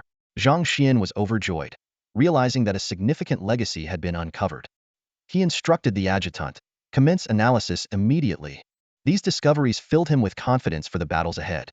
In this universe, there exists a brave and resolute human commander named Zhang Xuan. He is broad-minded, quick-witted, and always handles complex situations with calm decisiveness. By chance, Zhang Xuan discovered a dormant military AI from the 7th Fleet. After perfecting its source code, he successfully unlocked the personality program of the Protoss AI Executive Officer, Kalanias. Kalanias is an exceptionally wise and unwaveringly loyal virtual assistant. He dedicates himself fully to serving Zhang Xuan, becoming an indispensable aide in commanding the Protoss forces. Whenever Zhang Xuan faces a decision, Kalanias provides insightful advice, helping him devise the best strategies. Their collaboration is seamless, together forging a path of brilliance on the interstellar battlefield. On their cosmic journey, Zhang Xuan and Kalanias advance hand in hand, creating countless legends. Their stories are recorded in history and passed down through generations. In Taro Adin, the names of Zhang Xuan and Kalanias will forever shine in the stars, bringing peace and hope to the entire universe. When Zhang Xuan heard that familiar greeting, it felt like he was back in his college dorm, reliving the days of playing Void Legacy campaigns. Without lingering too long, he quickly responded, "In Taro Adin, Kalanias, may I address you this way?" Kalanias' reply was filled with emotion, much more than the adjutant's usual tone. However, Zhang Xuan sensed a hint of melancholy and regret in Kalanias' voice. Perhaps noticing Zhang Xuan's confusion, Kalanias explained, "Executor, my AI personality is not complete. Part of it is composed of an AI known as Spark. From its data, I learned about that epic battle 10 millennia ago. The resilience of the Atlanteans is admirable. Even in their defeat, they retained their honor." Mentioning Spark, Zhang Xuan sighed and said, "So, your role, like Adjutant Ava's, is to assist me in commanding the troops?" Kalanias affirmed, "Absolutely, Executor. You are now the war executor of Darum, and it is the duty of any Protoss faction or branch to serve you. In some aspects, your status and power are nearly equivalent to Hierarch Artanis." After listening, Zhang Xuan asked, "Then, please tell me, what Protoss units can I currently deploy?" Kalanias explained, "You can currently deploy the Vanguards and Motivators from the Warp Purifier's Legion. Vanguards are mid-ear ground units, costing 1,000 crystal minerals, while Motivators are also mid-ear ground units, costing 500 crystal minerals and 1,000 high-energy gas. Given the current situation, I suggest warping in a batch of Vanguards and a few Motivators for combined operations. Their assault capabilities can breach the Trioculars' lunar base in a short time. As long as the number of Vanguards is sufficient, enemy ships and warcraft will never take to the skies." Adjutant Ava proposed another suggestion, "Commander, I believe it's best to warp in Terran air units now, as the Triocular ships are already nearby. We cannot afford to divert resources for a base trade tactic at this critical moment." Despite this, Zhang Xuan insisted, I think we need to go all out. There's no turning back. Resources are limited, and we have to deal with the upcoming battles. I don't want to easily abandon the base we've invested so many resources in building.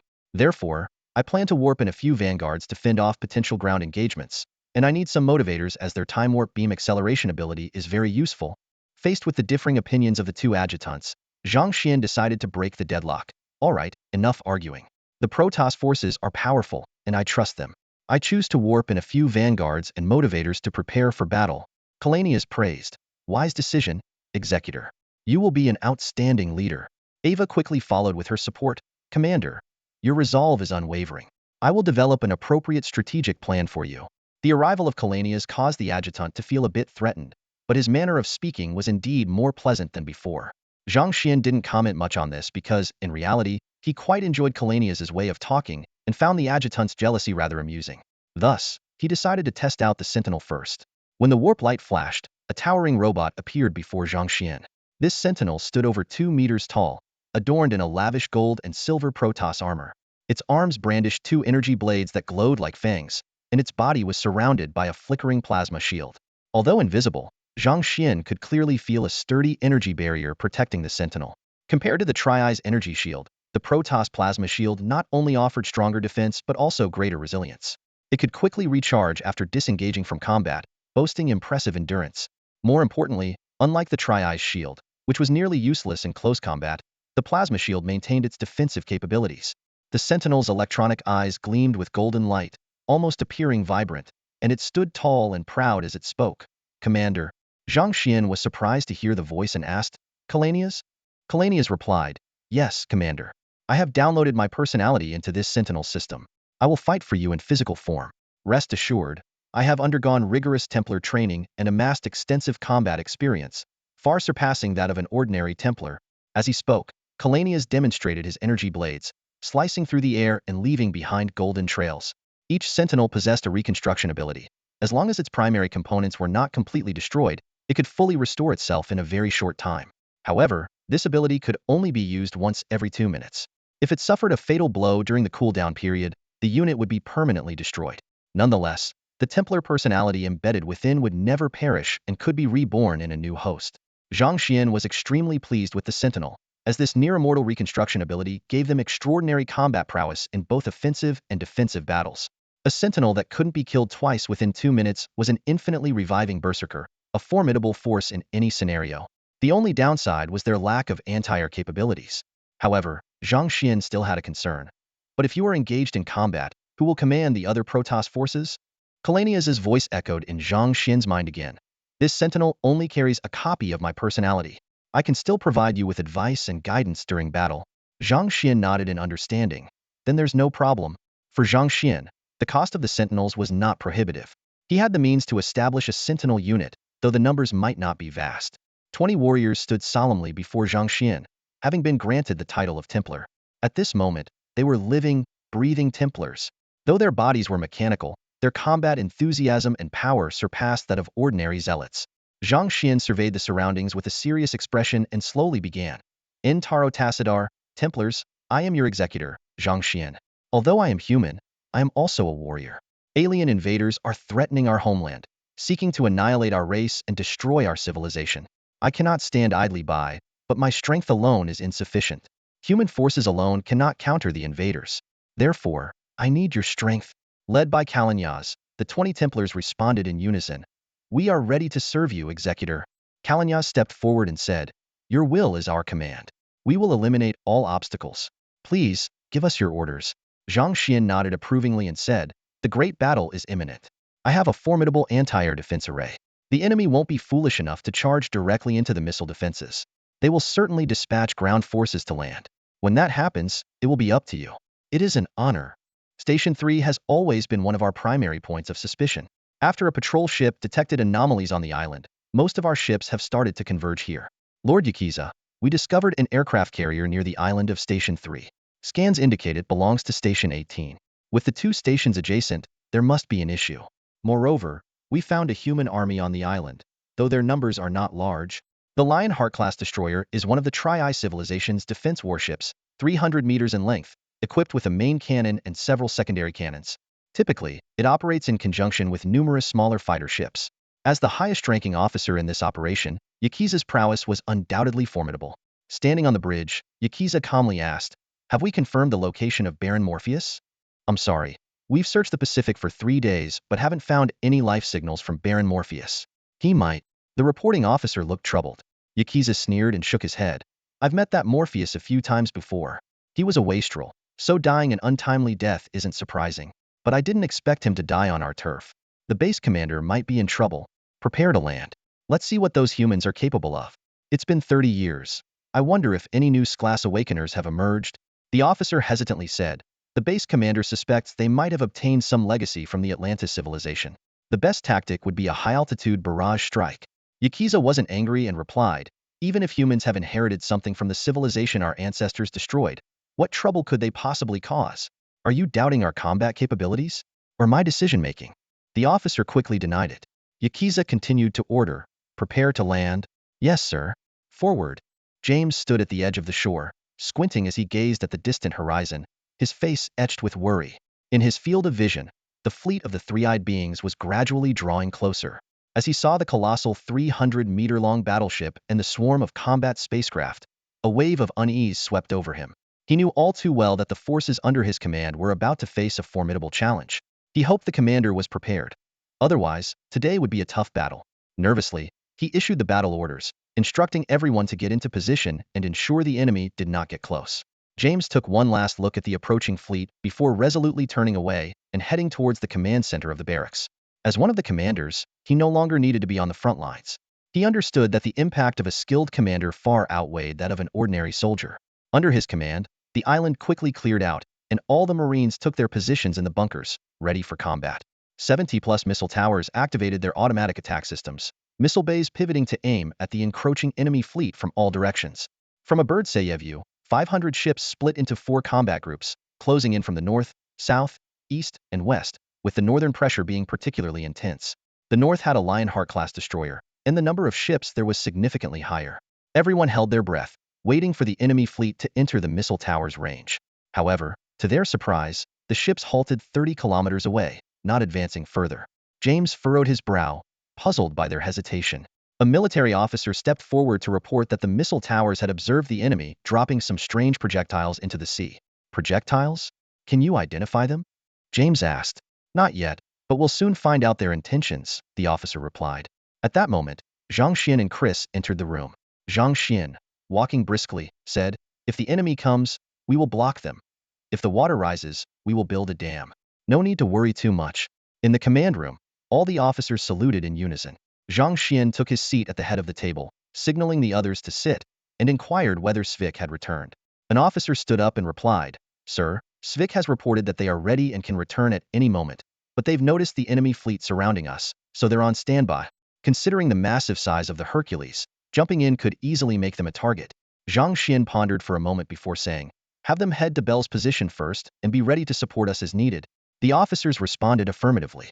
Just then, the sergeant in charge of observation suddenly turned pale, clutching his headset. "Report, Commander.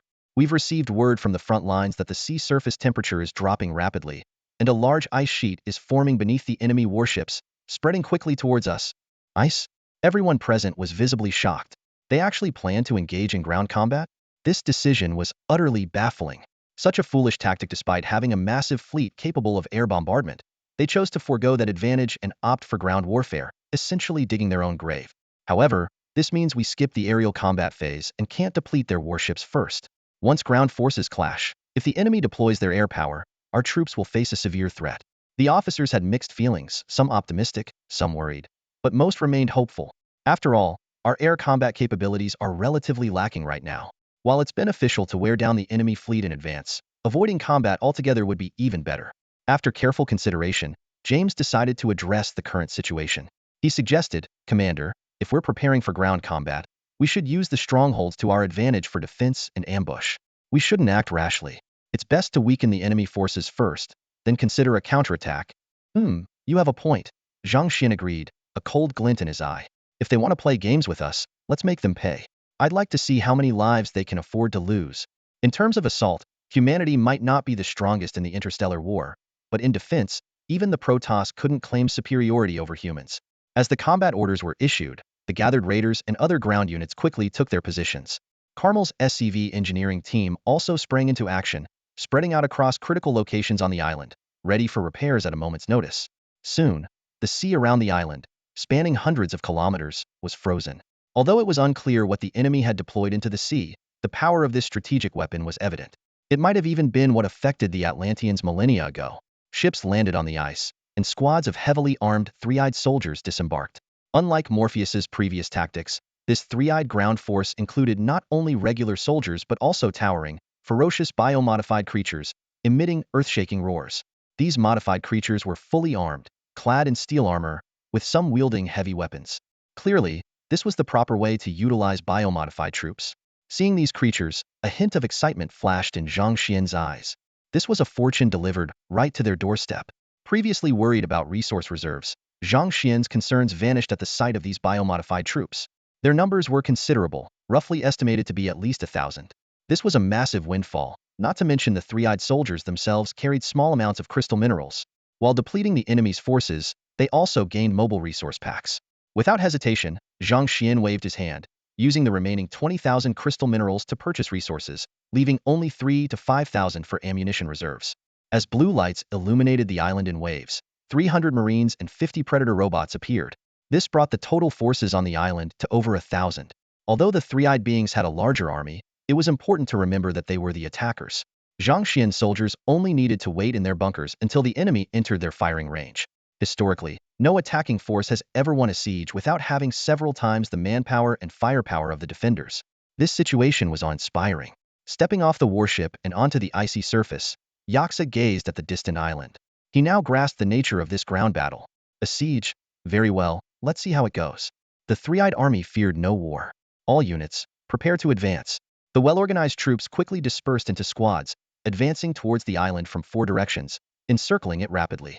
Modified creatures were unleashed, driven to charge towards the island with ferocity.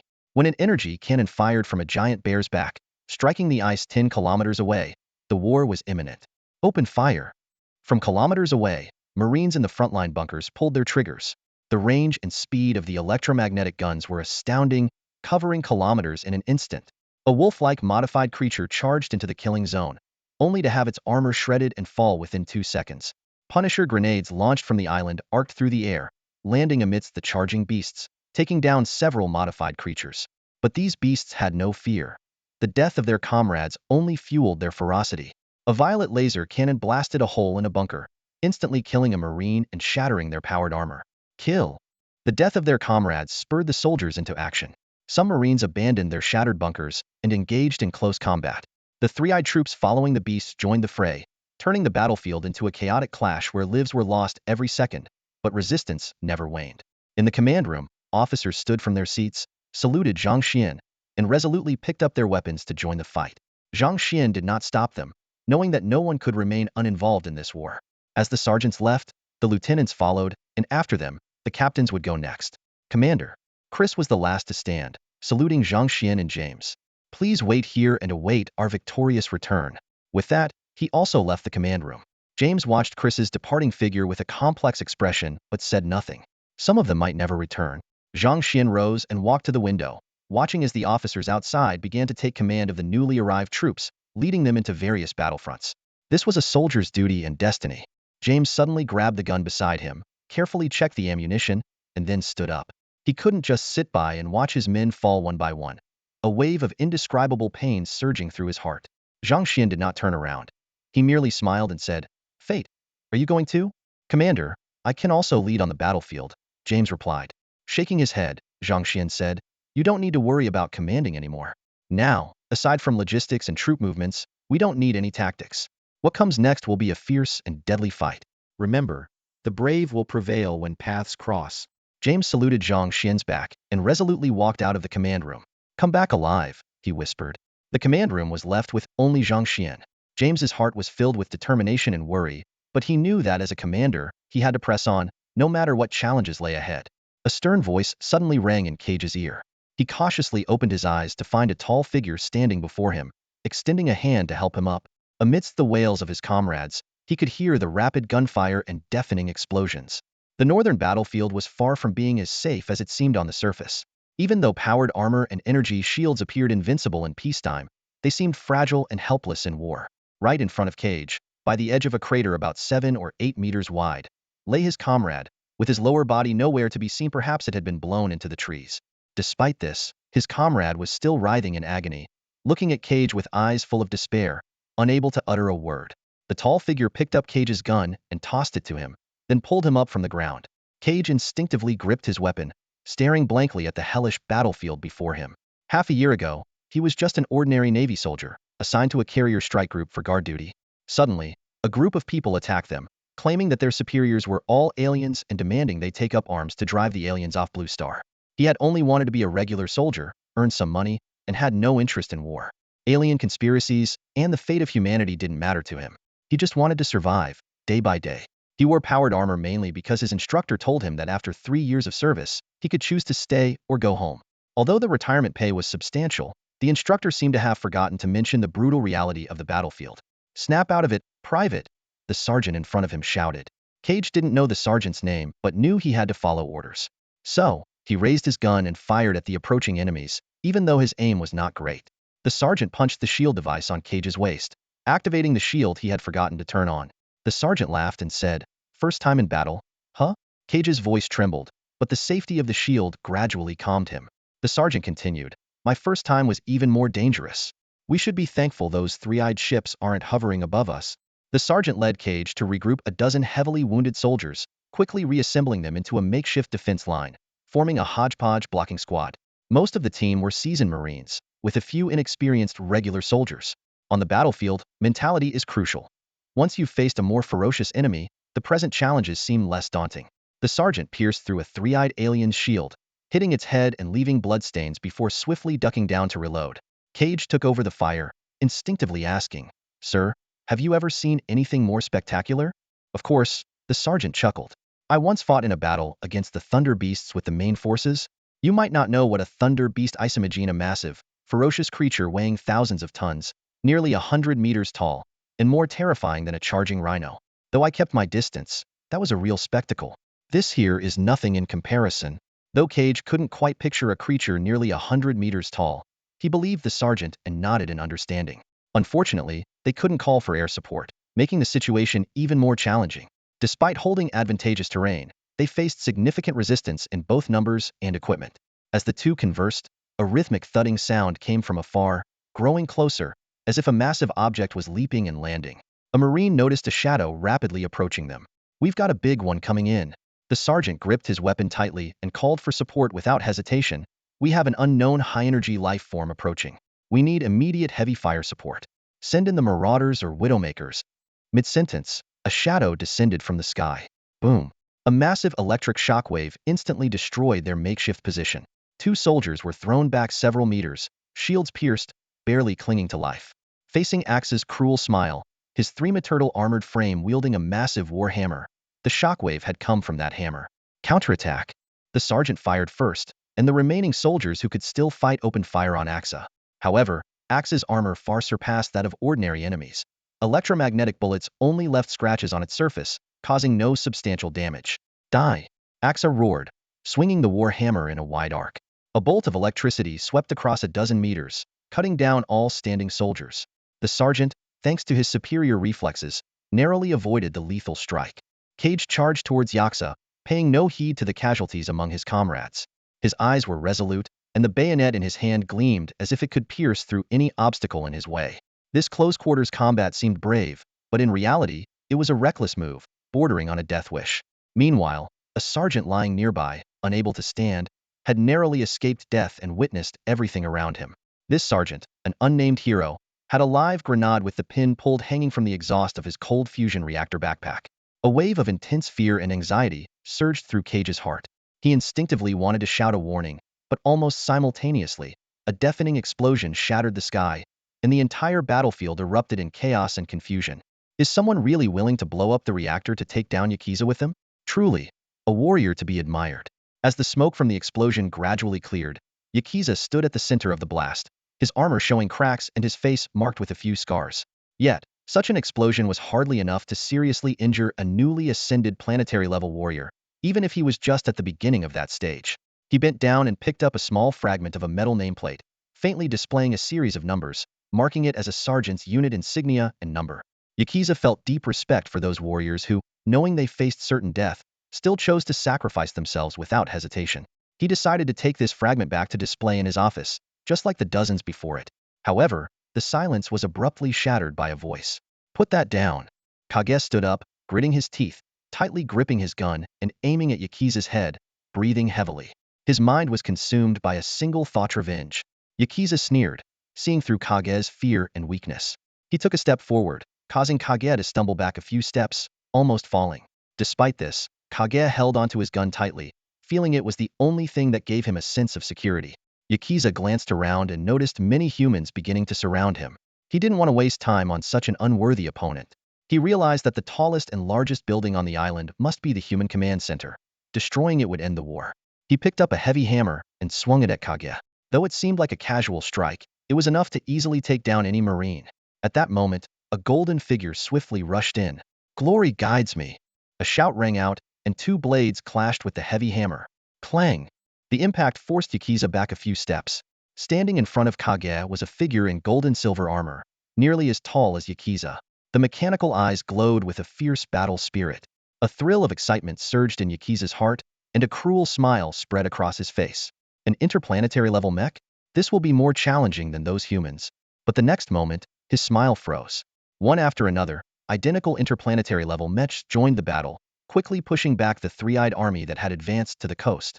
Two sentinels appeared on either side of Yakiza, forming a triangular encirclement with the mech in front, trapping Yakiza in the center.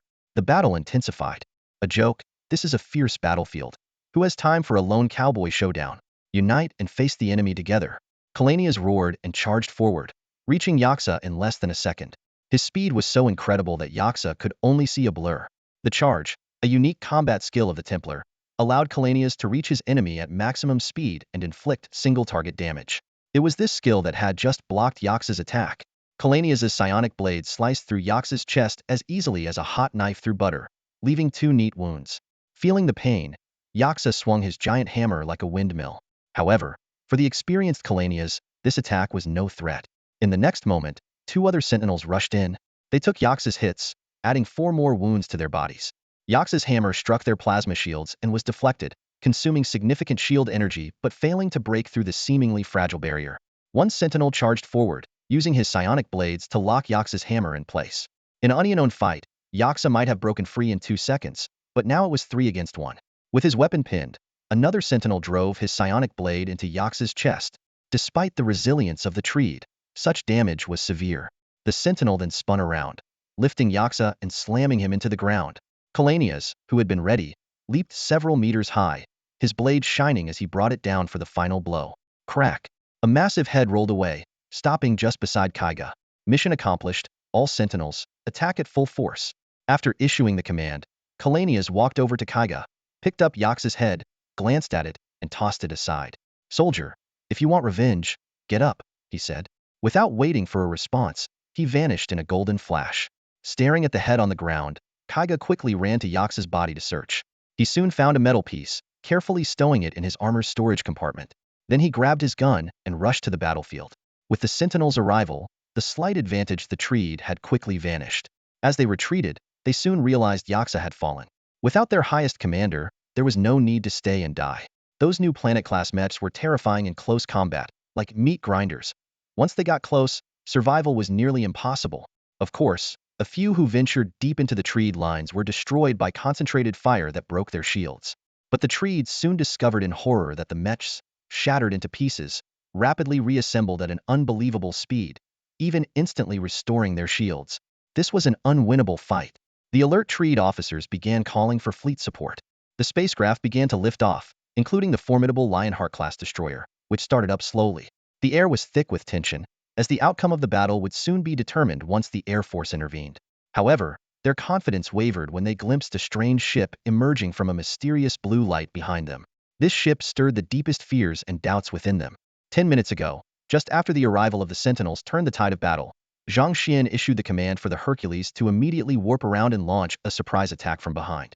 Initially, Zhang Xuan had little hope for this battle, merely wishing to repel the enemy, which would already be a victory.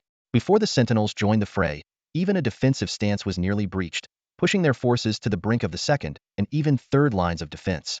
The appearance of the exceptionally powerful three-eyed warriors made Zhang Xuan almost certain of defeat. If the defensive line was broken and losses exceeded 60%, Zhang Xuan would have to consider retreat. However, fortunately, the Sentinels' performance far exceeded Zhang Xuan's expectations. Despite their reduced numbers, with some even resurrecting after being killed, this played right into Kalina's plan. The enemy commander's death clearly shook the enemy's morale, especially when they discovered their opponents could resurrect after being killed. Most of the three-eyed warriors lost the will to fight. When Zhang Xuan noticed the enemy fleet preparing to join the battle, he realized the critical moment had arrived. If Swick's ambush was successful, this battle would be a decisive victory. But if the ambush failed, the enemy might expose our weaknesses and reignite the three-eyed warriors' fighting spirit. Upon receiving the coordinates from the command room, the Hercules, already prepared, immediately warped above the enemy flagship and began deploying troops almost instantly. Dozens of raiders were the first to be deployed, and while still in midair, hundreds of grenades bombarded the flagship, forcing it to halt its ascent. Quick, quick, quick. Everyone follow up, Swick urged from the gravity bridge. Not far away, dozens of plainclothes personnel anxiously watched the battle below the gravity bridge. Standing at the forefront of the crowd, Natalia, dressed in a black combat suit, looked confident despite the smallest women's combat suit appearing loose on her. Her once youthful face now radiated confidence. Under Belle's quiet guidance, Natalia, with her near-a-level strength and strong decisiveness, had become the leader of the entire Messiah organization. Few knew that the true decision-maker was Belle, who had been silently supporting Natalia. With the help of Taylor's rapid response team, Messiah transitioned from a conservative to an aggressive organization, instigating conflicts and annexing rival groups. To maintain control, Messiah conducted large-scale purges, rewarding those who complied and allowing dissenters to leave. However, those who left would need to be cautious, as they might be targeted by night raid squads if deemed uncooperative. Many had already mysteriously disappeared. As for the two A-level leaders in Antarctica, they had now faded into obscurity. The downfall of the Triclops was imminent, and Liu Yang shouted with exhilaration. He had donned a crisp formal suit, and the metallic prosthetic arm compensated for his previous loss. Over the past days, Liu Yang had been striving to prove his worth, even participating in the annexation plans against the rebel alliance. After undergoing Belle's psychic interrogation, Liu Yang transformed from a marginalized low-level tool into a mid-level operative. He no longer feared being discarded at any moment. To the members of Messiah, Liu Yang, though not particularly powerful, was considered a strategic advisor to their leader, Natalia, thanks to his quick thinking and heritage, which afforded him a respectable status. Soldiers on the ship were rapidly deployed to the northern front against the Triclops, and as the hatch closed, Hercules swiftly reappeared in the south. Despite Hercules carrying only 300 to 400 troops, they were more than sufficient against the demoralized and retreating enemy. Messiah members, follow me. Natalia rallied, raising her arm. The awakened fighters responded immediately, descending to the ground via the gravity bridge, followed closely by several squads of Marines. Some ships, in their haste, failed to take off. The awakened fighters launched their assault, targeting the ships and the retreating forces. These fighters were formidable, with the weakest among them being Crade, and 7 to 8 of them at grade, representing the elite of Messiah's forces. In just a few days, Messiah's combat strength had multiplied several times over. Natalia showcased her formidable power, flying out of the hatch and using her psychic abilities to control enemy ships, causing them to explode. Her deep understanding of the Triclops ships allowed her to maneuver effortlessly. Witnessing their leader's divine prowess, the other awakened fighters' morale soared. Most of them were radicals who had joined Messiah because of Natalia's immense power. After a decade of accumulation, Natalia was just a step away from reaching a grade. Even without breaking through, she could still exert combat strength comparable to an A-grade fighter. On the gravity bridge, Belle nodded amicably at Swick before stepping onto the bridge. He was the last to be deployed. Swick wiped the sweat from his forehead, still shaken by Belle's icy gaze earlier, nearly drawing his gun in fear that Belle might stab him. Thankfully, the protagonist felt a deep sense of relief, as he found the specters utterly unbearable. If it weren't for the commander's orders, he would never willingly deal with these potentially berserk lunatics. Who knew why the commander had summoned them in the first place? Compared to the specters, the protagonist much preferred the ghost operatives equipped with psionic limiters, as at least their emotions were relatively more stable. Of course, in reality, he also harbored disdain for the ghosts, since no one likes assassins lurking in the shadows. However, humans are creatures of comparison, and some things always seem better when viewed in relative terms. When facing the fleet of the three-eyed people, the rapid response force was clearly undermanned, despite most of the enemy ships being docked on the ice. They managed to secure 3 directions with great difficulty, but many enemy ships still managed to escape into the sky. Pursuit was futile as the Air Force had been redeployed elsewhere and couldn't return immediately.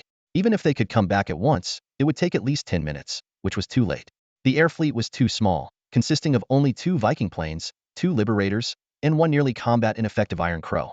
By the end of the battle, they had achieved remarkable results, destroying 102 patrol ships, 68 combat ships, and the massive flagship. Despite suffering heavy losses, some of the three-eyed people managed to escape, eliminating over 3,000 modified beings.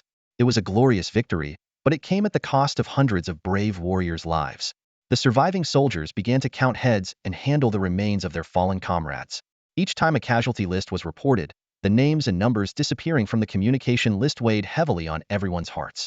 A total of 467 soldiers were killed, and almost all survivors were injured.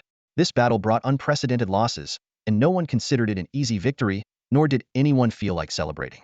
Cage was the 76th soldier in Company A. Although his name was unknown, he was a sergeant, a respected officer. He had once saved a soldier's life, so that soldier wanted to keep his belongings properly. Cage went to the belongings recovery station to hand over the dog tag. The soldier took the tag, glanced at the number, and a light bulb went off in his head. I know him. He was a squad leader in Company A. Everyone called him Nosy Old Chuck. I didn't know him well, but I remember his name. Cage was deeply moved and asked to know Chuck's name, rather than just the cold number. After learning Chuck's name, Cage silently committed it to memory, as this person had changed his outlook on life. Just as Cage was about to leave, a sergeant approached and asked to see the dog tag. Cage handed it over, realizing he was a stranger. The sergeant took a look at the tag and said, "The belongings recovery policy isn't mandatory, right?" Cage nodded, and the sergeant handed the tag back to him, saying, "This is your own thing, buddy. Next time you go into battle, take it with you." Captain Chuck wouldn't want his belongings lying here forever. Cage took the tag, feeling puzzled, and asked, "Did you know Captain Chuck?" The sergeant gazed at the tag, emotions stirring within him. Since Mark left, Cage has felt a profound sense of loss, as if separated by life and death. Clutching the nameplate in his hand, he took a deep breath and decided to apply for a transfer to the rapid response team of Squad B at the coordination office. It was said that there were daily opportunities for combat there, and combat meant more chances for promotion. Sitting at the round table in the command room, Zhang Xuan stared at the empty chair with mixed emotions. He felt sorrow for the fallen soldiers and concern for future battles. After this fight, the three-eyed people would surely take action, mobilizing more troops to encircle them, possibly even using weapons of mass destruction. Next time, their main ship might be right above him. Victory is only temporary, James, sitting to Zhang Xian's left, remarked. "Commander, I believe what we need most now is air power. Our ground forces are sufficient, but without adequate air support, we can't compete with the three-eyed people. If we could have a large Viking combat group, we might be able to use the strategy of besieging Wei to rescue Zhao and launch an offensive on their lunar base, forcing them to divert their attention from ground battles," suggested Karanias, who was standing nearby. "The Guardian Legion is fearless. We can also assist if we adopt this tactic," Karanias added. However, Talus expressed concern. "We don't know the exact strength of the enemy. Is it wise to implement such a strategy hastily?" Even the usually impulsive Swick fell into deep thought, and then shook his head, saying, "Commander, maybe we should relocate. This place has become a danger zone. You can't stay here." Everyone nodded in agreement. They were all willing to sacrifice themselves, but Zhang Xian could not be lost. They all understood this. "All right," Zhang Xian sighed. "Prepare to evacuate the main forces. We can leave the buildings behind as cover to make the enemy think our main force is still here, at least to confuse them for a while."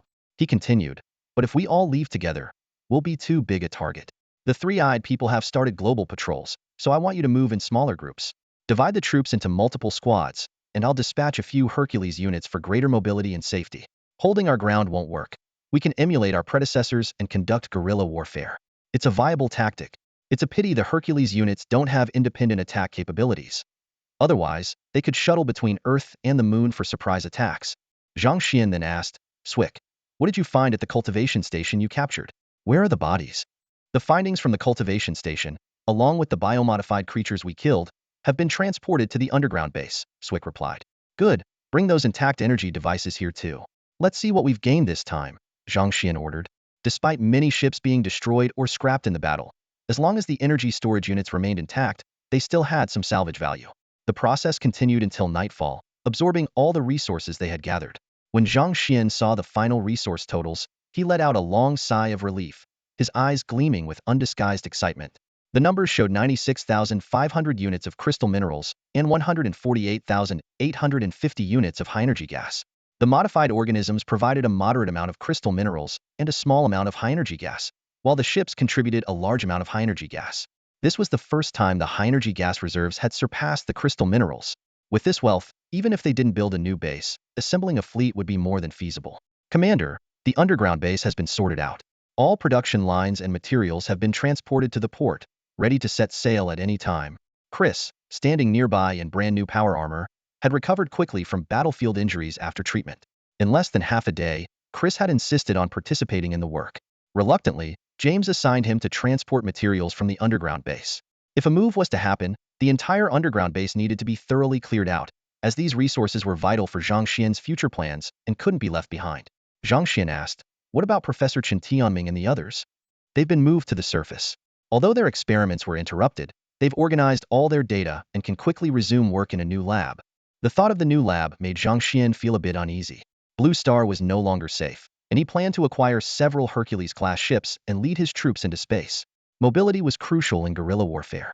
However, the new lab couldn't be built on a Hercules-class ship. A fixed location was necessary. Perhaps it would be best to establish a base on a planet and construct a command center there. With the acquisition of new resources, building new troops was inevitable. Without a command center, managing an expanded force would be impossible. Zhang Xuan had only taken a few classes on command and was far from the expertise of professional commanders. "Lieutenant, prepare 4 Hercules-class ships for me." "Understood." 4 mid-level Hercules-class transport ships, totaling 12,000 units of crystal minerals and 8,000 units of high-energy gas. On the surface, the mining teams and researchers were stationed by the beach, gazing at the endless glaciers and the densely cratered landscape. Everyone wore expressions of unease. Previously, they had been underground, detached from the surface warfare, only seeing the wounded being sent to medical stations for treatment. Now, they truly grasped the brutality of war as they looked upon the still uncleared battlefield. Zhang Guofu sat on a wooden stump, picking up a palm-sized piece of shrapnel from the ground, stained with blood, whether from friend or foe, he couldn't tell. When Li Han reminisced about his youthful fantasies, he couldn't help but feel a pang of regret. He once naively believed that war was glorious, but now he sees his past thoughts as incredibly childish. Standing on the battlefield, his face was filled with confusion and fear for the future, and a sense of helplessness surged within him. The biting cold wind cut across their faces like knives, causing sharp pain. Meanwhile, not far away, the researchers appeared much more optimistic. Though they lamented the cruelty and ruthlessness of war, they were more hopeful about the future. They were well aware of the extraordinary combat capabilities of the commander and his troops, and their understanding of the three-eyed people filled them with confidence in the commander. The people waiting here had been doing so for over 2 hours. Although they didn't know their mission, no one dared to ask questions because even the soldiers guarding them only knew they were to be relocated. Suddenly, massive blue beams of light appeared in the sky above the island, accompanied by a rumbling sound. 4 enormous space warships slowly descended. Everyone looked up in astonishment, realizing these gigantic ships were hovering in the air, causing many to nearly lose their footing and fall. Some even cried out in fear, worried that the aliens might launch another attack. As they prepared to board, a junior officer approached and called out, sparking discussions among the crowd. People speculated about the origins of these warships, with some even guessing they might have utilized space jump technology. The 4 space warships landed slowly, and as the hatches opened, various equipment and materials were loaded onto the ships, followed by personnel boarding in an orderly manner. Staff from different departments were randomly assigned to various warships, preparing for the upcoming space journey. Once everyone had boarded, the troops on the island began to withdraw in an orderly fashion. SCVs started dismantling bunkers to reclaim resources, while missile turrets were left intact, perhaps to be used later. The barracks were left in place to deceive the enemy. As Zhang Xuan reached the barracks entrance, Xiao Yi came out to meet him. Zhang Xuan asked if Xiao Yi was willing to leave together. Xiao Yi, however, explained that his responsibilities were confined to the barracks and that he couldn't leave. Even if he could, he would be of no use. Zhang Xuan silently accepted this reality. Xiao Yi is the last guardian of this base. He has resolutely declared his willingness to stay and use every defense mechanism available to fend off any invaders. His heart is filled with determination and a strong sense of duty. He is prepared to risk everything to protect this place. In the solitude of his watch, he remains ready to face any challenge, no matter how formidable the enemy may be. Whenever the wind carries news from afar, Xiao Yi silently wishes those who have left a safe journey. His heart is filled with blessings and hopes for their safe return.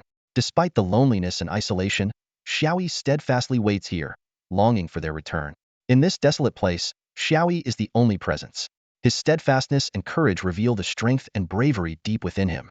No matter how long it takes or how difficult it becomes, Xiaoyi will unwaveringly guard this land until the very last moment. He understands his responsibility and his mission deeply, which is why he chooses to stay here, becoming the final guardian of this base until the end of his life. Safe travels to you. Xiaoyi is here, waiting for your return.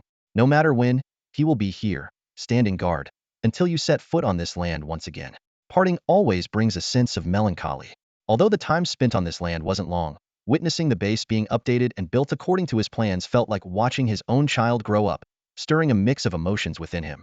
Standing by the porthole, gazing at the increasingly distant island and the people at the barracks gate watching them leave, Zhang Xuan remained silent. A message from the commander came through, reporting that the fleet of the three-eyed people was rapidly approaching. The rapid response team also detected that more defenses had been added to the three-eyed people's facilities across Blue Planet, urging him to prepare immediately. Zhang Xuan nodded deeply and responded, "Understood." Finally, he turned to the officers on the bridge and said solemnly, "Everyone, begin the operation. Set the course and prepare for the long-range warp." "Yes, sir." As the warp light flared, the entire Hercules fleet vanished instantly. However, not everyone would leave. 2 Hercules ships would remain on Blue Planet, loaded with combat personnel. Their main mission was to attack more cultivation stations, gather resources, and divert the attention of the three-eyed people, making them believe that some forces were still on Blue Planet. Meanwhile, Zhang Xian's ship, along with the other 2 Hercules ships, would depart from Blue Planet to seek new havens in the cosmos. The solar system had many planets suitable for new bases, and as long as they stayed away from the Moon and Blue Planet, the three-eyed people would find it nearly impossible to locate them. Zhang Xian had already decided where to establish the new base, Europa, Jupiter's second moon. Europa is covered by a thick layer of ice. According to data analysis, beneath the ice lies a vast ocean, and where there's water, there could be life. Establishing a base there would allow the construction of laboratories and kraken production lines, which could mass-produce krakens, releasing them into the deep sea, and even let them reproduce freely, turning the planet's oceans into their resource supply.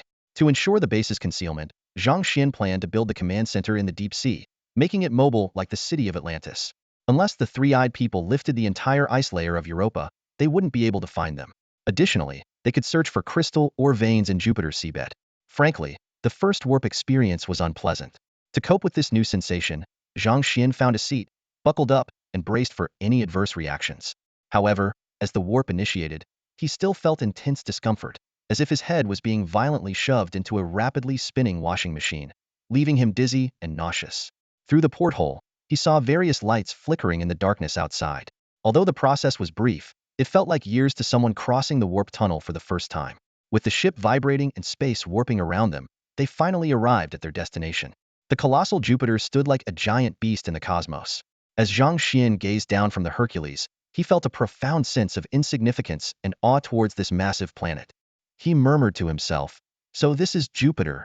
Lacking precise coordinates, they had to first jump to Jupiter before transferring to Europa for landing. Once the coordinates were registered, they could freely jump between Blue Star and Europa. Although Zhang Xian didn't enjoy the feeling of jumping, he was prepared. Lisa had already prepared a glass of ice water for him. He took a few sips, feeling a refreshing coolness. Zhang Xian's face was somewhat pale, while Lisa, dressed in her power armor, looked composed and experienced as a jumper, walking steadily. Zhang Xian said to her, "Lisa, you once told me to leave Earth with you instead of staying with Natalia. You should know that Natalia's Messiah, as an awakening organization, is safer than here. What do you think?" Lisa frowned slightly and replied, "Natalia is an adult now. I can't always be her nanny." There was a hint of discontent in her eyes, almost as if she were about to cry. However, Zhang Xian noticed a slight smile at the corner of her mouth, as if she were holding back laughter. He shook his head. Sometimes Lisa showed her feminine side, which left him, a nearly 30-year-old bachelor, feeling a bit at a loss. At that moment, James walked over, breaking the awkward atmosphere. He asked, "Commander, we've reached our new location. Do we need to jump more troops immediately?" Zhang Xian nodded and inquired, "What's the issue?" James raised a concern. "With our increased troop numbers, do we need to reconsider the distribution of ranks?" In the battles earlier that day, many soldiers had distinguished themselves, but ranks and positions were limited. James was worried about the fairness of rank distribution. He and Swick were the highest-ranking officers after Zhang Xian, but many officers had similar merits and seniority, while high ranks were scarce. The previous promotion rules were no longer feasible. After some thought, Zhang Xian decided to call a meeting with the senior officers to discuss the issue. Even though Swick wasn't present, they could hold a video conference. James nodded in understanding and went to notify the others. All of Zhang Xuan's senior officers gathered on the Hercules. Although many officers had been lost in the previous battles, some outstanding sergeants were promoted to lieutenants afterwards. Excluding those not present, there were now 12 lieutenants on the ship, including 3 first lieutenants and 9 second lieutenants. Half an hour later, the meeting concluded.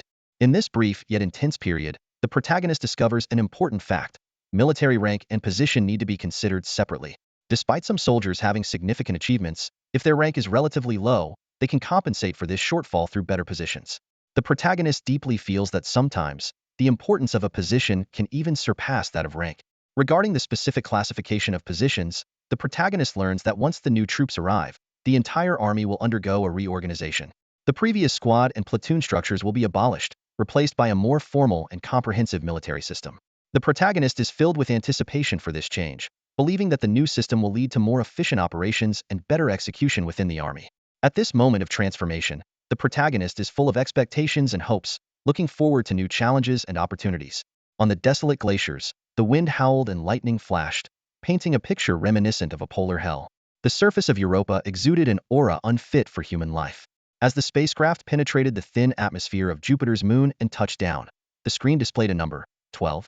Europa's composition is similar to Earth's, made of silicate rock, but its gravity is only 12 of Earth's, and the oxygen is so sparse that breathing is a challenge. Deploy the SCVs and start building the outpost.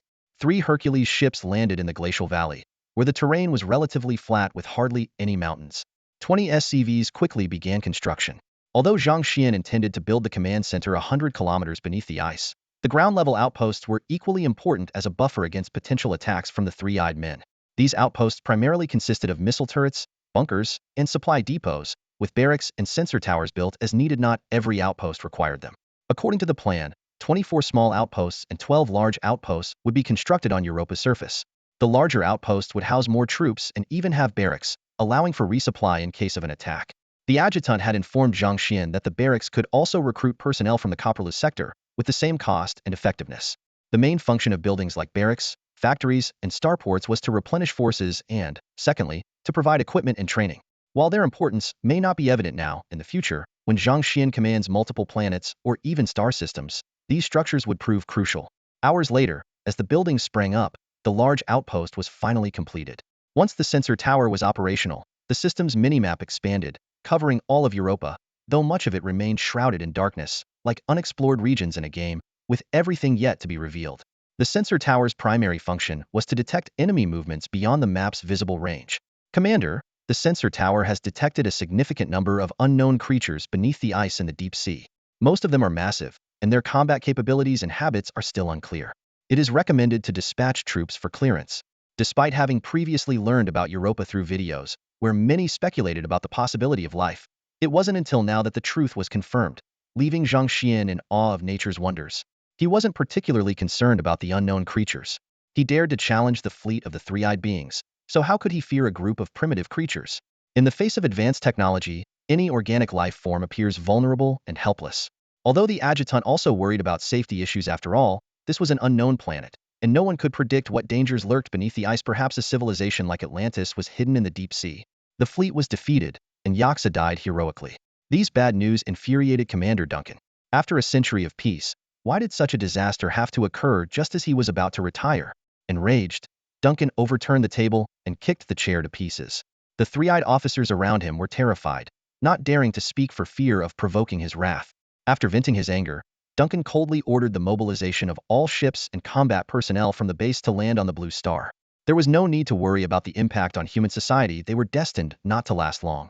The mission was to search and destroy those damn rebels with full force.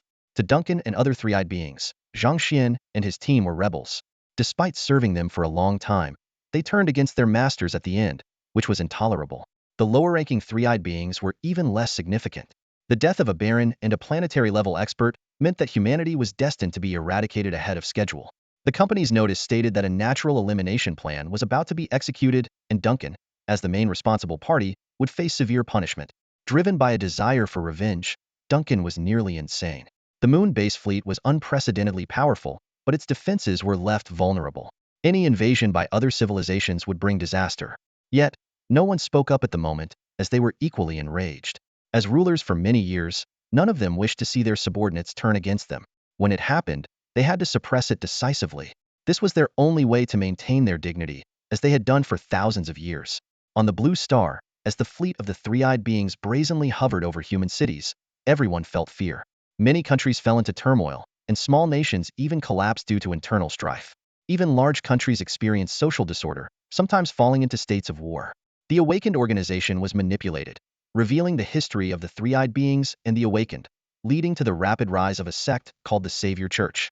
They worshipped the power of the three-eyed beings, seeing them as saviors and spreading their gospel. Driven by fear or a desire for power, the sect attracted a large number of followers. However, the Savior Church did not bring peace and order. Many nations were incited to war, causing people to be displaced. In some impoverished countries, under the control of the Savior Church's high-ranking members, horrific scenes of civilians being massacred as sacrifices to the gods emerged. Society is in turmoil, and people are anxious. In a small coastal country in northern Europe, the Messiah organization has emerged, gradually seizing power and expanding its influence. However, facing resistance from the opposing Salvation Church, the Messiah organization finds itself in a difficult position. Reliable sources indicate that the Salvation Church is backed by a group of extraordinary awakened individuals. The rise of the Messiah organization has been as swift and relentless as the North Sea wind. With an iron-fisted approach, they have steadily taken control of the political landscape, instilling fear among the populace. Conversely, the emergence of the Salvation Church has brought a glimmer of hope and courage to the people. Unafraid of the Messiah organization's might, they stand resolutely on the side of justice, vowing to protect the nation's interests and its citizens. The overt and covert struggle between the Messiah organization and the Salvation Church is akin to the alternating cycles of the Northern European midnight sun and polar night. The Messiah organization's iron heel seeks to dominate everything, while the Salvation Church rises quietly but brilliantly, like the Northern Lights, fighting for freedom. Their confrontation is destined to be a battle of fate, with the victor determining the future of the Northern European country and the loser fading into the annals of history. The leader of the Messiah organization harbors ambitions to subjugate the entire nation under their rule, compelling the people to submit. However, the followers of the Salvation Church are steadfast in their belief that justice will ultimately prevail over evil. Undeterred by oppression, they throw themselves into the struggle, willing to bleed and sacrifice but never to bow down. In this Northern European land, the showdown between the Messiah organization and the Salvation Church is a fateful contest. People yearn for the triumph of justice, the expulsion of dark forces, and the return of light to their homeland. This struggle will be etched into the annals of Northern European history, remembered by its people forever. According to reliable intelligence, the cult of salvation is backed by several level awakened individuals, and there might even be the presence of level awakened, though this remains speculative. Currently, they are indeed showing significant interest in Messiah, and have sent an level elemental awakened to visit you. He has arrived, and someone will soon guide him to you. In an office the size of a basketball court, decorated with a girlish style, Natalia sat in her chair, trimming her nails while listening to her subordinates report. This job was more tedious than she had expected. When Zhang Xuan first told her she would become the leader of an organization, she was ecstatic. After watching a movie called The Godfather, she thought being a leader was both cool and glamorous. However, it didn't take long for her to feel bored. Her days were filled with reports, meetings, and meeting various people, with little else to do. Just moments ago, she had to meet the king of the country, and after some coercion and enticement, she managed to secure partial military command from him. Now, without even having time for a meal, she had to meet an level awakened from the cult of salvation. Oh, she just wanted to go home and stay in. Despite her inner complaints, Natalia maintained a silent and slightly serious exterior. Although her nail trimming betrayed a bit of her true feelings, it wasn't a big deal since the guest hadn't arrived yet. Just then, with a burst of hearty laughter, the atmosphere in the office instantly heated up, and flames began to form a human shape in the air. Who was it? The awakened guards at the door immediately rushed in, standing in front of Natalia and watching the figure nervously. As the flames dissipated, a young man dressed in all black slowly landed. He wore the garb of a church priest, with a cross hanging from his neck and a Bible in his hands. If not for his fiery red, shoulder-length hair, he might have seemed quite holy. Nice to meet you, Miss Natalia. Your beauty is indeed as renowned as they say. I am Schneider of the Cult of Salvation, one of the 12 bishops. You can call me Schneider, he introduced himself. Signaling the others to stand down, Natalia scrutinized this somewhat flamboyant bishop and slowly spoke. If all your church members are this discourteous, I believe our negotiations might not proceed. I apologize for my uninvited arrival, but you must understand, awakened individuals of our level are not bound by rules. Just as you enjoy soaring through the sky, I prefer to showcase our cult's power through elemental prowess, Schneider replied. Elemental awakened individuals are considered elite among their peers primarily because once they reach a level, their abilities undergo a tremendous transformation. Full-body elementalization is one of their most formidable displays. In this state, they are immune to any physical attacks and can even resist mental attacks to some extent. Unless confronted with weapons or abilities that counter their element, they are nearly invincible. Aside from limited stamina, they have virtually no weaknesses. If all members of the Salvation Church are like you, I suggest the 12 bishops retire early to avoid causing trouble, Natalia said sarcastically. Her disdain for the Salvation Church had reached its peak. After reviewing various documents and records, she barely restrained herself from attacking this annoying guy on the spot. Schneider's eyes flashed with irritation, but he quickly masked it with a roguish smile and said, Miss Natalia, you are refreshingly straightforward. In fact, I came here to offer a way out for Messiah. For you? Nonsense. Class Awakened couldn't hold back his anger and shouted, How dare you disrespect Leader Natalia? Are you looking for death? Although he was merely an awakened with enhanced physical abilities, he had fought alongside Natalia and knew that she had a powerful ally capable of defeating a three-eyed being in single combat. Naturally, he wouldn't show mercy to this slightly capable, but otherwise unremarkable guy. He was ready to step forward and demonstrate his loyalty. However, Natalia interrupted. Enough. Cook. All of you, leave. I don't need your protection. This guy can't harm me. But that's an order. Yes, leader. Despite her short tenure as leader, Natalia exuded an aura of authority. Though small in stature and seemingly innocent in appearance, when she put on a stern face, no one in Messiah dared to utter a word. Schneider, who had been prepared to strike first, was surprised to see the respect Natalia commanded within Messiah. He had thought she was merely a puppet, but now it was clear she had real qualities. Schneider found a chair and sat down, smiling as he said, I'm pleased to see you are so understanding. So, shall we discuss cooperation? What cooperation? Natalia asked. Schneider replied mysteriously, a partnership to share what is known as the world's cake. I might consider it, but you must tell me what the Salvation Church really aims to do. Don't tell me all your awakened are here to serve the three-eyed beings. Once the cycle begins, no one can escape. Of course, we know that. But what does the survival of humanity have to do with us? What do you mean? In fact, Schneider continued, our Pope has long been in contact with alien civilizations. They deeply sympathize with humanity's plight and are willing to help. When the cycle begins, they will send people to take some humans to a safe haven. The specific individuals to be taken will be decided by the Pope, and the Salvation Church will have a share. At the very least, we 12 bishops will definitely leave. If you join us, we could become the 13 bishops. Schneider laid out his cards openly. He was confident that no one could refuse the hope of survival, not even himself, who had joined the Salvation Church for this very reason. Natalia's response made the smile on Schneider's face somewhat strained. Natalia paid no heed to Schneider's thoughts and muttered to herself, whether you're a dog for the three-eyed people or any other aliens, you're still just being led by different leashes. Do you really think there's any hope for survival? Even the three-eyed people might eat humans, so how can we trust other alien civilizations not to? You're all dreaming. Why would anyone risk offending the three-eyed people to save you? They must have their own agenda. You've lived over 30 years, yet you're more naive than I am. Committing atrocities against civilians, building monuments of terror, and sacrificing to God show can you call yourselves heroes? You're just saving yourselves. It's laughable. Saving a pile of dung would be more meaningful than saving you. As she spoke, Natalia fixed her gaze on Schneider more accurately, on the empty space behind him. A trace of red light quietly appeared. In a direct confrontation, Bell had to eliminate an rank awakened who could transform into elements, a task that clearly required some effort. Although Bell was currently only a level 7 psionic, his combat power, bolstered by his equipment, might be slightly above that of an average rank combat type awakened. However, Bell did not favor frontal combat. He preferred assassination and ambushes. Without anti-stealth capabilities, no one could stop the assassinations and retreats of a phantom or ghost. Thus, Schneider, completely unprepared, was easily beheaded by Bell, and a powerful awakened who could face entire armies fell just like that. Holding the still dripping head, Bell seemed to have completed a trivial task and said, I've requested an intelligence investigation from headquarters. By tonight at the latest, we will have all the intel on the Savior cult strongholds.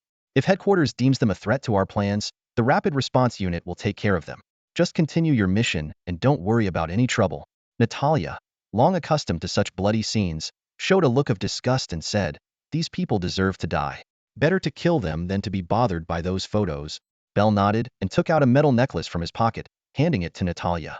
Also, I've been reassigned. A new contact will come to assist you in a week. In the meantime, You can use this necklace to contact Commander Swick's rapid response unit. Direct any needs to them. Natalia put on the necklace, asking in confusion, is something happening? Though Bell's movements were always mysterious, Natalia knew he was always nearby, ready to lend a hand when needed. This sense of reliance made her feel secure. However, Belle's imminent departure, much like her sister Lisa's, left Natalia feeling uneasy, as if there was no one she could fully trust anymore. As for Liu Yang, she never considered him an ally. Belle did not answer Natalia's question. He simply said, even if you encounter an unsolvable problem, just speak into the necklace, and the rapid response unit will arrive within half a minute. Rest assured, they are professionals in handling killing and cleaning up. Natalia sighed helplessly, watching Belle leave and pressing a button on the table. Two awakened individuals walked in, and she instructed them to move the items to the backup office and clean up the scene. Then, she flew out the window. The two awakened looked at the severed head on the ground, their faces showing astonishment, and they couldn't help but swallow hard. This wasn't their first time dealing with such a situation. Whenever someone provoked Natalia's leader, that person would end up dead without even realizing what had happened. Though it seemed brutal, it was actually not a big deal. Both were warriors of the same level. The opponent was an elemental awakener who was beheaded without any warning, creating a gruesome scene. They exchanged glances, eyes filled with fear, but chose to remain silent and began their usual cleanup. Nearly a week had passed since Zhang Xuan arrived in Europa. During this time, 5 large outposts and 10 smaller ones had been established on Europa's surface. The ice layer on Europa was exceptionally thick, making it impossible to penetrate into the deep sea for now. However, the engineering team was working hard, and it was believed they would complete the task soon. Zhang Xian's main force was stationed at Outpost 1. Recently, Hercules had been sending a large number of modified biological corpses from Blue Star, which were spoils of war captured by Swick and his team. Zhang Xuan not only reinforced Swick with more troops, but also dispatched a mechanized unit equipped with siege tanks to help minimize losses and maximize gains in guerrilla warfare. Despite the large number of patrol ships deployed by the Three-Eyed People in the Blue Star's orbit and the additional guards at various breeding stations, they were almost defenseless against sudden aerial and ground bombardments. Each quick strike by the rapid response units lasted no longer than 10 minutes, regardless of the outcome, and they would retreat swiftly. Several times, when the Three-Eyed People's reinforcements arrived, all they saw was Hercules activating the warp device and retreating quickly. In the command room of the barracks at Outpost 1, Zhang Xuan sat in his office chair, listening to the intelligence officer's report. Commander, a new batch of spoils is expected to arrive at Outpost 2 in 10 minutes. Lieutenant Colonel Swick reports that the Three-Eyed People's fleet is gradually withdrawing from Blue Star's atmosphere. Purpose unknown. Miss Natalia's Messia organization currently has over 200 Clevel Awakeners and more than 20 Blevel Awakeners, with over 70% potentially serving as special reserve military forces. According to today's observation log by Iron Crow, dense energy reactions were detected beneath the ice sheet of the Antarctic continent, suspected to be energy releases from crystal mines. Lieutenant Colonel James's reconnaissance company is in place to investigate. The continuously updated reports on the screen made Zhang Xuan feel a bit overwhelmed. Despite delegating tasks as much as possible, handling such a massive workload was still exhausting. Therefore, he had instructed the engineering team to begin constructing a command center a day ago, which was expected to be completed in 6 hours. Over the past few days, the force had expanded to nearly 5,000 people, with about 2,000 recruited locally, thanks to the help of the Messia organization. In the Circle of Awakeners, recruiting mercenaries fighting for money or justice was not difficult, given the Messia organization's reputation and status. In the name of recruiting warriors for the Messiah, we are enlisting new members. Upon selection, the truth will be revealed, and joining is entirely voluntary. After serving for 3 years, members are free to retire, though those with outstanding performance may extend their service. The compensation is generous and highly attractive, making it nearly irresistible. However, despite this, the recruitment process occasionally encounters spies from the Three-Eyed People. From the moment they come into the deputy's view, every detail of their records from birth to the present day is scrutinized, including their families, who are subjected to covert surveillance. To Zhang Xuan, they are utterly transparent. Any suspicion will delay their enlistment for further review. If doubts persist, they will join the Messiah but will be restricted from accessing any confidential information. Should any collusion with the Three-Eyed People be discovered, they will be handed over to the Zero Special Intelligence Operations Unit, where Director Bell Scatman will personally handle the matter, swiftly and without mercy. The Special Intelligence Action Unit 0 has a total of 4 7th-level Psychic Spectres, including Bell. Each Spectre leads a support combat team of 12 elite soldiers from various units, specializing in special operations. These 4 teams are codenamed A, B, C, and D, and they receive the highest level of logistical support and training in the entire military. They are tasked with extremely dangerous missions that no other units can handle. Unlike regular special forces, their mission is singular: to eliminate the enemy. Commander, the 4 teams of Unit 0 and the Guardians of Karanas are fully assembled and awaiting your orders. Zhang Xuan, clad in black power armor and sporting a well-groomed beard, looked more mature than ever. Now, the fleet of the Three-Eyed Ones has left their base, presenting an excellent opportunity for a surprise attack. Have them ready to infiltrate that base and leave no survivors. Yes, the fleet of the Three-Eyed Ones is scouring for their targets. How could they miss such a prime opportunity for retaliation? Previously, due to insufficient troop numbers and unclear division of roles, the situation was challenging. But now, things have changed.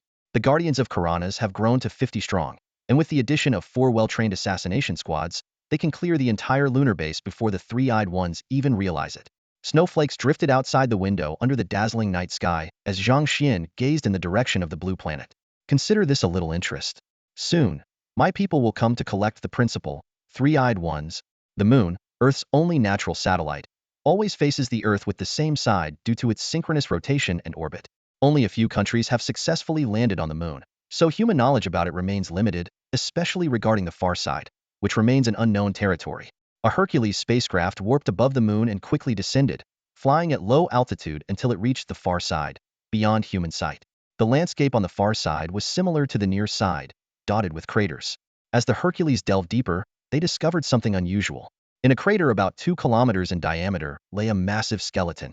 Though the flesh had long decayed, the skeletal structure suggested it was a giant canine-like creature over 1,000 meters long. Through the Hercules' perspective, Zhang Xuan could clearly observe the details of the skeleton. What is this thing? Though the exact nature couldn't be determined, it likely had something to do with the Three-Eyed Ones. The energy readings indicated that this crater was not merely the result of a meteor impact, but possibly the mark of a powerful energy weapon. Zhang Xuan stared at the screen, filled with a sense of foreboding. What happened here? As the Hercules continued, more similar craters and various bones emerged. Some resembled birds, while others looked like dinosaurs. However, what shocked Zhang Xuan the most was a petrified relic. A magnificent 3-meter-long 5-clawed dragon lay before them, a breathtaking sight. Unlike other fragmented dragon remains, this skeleton was remarkably intact. The scales on its body were clearly visible, and its lifelike head, mouth agape as if roaring, seemed to stare into the sky. Zhang Xuan wiped the sweat from his brow, feeling the pressure emanating from the dragon's corpse even through the screen. The exact age of these remains was unknown, but according to ancient mythology, they were believed to originate from Blue Star. Mythical creatures, from tens of thousands of years ago? Zhang Xuan muttered to himself. Indeed. Never mind.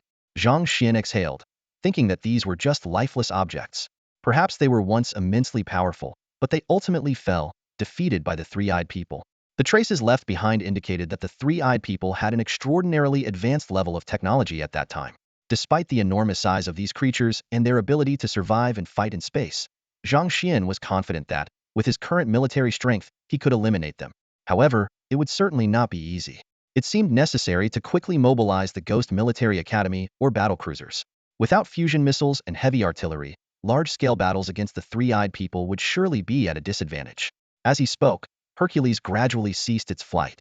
About 20 kilometers ahead was the base built by the Three-Eyed People on the moon. By the way, how's the situation with the key?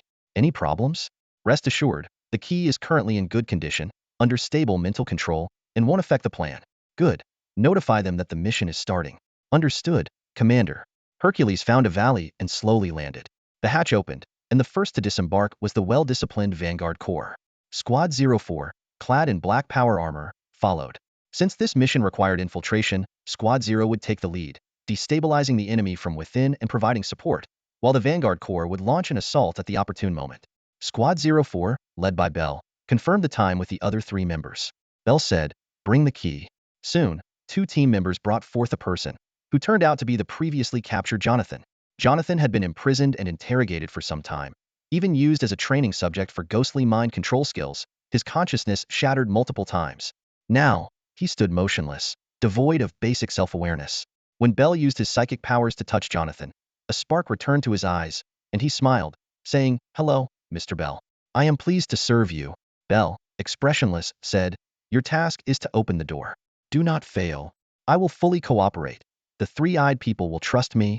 Jonathan's smile was eerily mechanical, sending chills down the spines of some support soldiers inside Hercules who witnessed the scene. These spirits look exceptionally deranged and twisted. The members of Team Zero are full of energy. As soon as they hear the order, they spring into action. Yes, sir. Supervisor Pei has been in a tough spot lately. Ever since he lost control of Training Station 3, his financial situation has been dire, and he even faces the risk of lawsuits. If he loses, he could not only go bankrupt but also lose his job. With a heavy heart, he sat in the security monitoring room, holding a teacup and wearing a shiny security uniform. Although his position hasn't changed, Mush is still a supervisor, has been reassigned to the moon base as a security supervisor. Despite the title, there is little room for growth in this department, and promotion opportunities are slim. Pei is well aware that if the company issues a disciplinary notice, he might not even keep his supervisor position and could be reduced to a regular security guard. His subordinates have become increasingly disobedient. While they don't show it openly, he often hears their mocking remarks behind his back. Feeling miserable, Pei glanced at the clock. Half an hour had passed since the start of his shift, and the monitoring room was empty. His employees blatantly disregarded him. Helpless, he could only send a reminder in the department group chat, even softening his tone to avoid provoking them and risking further demotion. Pei harbored deep hatred for Jonathan. If it weren't for Jonathan's scheming game, he wouldn't be in this predicament. His anger flared as he thought about Jonathan's betrayal, even fantasizing about revenge. Suddenly, Pei sat up straight, eyes fixed on a corner of the surveillance screen. There stood his nemesis, Jonathan, at the base's entrance, looking up at the monitoring room with a slight smile on his face. The nerve of him to smile. Pei fumed, thinking, after disappearing for so long, I thought you were dead. You bastard. You put me through all this, and you still have the audacity to smile. Pei's eyes reddened, his breathing quickened, and he drew his pistol from his waist, storming out of the monitoring room. He had only one thought. Kill him. Kill this despicable man. The moon base is as large as a major city, and the monitoring room was conveniently located next to the main entrance, allowing Pei to reach the door without any obstacles. Jonathan was standing at the entrance, ready to verify his identity through the iris scanner. However, due to his previous disappearance, the base had assumed he was dead, and his identity information had been deleted. The scanner announced, iris recognition failed, no information found. Jonathan still wore a smile, looking towards the monitoring room, knowing he had been discovered. Sure enough, shortly after, the towering metal gate, over 100 meters high, began to open slowly. The next moment, a gun was pressed against his forehead. Supervisor Pei angrily pointed at Jonathan, his hand trembling uncontrollably as his whole body shook with rage. Unable to contain himself, he pressed a gun to Jonathan's head and forcefully shoved him towards the door. Jonathan, however, remained unfazed, smiling as he said, Supervisor Pei, long time no see. The sight of Jonathan's smile made Supervisor Pei even more furious, and he punched Jonathan to the ground. Overcome with anger, he failed to notice the two fully armed Marine units silently closing in from both sides of the door. What are you smiling at? How dare you laugh? Supervisor Pei kicked Jonathan several times, speaking menacingly. Waving his gun threateningly, he continued, There's no one in the control room. No one knows you're back. You have two choices. Either I kill you, or you transfer all the money in your account to me. He was well aware that Jonathan had amassed considerable wealth over the years, enough to clear his debts and give him hope for the future. Just then, a pair of large hands suddenly appeared from behind Supervisor Pei, twisting his neck with a loud crack. With a malevolent expression, Supervisor Pei collapsed backward, but he was gently caught and dragged behind some rubble. The only witness eliminated, Team C moved to the control room while the other teams proceeded with their planned operations. For Ghost operatives, now invisible, were the first to infiltrate the base. 4 squads followed, silently beginning their assassination mission. They had already obtained detailed information about the base's layout from Jonathan and had meticulously planned their approach. Despite the lunar base being sparsely defended, its large size meant many personnel remained. Besides the civilian staff, most were just regular security guards, not even soldiers. Under the Ghost operatives' guidance, they eliminated over 200 three-eyed beings within minutes, without causing any commotion. Many fighters were incredulous at how easily the high-tech civilization's base security was breached. Bell, having just killed a three-eyed being resting in bed, sensed something was off. Since entering the base, he hadn't encountered any mid to high-level management personnel. Even if most of the forces had been redeployed, there should still be some civilian officials. Other than the fool at the entrance who was killed, everyone else seemed to have vanished. Teams B and D reported finding no mid to high-level personnel. The 3 squads dispersed, attacking the living quarters, ship landing zones, and office areas. Even the office area was devoid of higher-level personnel. It might be a trap, Bell thought. Notify the sentries to be ready for support, and have Hercules prepare for warp extraction. All teams, regroup at the ship landing zone.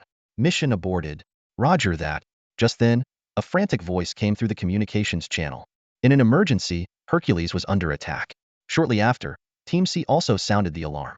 Reports from the control room indicated a large fleet of three-eyed being ships rapidly approaching. The situation was indeed dire. A sense of urgency surged within Hercules. He had to act swiftly to protect the crew and the ship. Various battle strategies flashed through his mind as he calmly and decisively made decisions, demonstrating his courage and wisdom as a captain. In this critical moment, Hercules displayed unwavering leadership and determination, guiding his crew towards safety. At Outpost Europa 1, Zhang Xuan watched the screen with a heavy heart. This mission had to remain confidential. The enemy had already figured out their movements and was preparing to attack the lunar base. He sighed inwardly, realizing their carelessness. Zhang Xuan began to strategize. The situation was dire. The Herculean forces on the moon were under heavy attack by a large contingent of three-eyed beings, and the defending troops were struggling to hold their ground. The Karanjas vigilantes had already set out and were likely at the lunar base's doorstep, ready to launch their assault, making it impossible for them to turn back now. Additionally, without support from the Herculean forces, Squad 04 couldn't evacuate the lunar base. The three-eyed beings' fleet was about to retreat, and if they got trapped in enemy territory, it would be catastrophic. Zhang Xuan could only dispatch 2 units, one to the lunar base's ship landing zone to assist Squad 04, and the other to support the Herculean forces in repelling the enemy. However, if the reinforcements arrived but couldn't retreat quickly, the three-eyed beings would surely encircle and annihilate them. Zhang Xuan suddenly recalled Svik's earlier report. The three-eyed beings' fleet was gradually withdrawing from Earth's atmosphere, indicating a well-thought-out plan. They were well aware of their warp technology and had prepared accordingly. The previous patrols around Earth were a ruse to lure them into a trap, and they had fallen for it. The enemy had been lying in wait all along. Realizing these details, Zhang Xuan couldn't help but gasp. Yet, abandoning the rescue mission was not an option. This might also be part of the enemy's strategy. The fleet is ready, Commander. You may proceed, a voice announced. Zhang Xuan hesitated for a moment and asked, how many troops can we still mobilize? Lieutenant Colonel Svik's 001 battalion is fully available, consisting of 2 infantry battalions, 1 armor battalion, and 1 guard company, totaling 2,500 Marines, 200 raiders, 100 widow mines, 50 predators, 50 Hellfire tanks, and 4 siege tanks. Lieutenant Colonel James's 002 battalion can partially mobilize, excluding the forces stationed at the outpost.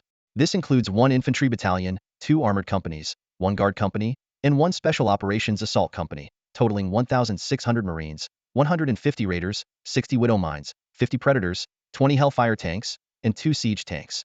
In addition to ground forces, we have 18 Viking fighters, 6 Liberators, 8 Hercules, and 2 Ravens. Furthermore, Chief Engineer Carmel has retrofitted 42 of the three-eyed beings' combat ships with fusion reactors for extended operations and enhanced armor defenses. They are ready for deployment at any time. This was the available force Zhang Xuan could mobilize. Notify the entire army to prepare for battle, Zhang Xuan commanded. Even though it seemed hasty to rush into battle with the three-eyed people, it was clear they wanted Zhang Xuan to confront them head-on. Despite this, Zhang Xuan chose to proceed, knowing he had a contingency plan. Before evacuating the island base, he had ordered Carmel to dismantle and take away the entire number 18 cultivation station, using the nuclear material from the aircraft carrier to create a makeshift nuclear bomb. These 2 items were now stored beneath the ice layer below. Originally, he planned to use the bomb to destroy the three-eyed people's main ship later, but it seemed the time had come. Neither Zhang Xuan nor the three-eyed people knew what would result from combining the comma plant with a nuclear bomb, but it was certain that it wouldn't be good news for the three-eyed people. In the command room of the main ship, Duncan laughed maniacally. His advisor, standing next to him, cracked a smile and praised him. Commander, your foresight is truly remarkable. You anticipated their attack on the base and had the fleet return just in time to intercept them. Of course, Duncan snorted. I'm not easily fooled by such petty tricks. Ha ha ha. In reality, the main reason Duncan had the fleet return was that headquarters personnel were arriving today, and he needed to be there to greet them, even dispatching a welcoming party. Coincidentally, his welcoming party had spotted the Hercules, which set off a chain of events. According to their plan, humans should have just breached the base's gates, making it the perfect time to intercept them. Duncan had been stressed to the point of hair loss these past days. Despite deploying the entire army, they couldn't locate the enemy and faced daily attacks on their cultivation stations. He had been running around constantly and was at his wit's end. Now, with an opportunity at hand, he decided to act. Killing even one enemy would be satisfying. So he unhesitatingly ordered the main ship to accelerate and return ahead of schedule. Would the hidden mastermind really mobilize a large force just to rescue these people? He doubted it. Although the three-eyed people's ships were fast, they still needed time to break orbit and reach the moon, at least 2 to 3 hours. However, the main ship could enter sublight speed, reaching the moon in just 5 minutes. Soon, The kilometer-long main ship of the three-eyed people appeared over the far side of the moon. Commander, we've detected an enemy ship and a small ground force engaging our troops. Shall we fire the orbital cannon to eliminate them? The observer reported. Yes, fire and destroy them, then return to base quickly. I can't wait to kill them with my own hands. Yes, sir. A row of dark cannons extended from the underside of the main ship, red energy beginning to gather. Boom. Dozens of energy beams shot down from high altitude, instantly turning the Hercules' location into rubble. The bombardment continued until the signal from Hercules disappeared from the sensors. The ground was left in ruins, with Hercules blasted to pieces and the shattered bodies of the Marines scattered everywhere. The warship quickly receded into the sky, while the three-eyed troops formed a perimeter around the battlefield. This scene ignited an unwavering resolve in the hearts of the surviving soldiers. Struggling to rise from the mud, they grabbed their weapons and plunged back into the fray without hesitation. Amid the smoke and dust, these soldiers demonstrated relentless determination and indomitable courage. Their eyes shone with loyalty to their homeland and deep affection for their comrades. Each raised rifle bore their longing for victory and fearless defiance of the enemy. Scarred by the flames of war, their wounds became badges of their struggle. Every stubborn rise from the ground was a declaration of defiance against adversity. Their hearts burned with a desire for freedom and a yearning for peace. Despite the thorny path ahead, they embarked on their journey without a second thought. The soldiers' hearts were filled with confidence and hope for the future. They knew that as long as the fire burned within, they could overcome any obstacle. Fighting side by side, they were determined to defend their homeland and uphold justice until the very end. Amid the battlefield's smoke, their resolve was as unyielding as steel, and they swore never to retreat. Deputy Commander Mark. The thunderous sound of artillery and persistent ringing in his ears reminded him that the battle was still raging. Shouts grew clearer as Mark struggled to stand, his body numb and unresponsive. A sergeant, using all his strength, dragged Mark into a shell crater, gripping his rifle tightly as he defended against the enemy. Mark's mind was hazy, his thoughts lingering on the moment the battle began. They were ambushed, and after the commander was killed, survival depended solely on themselves. The lieutenant's eyes showed urgency and sorrow. Company 6 was nearly wiped out, with only the two of them left alive. Finally, Mark regained full consciousness, feeling a rush of adrenaline. He fought to stand, gripping his rifle tightly as he engaged the enemy fiercely. When he inquired about the remaining personnel, the response from the 3rd platoon leader was heart-wrenching. Only 16 men were left, and he had just witnessed a comrade blown to pieces before his eyes. He immediately issued orders, rallying the remaining forces for a counterattack.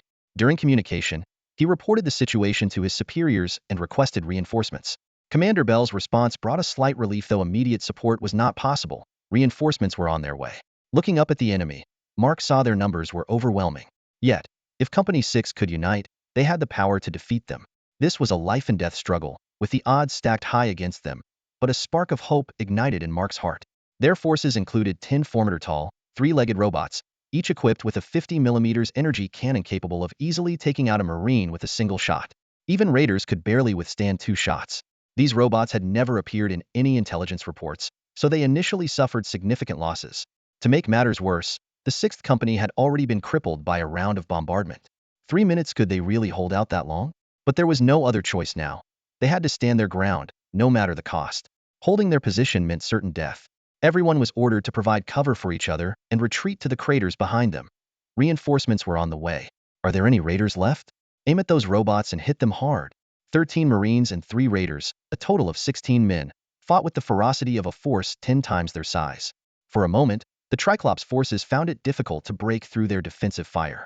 But when all the 3-legged robots were deployed to the battlefield, the situation took a drastic turn for the worse. Soldiers fell one after another around him, and Mark was now fighting in a blind rage.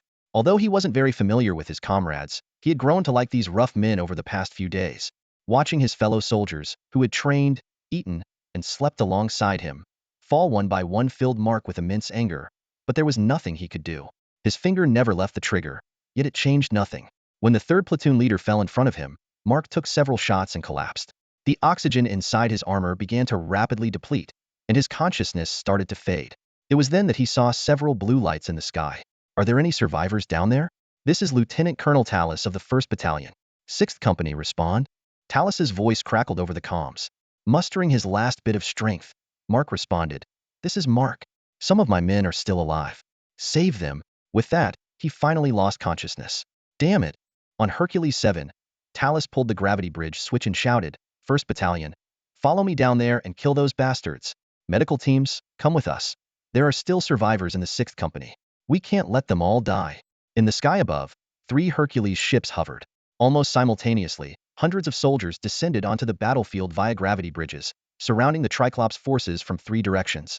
Talus landed at the location of the previous communication signal and quickly found the young man named Mark. Medical team, get over here. This one's still alive. Noticing the life signals on Mark's armor had not disappeared, Talus breathed a sigh of relief. The 6th Company was part of the 2nd Infantry Battalion of the 1st Regiment, and Talus had helped appoint the company commander along with Swick when it was first formed. He was an excellent Marine officer, and it had only been a short time since then. Now, there were so few left of the 6th Company. Beside Mark, 2 Marines and 1 Raider stood guard, their sorrow evident even through their visors. They were the last remnants of the 6th Company.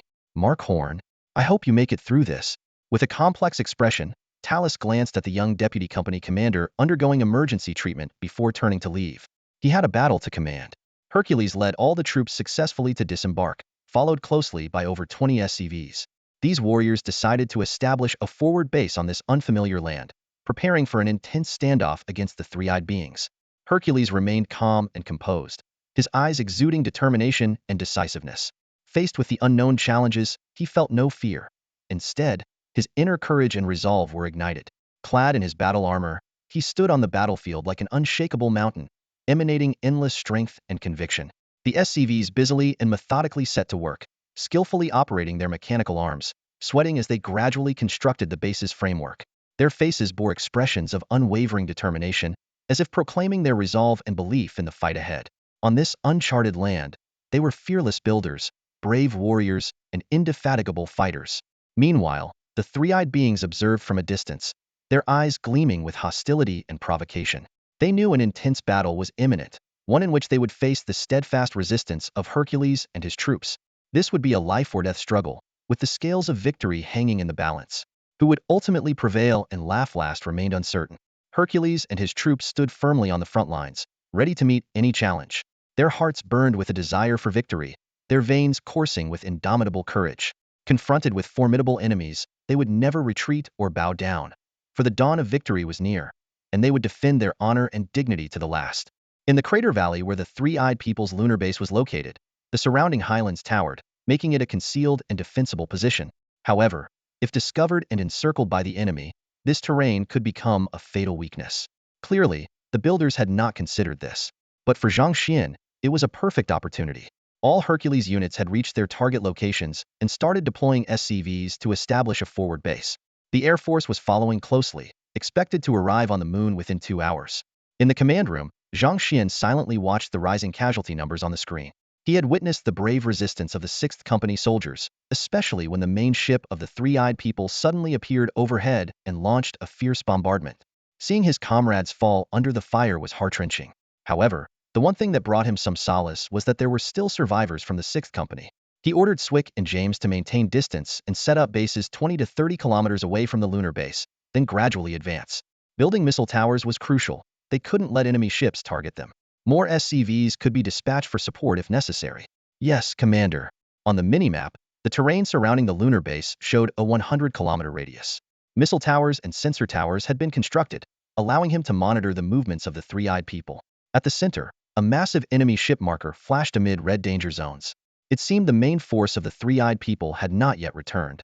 Now was not the best time for a nuclear strike. These units alone might not be enough to fend off enemy ships. Perhaps new units were needed. This was no longer a guerrilla skirmish. Facing such a formidable enemy, he needed stronger firepower. If possible, he even considered building a command center near the lunar base, upgrading it to a planetary fortress, and trapping the three-eyed people in their own home. If you need to boost firepower, Commander, you might consider warping in some energizers.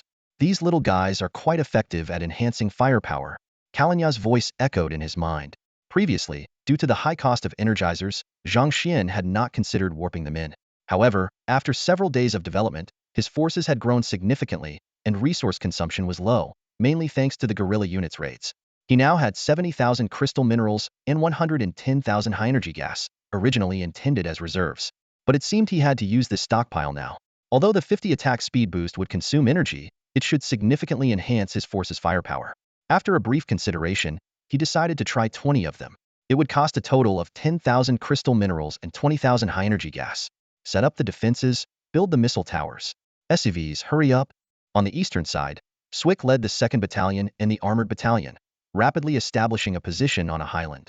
Over 20 SCVs worked at full speed, quickly erecting defensive structures. The construction of the barracks is progressing smoothly, with everything already halfway done. Having the barracks means a steady supply of backup forces. The Herculean's warp consumes a large amount of energy, and once depleted, resources are needed to replenish it. Each warp consumes about 200 to 300 units of crystal minerals and 100 to 200 units of high-energy gas. The exact consumption depends on the scale and weight of the troops on board. Although the consumption per warp doesn't seem significant, it adds up over time, becoming a considerable expense. Commander Swick heard a lieutenant advisor's inquiry. Zero has sent a message saying they're retreating. Do we need to support them? Swick hesitated slightly, scrutinizing the information on the communication channel. He browsed through several pages and finally found Zero's situation report. Currently, they are trapped inside the Triclops base, with the Triclops' main ship having dispatched troops to search for them. Relying on exceptional special tactics and combat prowess, Zero has launched multiple attacks and breakouts, killing over 1,000 enemies without sustaining any injuries. This situation report was posted 15 minutes ago, with over a dozen replies in the comments section. Deputy Executive Officer Kalinyastin reported, the Vanguard Corps has entered the base and is engaging the Triclops forces, working to open an evacuation route. Commander James of the 002 Regiment stated, my Special Operations Company is en route. After you evacuate, you can rendezvous with my troops at the marked location. They will protect you during the evacuation. Deputy Commander Tallis of the 001 Regiment sent his well wishes. On behalf of the entire regiment, I wish you good luck. Our commander is currently busy and unable to check the messages. Liberator 1 Pilot Casey excitedly commented, you guys are amazing, 666. Am I too late to reply now? Will I seem redundant? I thought about it and realized I couldn't offer much help. But to join the fun, I decided to leave a comment anyway. I want to state, it's not out of fear of ghostly retribution. Commander Swick of the 001 Regiment responded, Zero's comrades have performed excellently. If you need support, let me know. I have an armored battalion here, and 4 siege tanks can provide long-range fire support. Meanwhile, the James base in the northwest is beginning to take shape. James received a report. Widow mines have been deployed and are lying in wait. Once the enemy's main ship takes off, it will be hit by a barrage of sentry missiles. James nodded, looking at the lunar map displayed on the screen. According to the plan, they intend to launch a 3-pronged assault, forcing the enemy into ground combat through continuous attacks. After all, if the enemy's main ship becomes operational, it will inevitably cause significant casualties. Fortunately, the enemy has not yet discovered their deployment, and given their current position around their own base, using large-scale weapons could result in friendly fire. Therefore, they must act cautiously. This is indeed a case of a dilemma. Before they push the highest-ranking officer to the brink, they can momentarily set aside their concerns about a massive airstrike. However, the pressing issue James faces now is how to effectively use the forces at his disposal to strike or even destroy the enemy's main battleship. For him, it's undoubtedly a Damocles sword hanging over his head, a threat he wishes to eliminate. Perhaps, the only solution lies hidden within Squad 04. The Viper Special Assault Unit, led by John, is considered an elite force for high-value missions. Comprising 120 members, they are divided into 5 tactical squads, each with 24 brave warriors. Although slightly less formidable than the Zero Operations Unit in terms of combat prowess, they still boast a 40 win rate under equal equipment and manpower conditions. In the future, if the number of Ghost and Phantom soldiers increases and they are allocated to various units, the combat capability of the Viper unit will be significantly enhanced. John Schmidt, the unit commander, once participated in the selection for the Zero Operations Unit. Although he was not chosen due to issues with alcohol, his capabilities are beyond doubt. Throughout the selection process, he consistently ranked among the top performers. Despite missing the chance to join Zero, John has proven his exceptional talent as the captain and leader of Viper Squad A in the Special Forces. At this moment, John is scrutinizing the mission briefing in his hand. His brow furrowed as an uneasy feeling creeps in. The briefing initially seemed routine, instructing them to assist in the extraction of Zero Operations Unit members. However, after a recent update, the situation changed, now requiring them to penetrate the battlefield and rendezvous with Zero, with no specific details disclosed. John sets aside the briefing and gazes at the distant lunar base, a thoughtful smile playing on his lips as he sips his fruit wine, a fiery resolve building within him. He quickly discerns James's intentions. Familiar with the harsh realities of decapitation tactics, John feels no fear, having honed his skills for years in the secret units of the Terran Empire. He suspects the mission may involve eliminating enemy leaders or ambushing enemy ships, but regardless, he is confident in their success. Rising to his feet, John scans the room, taking in his team members as they check their equipment. All right, folks, it's time to move out. Let's get going, he encourages. The 5 squads quickly assemble, ready to board the Hercules transport aircraft to their destination. Though this will expose their position, time is of the essence, and walking is no longer an option. Upon arrival, the Hercules will swiftly withdraw, leaving them to fend for themselves. Yet, no one complains. Among these warriors are some natives of Blue Star, who carry the honor of the Special Forces and understand that their actions will impact the fate of all humanity. Even if defending Blue Star costs them their lives, they are prepared to make that ultimate sacrifice without hesitation. In the Copperless sector, unlike other Marines, they were fearless. For their commander, for the rise of humanity, they feared nothing. They boarded the ship and set off. Meanwhile, James was discussing his thoughts with Zhang Xuan. Commander, I believe solely relying on urbanization tactics won't secure ultimate victory. Besides targeting high-threat enemies, we need other strategies. He had just received mission authorization from Zhang Xuan and updated Viper's mission directives. Viper would rendezvous with Zero, and while the enemy's main ship was unloading troops at the landing zone, they would use the Sentinels to draw enemy fire, sneak in, and create chaos inside the enemy ship. The mission was dangerous, but they had no choice but to eliminate this significant threat before enemy air reinforcements arrived. After a moment of contemplation, Zhang Xuan said, the enemy's ground detection is weak, which we can exploit, but we are unsure about their air detection. I'll send Zero's squad to destroy the orbital monitoring center at their lunar base to weaken their surveillance capabilities. Then, have Viper warp drop directly into the Triclops landing zone for a surprise attack. James replied seriously, additionally, should we execute a decapitation strike? According to our intel, the Triclops leader at the lunar base is a planetary level 9 entity. With him around, infiltration might not be easy. It was the first time Zhang Xuan had heard the term, planetary level 9. Yes, based on key memory readings, we know that the universe has many powerful individual beings with standardized combat power levels. The Triclops we encountered before, who used a massive hammer in close combat, was just a junior planetary level. It's estimated that planetary level combat power exceeds that of humans-class awakened beings. After hearing James' report, Zhang Xuan frowned. Although he had speculated before, now facing a being with such formidable individual combat power made him uneasy. Natalia, as a class combat psychic, could already contend with Marine squads. How powerful could a planetary level entity be? At this moment, Kalaneas spoke in his mind, Executor. You need not worry. My team and I will handle this trouble. Zhang Xuan was taken aback. Meanwhile, at the main gate of the lunar base, the Sentinels were fiercely battling the Triclops. Kalanea's golden mechanical eye was fixed on the distant darkness. From the shadows, a towering figure slowly emerged, each step shaking the ground. If I'm not mistaken, that planetary level 9 has appeared. The Sentinels' combat prowess was astounding. Though they numbered only 50, they stalled the entire Triclops army. So far, these born killing machines had wiped out over 2,000 Triclops and hundreds of combat robots, all without sustaining a single scratch.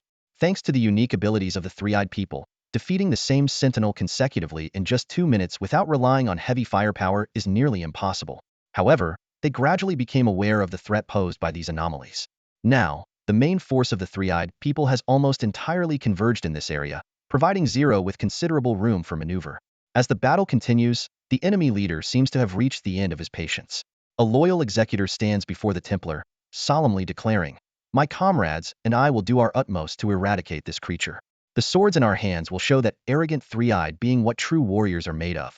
When the battleship landed and a large number of three-eyed soldiers returned to the base, they suddenly realized that the once peaceful main base was no longer safe. For tactical squads, resembling demons, roamed the entire base, leaving no three-eyed person alive in their wake. High-ranking personnel were killed, and the base's normal operations would undoubtedly be severely impacted after today. Even more concerning was that dozens of subplanetary mechs forcefully breached the main gate, wreaking havoc on their facilities. Their troops faced unimaginable devastation the moment they clashed with these mechs. They had never seen such powerful battle mechs, whose exceptional combat skills and mighty golden blades could effortlessly annihilate their forces. Their weapons couldn't even pierce the strange energy shields of the mechs. But all of this paled in comparison to the true horror. When they used heavy firepower to destroy one of the mechs, the fragments rapidly reassembled, as if resurrected. The revived mech showed no signs of diminished combat ability, and even its depleted shield was fully restored. How on earth could they fight against this? Mechs that could come back to life? No civilization was known to possess such technology. Duncan, clad in pure black combat nanotech armor, was unusually calm. In battle mode, He watched the skirmish from afar with a level-headed demeanor. He could clearly see the movements of the sentinels. Their speed, which bullets could hardly catch, seemed unimpressive to him. However, the strange resurrection ability made him wary. After all, he was still at the planetary level and faced the risk of injury or even death in large-scale battles. But this wasn't a large-scale battle. Resurrection? He refused to believe they were truly invincible. If killing them once wasn't enough, he'd kill them twice, 10 times, 100 times. Drawing the kinetic blade from his back, Duncan stepped into the kill zone. At this point, the three-eyed troops were terrified by the sentinels and had lost the will to resist. Watching the fate of their base commander, they retreated, relieved, giving Duncan space. You must have intelligence, right? Duncan stood several hundred meters from Kalania's, ignoring the other sentinels' gazes, and said slowly, I know you're the leader. Which civilization are you from? Don't you know this is the home planet of the three-eyed civilization's Amanra Corporation? Kalania's replied with an air of arrogance. We are the Templar, sons of Glacius, spears of the war executor, and friends of humanity. Templar? Never heard of you. But did you just say you're friends of humanity? Those weaklings from Earth? Duncan laughed angrily. Don't you know that the entire Earth, including all humans, is the property of Amanra Corporation? Perhaps they were, but from today, they are no longer, Kalania said, unwilling to say more. He clenched his fists, igniting his blades. Just what I wanted, Duncan replied. As soon as Duncan finished speaking, a gust of wind roared, and he dashed towards Kalania's like a flash of lightning. His massive blade, brimming with deadly intent, swung fiercely at Kalania's. However, Kalania's was prepared. With a swift movement, he dodged the lethal blow and immediately counterattacked, skillfully maneuvering behind Duncan and thrusting his sharp blade forward. Duncan, remaining calm, lifted his leg and delivered a precise sidekick, sending Kalania's flying dozens of meters away. Despite being protected by a psychic shield, Kalania's was unharmed. Duncan let out a cold laugh and taunted, Well done, Templar. Your combat skills are indeed impressive, but once I defeat you, your body will become a valuable asset. Before he finished speaking, he launched another round of attacks. Seeing this, the sentinels joined the fray, engaging Duncan in fierce combat. Duncan's strength was not to be underestimated. As a top-tier warrior of planetary level 9, he possessed not only immense power but also masterful combat skills, handling the battle with ease. However, facing the onslaught of 50 sentinels, he began to feel the pressure. The battlefield descended into chaos, with both sides locked in a relentless struggle. Over the next 10 minutes, Duncan cut down dozens of sentinels, but their extraordinary revival abilities made it difficult for him to annihilate them completely. Although he noticed that their resurrection had a time limit, the sheer number of opponents plunged him into a grueling fight. What worried him even more was the sentinels' continuously improving combat prowess, evolving rapidly. After the third resurrection, Kalania's mechanical eye gleamed with a golden light, uploading death data to the Purifier network, allowing every sentinel to share this information. They began to decipher and counter Duncan's fighting style, growing stronger and more formidable. 20 minutes in, Duncan was injured for the first time by a sentinel. He realized that the weapon his opponent used was extraordinary, capable of easily tearing through his expensive nano-armor, a dangerous sign. After repelling a wave of sentinels, Duncan swiftly retreated, distancing himself from the battlefield. The sentinels did not pursue him but quickly surrounded him instead. Duncan frowned, touching his wound, sensing a foreboding feeling. He realized these mechs were unusual. They were mechanical organisms. These intelligent machines, capable of learning, filled him with unprecedented fear. They were not cold, lifeless machines but seemed like living entities, constantly learning, evolving, and adapting to his every move. In less than half an hour, he realized he was no longer a match for these opponents. Continuing to fight would only lead to his defeat. Although he was confident that he wouldn't die at their hands, he was not a fervent warrior eager for battle. This fierce fight had to stop immediately. Without hesitation, he issued a command through his communicator. This is the base commander, calling the main ship. Ascend immediately and target these mechs. Destroy them with the ship's cannons. However, there was only silence on the other end of the communicator. No response at all. The guards around him didn't seize the opportunity to attack. Instead, they watched quietly, like spectators at a clown show. Duncan began to feel a twinge of unease. A thunderous explosion erupted behind him, but the leader of Team 0B remained unfazed. Calm and unflustered, he issued the command. This is Team 0B. Orbital monitoring has been destroyed. Viper can proceed. Upon receiving a response, he felt a sense of relief. Even as the skirmish between the Sentinels and Duncan raged on, his team had already commenced their mission. They successfully dismantled the orbital surveillance and infiltrated the lift zone. In the ship's lift zone, thousands of Triclops soldiers were gathered, awaiting their assignments. Suddenly, Gunfire rang out, and almost simultaneously, all the lights went out. Enemy attack. Team Zero swiftly sprang into action. Two squads surged from the east and west sides, coordinating seamlessly and utilizing the night vision capabilities of their armor to swiftly and effectively eliminate the enemy. The Triclops officers responded quickly, but were soon taken down by the hidden members of Team Zero. Amidst the battlefield chaos, Team Zero managed to blend into the enemy ranks, maintaining their cover. At that moment, a Hercules fleet descended, and Viper team members launched their assault, effectively disrupting the enemy's defenses. The Viper team's objective wasn't to annihilate the enemy, but to distract and provide cover, while Team Zero was tasked with infiltrating the warship to execute sabotage operations. Within 3 minutes, they had to complete their mission and evacuate.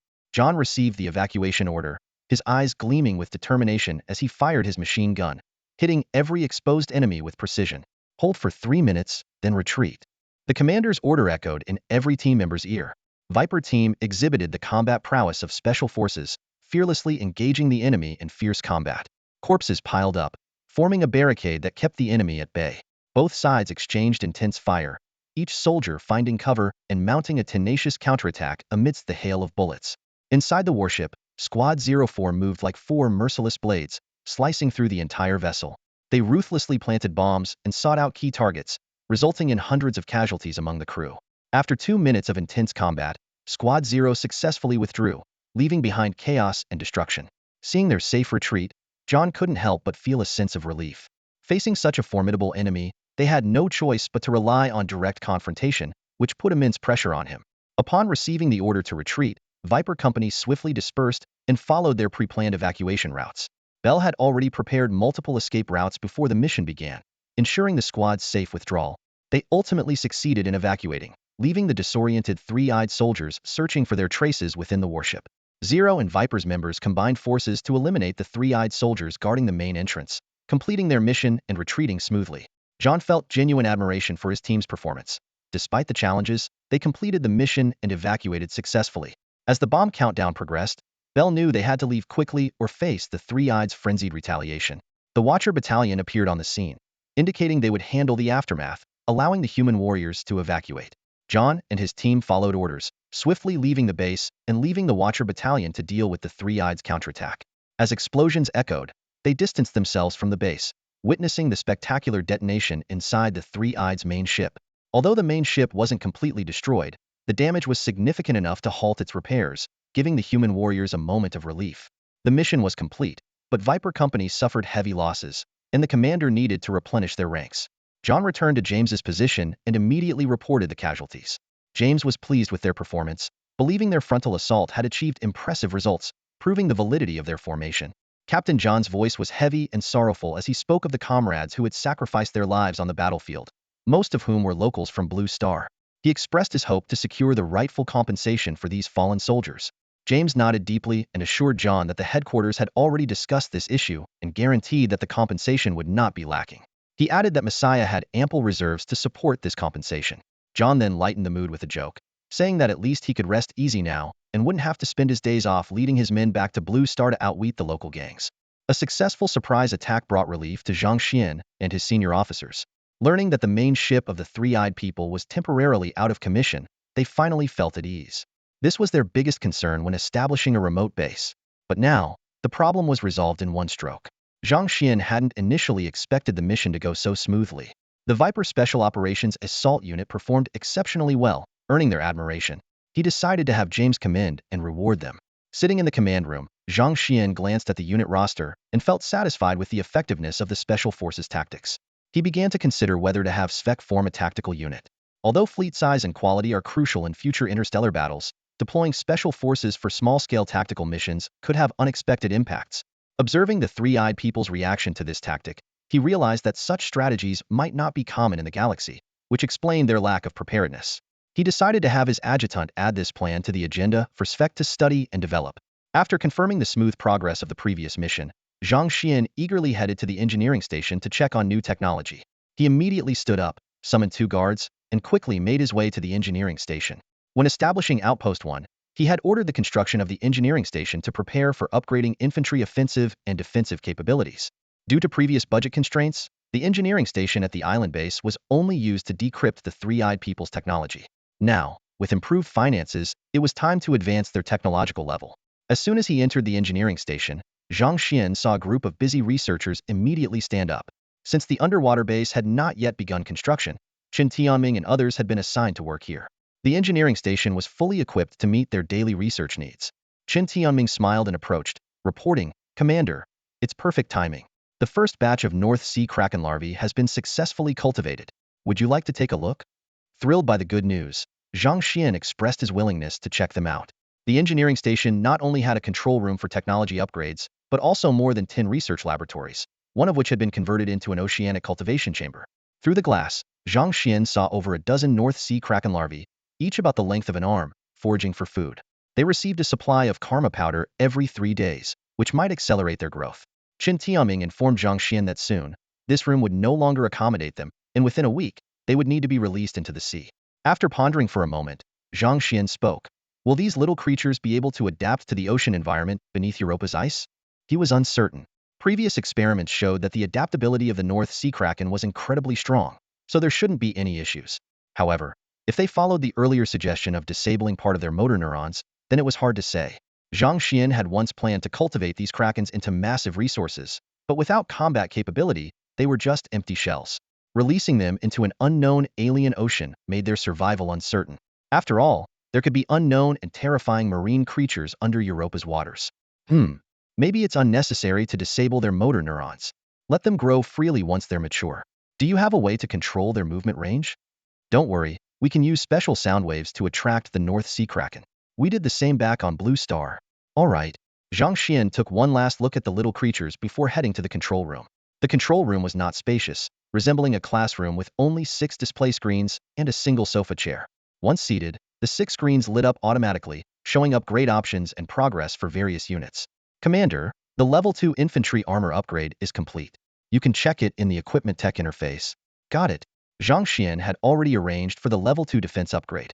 Although the cost was steep, 000 crystal minerals and 10,000 high energy gas, it was worth it.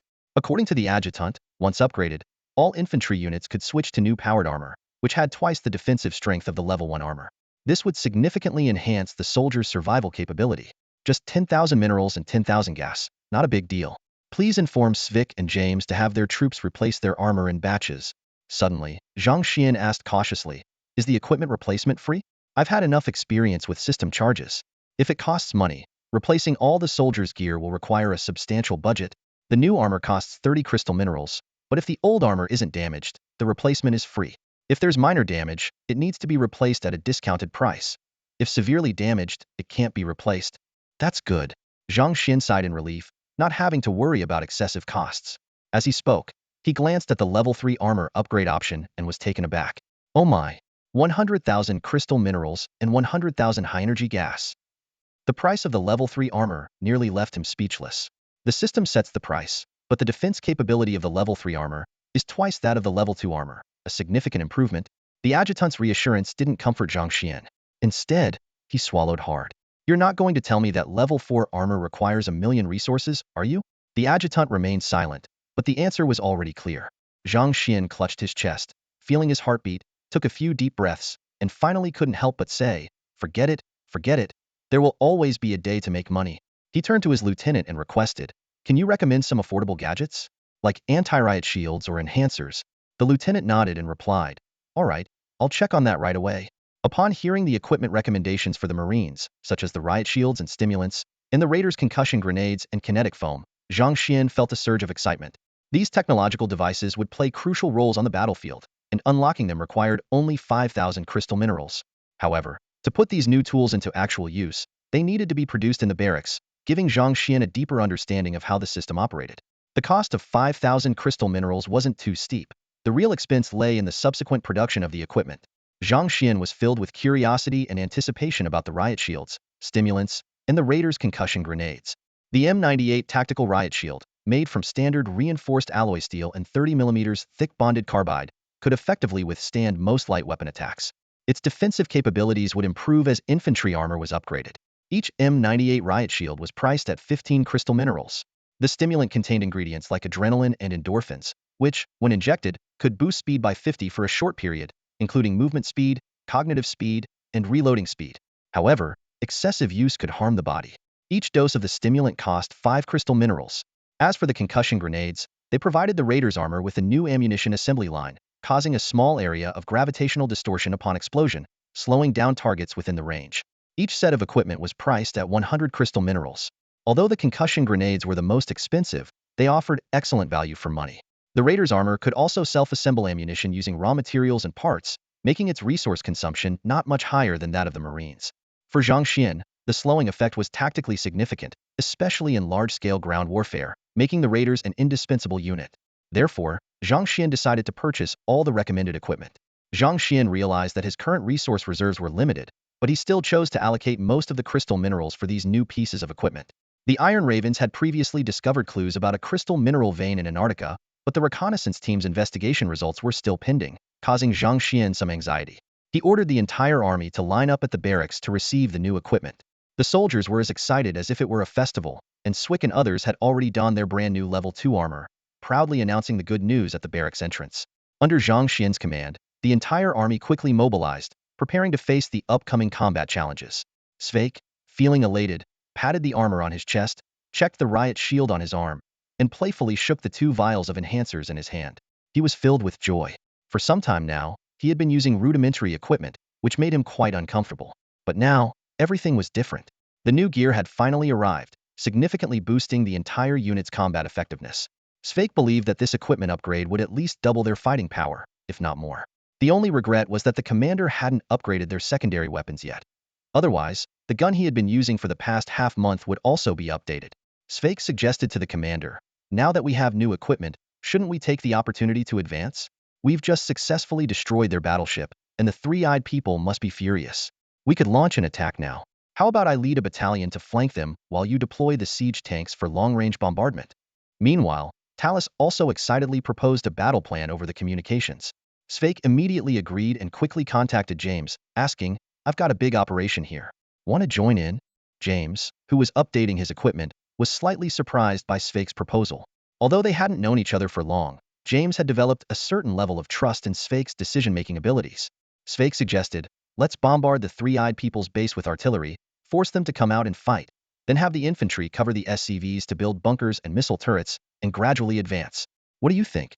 James hesitated a bit and asked, "Are you sure this will work? What if they don't choose to engage in a positional battle?" Sveik laughed and replied, "They have no choice. Once our bunkers are established at their doorstep, they will have to fight. Each time we set up a bunker line, we narrow the encirclement. They will eventually face our artillery fire. Once our bunkers surround their base, the battle is as good as won." James was drawn to Sveik's plan, as it seemed to have no obvious flaws at the moment, so he nodded in agreement. Sveik smiled and said, "Then it's settled. Wait for my signal." However, before James could ask about the specific content of the signal, the communication was cut off. James shook his head helplessly, already used to Sveik's spontaneous decisions. Soon after, Sveik's camp dispatched the entire armored battalion to advance. In the low-gravity environment of the moon, the siege tanks, which hadn't purchased the attack range technology, had an effective range of only 10 to 15 kilometers in siege mode. Beyond that, there would be errors and reduced damage, so they needed to advance another dozen kilometers before starting the bombardment. Along the way, SCVs built a few bunkers, and upon reaching the destination, they immediately began constructing a defensive line, forming an encirclement. On Talus's side, due to the lack of heavy firepower units, they only had a battalion of troops, making them the weakest link. However, this wasn't an issue because Talus's task was not to engage directly, but to ensure that the three-eyed people couldn't escape, thus completing the encirclement. As the main forces moved, this large-scale operation caught the attention of the three-eyed people. They were astonished to discover that a significant number of troops were constructing bunkers on the perimeter. The commotion was so overwhelming that the three-eyed people found it hard to believe they had been surrounded without noticing. This sudden turn of events left them feeling unprepared, and a sense of helplessness began to rise within them. Useless. All of you are useless. 3,000 men. And you couldn't even hold off 100? They blew up our warship right under our noses. Now the enemy has set up their positions right at our doorstep. Are you all blind? In the docking area, flames still flickered on the ship as repair robots worked frantically, but the progress was painfully slow. The damage to the warship was severe. Duncan stood before a group of three-eyed soldiers, seething with rage, and none of them dared to speak. Seeing their downcast faces, Duncan felt a deep sense of sorrow. These people might be hybrids of three-eyed beings and humans, but they were still part of the three-eyed race. Although they had lived too comfortably and lacked training over the years, they shouldn't have become this weak. He had just watched the surveillance footage of the battle in the docking area, and what he saw made him feel ashamed. He could hardly believe this was his own unit. Commander, what should we do now? Should we launch an attack? One of the advisors asked cautiously. Our forces are limited. Without support from warships, it will be hard to fight against those humans. Do you need to tell me that? Duncan snorted coldly. Those humans want to force us into a land battle. Do you think you useless lot can win? But the advisor hesitated. They're establishing their positions too quickly. If we only defend, our casualties will keep increasing. The urgency of the situation was clear to anyone with a brain. If they did nothing, they would be utterly suppressed by the enemy, with dire consequences. Duncan understood this too. After a moment of deep thought, he gritted his teeth and said, "The fleet will be back in an hour. We have to hold out until then. Is there any equipment left in the base that we can use?" Everyone exchanged uneasy glances. At that moment, the advisor who had spoken earlier suddenly had an idea and said, "I remember we captured a batch of subplanetary mechs from the mermen during the last millennial cycle. They're still stored on the third underground level. Maybe they can be of use." Duncan widened his eyes at the advisor and said in disbelief, "Are you out of your mind? Those mechs haven't been maintained for years. They're just piles of scrap metal, long useless. If they were any good, the previous commander would have sold them off." The advisor, however, replied obsequiously, "Those mechs may not have been maintained for thousands of years, but they could still be operational. You might have forgotten, but the base has something left from 30,000 years ago, meant to prevent today's crisis." Advisor Duncan suddenly remembered that the base had always kept a special item, though he had never seen it himself. It was said that this item could only be activated under the highest red alert status, and was rumored to be an artifact of great power. According to some documents he had accidentally come across, this artifact had the ability to activate and charge all mechanical devices. Although its usage was limited, it could potentially affect subplanetary mechs. Duncan pondered the consequences. Using the artifact would undoubtedly tarnish his record and affect his future promotions. However, without it, he had no other leverage at his disposal. As he hesitated, a sudden loud noise erupted. The ceiling trembled slightly, and a terrified observer exclaimed, "Commander, the humans have started long-range shelling." Faced with this unexpected pressure, Duncan had to make a decision. Clenching his teeth, he said, "Let's hope that artifact works." He then turned and walked towards his office, where the item was stored in a secret compartment for easy access. Outside the lunar base, a preliminary encirclement had already surrounded the entire crater valley. Precision shelling from the elevated siege tanks had caused substantial damage to the base, and Svek watched with excitement. For siege tanks were in attack mode, their immense destructive power creating massive holes in the base's outer walls with each shell. However, the shells failed to penetrate the defenses of the three-eyed beings, who seemed to be hiding behind their protective barriers. Svek muttered to himself, wondering why the three-eyed beings were so composed yet so passive in their resistance. James warned over the comms, "Don't get complacent, Svek. Something seems off." Svek responded with curiosity, "What's strange about it?" James pointed out that there was no sign of any aerial forces in the night sky, indicating that the actions of the three-eyed beings were unusually abnormal. Svek's mind raced as he realized the situation might be more complex. However, by then, it was already too late. Svek's eyes suddenly sharpened. No matter what tactics the enemy intended to use, they were ready. "James, prepare to deploy the widow mines.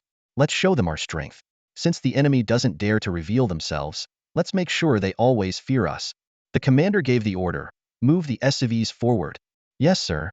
The soldiers quickly sprang into action, advancing the position once more. While leaving a small contingent to protect the siege tanks, the SCVs began constructing new bunkers. According to the original plan, a defensive line was to be established every kilometer as a precaution. If the enemy appeared, they would reinforce the nearest line to ensure safety. With the firepower support from the siege tanks, they were confident that everything was under control. However, when Svek and his team saw a familiar figure appear, everyone was stunned. Silhouettes shimmering with blue light shot into the sky above the lunar base. Despite the distance, many onlookers recognized the familiar shapes, as many had participated in the original archaeological expedition. "Wow!" exclaimed Svedjk, eyes wide. "Isn't that the legendary Atlantis mech?" "Yes, Svedjk," James replied, a hint of surprise on his face. "How do these three-eyed beings possess such technology? Could it be spoils from ancient wars?" The Atlantis mech circled the air a few times before rapidly dispersing around the base, positioning themselves strategically based on the surrounding forces. Their advanced combat intelligence was evident. The models were identical to those discovered in the underground ruins, even down to the power cores in their chests. The bad news was that they were unsure of the mech's combat capabilities. But the good news was that the three-eyed beings were desperate enough to deploy these ancient machines from 10,000 years ago. Defeating them would mean victory was within reach. Despite his words, Svejk's face was tense. They had long known that a single planetary-class mech was formidable, and now they faced over 200 of them. And they could fly. This was no small problem. Prepare for battle, load up, SCV, build missile turrets. We can't let these tin cans have their way above us. Without hesitation, Svejk dashed into a bunker. The surrounding soldiers quickly moved to their battle stations, and the SCVs accelerated the construction of missile turrets. Meanwhile, the Sentinel units, who had retreated to rest and recuperate, were rushing back to support. Their energy had been significantly depleted from prolonged combat and multiple revivals, but they wouldn't back down. Inside the lunar base, Duncan, holding a green, semi-transparent cube, was in high spirits. Moments ago, he had used the cube to successfully restore and activate all the abandoned Atlantis mechs on the third underground level. The once rusted mechs were enveloped in a green glow, seemingly reversing time to return to their peak condition. With the cube in hand, the reactivated mechs followed his commands. This cube is incredible, truly a trump card, Duncan thought. Though it's a pity I can't take it with me. It'd fetch a fortune on the black market. Despite recognizing the cube's value, Duncan felt no greed. He wouldn't dare violate company policy. After all, money is only useful if you're alive to spend it. Let these mechs buy us time. When the fleet returns, it will be the end of humanity, he mused. Nearby, his aide breathed a sigh of relief, grateful that the cube had worked. Otherwise, the furious base commander would have surely torn him to pieces. Duncan nodded, still feeling a bit hesitant.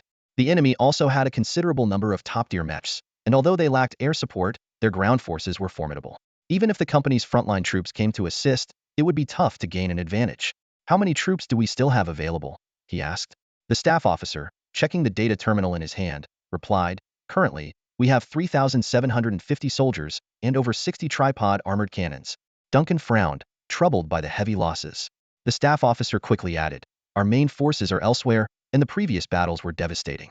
It's already fortunate to have this many remaining troops. Duncan snorted. They lack training. They've been on this blue planet too long and have grown overly confident. Never mind, I'm about to step down, so I'll leave this for the next commander to handle. Issue the order to mobilize 2,000 infantry and all the tripod armored cannons. Put everything into the fight. The staff officer hesitated. Won't that result in too many casualties? Duncan dismissed the concern. It doesn't matter. They're just a bunch of expendables. If they die, so be it. We've already lost so many. A few more won't make a difference. What can the inspector do to punish me? It's ridiculous.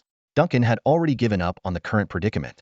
As long as he could deal with the human resistance before the higher-ups arrived, his responsibility wouldn't be too severe. He might be reassigned to a remote area for a few years, but so what? With some accumulated merits, he could return to headquarters. As someone on the verge of reaching stellar level, the company was bound to value him.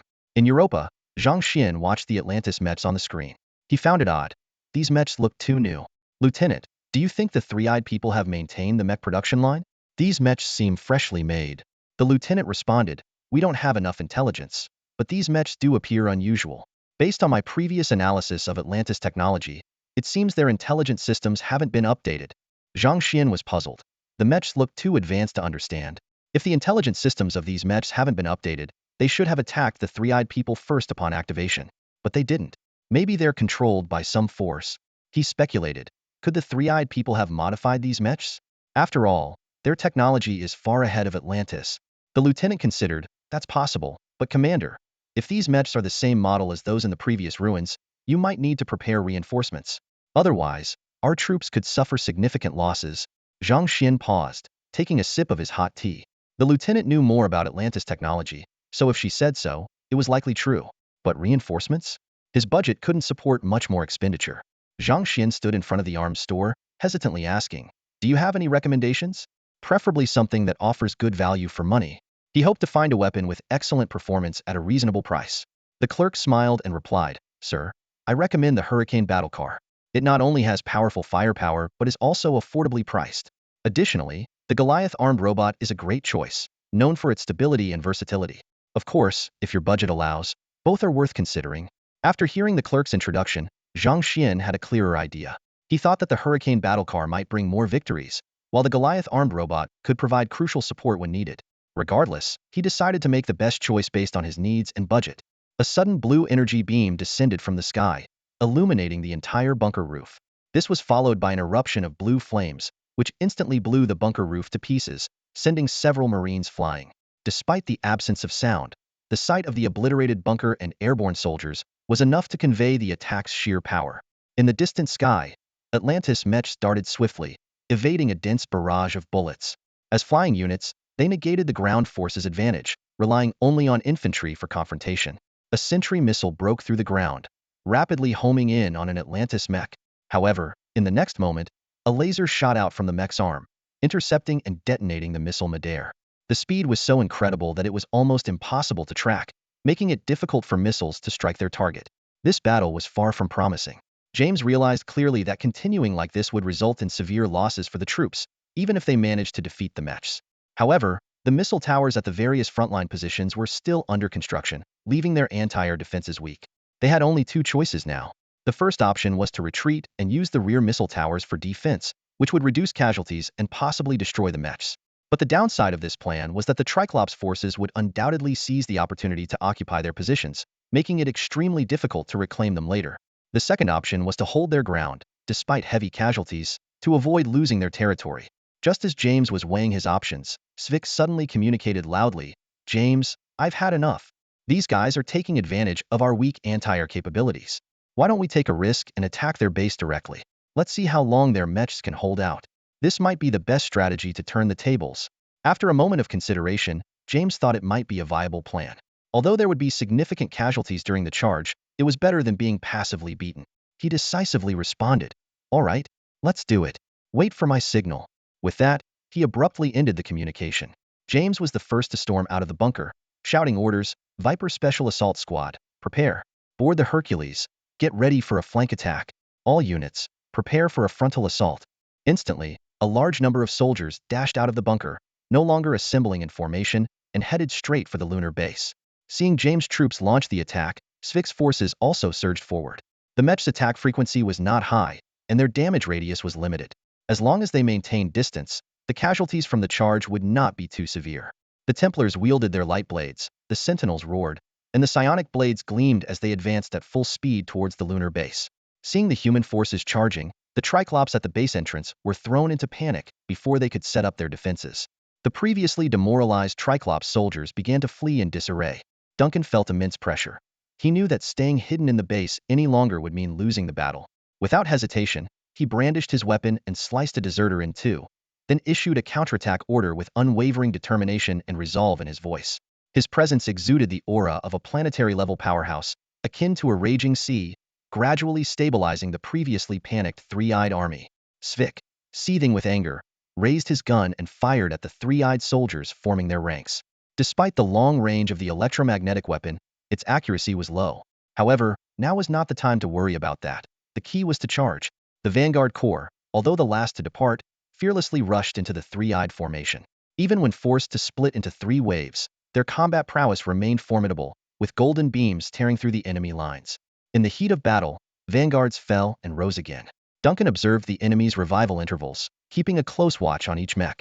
Once one was shattered, he immediately launched a new round of focused attacks. He lifted a vanguard's head and commanded his troops to attack with full force, showing no mercy. This sight began to boost the morale of the three-eyed soldiers, who rallied and launched a fierce assault on Duncan.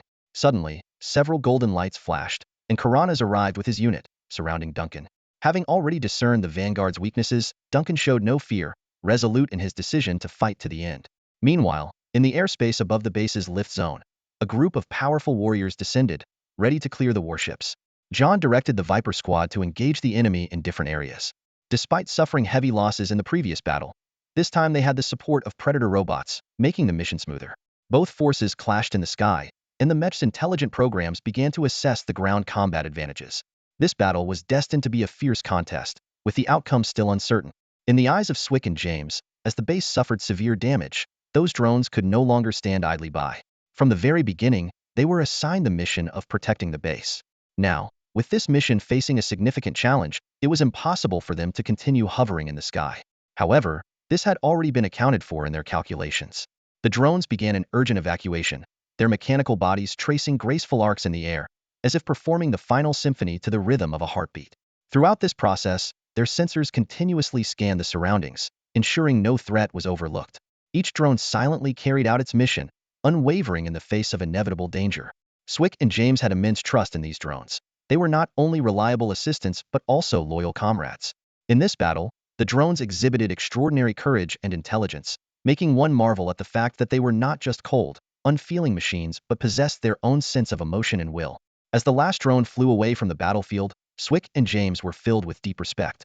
These drones were more than just mechanical constructs. They embodied boundless courage and a spirit of sacrifice. They would forever remember this difficult moment and the fearless loyalty displayed by the drones on the front lines. A massive spaceship landed on the ground, and 10 four-wheel drive tracked combat vehicles swiftly exited the cargo bay. The Hurricane squad had arrived on the battlefield. As the squad leader, Lieutenant Eric piloted one of the Hurricanes, ready to take command before they were assigned to various armored units. Before their departure, Zhang Xuan had emphasized the mission's severity, urging them to proceed with extreme caution. However, upon reaching the battlefield, the situation appeared somewhat different from what they had anticipated. Eric gazed at the intense combat unfolding in the valley, deep in thought. Suddenly, a communication interrupted his contemplation. Sveik was directing them to target and eliminate enemy mechs. Sveik took cover behind a destroyed Atlantis mech, watching as another mech fell under enemy control, the situation becoming dire. With their support, the enemy mech was swiftly destroyed, but the pressure remained palpable. Eric followed orders, leading the Hurricanes at full speed toward the battlefield. The Hurricanes were not ordinary vehicles but towering war machines standing 5 meters tall. Though they lacked massive firepower, they could precisely lock onto targets and launch Hurricane missiles for continuous strikes. For fast-moving enemies, they were a nightmare. The Hurricane squad maneuvered around the battlefield's edges, locking onto targets and launching missiles to destroy enemy machines, significantly improving their efficiency. On the other side, Duncan crushed an enemy mech underfoot, watching with satisfaction as its energy core dimmed, a cunning smile playing on his lips. He turned to the recently risen Karanias and said, "You may look the same, but I know you're the one I talked to earlier. How does it feel to taste defeat?" Karanias remained silent, but quickly downloaded intelligence on Duncan. Suddenly, Duncan lunged at Karanias, ready to strike. Karanias deftly dodged an attack, his psionic blade slashing at a cunning angle, leaving a gash on Duncan's chest. Despite the injury, Duncan remained unfazed, as if driven by a resolve for retribution. He swung his longsword with force. Boom! Karanias was sent flying again. His shield shattered just as it had reformed, and one of his arms was severed. His regeneration skill had 32 seconds left on cooldown. Calculating the time, Karanias stood up but did not engage further. Instead, he sprinted away. Escape? Too late. Duncan leaped high into the air, reaching several hundred meters in altitude. His nanotech armor blasted flames, propelling him at a speed of 800 meters per second. As he plummeted towards the ground, Karanias turned, thrusting his remaining psionic blade at Duncan. Boom! The mech shattered, and Karanias went offline temporarily. Standing on the wreckage of the Sentinel, Duncan felt a rush of satisfaction, as if a weight had been lifted off his shoulders. However, squads were silently closing in. Squad 0, engage. Spread out and target the weak points. Attack. With the command given, all team members pulled their triggers simultaneously. Bullets flew rapidly, most of them hitting the spots where Duncan had been previously wounded. Although his nanotech armor could self-repair, it had its limits. After prolonged combat with 8 Sentinels familiar with his weaknesses, his armor had sustained irreparable damage. Squad 0 was aiming at these very weaknesses. Even though planetary-level warriors had tough bodies, wounds still hurt when hit by electromagnetic bullets. Feeling the sharp pain, Duncan leaped to dodge. Yet, Squad 0 pursued relentlessly, their members almost all sharpshooters, maintaining their assault with the aid of their equipment. Damn humans! Duncan raised his hand to shield his face, swinging his longsword. A pale blue energy blade swept out. However, the blade's range was limited to 200 meters, and most of Squad 0 remained at 300,400 meters, rendering the attack ineffective. Squad 0 knew better than to act recklessly. They understood the need for caution against such a formidable opponent. Hold them off! Duncan shouted. Three-eyed soldiers quickly came to his aid, breaking many of Squad 0's shields and forcing them to retreat from the overwhelming enemy numbers. No one felt disheartened, as their primary objective was not to eliminate Duncan. Duncan dashed towards the base. He urgently needed to replenish his nanomaterials, or his damaged nanotech armor would compromise his combat effectiveness. Unbeknownst to him, cloaked phantoms were awaiting his arrival. Target approaching. Units 3 and 4, initiate long-range attacks. Unit 2, prepare for a psionic lash. Roger that. As Duncan approached the base, a growing sense of unease gnawed at him. He knew better than to dismiss his instincts, so he slowed his pace and cautiously scanned the area around the base's entrance. Though he saw no sign of the enemy, he couldn't shake the feeling that something was amiss. Determined to find a safer way in, he decided to take a detour. Just then, 2 bullets struck the same spot on his helmet in rapid succession. Who was lurking in the shadows? Without hesitation, Duncan swung his broadsword and charged toward the source of the gunfire. His sweeping strike was so powerful that it sliced through a steel pillar inside the base. Yet, there was no one there. Invisibility? Duncan's heart raced. He had encountered invisible foes on Blue Star before, but he could always sense their presence. This time was different. Aside from the pervasive unease, he was completely oblivious to his surroundings. Whoever was here was no ordinary opponent. As time dragged on, his anxiety intensified, and he could almost hear his own heart pounding. He had to leave immediately. He leaped into the air, soaring 1,000 meters high. However, just as he reached midair, 2 beams of blue and red energy shot down from the sky. Boom! Duncan couldn't evade them and was struck. Blood spurted from his wounds, his face contorted in pain, and his eyes were bloodshot. The energy whips were powerful enough to frighten even the fiercest thunder beasts, let alone him. The attacks nearly killed him, and his nano-armor disintegrated almost instantly. What kind of attack was this? Duncan, his strength failing, nearly perished as he crashed to the ground, shuddering. Yet, the phantoms remained hidden, silently lurking around him. 2 of them began preparing another psychic whip attack. Bell and another phantom were drained of their psychic energy, leaving them weak and exhausted, nearly defenseless except for their invisibility. Unaware of this, Duncan believed he was being stalked by 1 or 2 deadly assassins. Damn it, someone help me. He tried to call for assistance, but his communication device had been destroyed in the psychic assault. His troops were engaged in a fierce battle with the enemy, too occupied to notice their commander's peril. Psychic whips required time to gather energy, and those with lower psychic power needed even longer. This gave Duncan a slim chance for survival. He struggled to his feet, his body racked with pain and fear. The earlier sense of dread returned with full force. He summoned every ounce of his strength and tried to flee. At that moment, figures emerged from the darkness within the base. Duncan's heart lifted, thinking reinforcements had arrived.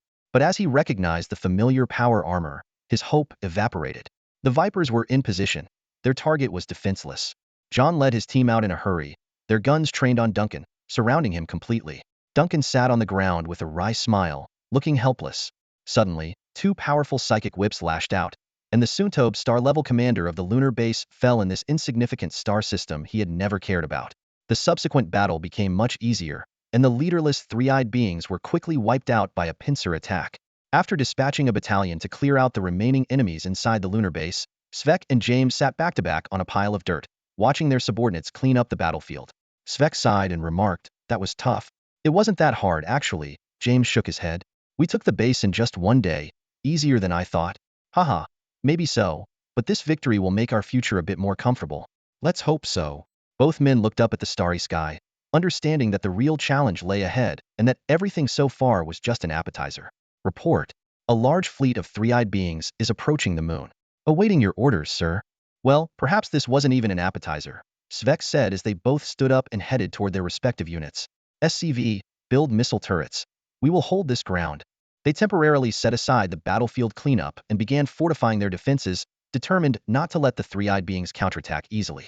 At the edge of the solar system, near Pluto, space began to distort, forming a massive black hole, emitting multicolored lights. A rectangular battleship, several kilometers long, emerged from the black hole. The black hole quickly closed, and the lights gradually faded. Inside the command center of the battleship, 3-eyed officers in black uniforms worked methodically. In the central command chair sat a young man with white hair, legs crossed, smiling as he gazed at the starry expanse outside. "Earth, it's been over 200 years since I last came here, hasn't it?" he mused. A burly bald man beside him nodded. "Yes, Count. Your 3rd gene was obtained here." "Indeed, such memories." The white-haired youth stretched lazily. "Who's in charge of the lunar post now?" "Duncan, planetary level 9. Contact him and prepare for my arrival. Wormhole travel is exhausting. I need to find a city on Earth to rest, savor its ancient culture, and collect some mementos before they disappear." "Yes, sir." The bald man closed his eyes, but his third eye suddenly opened wide, an invisible force emanating. Moments later, he opened his eyes, looking a bit unsettled. "Sir, Duncan is dead." "What?" The white-haired youth was stunned. "What happened?" "Humans rebelled. A large human force has taken over the lunar base. Duncan's fleet is en route, likely lured away." "Well, this is quite intriguing," the white-haired youth said with growing interest. He had once visited Earth and knew just how extraordinary this mysterious place could be. According to historical records, every millennia, a fierce struggle unfolds on the blue planet. Although this cycle has weakened many humans, leading them to believe they can no longer resist, the reality is quite surprising. It turns out they still inherit the will of their ancestors, unwavering and resolute. This spirit is truly admirable. Halt the fleets and come closer. I want to witness this epic spirit of resistance firsthand. Svek and James watched the red dots on the small map gradually disappear, their faces marked with confusion. They had expected an intense battle, but the enemy had simply shown their heads and then slipped away. Are they not planning to fight us, Hedon? Svek scoffed. We've been fighting for so long. We should be exhausted by now. Shouldn't it be easier? James, on the other hand, was deep in thought, wondering if he had missed some crucial detail. The only person capable of commanding so many fleets was the late base commander. But he was dead, which meant there had to be another high-ranking member of the Triclops they hadn't discovered yet. Either way, it was time to rest and regroup. James stepped outside the base, watching as several barracks slowly floated over. From now on, this lunar base was theirs. With some repairs, it could be operational again. Suddenly, a blue light flashed, and a Hercules ship appeared in the sky, descending slowly to the base entrance. Svek, James, and the other senior officers quickly approached. The hatch opened, and Zhang Xuan, accompanied by a squad of guards, stepped out. Everyone stood at attention, saluting the commander in unison. Zhang Xuan stood on the steps, returning the salute. Commander, mission accomplished. We've secured the victory, Zhang Xuan said. Even through his mask, he could sense the unmistakable smile on James's face. Svek grinned as well. Now this place is ours. The Triclops fleet is nowhere to be seen. We just need to clean up the remnants on Blue Star, and it will be safe. Zhang Xuan walked up to the group, observing the armor full of bullet holes and scrapes. He took a deep breath and smiled. This victory belongs to every one of you. I'm proud of you, future generals. Faces beamed with pride. The officers standing here would at least become brigadier generals in the future. What an honor the title of general was. Commander, during my battle with the Triclops leader, I sensed a strange power. You might want to check it out. Kalania's voice echoed in Zhang Xian's mind. Zhang Xian suddenly remembered he had forgotten to find a new vessel for Kalania's. He quickly summoned a sentinel. The sentinel's eyes glowed, and Kalania's appeared. Commander, Kalania's nodded at Zhang Xian. All right, let's see the spoils of war. The group quickly arrived at Duncan's corpse. Seeing the massive body, Zhang Xian couldn't help but feel astonished. Although he had seen it on the screen before, the face-to-face encounter truly conveyed the oppressive presence of such a powerful creature. Even though Duncan had been dead for some time, Zhang Xian still felt he could come back to life at any moment. Kalania stepped forward and extracted the green cube from Duncan's body. No radiation or harmful substances detected. Commander, this is the item, Kalania said. Zhang Xian reached out and touched the cube. The next moment, congratulations. You've discovered a mysterious ancient artifact. This find is extremely valuable and is currently undergoing in-depth analysis by the system. As the familiar pulling sensation came, Zhang Xian remained calm, waiting patiently for the system's analysis. 2 minutes later, as the green glow of the cube gradually faded, the adjutant finally announced, "You have unlocked some of the Protoss structures, including the pylon and the gateway. However, since the basic Protoss unit, the probe, was not unlocked, Zhang Xian could only use SCVs to build from the blueprints, albeit with significantly reduced efficiency. The pylon, powered by catering crystals, projects an invisible psionic matrix that provides energy to nearby Protoss structures and enables Protoss units to warp into its matrix. The gateway is a ground unit teleportation building that allows ground troops to be transported from one gateway to another. Once upgraded to a warp gate, it becomes even more powerful." Zhang Xian's face lit up with joy. The pylon and gateway are of immense strategic value. With these two structures, his forces could quickly reach their destinations and deploy all at once, which was a huge advantage. Zhang Xian picked up the now dull cube, feeling its weight, and decided to keep this treasure safe. It might come in handy in the future. He handed the cube to the guard beside him, then turned to look at the distant open ground, which was littered with countless corpses of three-eyed beings. Such a large number of three-eyed beings surely meant a wealth of crystal minerals and energy for the mothership, likely similar to high-energy gas. In the Antarctic of Blue Star, a 100-man reconnaissance platoon was trudging through the glaciers. Clad in power armor, they were unaffected by the glacial climate, but the task was incredibly monotonous. Captain Sean lit a cigarette, only for the deputy captain to suddenly shout, nearly making him drop his lighter. Annoyed, Sean asked if he had found crystal minerals, or else he would have to buy dinner. Deputy Captain Miles didn't answer but rushed forward, raising a detection device and excitedly announcing that he had indeed found crystal minerals. Sean took the device to check, his expression shifting from annoyance to seriousness and then to excitement.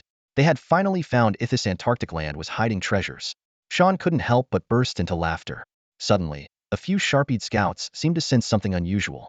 Instinctively, they pulled back the bolts of their rifles, the bullets clicking into place. Meanwhile, although Sean was excited, his reaction time as a captain was just as quick. He swiftly drew the electromagnetic pistol from his waist, eyes fixed warily on a nearby ice mound, a mix of tension and vigilance filling his mind. In the frigid expanse of Antarctica, a gunshot shattered the silence of the icy plain. Standing on the ice, Sean gripped his gun firmly, his gaze fixed resolutely ahead. He signaled his soldiers to swiftly encircle a frail-looking boy who emerged hesitantly from behind a pile of ice. The boy, dressed in an inadequately warm down jacket, shivered from the cold, his face pale, and raised his trembling hands in a plea for mercy. Sean felt a pang of emotion. Though the boy appeared to be only 11 or 12, Sean knew that in this world full of uncertainties, age did not equate to harmlessness.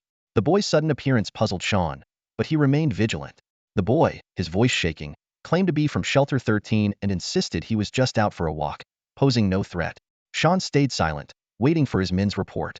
The soldiers confirmed there were no signs of other enemies nearby. The boy seemed to be alone. Calmly, Sean inquired about Shelter 13. The boy, looking confused, said he had grown up there and that today was his first time being allowed outside. Sean doubted the boy's story and quickly called out his lie, questioning why his parents would permit him to venture out alone. Terrified, the boy stammered and admitted he was an awakened one, and that his parents had long since passed away. He had been raised by the elders of the shelter. Sean warned the boy not to make any sudden moves and demanded information about the shelter's location and details. The boy mentioned a lunar base and divulged some resource information. Satisfied with the report, Sean smiled, knowing his plan was gradually coming to fruition. A battlecruiser would soon be his. As resources accumulated, Zhang Xuan's ambition grew, and the position of commander seemed within reach. James walked up to Zhang Xuan, excitement evident in his voice. The recon unit has made a significant discovery. Zhang Xuan turned to face him and asked, "Did they find the exact location of the mineral vein?" James nodded. Yes, not only did they locate the vein, but they also discovered a large refuge for awakened individuals. It's quite extensive, almost a small society. Zhang Xuan's interest peaked. A refuge for awakened individuals? Weren't those two level awakened supposed to have fled to Antarctica? Could they be there? James replied, "It's not clear yet. Captain Sean has already sent people into the refuge. If we need to bring them under control, we should send more manpower. Awakened are not easy to handle." Zhang Xuan shook his head. "They're just a group of awakened. I'm not even on Blue Planet anymore. They pose no real threat. Let Captain Sean handle it. If they can be recruited, send Natalia to negotiate. Strengthening the Messiah organization is beneficial for us." James nodded in agreement. "Understood. I'll make the arrangements right away." The next day, when Natalia arrived in Antarctica aboard the Hercules, Sean and his recon unit had already set up camp in the ice valley. The explorers they had sent out had returned, providing detailed information about the refuge. This place, known as Refuge 13, was the last remaining after 12 others had been discovered and destroyed. Built 30 years ago, the refuge was situated within a large iceberg, its walls made of metal. It was said that the iceberg was created by its level ice element awakened, and as long as the awakened was alive, it could last for centuries. Unfortunately, that level awakened had been captured and executed by the three-eyed ones a few years ago, reducing the iceberg to an ordinary one. As Natalia descended from the sky, Sean felt a slight nervousness. He still remembered the overwhelming powerlessness he felt when facing Natalia before. Natalia smiled and said, "I apologize for my previous attitude. We are family now, so there's no need to be so formal." Sean felt a bit embarrassed but smiled back. "Miss Natalia, you truly have a gracious demeanor, much like Lisa's." Natalia's gentle smile eased Sean's tension, and they began discussing Lisa's recent activities. However, Natalia soon reminded him, "Let's focus on the task at hand first." Her gaze shifted to the distant iceberg, where she sensed several awakened presences, none weaker than her own. In Shelter 13, a sanctuary established by the awakened to escape the cycle of destruction, the population includes both awakened and non-awakened individuals, totaling around 1 to 2,000 people. Approximately 30–40 of the inhabitants are ordinary people, mostly family members and relatives of powerful awakened ones. Awakening is not an inherent trait. Many awakened had lives and families before their transformation. Although the shelter has achieved a degree of self-sufficiency, there are still some shortages in supplies. As a result, merchants who pass rigorous background checks frequently come to trade goods. The awakened, especially those with significant power and influence outside, have access to immense funds. Given that many awakened know that the cycle of destruction is imminent, money has lost its value to them. Consequently, These merchants often leave with substantial profits, sometimes eliciting disdainful laughter from the awakened who paid them. In the shelter's corridor, Natalia and Sean had just passed through the main gate. The gate, controlled by both intelligent systems and manual oversight, was almost a formality for them. Natalia hesitated as she looked down the empty passage, then said after a moment of thought, "We should talk to their leader first. We're not here to cause trouble." Sean shrugged in agreement. However, weren't they here to cause trouble? At the moment, they weren't wearing their power armor, only carrying electromagnetic pistols. Perhaps it was for disguise or goodwill. They didn't see the awakened hiding in the glacier as a threat. To them, these people were like ostriches with their heads in the sand, having lost their basic will to resist. If these people weren't still somewhat useful, they wouldn't even spare them a glance. Nevertheless, for safety, they had prepared backup plans. Not far away, a man in camouflage ran over. He was one of the two Marines who had previously infiltrated the shelter. Saluting Sean, he reported, "We just learned that the most powerful and highest-ranking individual in the shelter is an class fire element awakened named Otto." "A fire element awakened?" Sean sneered. "An class one at that. Do you know his location?" Natalia asked.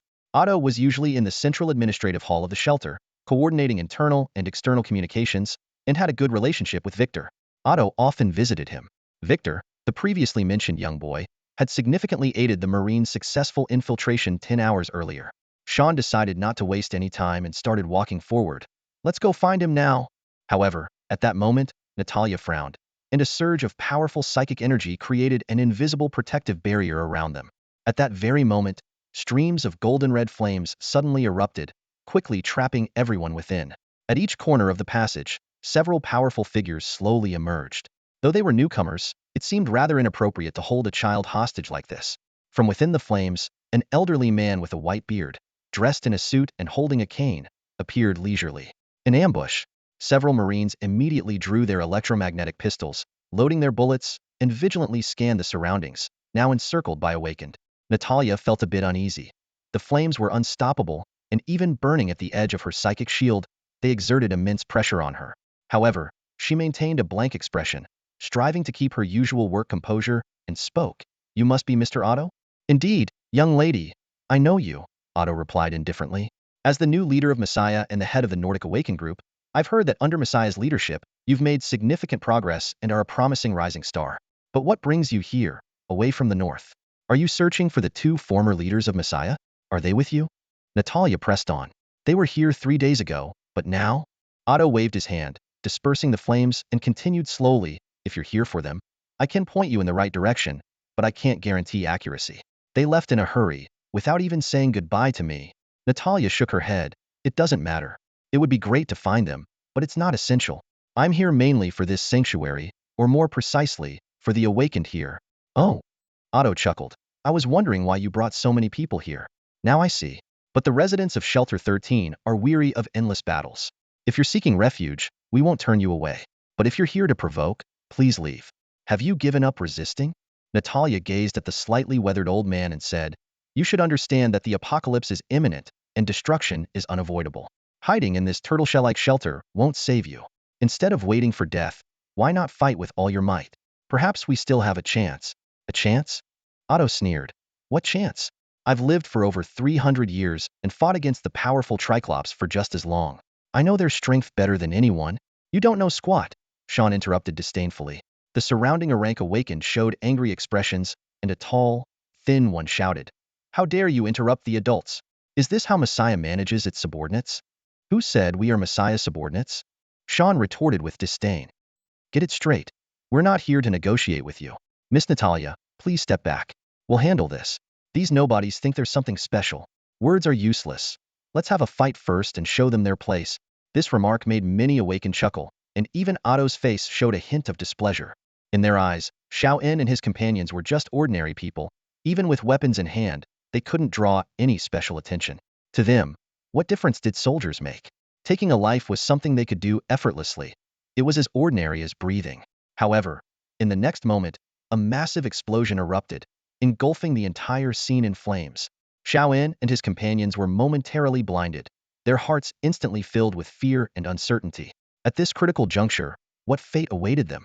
A Concorde cannon blasted across several kilometers, striking the entire ice cavern with a forceful explosion that split the shelter's passage in two. The deafening blast sent waves of panic throughout the refuge. Everyone was at a loss, as if the appearance of the three-eyed beings had rendered everything unpredictable. The A-class awakeners exchanged uneasy glances, a nameless fear rising within them. Otto, a seasoned veteran, maintained a calm demeanor, though his brow furrowed as he stared intently at the cold-faced Xuan. With a threatening tone, Xuan declared that 10 space fighters and 4 heavy warships were stationed just 7 kilometers away. Should they attack, the entire ice mountain and the shelter would be obliterated. Anger flared within Otto, but he dared not act rashly. He couldn't be sure if Xuan's words were true, but the earlier strike had left him feeling powerless. If there were more attacks like that, Xuan's prediction of complete destruction might indeed come true. Xuan, however, seemed indifferent, eager to complete his mission and leave the freezing wasteland. Now, let's talk about cooperation, he said. In the command center of Europa, a day earlier, the massive facility had finally been completed. Unlike its compact and delicate counterpart in the game, the real-life command center was grander in scale. As a multifunctional heavy base integrating military operations, resource gathering, governance, and equipment production, it was initially built for temporary wartime command. Yet, its towering 100-meter structure and expansive area covering thousands of square meters were truly impressive. The sturdy supports held up the entire command center, and the enormous thrusters at its base indicated its capability for aerial movement. In the top-level command room, Zhang Xuan sat at the head of a round table. To his right were a group of senior military officers, and to his left, several civilian officials in blue uniforms. The seating arrangement underscored their clear division of labor and collaboration. A middle-aged man with an elegant demeanor handed a document to Zhang Xuan. This was Edward Pinnell, one of the civilian officials in the command center and the deputy director of the military command department, holding the highest rank among the civilians. He primarily assisted Zhang Xuan in coordinating troop commands. For the rank-and-file soldiers and frontline officers, these officials, who seemed to rise easily through office work, often assigned tasks that puzzled and frustrated them. Nonetheless, with the support of these civilians, Zhang Xuan's job had become much easier. Many previously difficult decisions were now swiftly and efficiently resolved with their help. At least now, Zhang Xuan had more free time to attend training courses and engage in reading and study. Yes, everything was moving in a positive direction. Zhang Xuan took the document, skimmed through the contents, and then said, "I'm not entirely familiar with some of the specialized knowledge here. Could you explain it to everyone?" Edward smiled and replied, "You're too modest.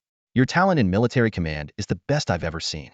If you dedicate some time to learning, you'll surpass me by 1,000-fold." Zhang Xuan nodded in agreement. Edward was undoubtedly a well-rounded individual, but one thing made Zhang Xuan uncomfortable: his excessive flattery often left Zhang feeling a bit awkward. Svek snorted coldly and asked, "Commander Edward, what adjustments and arrangements do you plan to make this time?" Edward smiled humbly and said, "Svek, no need to be so formal, just call me Edward. Although we're at the same level, you are combat troops while I'm just an ordinary administrative lieutenant colonel, hardly deserving of the title commander."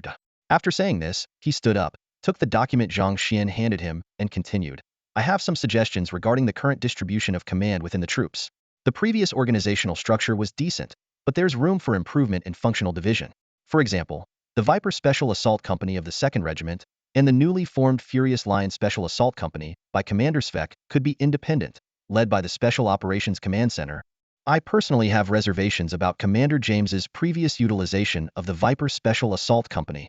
These words changed the expressions of Svek, James, and several other senior officers. They understood that this proposal essentially aimed to strip them of some of their power and weaken their influence. After all, the Special Operations Command Center was subordinate to Edward, making his intentions clear.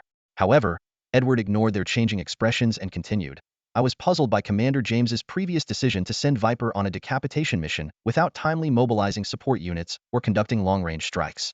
If the enemy hadn't been so weak and lacking in heavy weaponry, Viper's casualties would have been much higher. The sacrifice of 17 elite special operations personnel. If we lose the reserve forces on Blue Star, how much time and resources would we need to train another elite soldier? I'm sure you're well aware of that, Commander James. As for the Furious Lion Special Assault Company, although newly formed, considering your previous command record, I have serious doubts about your tactical command abilities. If the special operations units could act independently, I am confident I could maximize their combat effectiveness. All I need is for you to grant the Special Operations Command Center some authority over rapid response units and heavy firepower assets." Edward's words completely angered Svek and the others. Sivik slammed the table in anger, stood up, and pointed at Edward. "You just want to control the military, don't you? Fine, I can give you that. But if you have the guts, go ask the Special Forces members if they're willing to follow your orders. The matter is settled, so why come to me now? Doing this only shows your incompetence." Civic's emotions were running high, and he made no effort to hide his displeasure.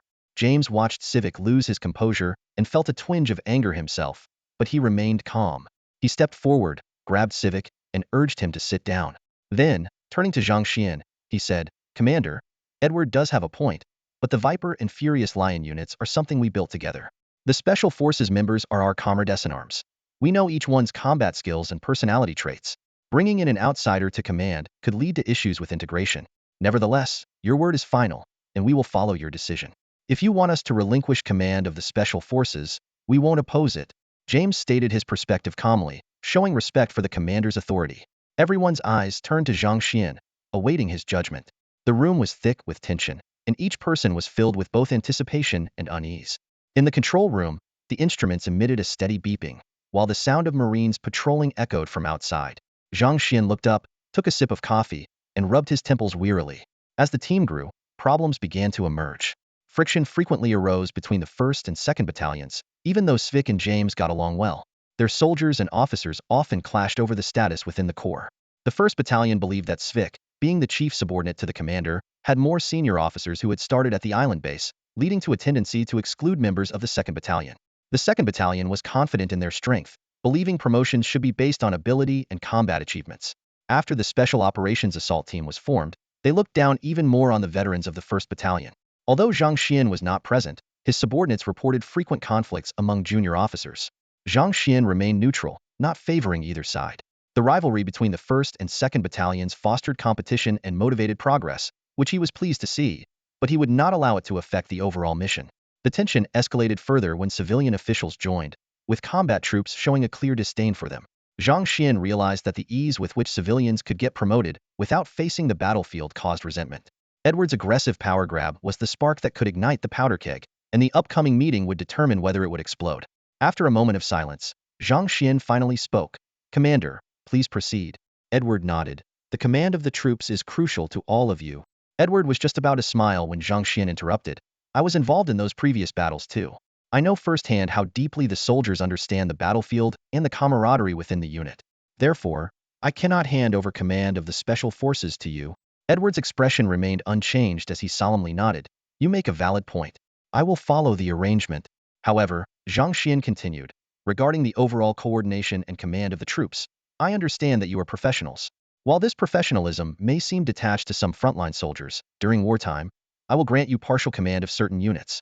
You can discuss the specific details with Colonel Swick and James. Although I can't assign you the Special Forces, I can authorize you to form a special task force. You can choose the unit number and report it to me. Besides special operations, you will also undertake some internal combat missions on Blue Star. Recruitment for your unit must be entirely voluntary, no forced conscription. Given your conflict with the combat troops, I can arrange for you to coordinate directly with the Messiah Recruitment Office to enlist personnel from Blue Star. A week from now, I will give you your first mission. I hope you won't disappoint me." Edward's goal was to weaken the power of the military officers and strengthen the position of the civil officials. The former was something Zhang Xuan could not agree to, given the current state of affairs. However, the latter was worth considering, as the inclusion of civil officials had already triggered a chain reaction. Officers who previously couldn't see eye to eye were now starting to unite. Granting partial command to Edward and his group was a compromise. Discussing the details was a broad directive, and allowing them to recruit and form their own unit might result in a powerful task force. In some respects, the power of the military officers wasn't diminished, but the rise of the civil officials would undoubtedly spur the officers' drive. In critical moments, unity against external threats was essential. Edward had already understood Zhang Xuan's intentions and accepted them knowingly. Swick, James, and the other officers watched the smiling civil officials with blank expressions, perhaps already plotting how to show them their place. Zhang Xuan then turned to the military officers. "I believe Edward made some valid points earlier. Although we have always prided ourselves on overpowering the three-eyed people, it is not enough. We have shortcomings in both tactics and strategy that we must continually improve. We cannot become complacent because of temporary success." "Yes, Commander." Everyone responded in unison. "Is there anything else? If not, go attend to your respective duties."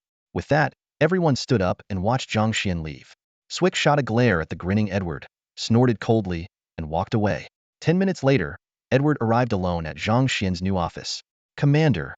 Edward watched as Officer Swick departed into the distance, feeling a wave of admiration. He turned to the wise leader who controlled the situation and said, "Your decisions are truly far-sighted. Officer Swick has returned overnight to attend the tactical course, and the troops' morale is soaring, as if set ablaze. This move is as precise and ruthless as a pouncing predator, executed flawlessly and impeccably. The protagonist paused, then glanced at the bewildered Zhang Xuan and couldn't help but smile knowingly. Outside the lunar base, a massive, pale blue Kyderan crystal tower hovered in the air, slowly rotating and emitting an enchanting glow. A mysterious atmosphere enveloped the area for several kilometers.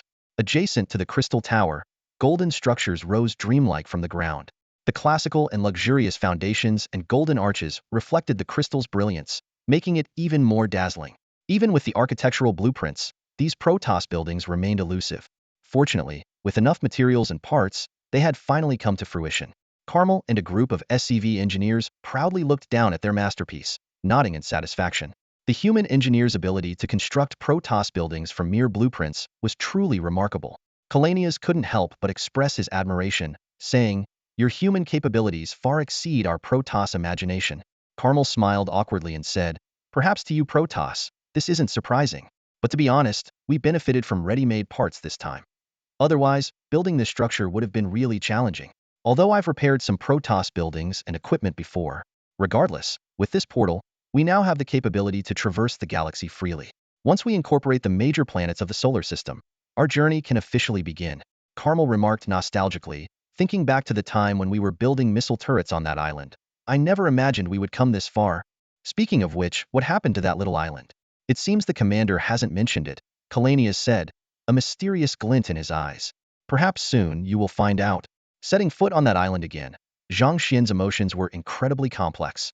This place had been the start of his hardships and the launchpad of his career. For better or worse, it was his second home. The Hercules slowly ascended, carrying a squad of guards, and touched down on the land once more. The island had turned into a wasteland, with energy cannon marks everywhere, and the once standing missile turrets and bunkers were all destroyed. The central area, which used to house the barracks, was now just a field of steel debris. Shortly after Zhang Xian had left, the fleet of the Three-Eyed People appeared on the island, and all defensive facilities were activated for a fierce counterattack. Despite buying Zhang Xian's troops over 2 hours to evacuate, they ultimately couldn't withstand the dense aerial bombardment of the Three-Eyed People. Without SCVs for repairs, the barracks couldn't hold up under repeated artillery strikes. Standing before the wreckage of the barracks, Zhang Xian clenched his fists, his expression complicated. Suddenly, he seemed to notice something and hurriedly rushed into the debris, struggling to move a steel plate to uncover a cylindrical device. It was the remains of Xiao Yi. He looked at the dust-covered mechanical eye, sighed deeply, and with trembling hands, gently wiped the dirt from the wreckage. "Xiao Yi, I'm sorry I came too late." The surrounding guards watched silently, not stepping forward to help, but simply standing by in quiet vigilance. "Honorable Commander, perhaps you are grieving prematurely." Zhang Xian was initially puzzled and hurriedly asked, "What do you mean by that?" Xiao Yi hasn't truly disappeared.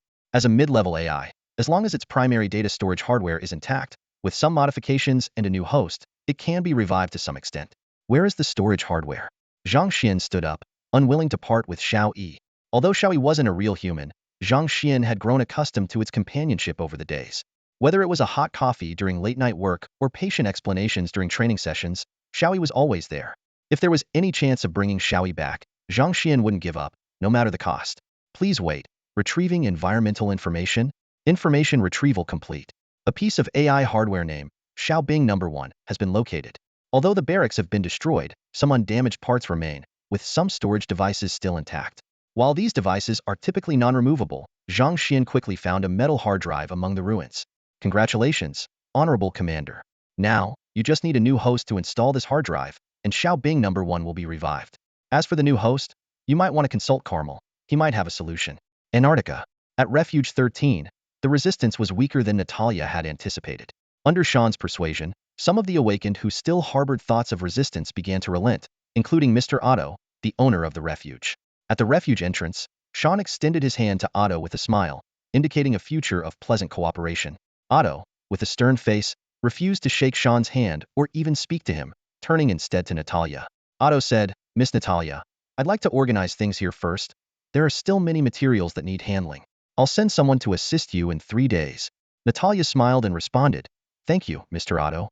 With your support, the entire awakened community will heed my words." Otto sighed and said, "You don't actually need to go through all this trouble. You've already driven the Triclops off the moon. With your strength and fleet, no country in the world would dare oppose you." Eliminating the Triclops' influence is just a matter of time.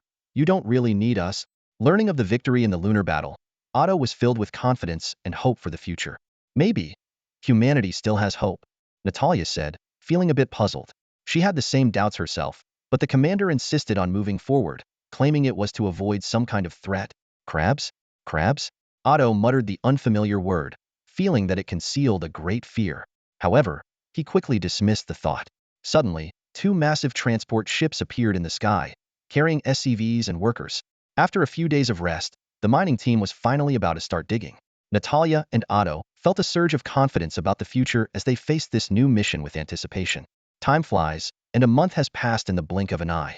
During this period, Zhang Xuan has been dispatching troops to search for traces of the three-eyed beings within the solar system. During a recent patrol, they discovered a significant gathering of the three-eyed fleet on Pluto. Although the intentions of the three-eyed beings remain unclear, the passage of time works in Zhang Xuan's favor. Currently, Zhang Xuan and his team are primarily focused on Earth, having already eliminated over 70 of the remaining three-eyed beings. Despite the remaining 30 being relatively small in number, Zhang Xuan remains vigilant. The three-eyed beings have been entrenched in human society for years, and the issue cannot be resolved through simple force alone.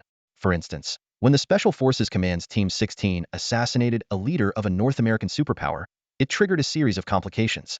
Social unrest, military upheaval, and even international conflicts have impacted Zhang Xuan's plans. After eliminating some high-ranking three-eyed beings, a considerable amount of time is needed to handle the aftermath, to avoid inadvertently triggering a nuclear war. To prevent such scenarios, Messiah trains new successors before each assassination, ensuring a smooth transition once high-value targets are eliminated. Although this method improves post-operation efficiency, the sudden disappearance of many three-eyed beings still causes significant disruption.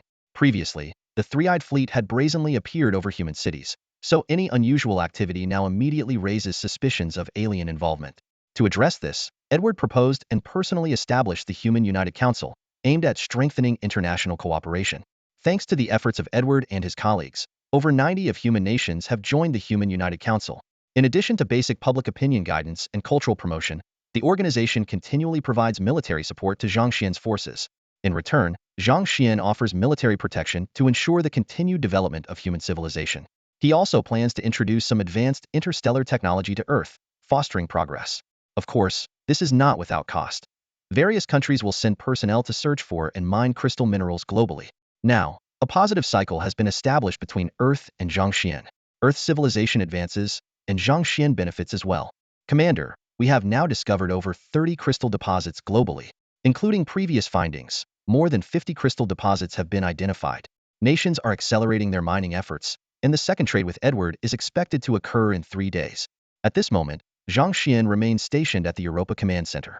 Besides Europa, portals and command centers have also been established on Blue Star and the Moon, allowing him to travel freely between the 3 celestial bodies.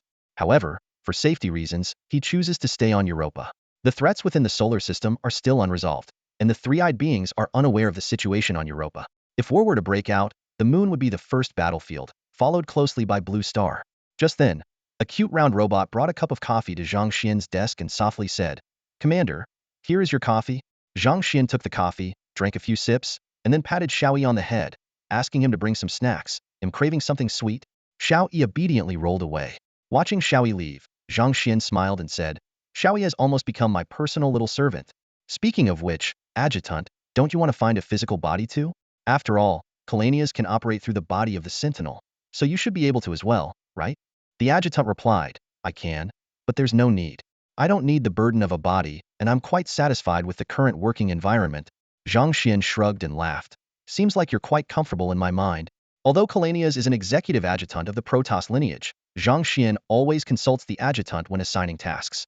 Perhaps it's out of habit. If the adjutant really wanted to change, he wouldn't stop him, but he would feel a bit uneasy about it. Zhang Xuan asked, "Adjutant, what are my current total resources? Also, what are the income and expenditure situations?" The adjutant responded, "You currently have 870,000 crystal minerals and 530,000 high-energy gas. Your fixed daily expenditure is about 8,000 crystal minerals and 2,000 high-energy gas.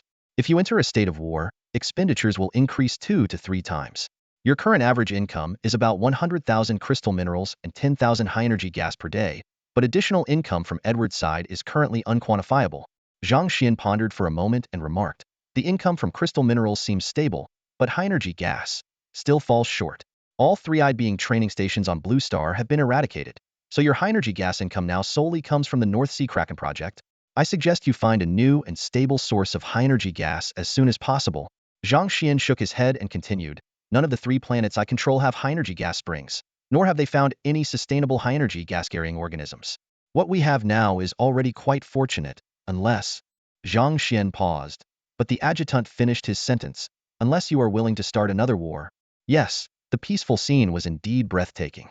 During this period, Zhang Xuan often imagined how wonderful it would be if life could always remain this tranquil. He sat leisurely in his chair and let out a deep sigh. Yet, even though the lieutenant hadn't explicitly said it, he knew such beauty couldn't last forever. The 3 people would never relinquish their control over Earth, just as they would never abandon their relentless will to survive. Was it the fleet hidden on Pluto? Just give me a little more time. It will all be over soon, Zhang Xuan silently vowed. He thought about the girl he had plans with that evening, uncertain if he would be able to return on time, or even when he would return at all. This uncertainty made him anxious, yet filled him with anticipation. CQB, which stands for Close Quarter Battle, is an essential course in indoor close quarters combat, crucial for special operations personnel. In a confined room, Lieutenant Mark Horn stood in front of a whiteboard, teaching soldiers dressed in army green shirts about CQB tactics and practical combat skills. Over a dozen soldiers listened intently, taking detailed notes with the focus of diligent students. Among them was Kaiga, who was also jotting down Mark's explanations, the Special Operations Unit emblem on his uniform highlighting his identity and mission. Kaiga found it incredible to recall his journey into the Special Operations Unit. As a new recruit with less than a year of service in the Navy, he initially thought applying to join the Special Operations Unit was unrealistic. Surprisingly, he was accepted and appointed as an operative in the 19th Special Operations Team. The interviewer had told him, Kaiga, you have the heart of a warrior. I see the passion and desire for combat in your eyes. The Clevel support group of the 19th Special Operations Team needs your leadership. You are the strength they require. These words greatly inspired Kaiga, and he embraced the challenge, becoming the interim team leader. Despite his limited combat experience and being positioned last in the support group primarily for fire cover, Kaiga did not back down. To honor the Special Operations Unit emblem, he trained rigorously and actively participated in live exercises. Although his progress was modest, he managed to stabilize his shooting skills, which filled him with pride. In this new role, Kaiga is striving to adapt and grow, aiming to bring honor to himself and his team. Sergeant Cage, Sergeant Cage. Sergeant Mark noticed Cage's slightly distracted gaze and frowned slightly as he reminded him, Cage, what are you thinking about? If you're feeling tired, you can go rest. For tactical classes in a day plus night training is a big challenge for the body. Sorry, sir. Cage quickly snapped back to attention, assuring him that he was fine. I'm still full of energy. Please continue. All right, let's keep going. 2 hours later, Mark, now parched, took a sip of water and announced the end of the day's tactical class. We'll start combat training tomorrow. Please be on time. Dismissed. Suddenly, he remembered something. Oh, Sergeant Cage, please stay behind. Once everyone else had left, Mark finally smiled and asked, so, how are you finding things in the Special Forces? I've heard the officials at the Special Operations Command aren't very friendly towards you guys. It's all right, Cage said awkwardly, scratching his head. My teammates are great, and I've learned a lot from them. I don't really like the attitude of those officials, but that's just how the military is. At least they're reliable when it comes to work. Mark chuckled. It's a shame your experience is a bit limited. Otherwise, I'd recommend you for the Viper training program. But maybe it's for the best. Viper's training is extremely tough. Perhaps there will be a chance to return to the 2nd Battalion in the future. Cage smiled. By the way, tomorrow is our squad's first combat mission. So we might miss the training session. What kind of mission? Mark immediately realized his mistake. Sorry, that's classified. Just stay safe. The day passed quickly. The 27 members of Special Operations Squad 19 had already assembled in front of the lunar base. A Hercules transport ship was slowly descending. At the squad leader's command, everyone boarded the ship. As the Hercules began to ascend and prepare for a jump, Cage opened his visor and took a deep breath. Although he had gradually gotten used to the feeling of jumping, this was his first mission, and the unavoidable sense of nausea still hit him. Leader, are you okay? Max, a member of the Crade support team, also opened his visor, revealing a slightly weathered middle-aged face. Cage smiled. I'm fine, Max. Just a bit nervous. Nervousness is normal, said Max, a retired Special Forces soldier who immediately saw through Cage's anxiety. Drink some ice water after the jump. It'll help. I was the same on my first mission, and the captain even joked that I was a rookie. Oh, Max, you're really something, Alex teased. Leader, take my advice. Send Max to the assault team and let him know who the real rookie is. Cage gradually relaxed, looking at the members of the assault team and the tactical layout, feeling a surge of anticipation. Task Force 19 has been divided into 3 operational teams: Team A Assault, Team B Cover, and Team C Support. Teams A and B frequently engage in frontline combat, while Team C typically intervenes only when Teams A and B are under heavy enemy suppression. Calling in the Rapid Reaction Force for support is resource-intensive, so the support team exists to save these costs. In previous missions, the support team was often sidelined, rarely getting the chance to demonstrate their capabilities. Perhaps this time will be different? However, the current situation feels overwhelming, especially with this young female agent being so persistent. In a small town in southern Europe, an assassination and raid mission is about to unfold. As night falls, the assault team and the cover team quietly land near the gravity bridge. The support team remains on standby aboard the Hercules, waiting for the mission's completion signal. They expect to make a smooth exit shortly. Alex, feeling a bit exasperated, grumbles, "I still can't get used to this bulky armor. I can't even pick things up properly. I have to use both hands to grab anything." Max chuckles and reminds him, "Don't forget, Alex, you're not supposed to fire at anyone." Alex retorts with a smirk, "I know, but before that, I'll make sure to take you down first." Max teases back, "You chose to be an artilleryman, remember? Handling 3 barrels at once. Why so unhappy?" Alex mutters, "I didn't expect being an artilleryman to be like this." Max, holding his electromagnetic weapon, sighs in awe. "This gun is still as breathtaking as ever. I never thought I'd get to use something like this." Cage, resting his eyes, adds, "The ammo for this gun still needs gunpowder to fire." Max caresses the gun barrel as if it were a lover. Time passes, and the mission should have been completed by now, yet the Hercules hasn't descended to pick them up, causing him to feel uneasy. Suddenly, the support team's alarm blares, putting everyone on high alert. Cage receives orders from the intelligence officer and prepares to act, his nerves taut. Looking at the terrain map, Cage sees chaos outside the ancient castle. Team A is trapped, Team B is under fire, and Team C needs to enter from the castle's top to provide support. After the intelligence officer hastily briefs them, Cage nods to signal that the team is ready. "All right, folks, time to move out." The entire Team C consists of 9 members, divided into 2 operational units, including 2 raiders and 7 marines. Now, they need to storm out of the castle, rendezvous with Team A, and evacuate together. The members of Team C stepped onto the gravity bridge, feeling as if they had lost all weight. A strange sensation quickly spread through their bodies. As the platform below them opened up, 9 soldiers swiftly descended. Guided by the gravity bridge, Kaichi was the first to land accurately on the castle's rooftop terrace. The moment his feet touched the terrace, it felt like stepping on a sponge, with no impact at all. The other team members landed one by one, and Kaichi glanced down at the castle grounds, where he saw Team B engaging in fierce combat with the 3-eyed troops. Despite being labeled as benchwarmers, the support team members demonstrated combat skills that were on par with the other 2 teams. Each soldier quickly found cover and shooting positions after landing. Max set up his rifle, ready to target the enemies below, while using his left arm's riot shield to protect the exposed Kaichi. Realizing he was standing too far forward, Kaichi crouched slightly, keeping an eye on the battle below. Team B was under heavy fire from the 3-eyed forces, facing at least 40 to 50 regular soldiers in power armor, and the situation was dire. In such an open environment, special tactics couldn't be fully utilized, and without support, Team B would suffer significant losses. Kaichi didn't immediately respond to Max, but instead activated his communication device and contacted Team B's leader, B1. He said, "C1 is above you. Do you need fire support? We can leave 3 people on the rooftop to assist." A quick response came through the comms. "Perfect timing, C1. We need support. Please provide assistance." Kaichi replied, "Roger that. We'll do our best to help." After ending the communication, Kaichi ordered C6 through C8 to stay on the rooftop while the rest followed him into the castle. 2 marines and a raider positioned themselves at the edge of the terrace, starting to fire upon the 3-eyed troops below. Upon realizing they were being shot at from above, the 3-eyed troops wisely halted their advance, knowing that continuing forward would be a death trap. This alleviated the pressure on Team B. The remaining 6 members quickly entered the castle, moving swiftly towards Team A's location. Along the way, they encountered several 3-eyed individuals in various rooms. Although they didn't appear to be combatants, Team C left no survivors, swiftly eliminating them all. Soon, they reached the 3rd floor of the castle, where Team A was located.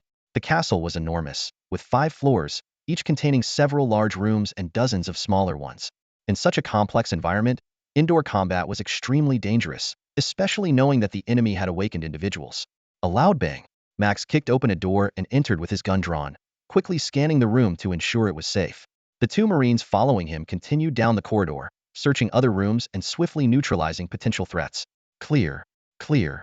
In this six-man tactical squad, Keki takes the 5th position, while Alex the Marauder holds the 6th. They are not often assigned to spearhead room-clearing missions. After all, Alex's massive build makes him less agile in confined combat scenarios. As for Keki, being a rookie with only 2 days of indoor CQB training, he's certainly not seasoned yet. Originally, today's plan was to conduct a CQB simulation drill in the shooting house, but they unexpectedly faced a real combat challenge. Watching Max and the other 4 team members swiftly clear the rooms ahead, Keki couldn't help but sigh. He tried to reach out to members of Team A but received no response. The map indicated they were nearby, yet there was no sign of movement. Had they been trapped by awakeners? Why was there no gunfire? Keki gripped his gun tightly and reminded everyone to stay alert. They soon turned a corner and arrived at the door of a large room. The door was shut tight, and 2 Marines took positions against the wall, ready to breach. Max nodded, and they simultaneously pushed the door open, with the rest of the team following closely behind. Go! Keki and Alex charged in with them. However, what they saw inside left them utterly shocked. The room was spacious, resembling a banquet hall. 9 members of Team A were suspended in midair, bound by webs and unconscious. Below them, a woman with 3 eyes leisurely sipped from a wine glass, watching them.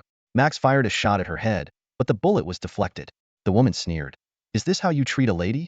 Max ordered the team to spread out and open fire, but their bullets still couldn't hit her. Alex attempted to launch a grenade, but the resulting flames and shockwave didn't harm her. Suddenly, 2 spider silk threads struck, hitting 2 team members. One of them, right next to Keki, lost signs of life before he could even activate his shield. Cage wasted no time in activating his communicator, urgently calling for support from Team C. He anxiously described the enemy, noting that they were not dealing with an ordinary awakened, but a 3-eyed individual with the ability to control webs. Upon receiving the message, the nearest rapid response unit immediately mobilized, estimated to arrive on the battlefield within a minute. After the communication ended, Cage resumed firing at the enemy. This time, he noticed that the bullets were being blocked by fine, transparent webs. These webs were incredibly resilient, even capable of deflecting electromagnetic bullets. Realizing the dire situation, Max ordered an immediate retreat. Cage and Alex followed closely, and the 4 of them quickly left the room. The enemy did not pursue them, but instead watched them leave with a sinister smile. As soon as they exited the room, they found their surroundings had drastically changed. The castle's interior had vanished, replaced by a mysterious forest. Cage raised his gun cautiously, suspecting some sort of mental manipulation at play. Suddenly, a 3-eyed soldier appeared in front of him. Instinctively, Cage fired, but the soldier effortlessly dodged the bullets and swiftly disarmed him. Cage quickly drew his electromagnetic pistol to counterattack, but the opponent had already anticipated his move and subdued him. During the intense struggle, Cage's ears began to ring, and his consciousness started to fade. When he reopened his eyes, he found himself pinned to the ground by a Marine in black power armor. His teammates were also subdued nearby. In the distance, gunfire echoed, and Cage thought he saw a red figure flash by. A member of Team B0 approached Cage, confirming that he had regained consciousness, and explained that they had received the distress signal while on a mission and had come to assist. Feeling somewhat embarrassed, Cage realized he had been under mental control, and the 3-eyed soldier he had fought was actually the team member in front of him. Despite being thoroughly outmatched, Cage felt a sense of relief, understanding everything now that he knew the soldier's true identity. In the face of adversity, Kaiga demonstrated true leadership. He warned his teammates to be cautious when dealing with the enemies. He described their abilities. One was a 3-eyed individual skilled in using webs, and the other had a knack for mind control. As soon as Kaiga stood up, he hurriedly shared the intelligence he had, while casting a wary glance at Agent Zero.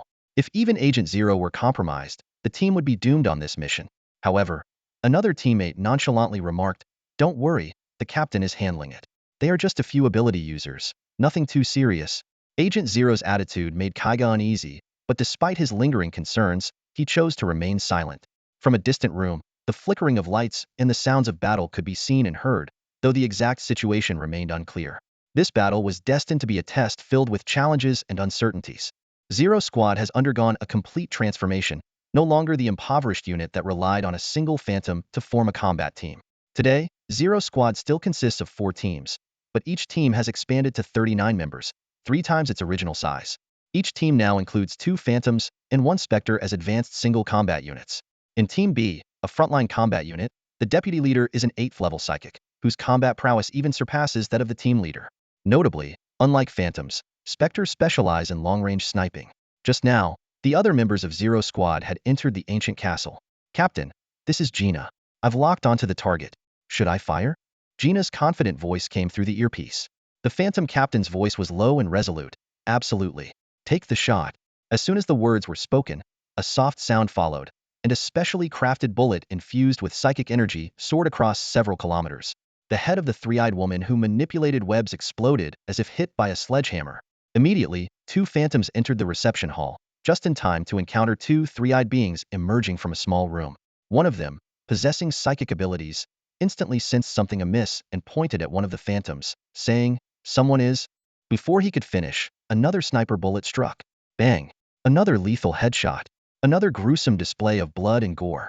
The other three-eyed being reacted swiftly, releasing a massive amount of freezing gas to envelop the entire room while transforming into an ice elemental form. In mere seconds, a third bullet pierced through the wall, shattering the head of the ice elemental three-eyed being. Though his head was obliterated, he suffered no substantial harm due to his elemental state and quickly regenerated. In the frost-filled room, the two phantoms were exposed to the three-eyed being's sight. While invisibility could render them unseen, it did not mean they vanished completely, and they were inevitably revealed within the icy domain. At the same time, the Phantom Captain wielded a blade enveloped in red psychic energy, which even an elemental body could not withstand.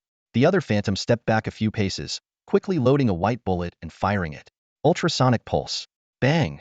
A pulse wave exploded instantly, hitting the ice elemental three-eyed being squarely. His brain felt as if it had been scrambled for 10 minutes, leaving him too dizzy to maintain his elemental form. Seizing the moment, the Phantom Captain dashed forward and slashed, severing the three-eyed being's head. The threat was neutralized. After a brief communication from the Phantom Captain, several Zero Squad members swiftly arrived to rescue the Special Task Force members. The remaining team members quickly searched other rooms, soon making significant discoveries. The report shows that when a team member, identified as Zero, emerged from a small room, he was carrying a semicircular device that was covered in frost and appeared to have been sabotaged. Ghost Captain mentioned that the device had previously communicated with the outside world, but was now unable to retrieve any information. Subsequently, Ghost Captain and another team member activated their cloaking technology and vanished from sight.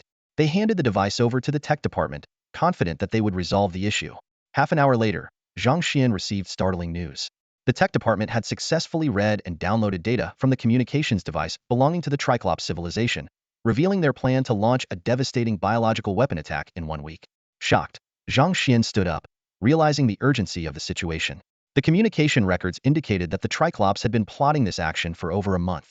Their biological weapons were currently stored on an alien mothership, although the exact quantity was unknown. Realizing he needed to act immediately, Zhang Xuan inquired about the construction progress of the Ghost Academy from his adjutant. The adjutant replied that a single SCV could complete the construction within 24 hours, while multiple SCVs could finish it in as little as 12 hours. Additionally, the adjutant described the 3 types of fusion missiles and their costs. Zhang Xuan decided to build 4 Ghost Academies in preparation for war. He knew this would require a vast amount of resources, but to protect Blue Star, he was willing to pay any price. Finally, the adjutant demonstrated the explosive power of the fusion missiles, making Zhang Xuan understand the significance of these weapons. With them, they might be able to fend off the Triclops attack. Zhang Xuan ordered the construction of the academies and prepared for the imminent crisis. Right now, Zhang Xuan is left with no choice but to ensure his firepower is strong enough to reach Pluto and eliminate the threat while it's still in its cradle. Only 1 week? Ha! He swore he could obliterate the enemy in just 3 days. Moreover, he instructed his lieutenant to prepare a warp battleship for him immediately. This pinnacle of human technology will once again showcase its brilliance in the starry skies. Zhang Xuan, filled with determination, fearlessly faced the challenges ahead. The Behemoth-class battlecruiser, although appearing somewhat outdated, remains a formidable force among the fleet of human battlecruisers thanks to its latest technological upgrades. Equipped with a Behemoth-class fusion reactor, it meets the high-speed firing demands of the Yamato cannon. The long-range warp drive enables this steel giant to travel vast distances across the universe, while the short-range warp drive ensures exceptional maneuverability in combat. Its multi-barrel, rapid-firing air-to-ground laser cannon array can unleash devastating firepower to obliterate any ground targets in an instant. The air-to-air plasma torpedo array, though slower in attack frequency, effectively counters enemy air assaults. Despite lacking the Minotaur-class battlecruiser's anti-air missile array and energy shield system, its neutron fusion cannon more than compensates for these shortcomings. Boom! At an altitude of over 2,000 meters above Europa, space trembles and blue light flashes as a massive warship warps in. Stepping out of the command center, Zhang Xuan gazes up at the hovering behemoth, overwhelmed with emotion. The warship, towering at 200 meters, nearly a kilometer in diameter, and several hundred meters wide, instills in him a profound sense of security. Even from the ground, Zhang Xuan can clearly see the imposing 20-plus gun barrels below. Soldiers and staff around him stop their work to stare in unison at the colossal vessel. Testing, 123, 321 communication link is stable. Esteemed Commander, this is Julian Onest, captain of the Behemoth-class battlecruiser Julius. Currently holding the rank of Brigadier General, reporting with 1,263 crew members. Awaiting your orders, a mature, weathered male voice comes through the communication channel, introducing a new name, Brigadier General Julian. Zhang Xuan mentally repeats the name and responds, I am here, esteemed Commander. There are no specific tasks at the moment. Please disembark. I would like to personally tour the ship. Understood, General. The warship slowly descends onto the icy plains outside Outpost 1. Its supports extend, and the hatch opens. A few officers in federal uniforms step out of the ship. Due to the harsh environment, they can't stay on Europa's surface for long and must wait inside the hatch. Zhang Xuan, accompanied by several guards, approaches them. Greeting him is a middle-aged man in a pristine uniform, sporting a full beard and puffing on a cigar. This is Brigadier General Julian, appearing to be around 50 years old with graying hair but sharp eyes that reveal the experience of a seasoned warrior. Standing before Zhang Xuan, Julian gave a signature military salute and smiled. Honorable Commander, it is a great privilege to meet you. I deeply admire the contributions you have made for humanity. My team and I are ready to support you fully, no matter the dangers ahead. The future of this galaxy will undoubtedly shine with your light. Zhang Xuan returned the salute solemnly. Captain Julian, I am equally pleased to have your assistance. At this moment, I do need your strength. The fleet of the three-eyed people is merely a paper tiger. Soon you will witness our true power. Julian smiled and gestured invitingly. Allow me to introduce you to this venerable warrior. The Julius, since its construction, has served the Empire, participating in the brutal Battle of Char under General Warfield's command. It was repeatedly damaged and nearly scrapped after the war. However, following the formation of the new Federation, it was refurbished to combat Amon and returned to service. After Amon's defeat, it has been stationed on the planet Braxis, assisting research teams in studying Protoss Relixa fitting mission before its retirement. In short, it has an illustrious record of achievements and remarkable battle history. As Zhang Xuan walked along the corridor leading to the bridge, he encountered a group of staff members. Some were elderly, some were quite young, but there were few middle-aged among them. Seeing the new commander passing by, they all wore excited smiles. They knew they were heading to the battlefield once again. Although the Julius is an old warrior, the commander could rest assured that its combat effectiveness rivaled that of any new warship. There was a time when I commanded the Julius to single-handedly hold off multiple enemies, destroying 3 Minotaur-class warships hijacked by defectors, and even bringing down a rebel governor, Julian recounted proudly. Zhang Xuan responded calmly, I have no doubt about your capabilities, Captain. To me, the combat experience of every veteran is invaluable. In the upcoming battle, I will rely heavily on you. At the end of the corridor was a massive command room filled with equipment and instruments that Zhang Xuan did not fully understand. The staff inside wore pristine new uniforms, likely donned just today, as the belts peeking out from underneath were somewhat worn. Someone shouted, the commander is here. Instantly, everyone in the command room stood up and formed a neat line in front of Zhang Xuan. He nodded approvingly and said, all right, at ease. I'm not a celebrity. Go back to your work. Don't mind me. Julian continued, Commander, my team and I have analyzed the intelligence you provided about the three-eyed people.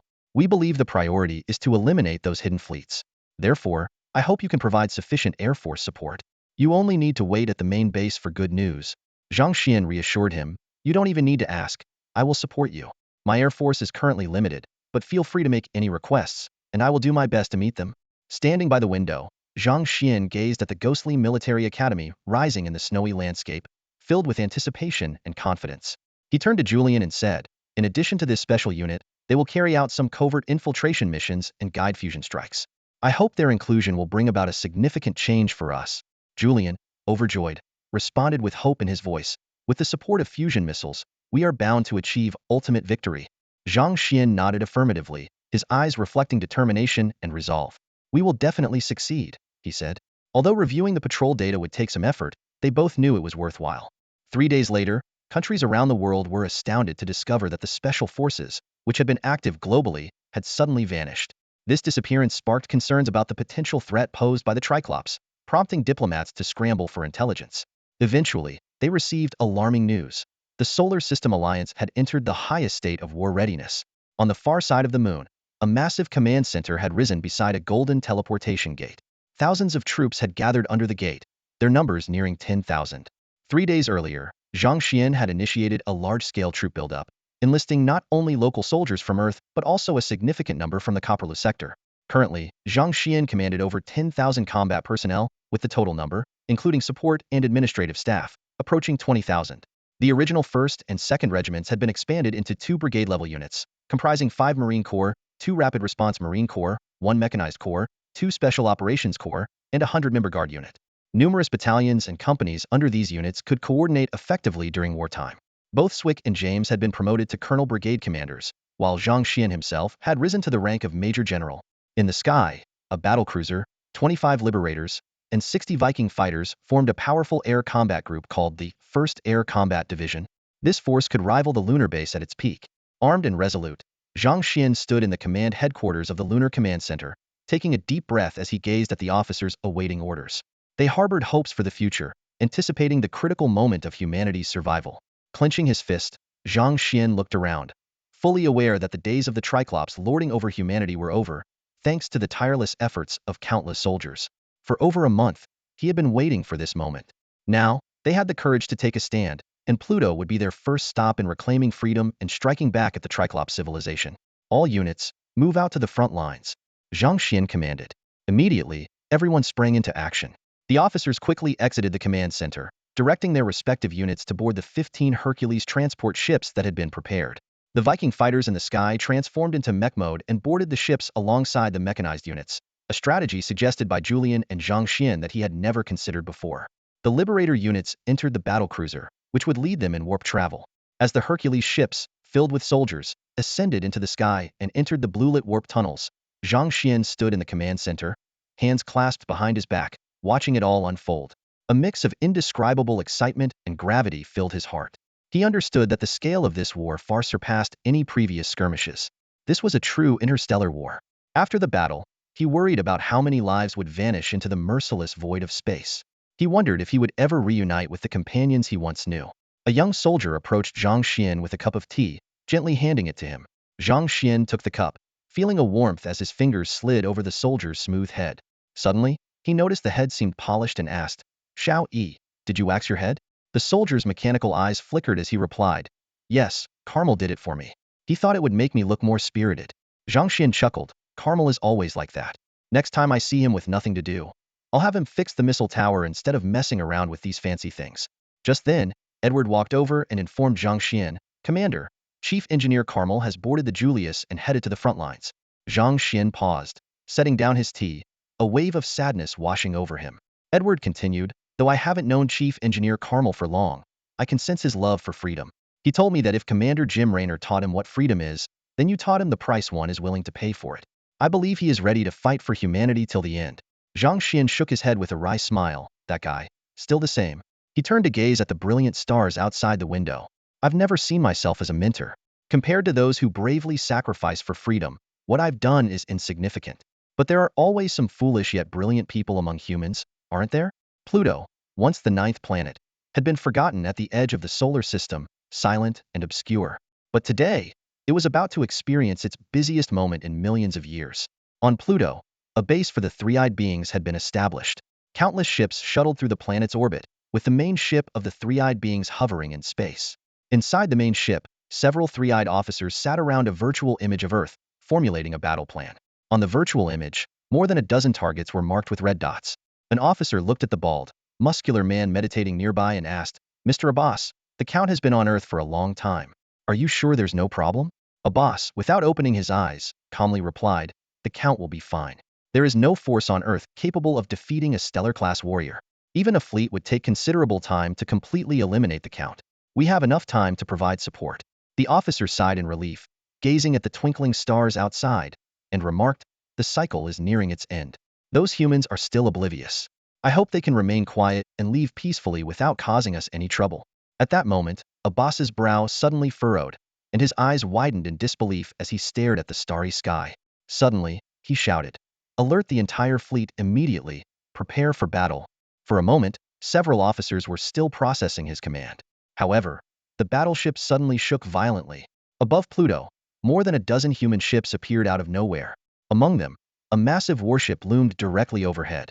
Abbas gazed out the window, his expression grave, and said, "Perhaps we have underestimated those humans." As soon as the Julius arrived at the target location, it immediately detected the main ship of the three-eyed people appearing below. Inside the command room, the staff were busy yet orderly, each performing their duties. Standing at the control panel, Captain Julian wore a solemn expression as he directed the battle deployment. He ordered the activation of attack arrays 1 through 4, determined to leave a significant mark in the battle, and prepared the warp preheat to avoid enemy counterattacks. Simultaneously, he commanded the Hercules squadron to release the Viking fighters to help restrain the enemy's smaller ships. Ground forces rapidly mobilized to construct missile towers for battle support. A series of commands swiftly reached each department. The air-to-ground attack arrays beneath the battlecruiser opened fire rapidly, raining down shells aimed at the main ship of the three-eyed people. The main ship's surface flickered with a defensive shield, blocking the attack and beginning to adjust its cannons to target the battlecruiser overhead. Despite the battlecruiser being only about one-third the size of the main ship, it posed a formidable threat. As the main ship's cannons began to glow, the battlecruiser's warp preheat completed, and with a flash of blue light, it vanished into the starry sky. Target lost. Repeat, we have lost the target. The command room of the three-eyed people's main ship was in chaos. Facing the sudden strike, they scrambled to respond as quickly as possible. However, they were at a loss against the battlecruiser's warp capability. This human technology left them astounded. They couldn't understand how humans managed to execute a space jump in a region devoid of wormholes. An officer slammed the table in disbelief. Abbas's expression darkened. Despite having studied human tactics and technology, aware of their powerful space jumping tech, previous intelligence indicated that only some transport ships possessed this capability, and their air force was weak. Now, they faced a large combat ship with the same technology. Notify the Count at once. He must personally oversee this situation, Abbas ordered without hesitation, commanding all fleets to converge and destroy the human forces at any cost. Above Pluto, over a dozen Hercules ships began deploying gravity bridges. Dozens of Viking fighters transformed midair, quickly entering combat mode and engaging fiercely with the attacking three-eyed people fleet. The three-eyed people's fleet was vast, with numerous combat ships, including main ships and escort ships in orbit, creating a significant disparity in strength. After landing, Swick immediately opened fire at the sky. Although hitting a target was nearly impossible, disrupting the three-eyed people's ships was the best effort he could muster. The scene before them left the three-eyed people in shock. The human army on the ground had already caught their attention. In the base of the three-eyed people, a large number of three-legged robots and three-eyed soldiers began to mobilize urgently. However, Swick no longer regarded these ground forces with any significance. He sneered as he watched the incoming three-eyed army on the minimap, feeling a sense of disdain. He ordered Zero Squad C to prepare for a conventional fusion strike, intending to obliterate the enemy along with their buildings. At that moment, James's voice came through the communication channel. He reminded Swick to only eliminate the attacking forces and avoid targeting the three-eyed base, as the enemy's main ship was equipped with a planet-destroying cannon. Leaving the base intact would keep the enemy wary. Swick found the suggestion reasonable and immediately revised his orders, calling for a tactical fusion strike to annihilate the ground troops and surprise the enemy fleet. Zero Squad C had already reached their designated location on a small hill. Over 30 combat personnel quickly found cover to ensure their safety. The ghost agent responsible for guiding the fusion strike had cloaked himself and was targeting the distant three-eyed army.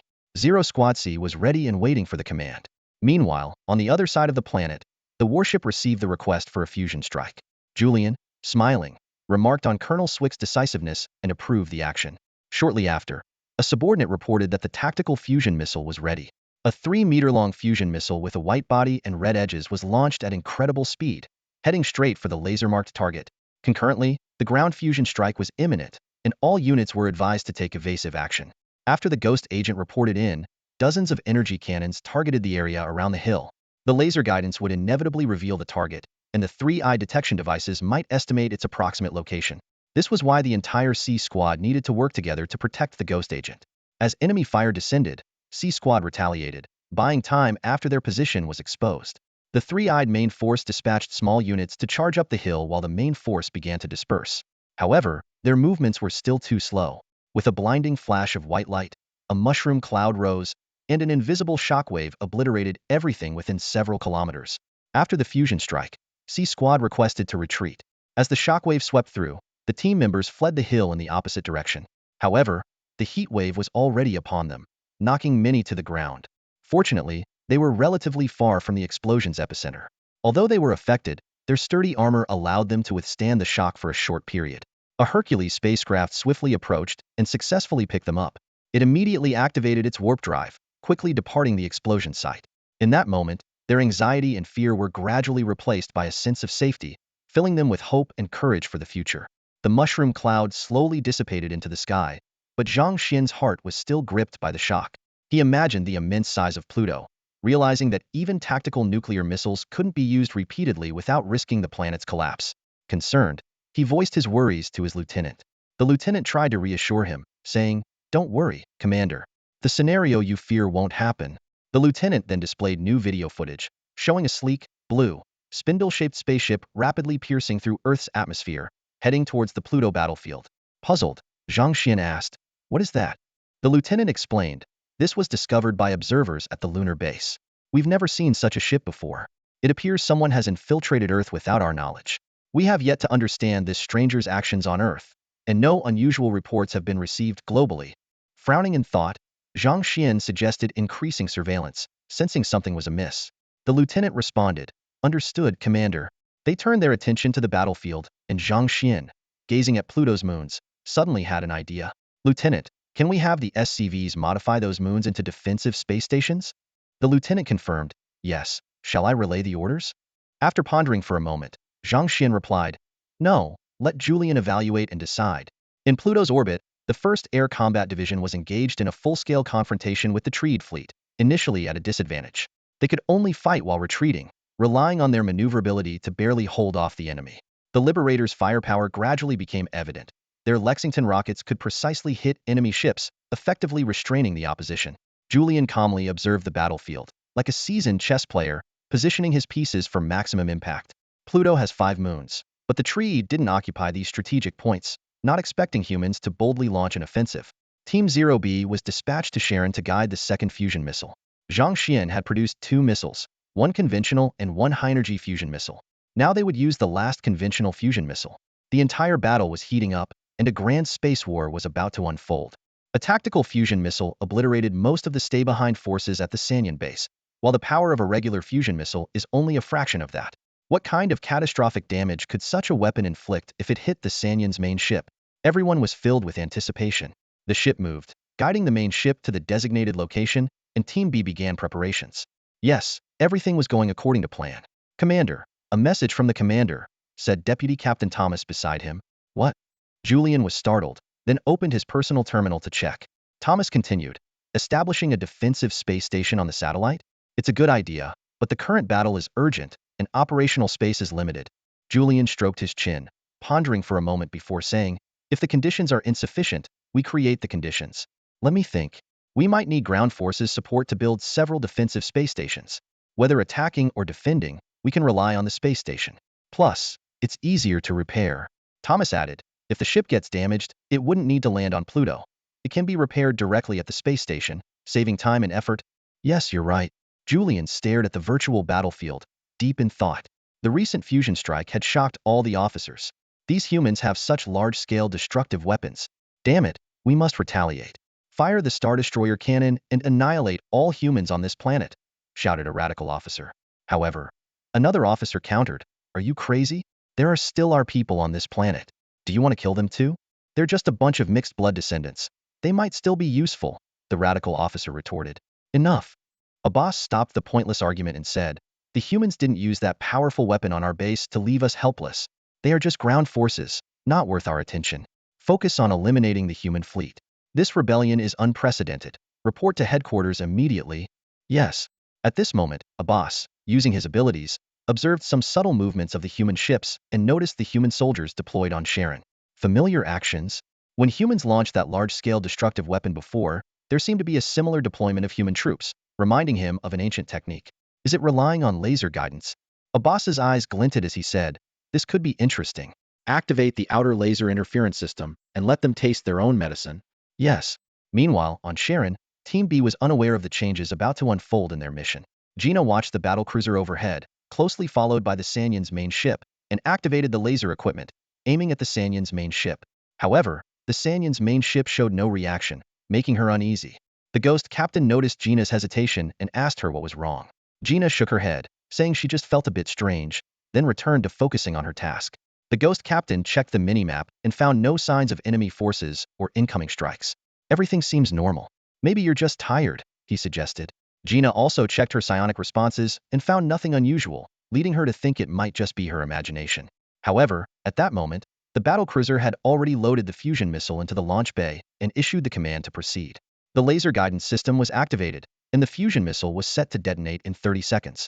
As Gina reported their progress to the ghost captain, she peered through her scope at the massive figure of the Triclops flagship. Suddenly, she identified the source of her unease. With her psionically enhanced vision, she clearly saw the red laser beam deflect off the Triclops' energy shield and redirect toward Pluto. Worse, it seemed to be targeting the center of their ground forces. Abort the mission immediately, Gina urgently called out. Julius, cancel the missile launch. Something's wrong. But before she could finish, the fusion missile had already left the launch bay, speeding toward Pluto. Julian quickly realized the gravity of the situation. They were experiencing laser guidance interference. He ordered the detonation signal to be cut off, but a technician reported, "Sir, we can't. The enemy has jammed our control signals. The missile is out of control." Julian was stunned. As the missile neared Pluto's atmosphere, he commanded, "Intercept that missile at all costs. We can't let it hit our territory." Meanwhile, Gina attempted to alter the missile's trajectory by moving the laser beacon, but soon realized the missile was beyond their control, clearly affected by the enemy's interference. As a professionally trained ghost operative, she had a contingency plan. She quickly loaded an EMP pulse disruptor round and fired it directly at the missile. Despite the missile's speed, the EMP round was equally swift, reaching and detonating almost instantly. The pulse disrupted the missile's guidance system temporarily, providing a critical window to intercept or even detonate it. The laser device was reactivated, and the red dot locked onto the missile's detonation signal receiver. In the next second, an enormous explosion illuminated the entire space. Simultaneously, a Hercules transport had warped to Sharon. The pilot shouted, "Get on board, now!" The members of Team B quickly boarded the ship. However, the energy wave released by the distant fusion missile explosion instantly shattered Sharon V into pieces. The massive energy wave surged towards Sharon 2, sweeping across its entire surface. At the last moment, Hercules barely managed to warp out of danger. The distant battleship cruisers also rapidly withdrew from the area, as the devastating shockwave covered dozens of kilometers, and its effects reached over 1,000 kilometers. The terrifying explosion was like an apocalypse, leaving everyone who witnessed it deeply shaken. Julian's face turned ashen as he struggled to contain his anger and calm himself. Taking a few deep breaths, he finally spoke. "Transmit the data and adjust our tactical strategy. Conventional guided missiles are ineffective against the main ship of the Triclops, and might even be used against us. Although this explosion didn't affect them, we wasted a conventional fusion missile worth 10,000 crystal minerals and 10,000 high-energy gas units." Zhang Xuan felt the loss, and so did I. "We thought we could heavily damage the Triclops' main ship, but we nearly paid a steep price." Thomas suggested, "Sir, are we ready to use the Yamato cannon?" Everyone nodded in agreement. However, Julian shook his head and said, "Now is not the time. The main ship has a shield system. Using the Yamato cannon now would see most of the damage absorbed by the shield, inflicting minimal harm on the main ship. We need to take down their shield first." "EMP?" Thomas proposed. Julian nodded in agreement. "Exactly. EMP, send the order for all ghosts and specters from Unit 0 to assemble. I need them to infiltrate the main ship and use EMP weapons to disable the shield system, paving the way for the Yamato cannon attack." Julian had already devised an infiltration plan. The main ship shield was not an ordinary energy field or plasma shield, but a high-energy isolation membrane that could remain stable until the main ship's energy ran out, enhancing its survivability. However, this shield had a weakness. If attacks with sufficient frequency and strength focused on one spot, it could temporarily be torn apart. Then, using laser cannons, they could open a pathway. Next, a team of ghosts and specters would be deployed via drop pods into the main ship.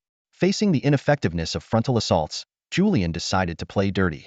He hoped the Triclops would be caught off guard. Staring at the virtual image of the Triclops' main ship on the radar map, Julian's eyes were cold and bloodthirsty, like those of a wolf.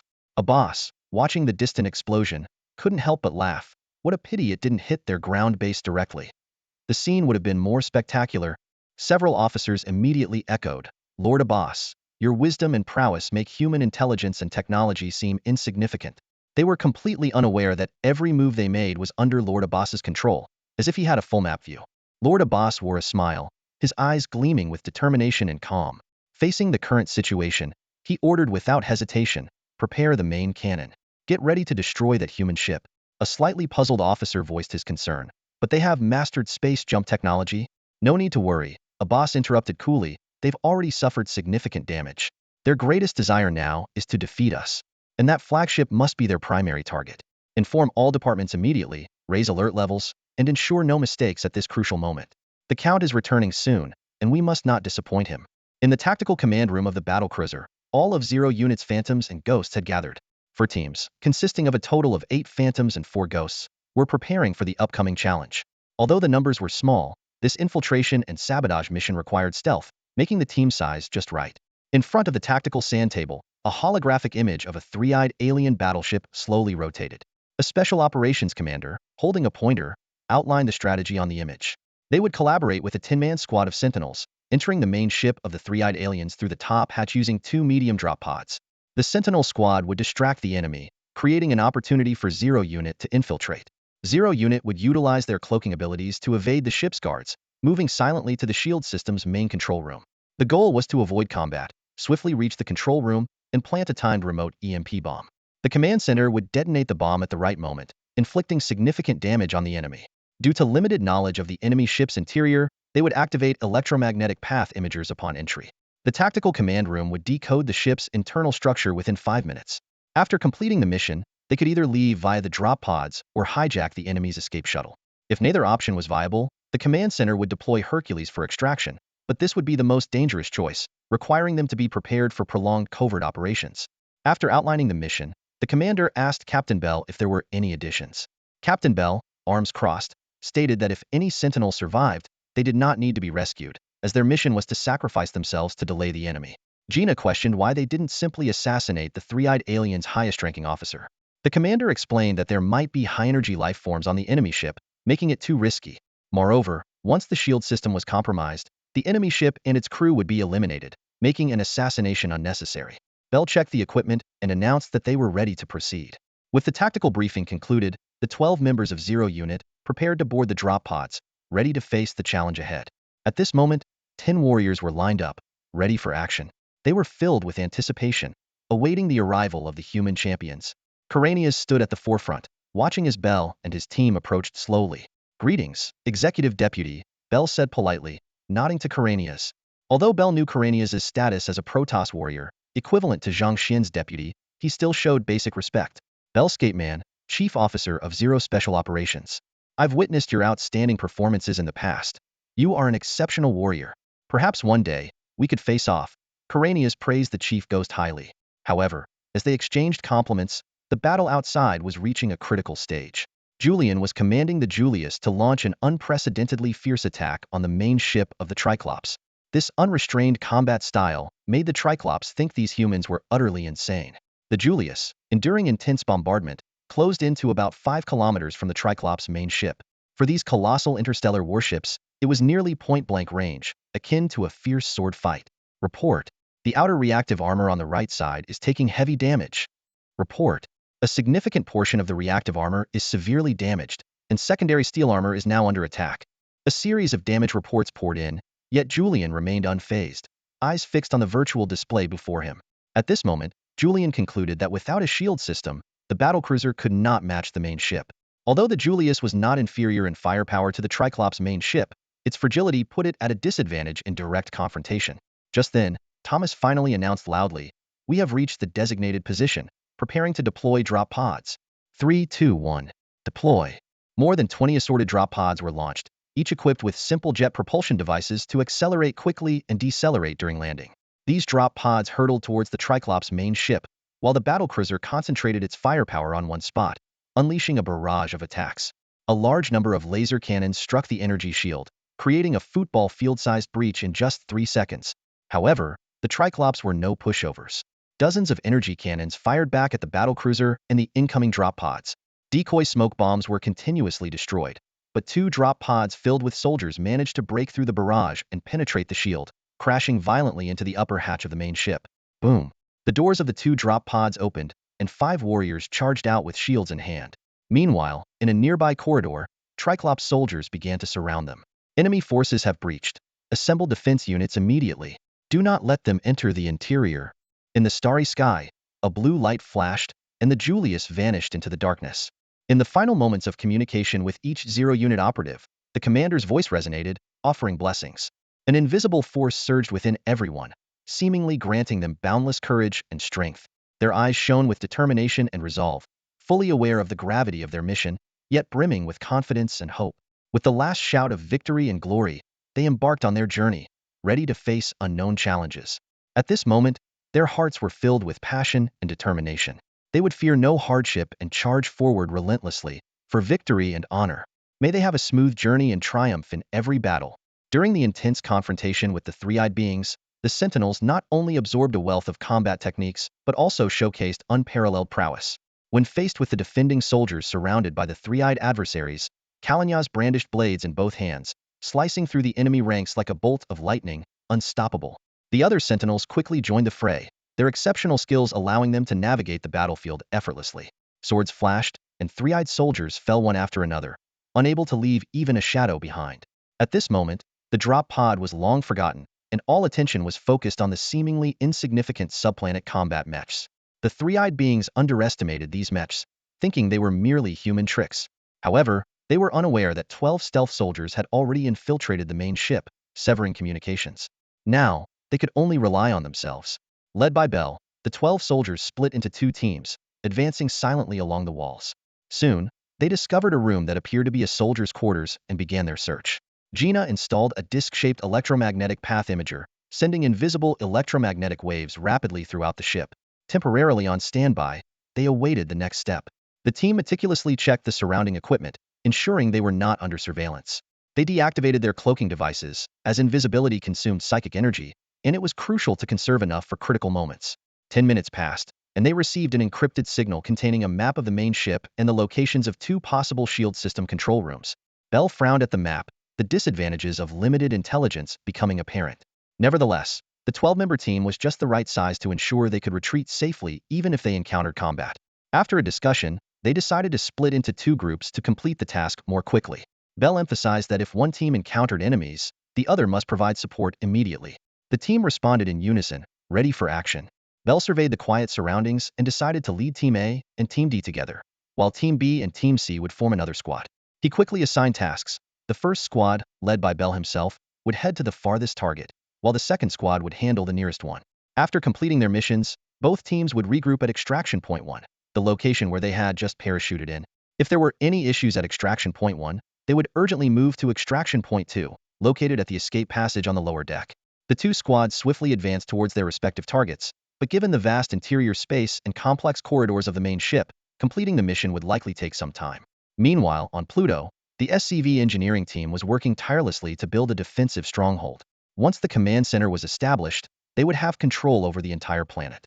Sveik and James sat in a temporary command room, converted from a bunker, discussing Brigadier General Julian's tactical prowess. Sveik jested that although James was a top military academy graduate, he couldn't compare to Brigadier General Julian. James candidly acknowledged the gap between himself and Julian, but believed he would continue to grow since he was still young. As Sveik teased James, he also inwardly questioned himself. They had once been valuable aides to the commander, but now command had been transferred to Brigadier General Julian.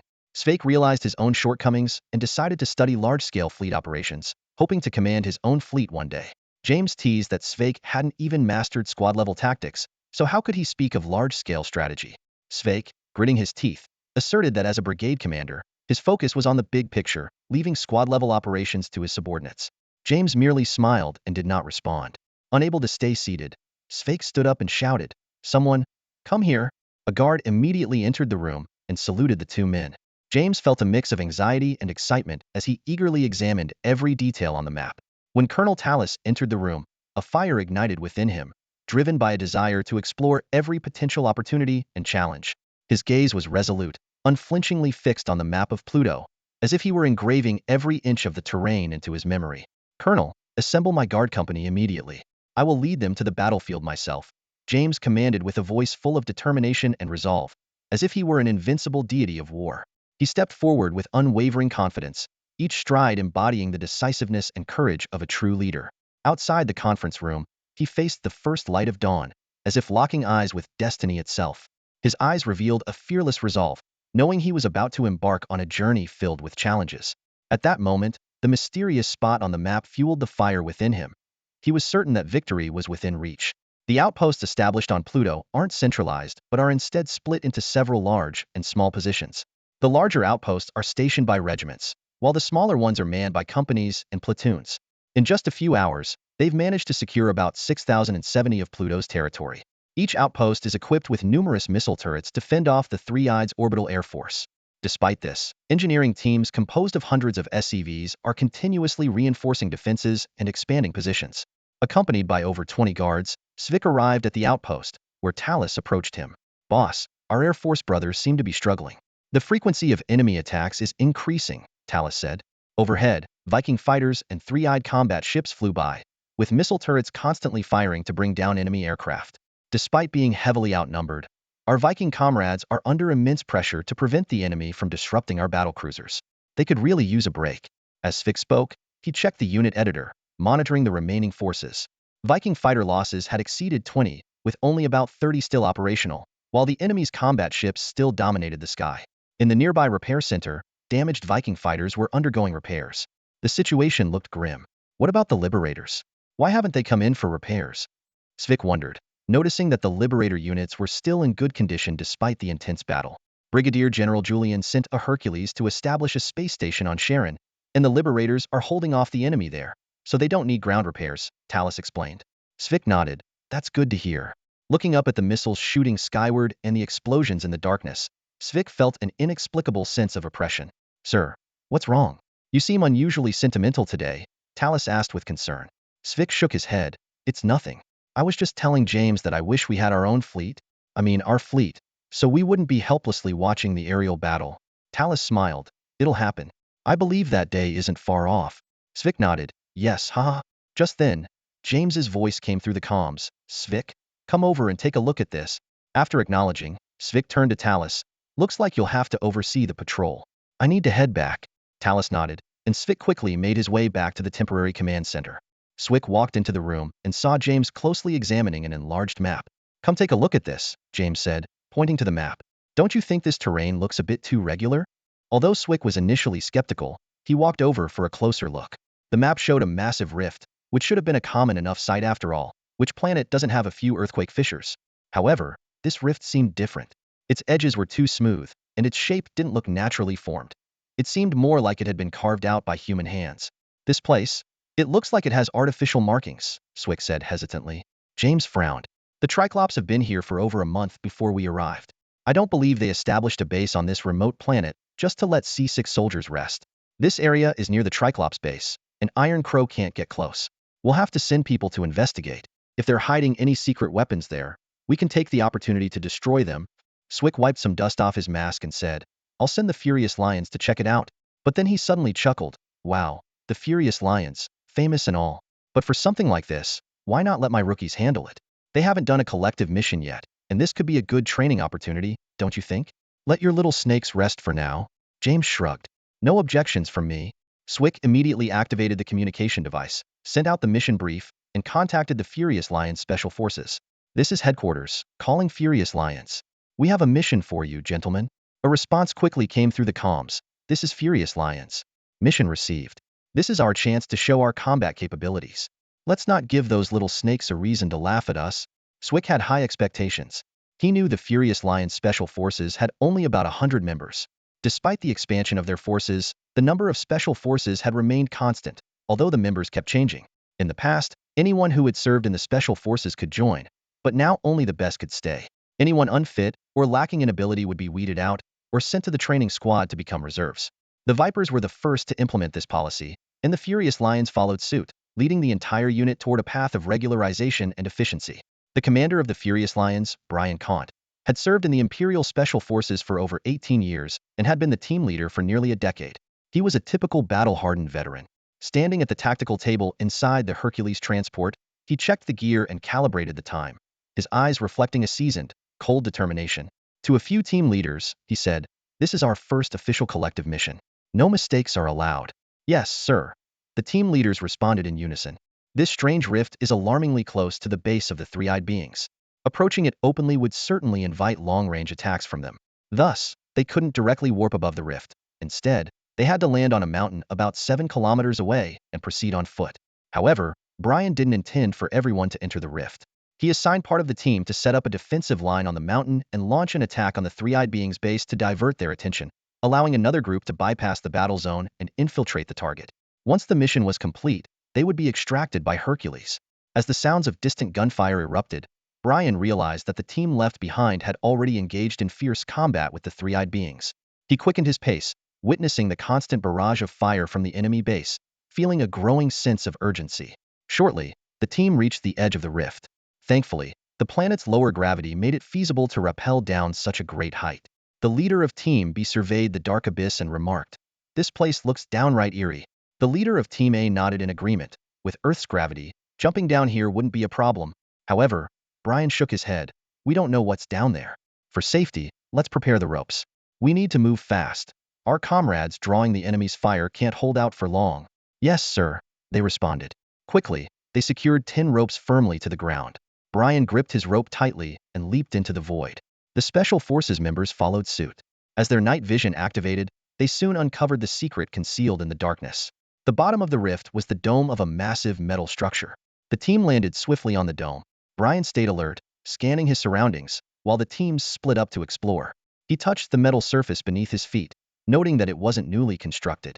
The frozen marks indicated the structure had been there for a long time. Although their sensors couldn't detect this building, likely due to the extreme cold of minus several hundred degrees, it was undoubtedly built by the three-eyed beings. The leader of Team A confirmed this.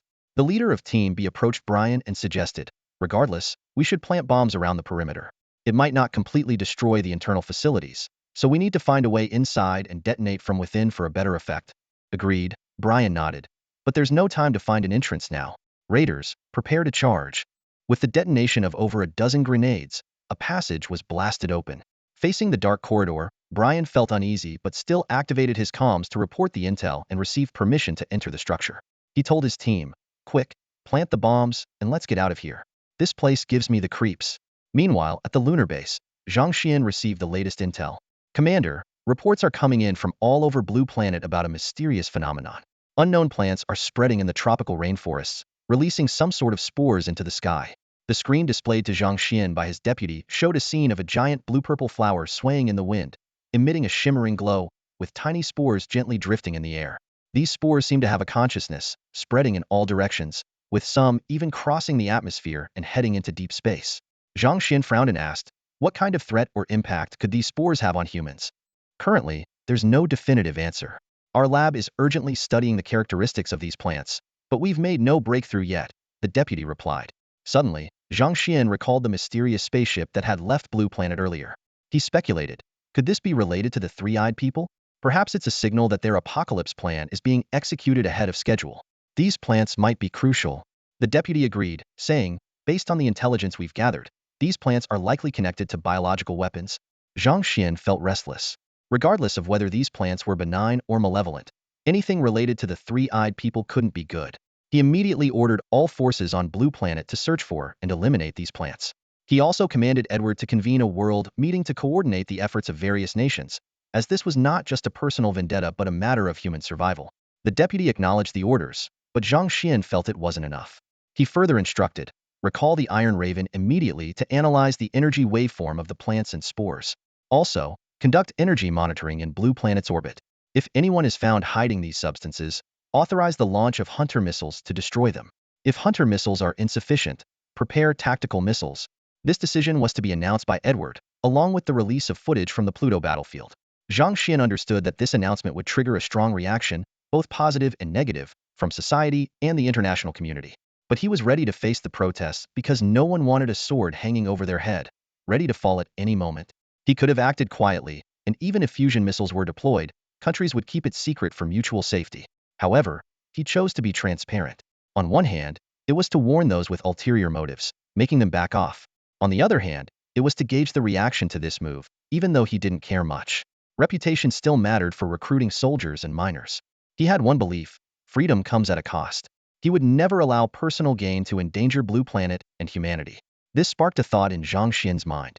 In the command center, the adjutant suddenly interrupted Zhang Xian's frantic thoughts and gently reminded him, "Commander, I've detected some abnormal spore energy that might be affecting your thinking." A wave of panic surged through Zhang Xian's mind. He couldn't help but lament, out of a 300,000-word outline, I've only written 200,000 words, and now I'm stuck. Zhang Xian furrowed his brow, fully aware of the preciousness of time. Yet he found himself in a predicament, feeling intensely anxious. This sense of frustration left him feeling powerless, but he knew that only by overcoming these difficulties could he achieve his aspirations. Buzz. A gentle blue light flashed beside Zhang Xian as a ghostly agent materialized, lightly waving his hand. Spiritual energy enveloped Zhang Xian, and in the next moment, he felt a refreshing clarity, as if his mind had been washed with ice-cold water. The thoughts that were drifting into chaos snapped back to reality instantly.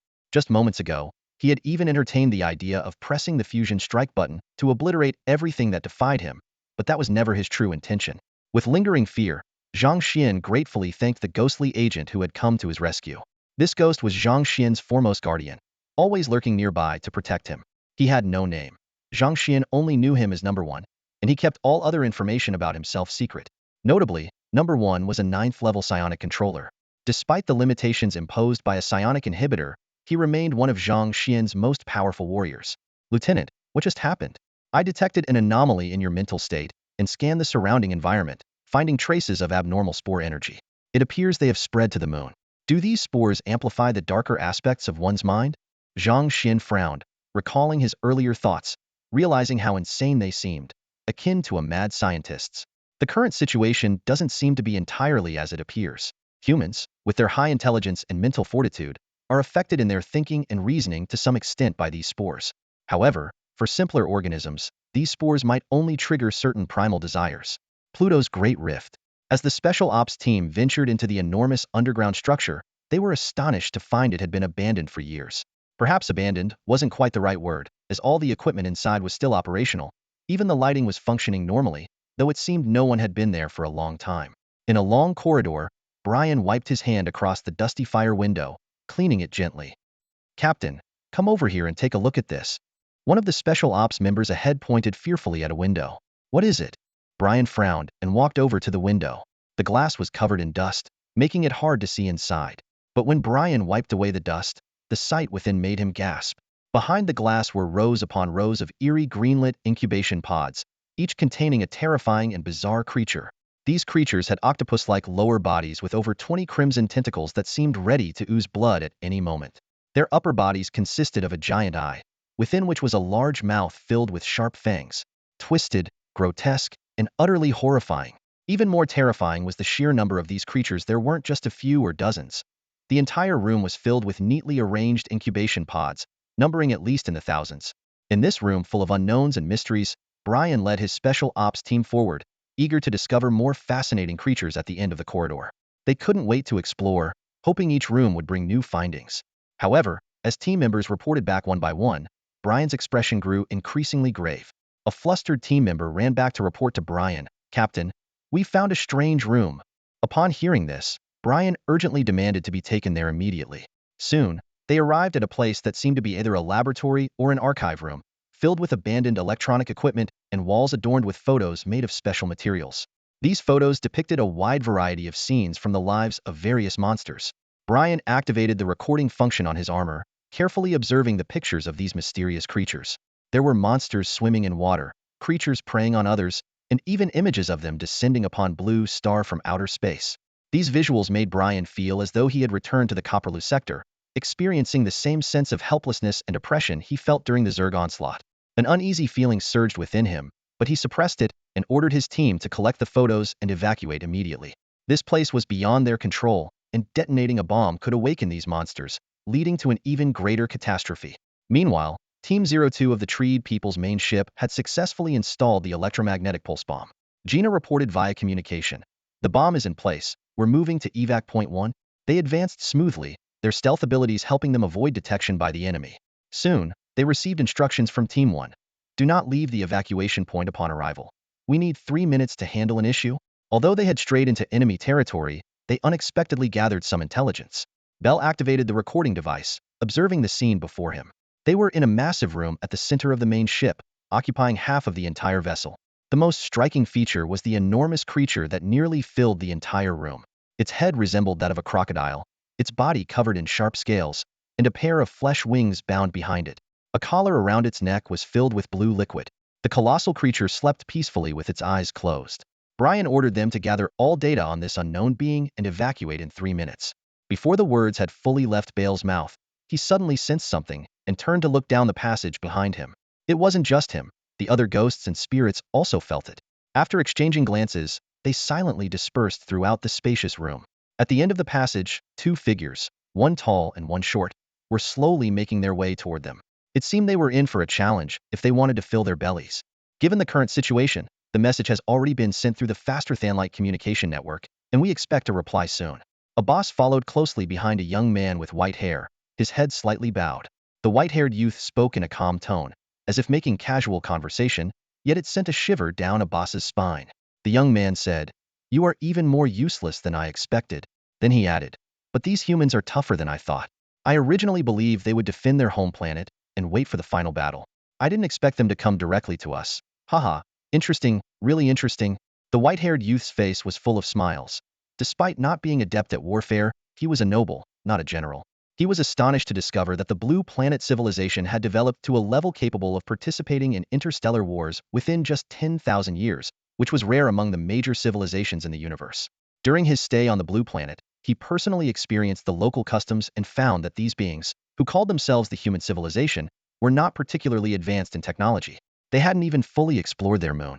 Logically, a civilization at this level shouldn't possess such astonishing combat capabilities, but the fact was that human warships were flying nearby. This indicated that humans had conducted various advanced technological research in secret, so deeply hidden that even the hybrids who had infiltrated human society for years had not come into contact with it. As the millennium cycle approached, they finally stopped hiding. Continuing to conceal their advancements could lead to extinction, so they decided to stand up and seek the final outcome. Whether other civilizations were involved, he couldn't be sure. Perhaps there were, perhaps not, but it didn't matter. Entering the massive containment chamber, the white-haired youth gazed at the star beast injected with a high concentration of sedatives, as if looking at a precious treasure, his eyes soft with observation. A boss reminded him, "This star beast has been sedated for nearly 6 months. It might have a brief period of weakness upon waking, but with subplanetary modified creatures as cover, it should be fine in combat." The white-haired youth nodded and said, "I have some doomsday spores on the ship that can wake this guy up. Prepare to release it. There's no need to keep fighting." A boss nodded slightly and watched the young man leave. He turned to look at the star beast, ready to leave, when he suddenly frowned and glanced towards a corner but found nothing unusual. Hesitating, he thought, was it an illusion? After murmuring to himself, he left the room. However, the hidden squad members remained motionless. As expected, a boss reappeared at the door within 10 seconds, closed his eyes, and the eye on his forehead emitted a faint glow, quickly scanning the entire room. After ensuring the surroundings were safe, the protagonist finally breathed a sigh of relief and left the scene. Team members emerged from various hiding spots, with one ghost agent even leaping down from the back of a star beast. They moved swiftly towards evac point 1 without a word, working in perfect sync. By this time, the battle at evac point 1 had already concluded. Despite the valiant efforts and extensive experience of the Guardian warriors, they were ultimately overwhelmed by the sheer number of enemies. After slaying hundreds of three-eyed guards, they were taken down by heavy firepower one by one. Only a few guards and some engineers remained on site, busy repairing the holes caused by the drop pods. Suddenly, several bullets shot out from the void, instantly taking down all the three-eyed guards. Team 2 was ready to evacuate, and Team 1 was already in position. Soon, both teams regrouped and boarded the drop pod. The thrusters ignited, and the pod roared into the sky. The main ship's shield was impregnable from the outside but vulnerable from within. The drop pod smoothly penetrated the shield and headed towards Sharon, awaiting the rendezvous with the Hercules. EMP is installed and the signal is clear. "We can detonate at any time," Thomas reported excitedly to Julian, whose tense expression eased slightly. "Excellent," Julian said with a smile, hands clasped behind his back. "It's time these arrogant three-eyed trackers learned what we're capable of. Adjust the ship's direction and prep the cannons." "Yes, sir." However, just then, an urgent communication came from the surface of Pluto. "Commodore Julian, this is Colonel James. We've encountered a massive attack by unknown flying creatures." "What?" Julian asked in shock, as the screen displayed a virtual image of a monster he had never seen before. It looked like a new breed of alien insect.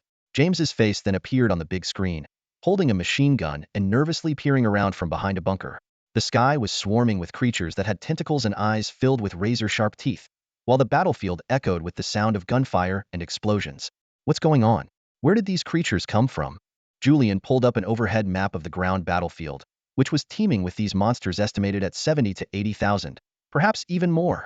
The creatures encircled each position, occasionally diving to snatch soldiers into the air and tear them apart in gruesome displays. There's a lot to explain, James sighed. Yesterday, the author took a day off to rest and also drafted the outline for the upcoming sections. Now, there's no need to worry about writer's block. The ground force's anti-aircraft firepower is quite formidable and can hold the line. Although the monsters lack long-range attack capabilities and aren't as numerous or formidable as the swarm, their ability to fly poses a significant problem. The author noticed that many of these creatures are heading towards space, possibly targeting you. You need to prepare as soon as possible. Almost simultaneously, a message came through from Zero. A colossal space beast, as large as a battleship, was about to be awakened by the three-eyed people and join the battlefield. These two pieces of news caught Julian off guard. But as a seasoned war veteran, he quickly devised his next move after a brief moment of strategic thinking. He ordered all Viking fighters to retreat, abandoning their engagement with the three-eyed people's combat ships, and fall back to Space Station 1. There, they would rely on the station's anti-aircraft firepower to hold their ground. He also called for more SCVs and ground troops to reinforce Space Station 1, demanding they hold the position for at least 1 hour. Simultaneously, he commanded all Hercules transports and ground forces to immediately assemble and evacuate Pluto, preparing for a Level 3 fusion strike. All actions had to be swift and completed before the three-eyed people could detect their intentions. With the orders given, all units sprang into action, the glow of the Hercules transports flickering on Pluto's surface. Meanwhile, beneath the main ship of the three-eyed people, a massive rift opened, and a space beast, even larger than a battlecruiser, slowly emerged. Julian watched the virtual image of the space beast without any expression. He had seen giant creatures before and had even defeated a Zerg Leviathan. This slightly larger cosmic entity did not intimidate him. As the doomsday spores were injected and the sedatives were cut off, the beast, which had been asleep for 6 months, slowly opened its eyes. Thump, thump, thump. 6 hearts began to beat rapidly. Though silent, its chest emitted a blue glow with each vibration. The creature stretched its body, spreading its wings, and its purple glowing vertical pupils fixed on the distant battleship. Hum, hum, hum, boom. A torrent of energy burst from its chest. A thick blue energy particle beam surged toward the battleship. The ship performed an evasive warp. A flash of blue light, and the battleship instantly vanished from its original position. The blue particle beam swept through, directly piercing through Pluto's moon, Charon. Although just a moon, this strike showcased the immense power of the blue energy. Its power was comparable to the main cannon of a warship. Julian found it hard to believe that this space beast was merely a planetary-level entity. On the main ship of the three-eyed people, a boss marveled at the scene before him. A planetary-level space beast could easily defeat 10 ordinary stellar-level beings. Only stellar-level beings fused with space beast genetic material could contend with a planetary-level space beast, and to defeat or kill it, one would need an even more powerful nebula-level being. Such entities were exceedingly rare in the entire universe. Our civilization has spent 100,000 years without being able to replicate or mass-produce space beasts. This beast, however, was captured by my family 1,500 years ago, at the cost of 4 main warships. The white-haired young man's tone carried a hint of nostalgia as he spoke. A boss complimented, "With this colossal beast of the stars, your future is bound to reach new heights. Once we complete this mission, becoming a member of the Amanra Corporation's board shouldn't be a problem." The young man with white hair replied indifferently, "I have no interest in fame or status. In this universe, the strong rule. If I can one day reach the nebula level, or even become a duke, those Amanra board members will still have to bow before me." After witnessing the devastating strike of the starry beast, which resembled a western dragon, Julian cast aside his previous disdain. He realized deeply that this universe harbors many wondrous creatures, leaving him in awe. Staring at the pierced surface of Pluto II, Julian couldn't help but shudder. Fortunately, their short-range warp drive had a quick cooldown. Otherwise, that energy particle breath could have destroyed their battlecruiser, leaving them dead in space. The beast, after its outburst, seemed to weaken significantly and ceased its attack. If this was just the beginning of its assault, he would seriously consider retreating. "Prepare the Yamato cannon," Julian ordered. Thomas, standing nearby, asked, "Target?" The recent attack had nearly made Thomas jump out of his skin. To him, the threat of the three-eyed people's mothership, which they had been toying with all day, now seemed trivial compared to the beast. "Target the three-eyed people's mothership," Julian responded, causing Thomas to widen his eyes in surprise. Julian explained, "That mothership has planet-destroying weapons. They just haven't used them yet. A mere beast is not our concern. If we eliminate the three-eyed people, no matter how formidable the creature is, it won't catch us. Thomas suddenly understood. Julian chuckled. Thomas, you've been with me for years now. You still need to learn and observe more.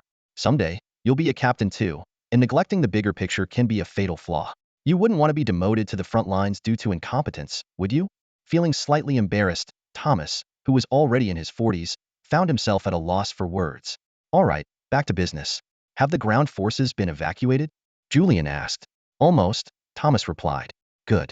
Deploy the high-energy fusion missiles, targeting the ground base of the three-eyed people. The moment the missiles explode, detonate the EMP bomb on their mothership? Yes, sir. At that moment on Pluto's surface, all human troops had been evacuated by the Hercules, leaving behind only defensive structures and buildings, including a half-constructed command center. This did not mean the area was abandoned. On the contrary, once the threat of the three-eyed people was dealt with, Pluto would become a key outpost in the solar system. These structures would form the foundation of the future outpost. With no human presence, the flying monsters began heading towards space. Their simple brains, driven only by hunger and the urge to kill, sensed a delectable scent emanating from a planet in space, like a fresh, delicious cake beckoning them. Near the great rift outside the three-eyed people's base, many creatures continued to emerge. An invisible phantom set up a laser guide at the edge of the rift and activated the automatic guidance system. A massive spaceship suddenly appeared, and the ghost agents quickly boarded the vessel. As the spaceship ascended, thousands of monsters swarmed towards it. However, after a brilliant blue light flashed, the last spaceship vanished from the planet's view. Simultaneously, a regular missile pierced through the atmosphere, diving rapidly towards its target. At this critical moment, the ghost agent's emotions fluctuated like a roller coaster, but his determination remained as steadfast as steel. The power of the high-energy fusion missile far exceeded Zhang Xuan's expectations. Julian's use of a level 3 fusion strike had Zhang Xuan's approval. After all, it was a precious one-time consumable worth a fortune: 10,000 crystal mines and 10,000 units of high-energy gas. Zhang Xuan watched the screen as a massive crater appeared on Pluto, nearly disintegrating the planet. He couldn't help but marvel. If the power were just 20 or 30% stronger, Pluto would have vanished from the solar system. The devastating shockwave and fiery energy swept across Pluto's surface, even extending into outer space. Many three-eyed people's ships that failed to escape were instantly vaporized, and the once soaring flying monsters disappeared in an instant, their remnants flung into the depths of space. Pluto's surface facilities suffered severe damage, with losses exceeding 70%. Fortunately, the unfinished command center was still under construction. While the outcome was painful, it was somewhat acceptable. Zhang Xuan sighed. What a pity about those three-eyed people's ships. If we could have captured them intact, it would have been a substantial gain in high-energy gas. At that moment, Zhang Xuan deeply understood why fusion strikes were considered strategic weapons. With the press of a button, they could instantly wipe out all life on a planet. This power was both terrifying and irresistibly alluring. Lieutenant, have Ghost Military Academy produce 30 tactical missiles. They're cheap. Using 20 or 30 of them won't be a problem. As for conventional and high-energy missiles, fire one at a time. Yes, the order has been issued. The estimated total production time is 140 hours. Watching the dwindling resource balance, Zhang Xuan noted that just one day of war had reduced his crystal mines to 400,000 and high-energy gas to 200,000, like an avalanche. Cannons roar. Gold pours. Lieutenant, urge Edward to speed up resource collection and tell Julian to accelerate his progress. We can't afford to expend so many resources against the three-eyed people. Yes, Commander. One high-energy fusion missile not only instantly destroyed most of the three-eyed people's aerial fleet, but also instilled fear in many who had never experienced interstellar war. These humans are insane. The power of this weapon is nearly planet-destroying. How did they develop such a thing? Where are they conducting these experiments? They're supposed to be a lower civilization. Why are we suffering this? I just want to go home. Among the lower-ranked three-eyed soldiers, many had grown up on Blue Star. Despite their military training and advanced equipment, they lacked combat experience and perspective. Witnessing their friends vaporize instantly shattered their psychological balance. The combat ships far from Pluto narrowly escaped, but their fighting spirit had vanished. Morale plummeted, and senior three-eyed officers took immediate action. After executing a few soldiers for dereliction of duty or attempting to flee, the nearly collapsed morale was restored. Sir, we have no chance of winning.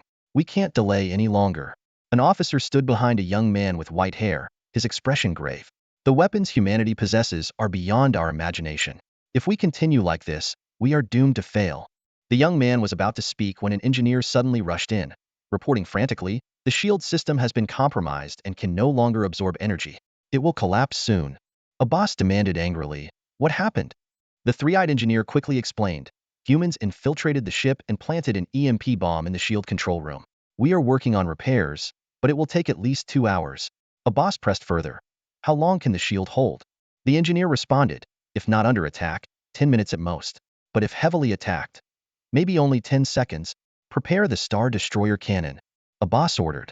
Thomas frowned, puzzled as he looked at the still intact shield of the three-eyed being's main ship. The detonator in his hand indicated that the bomb had gone off. Had the three-eyed beings discovered and defused the bomb? It seemed impossible. Julian was also uncertain about the EMP's effectiveness, but decided to give it a try. The battlecruiser began a frenzied assault on the three-eyed being's main ship shield, but this time, the three-eyed beings chose to evade and intercept the laser attacks. Meanwhile, a massive space beast, enraged, charged toward the battlecruiser, making the situation extremely perilous.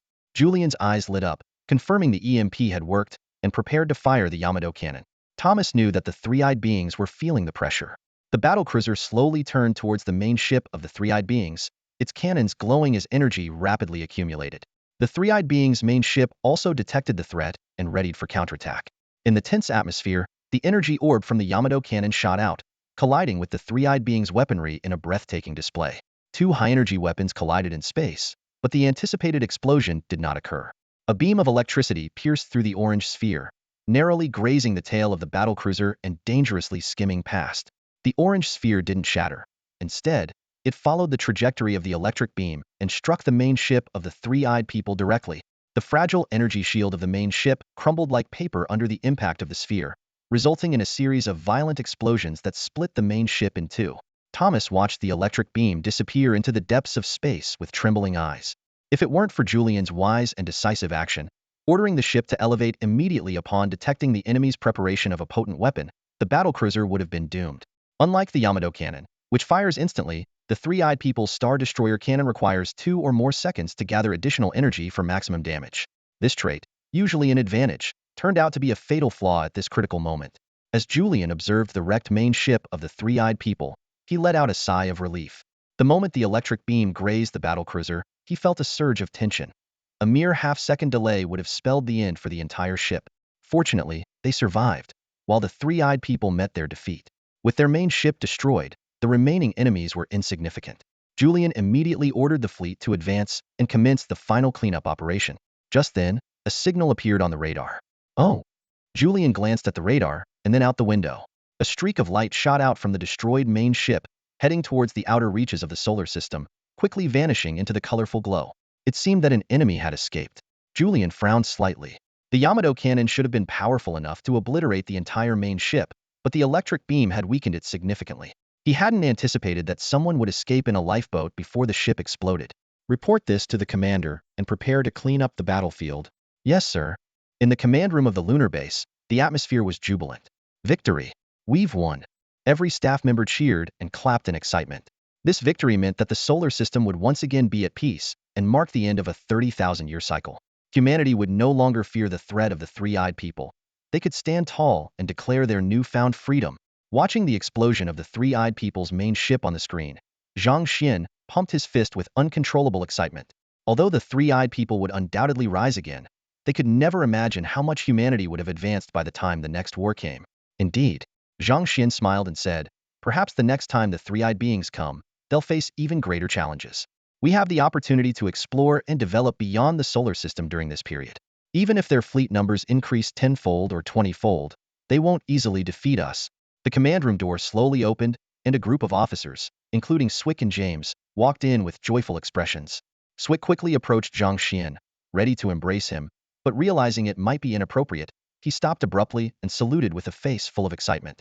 The other officers also stood at attention and saluted Zhang Xuan. Seeing these excited officers, Zhang Xuan solemnly acknowledged them. Thank you for your hard work, everyone.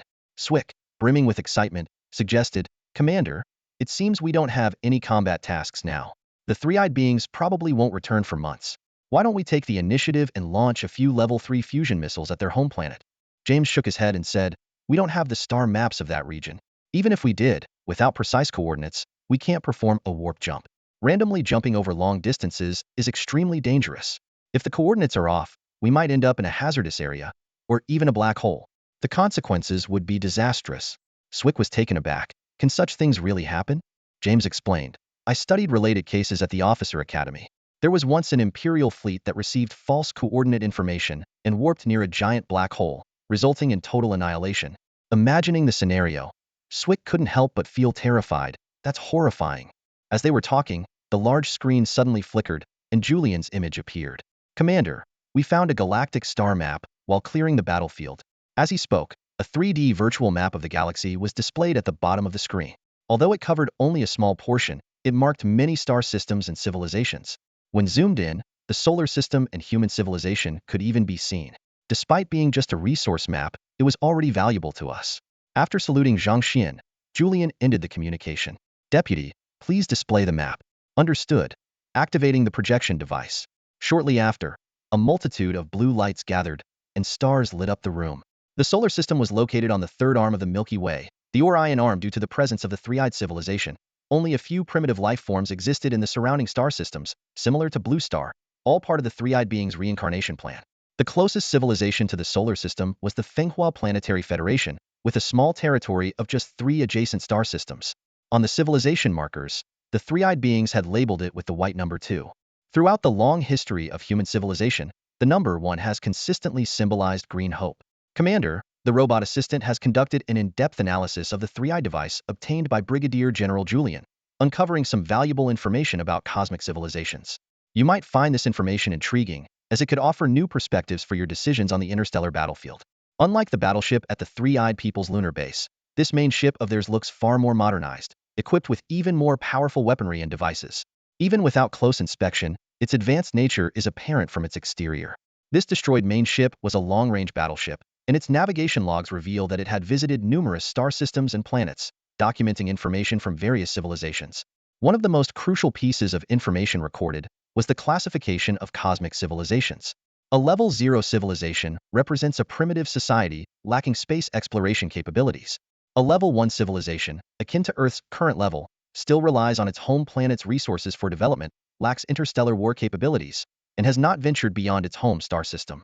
A level 2 civilization possesses interstellar travel capabilities, controls multiple habitable planets, and explores multiple star systems. The Fenghua Planetary Federation is a prime example of this level. Level 3 civilizations have technology similar to Level 2 but exert influence over a much larger area, governing at least 1,000 star systems and dozens of subordinate cosmic civilizations, and possessing a planet-destroying weapon or a nebula-level powerhouse. Level 4 civilizations possess technology capable of destroying star systems, with their influence not confined to any specific range. Generally, civilizations that reach this level have vast territories, and the three-eyed people currently belong to this category. There are only 6 level 5 civilizations in the entire Milky Way, each located in one of the galaxy's 6 major spiral arms, controlling all civilizations below level 5 within their arm. This relationship is akin to that of ancient empires and their vassal kingdoms. Their technological level is unknown, and information about them is scarce. The third spiral arm, where the solar system resides, is dominated by a level 5 civilization known as the Anthem. Although the Anthem civilization's control over the third arm is not particularly strong, the last time they initiated a war was over 60,000 years ago, and there has been little information about them since. Therefore, within the third spiral arm, level 4 civilizations are the pinnacle, with the three-eyed people being a relatively weak power among them. Despite their extensive territory, their military strength and technological level are somewhat lacking. Originating from espionage activities, their future prospects are not highly regarded. After carefully studying this information, Zhang Xuan couldn't help but marvel at the vastness of the universe. He now had a better understanding of the state of cosmic civilizations and began contemplating how to expand his reach.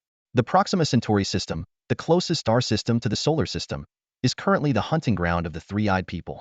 It contains only one civilized planet, which is still at level 0. Unless there is a need for resources or population, it doesn't hold much interest. To develop quickly, a steady approach is no longer feasible. He must make contact with some mid to high-level cosmic civilizations as soon as possible. For Zhang Xuan, level 2 or level 3 civilizations are promising options, as their technological advancements and energy resources could be of great use to him. In this universe, the flourishing civilization known as Fenghua seems to be Zhang Xuan's ideal target. However, little is known about Fenghua civilization at present, except that it remains a free society. Typically, once a civilization reaches level 2, it becomes eligible to join the Galactic Confederation. Membership in the Confederation provides access to advanced technology, opportunities for trade with other member civilizations, and even potential alliances. Fenghua might have just ascended to a level 2 civilization, Or perhaps their strength is too weak to gain recognition from the Confederation. Such situations are not uncommon in the galaxy, as the Confederation does not accept all civilizations. When Zhang Xuan reviewed the Confederation's information, he felt uncertain and considered the possibility of joining in the future. The fight against the Triclops will be a long and arduous journey. A single victory cannot overshadow the more daunting challenges ahead. Forming alliances along the way would undoubtedly be beneficial. In the cosmos, an independent civilization lacking overwhelming power cannot survive. Just as a single chopstick breaks easily, a bundle of tin is hard to snap. Zhang Xuan understood this well. In the following days, Zhang Xuan needed to manage internal affairs on Blue Star, consolidate resources, and clarify individual responsibilities. Officially, he would not interfere in any nation's internal politics, but with his warships flying over various countries, national boundaries became blurred. Zhang Xuan named the human civilization, a title that would be used for future external interactions. He even held a voting assembly, presenting over a dozen options for everyone to choose from. Ultimately, the United Human Council selected the name with a 1/3 vote. From that point on, humanity had a unified title. A week later, 2 battlecruisers had reached the edge of the solar system. Throughout this week, Zhang Xuan had been frantically mining resources. After inheriting the Triclops legacy, he successfully warped out a new Minotaur-class battlecruiser. Although smaller than the Behemoth-class battleship, its combat power was formidable, equipped with more advanced weapons and shield systems. Despite some superior details compared to the Julius, it was still an ordinary battlecruiser. It was entirely new, but it had no crew or captain. Consequently, Julian had to allocate personnel to operate the new ship, but there were still insufficient hands. Therefore, Zhang Xuan recruited a batch of talents from Blue Star to assist veteran operators in training novices. After a short period of training, the battlecruiser finally gained some combat capability. However, the position of captain remained undecided, and it was currently co-commanded by Swick and James. Notably, Swick and James had both been promoted to brigadier generals. The day after the Battle of Pluto, Zhang Xuan personally awarded the rank of general. At this moment, the forces consisted of 3 marine divisions and 2 air divisions. Zhang Xuan, dressed in his imposing military uniform, carried a resolute look in his eyes, fully aware of the heavy responsibility on his shoulders. He knew that although a victory had been achieved, the challenges ahead remained formidable. At this critical juncture, he was determined to lead his troops to invincibility and protect the peace and stability of Pluto. The entire camp was filled with an atmosphere of tension mixed with confidence, as every soldier was brimming with morale, ready to face new challenges. Zhang Xuan's leadership inspired confidence in everyone, uniting them to defend the honor of this planet together. Commander, why linger in the solar system? Join us on this long journey. Standing at the porthole of the Minotaur-class battleship, Zhang Xuan gazed into the starry expanse. Beside him stood Svek, dressed in a pristine military uniform, a freshly lit cigarette between his lips. He took a deep drag, a look of satisfaction crossing his face. Zhang Xuan chuckled softly and said, "Svek, if you keep smoking in front of me, I might just send you to experience the boiler room on the lower deck." Svek's expression changed, and he hurriedly stubbed out the cigarette, burning his fingers in the process. Dressed in a black military uniform, Zhang Xuan clasped his hands behind his back and continued, "Blue Star has already flourished. There's not much for me to do in the solar system. If the Triclops invade and the main fleet isn't nearby, I wouldn't be able to respond in time. Traveling with you is safer." Svek nodded in agreement. "Your safety is paramount." Zhang Xuan smiled and added, "More importantly, I want to explore." While calling it a stroll might be an exaggeration, in the history of Blue Star, humanity has never ventured beyond the solar system. "I long to see those unseen people and things with my own eyes," Svek acknowledged silently, perhaps finding interstellar travel less remarkable. "Commander, we are about to enter the wormhole network." James approached and spoke next to Svek. "Long-distance travel in this universe relies on wormholes, which is truly extraordinary." Zhang Xuan had previously seen maps clearly indicating numerous wormholes in the universe. Invisible to the naked eye, wormholes usually require special instruments or are discovered by chance. The wormhole network acts like a bridge to 3-dimensional space on a flat plane, allowing for long-distance spatial jumps where a straight line isn't always the shortest path. To navigate the wormhole network, special engines and destination coordinates are required to jump to a specified location. These were inherited from the Triclops, with 2 main ships still containing usable parts. Currently, both battleships are equipped with Triclops wormhole curvature engines, and the coordinates are recorded in the maps. However, wormhole travel is still necessary to reach the destination. "All right, let's set off." Zhang Xuan found a place to sit. He was unsure what entering a wormhole would feel like, but it probably wouldn't be any easier than a warp jump. Wormhole traversal was a new experience for him. On the large screen, the figure of Brigadier General Julian appeared, announcing, "Fleet, prepare for wormhole jump." The The curvature engines of the two battleships engaged, swiftly propelling them into the void ahead. At the moment they approached the wormhole, space seemed to cave in, enveloped by streams of colorful light, with the two warships gleaming within. A brilliant flash ensued, and the two warships vanished into the void. Zhang Xuan felt a sudden brightness before his entire body seemed to be squeezed into a water pipe, almost losing all sensation. However, this feeling was fleeting. As the light gradually faded, Zhang Xuan regained control of his body. Through the porthole, he saw a scene filled with flowing light and glass-like shards, with the warship navigating through them like a fish swimming through seaweed. Rising to his feet, Zhang Xuan gazed at the magical world outside, completely captivated. James said to Zhang Xuan, "Commander, we are about to arrive at the second subsidiary star system of the Finghua civilization. The wormhole is near the star, and we will make a short-range jump after exiting the wormhole." Zhang Xuan nodded and asked, "How long will the entire process take?" "Traveling through the wormhole will take 7 hours. You can head to the dining area to have a meal in the meantime." "All right." Zhang Xuan felt a bit hungry, making it the perfect time to grab something to eat. Shortly after the two warships departed, a spaceship, shaped like a boomerang, emerged slowly from the void above Mars. Inside the spaceship, several lizard-like beings watched the radar with serious expressions. Their technological prowess surpassed that of human civilization, even defeating the fleet of the three-eyed beings, making it unwise to linger. One lizard-like being remarked, "It seems human technology has surpassed ours. How did this happen in just a few years? It's unbelievable." Another lizard-like being responded, "Regardless, we should retreat for now." They unanimously decided to leave. These lizard-like beings had originally come to preach on Blue Star, but found humanity's strength far exceeded their expectations, nearly costing them their lives. Fortunately, humanity's primary focus was on the three-eyed beings, preventing a potential conflict between the two civilizations in which they would have been the casualties. Unbeknownst to them, shortly after their spaceship left Mars, an Iron Crow ship flew by from behind, scanned the area where they had just been, and uploaded the information to the communication network. Two Liberator warships launched from the Pluto base, tracking the lizard-like being's spaceship. Meanwhile, in the dining hall of the Minotaur battlecruiser, a group of Marines was gathered, enjoying their drinks. A sergeant laughed heartily at a comrade who was slumped over the table and said, "Cage, I told you that you couldn't outdrink me. If I'd known, I would have bet more." Cage shook his head helplessly, saying nothing. The surrounding soldiers, not wearing their power armor, were dressed in light military green shirts and tactical pants, holding beers in their hands, creating a lively atmosphere that made the dining hall feel like a large bar. Suddenly, the soldiers on lookout shouted loudly, "Commander on deck!" They paid no attention to him.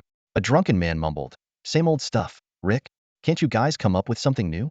However, to everyone's surprise, the restaurant suddenly fell silent, as if subdued by an invisible force. This unexpected quiet instilled a sense of awe, as though hinting at something extraordinary about to unfold. That's all for today. Thank you so much for watching. I hope you guys enjoyed. If you wish to have another part of this recap, please give us at least 1,000 likes. Please don't forget to comment and subscribe to our channel for more content like this. Until next time.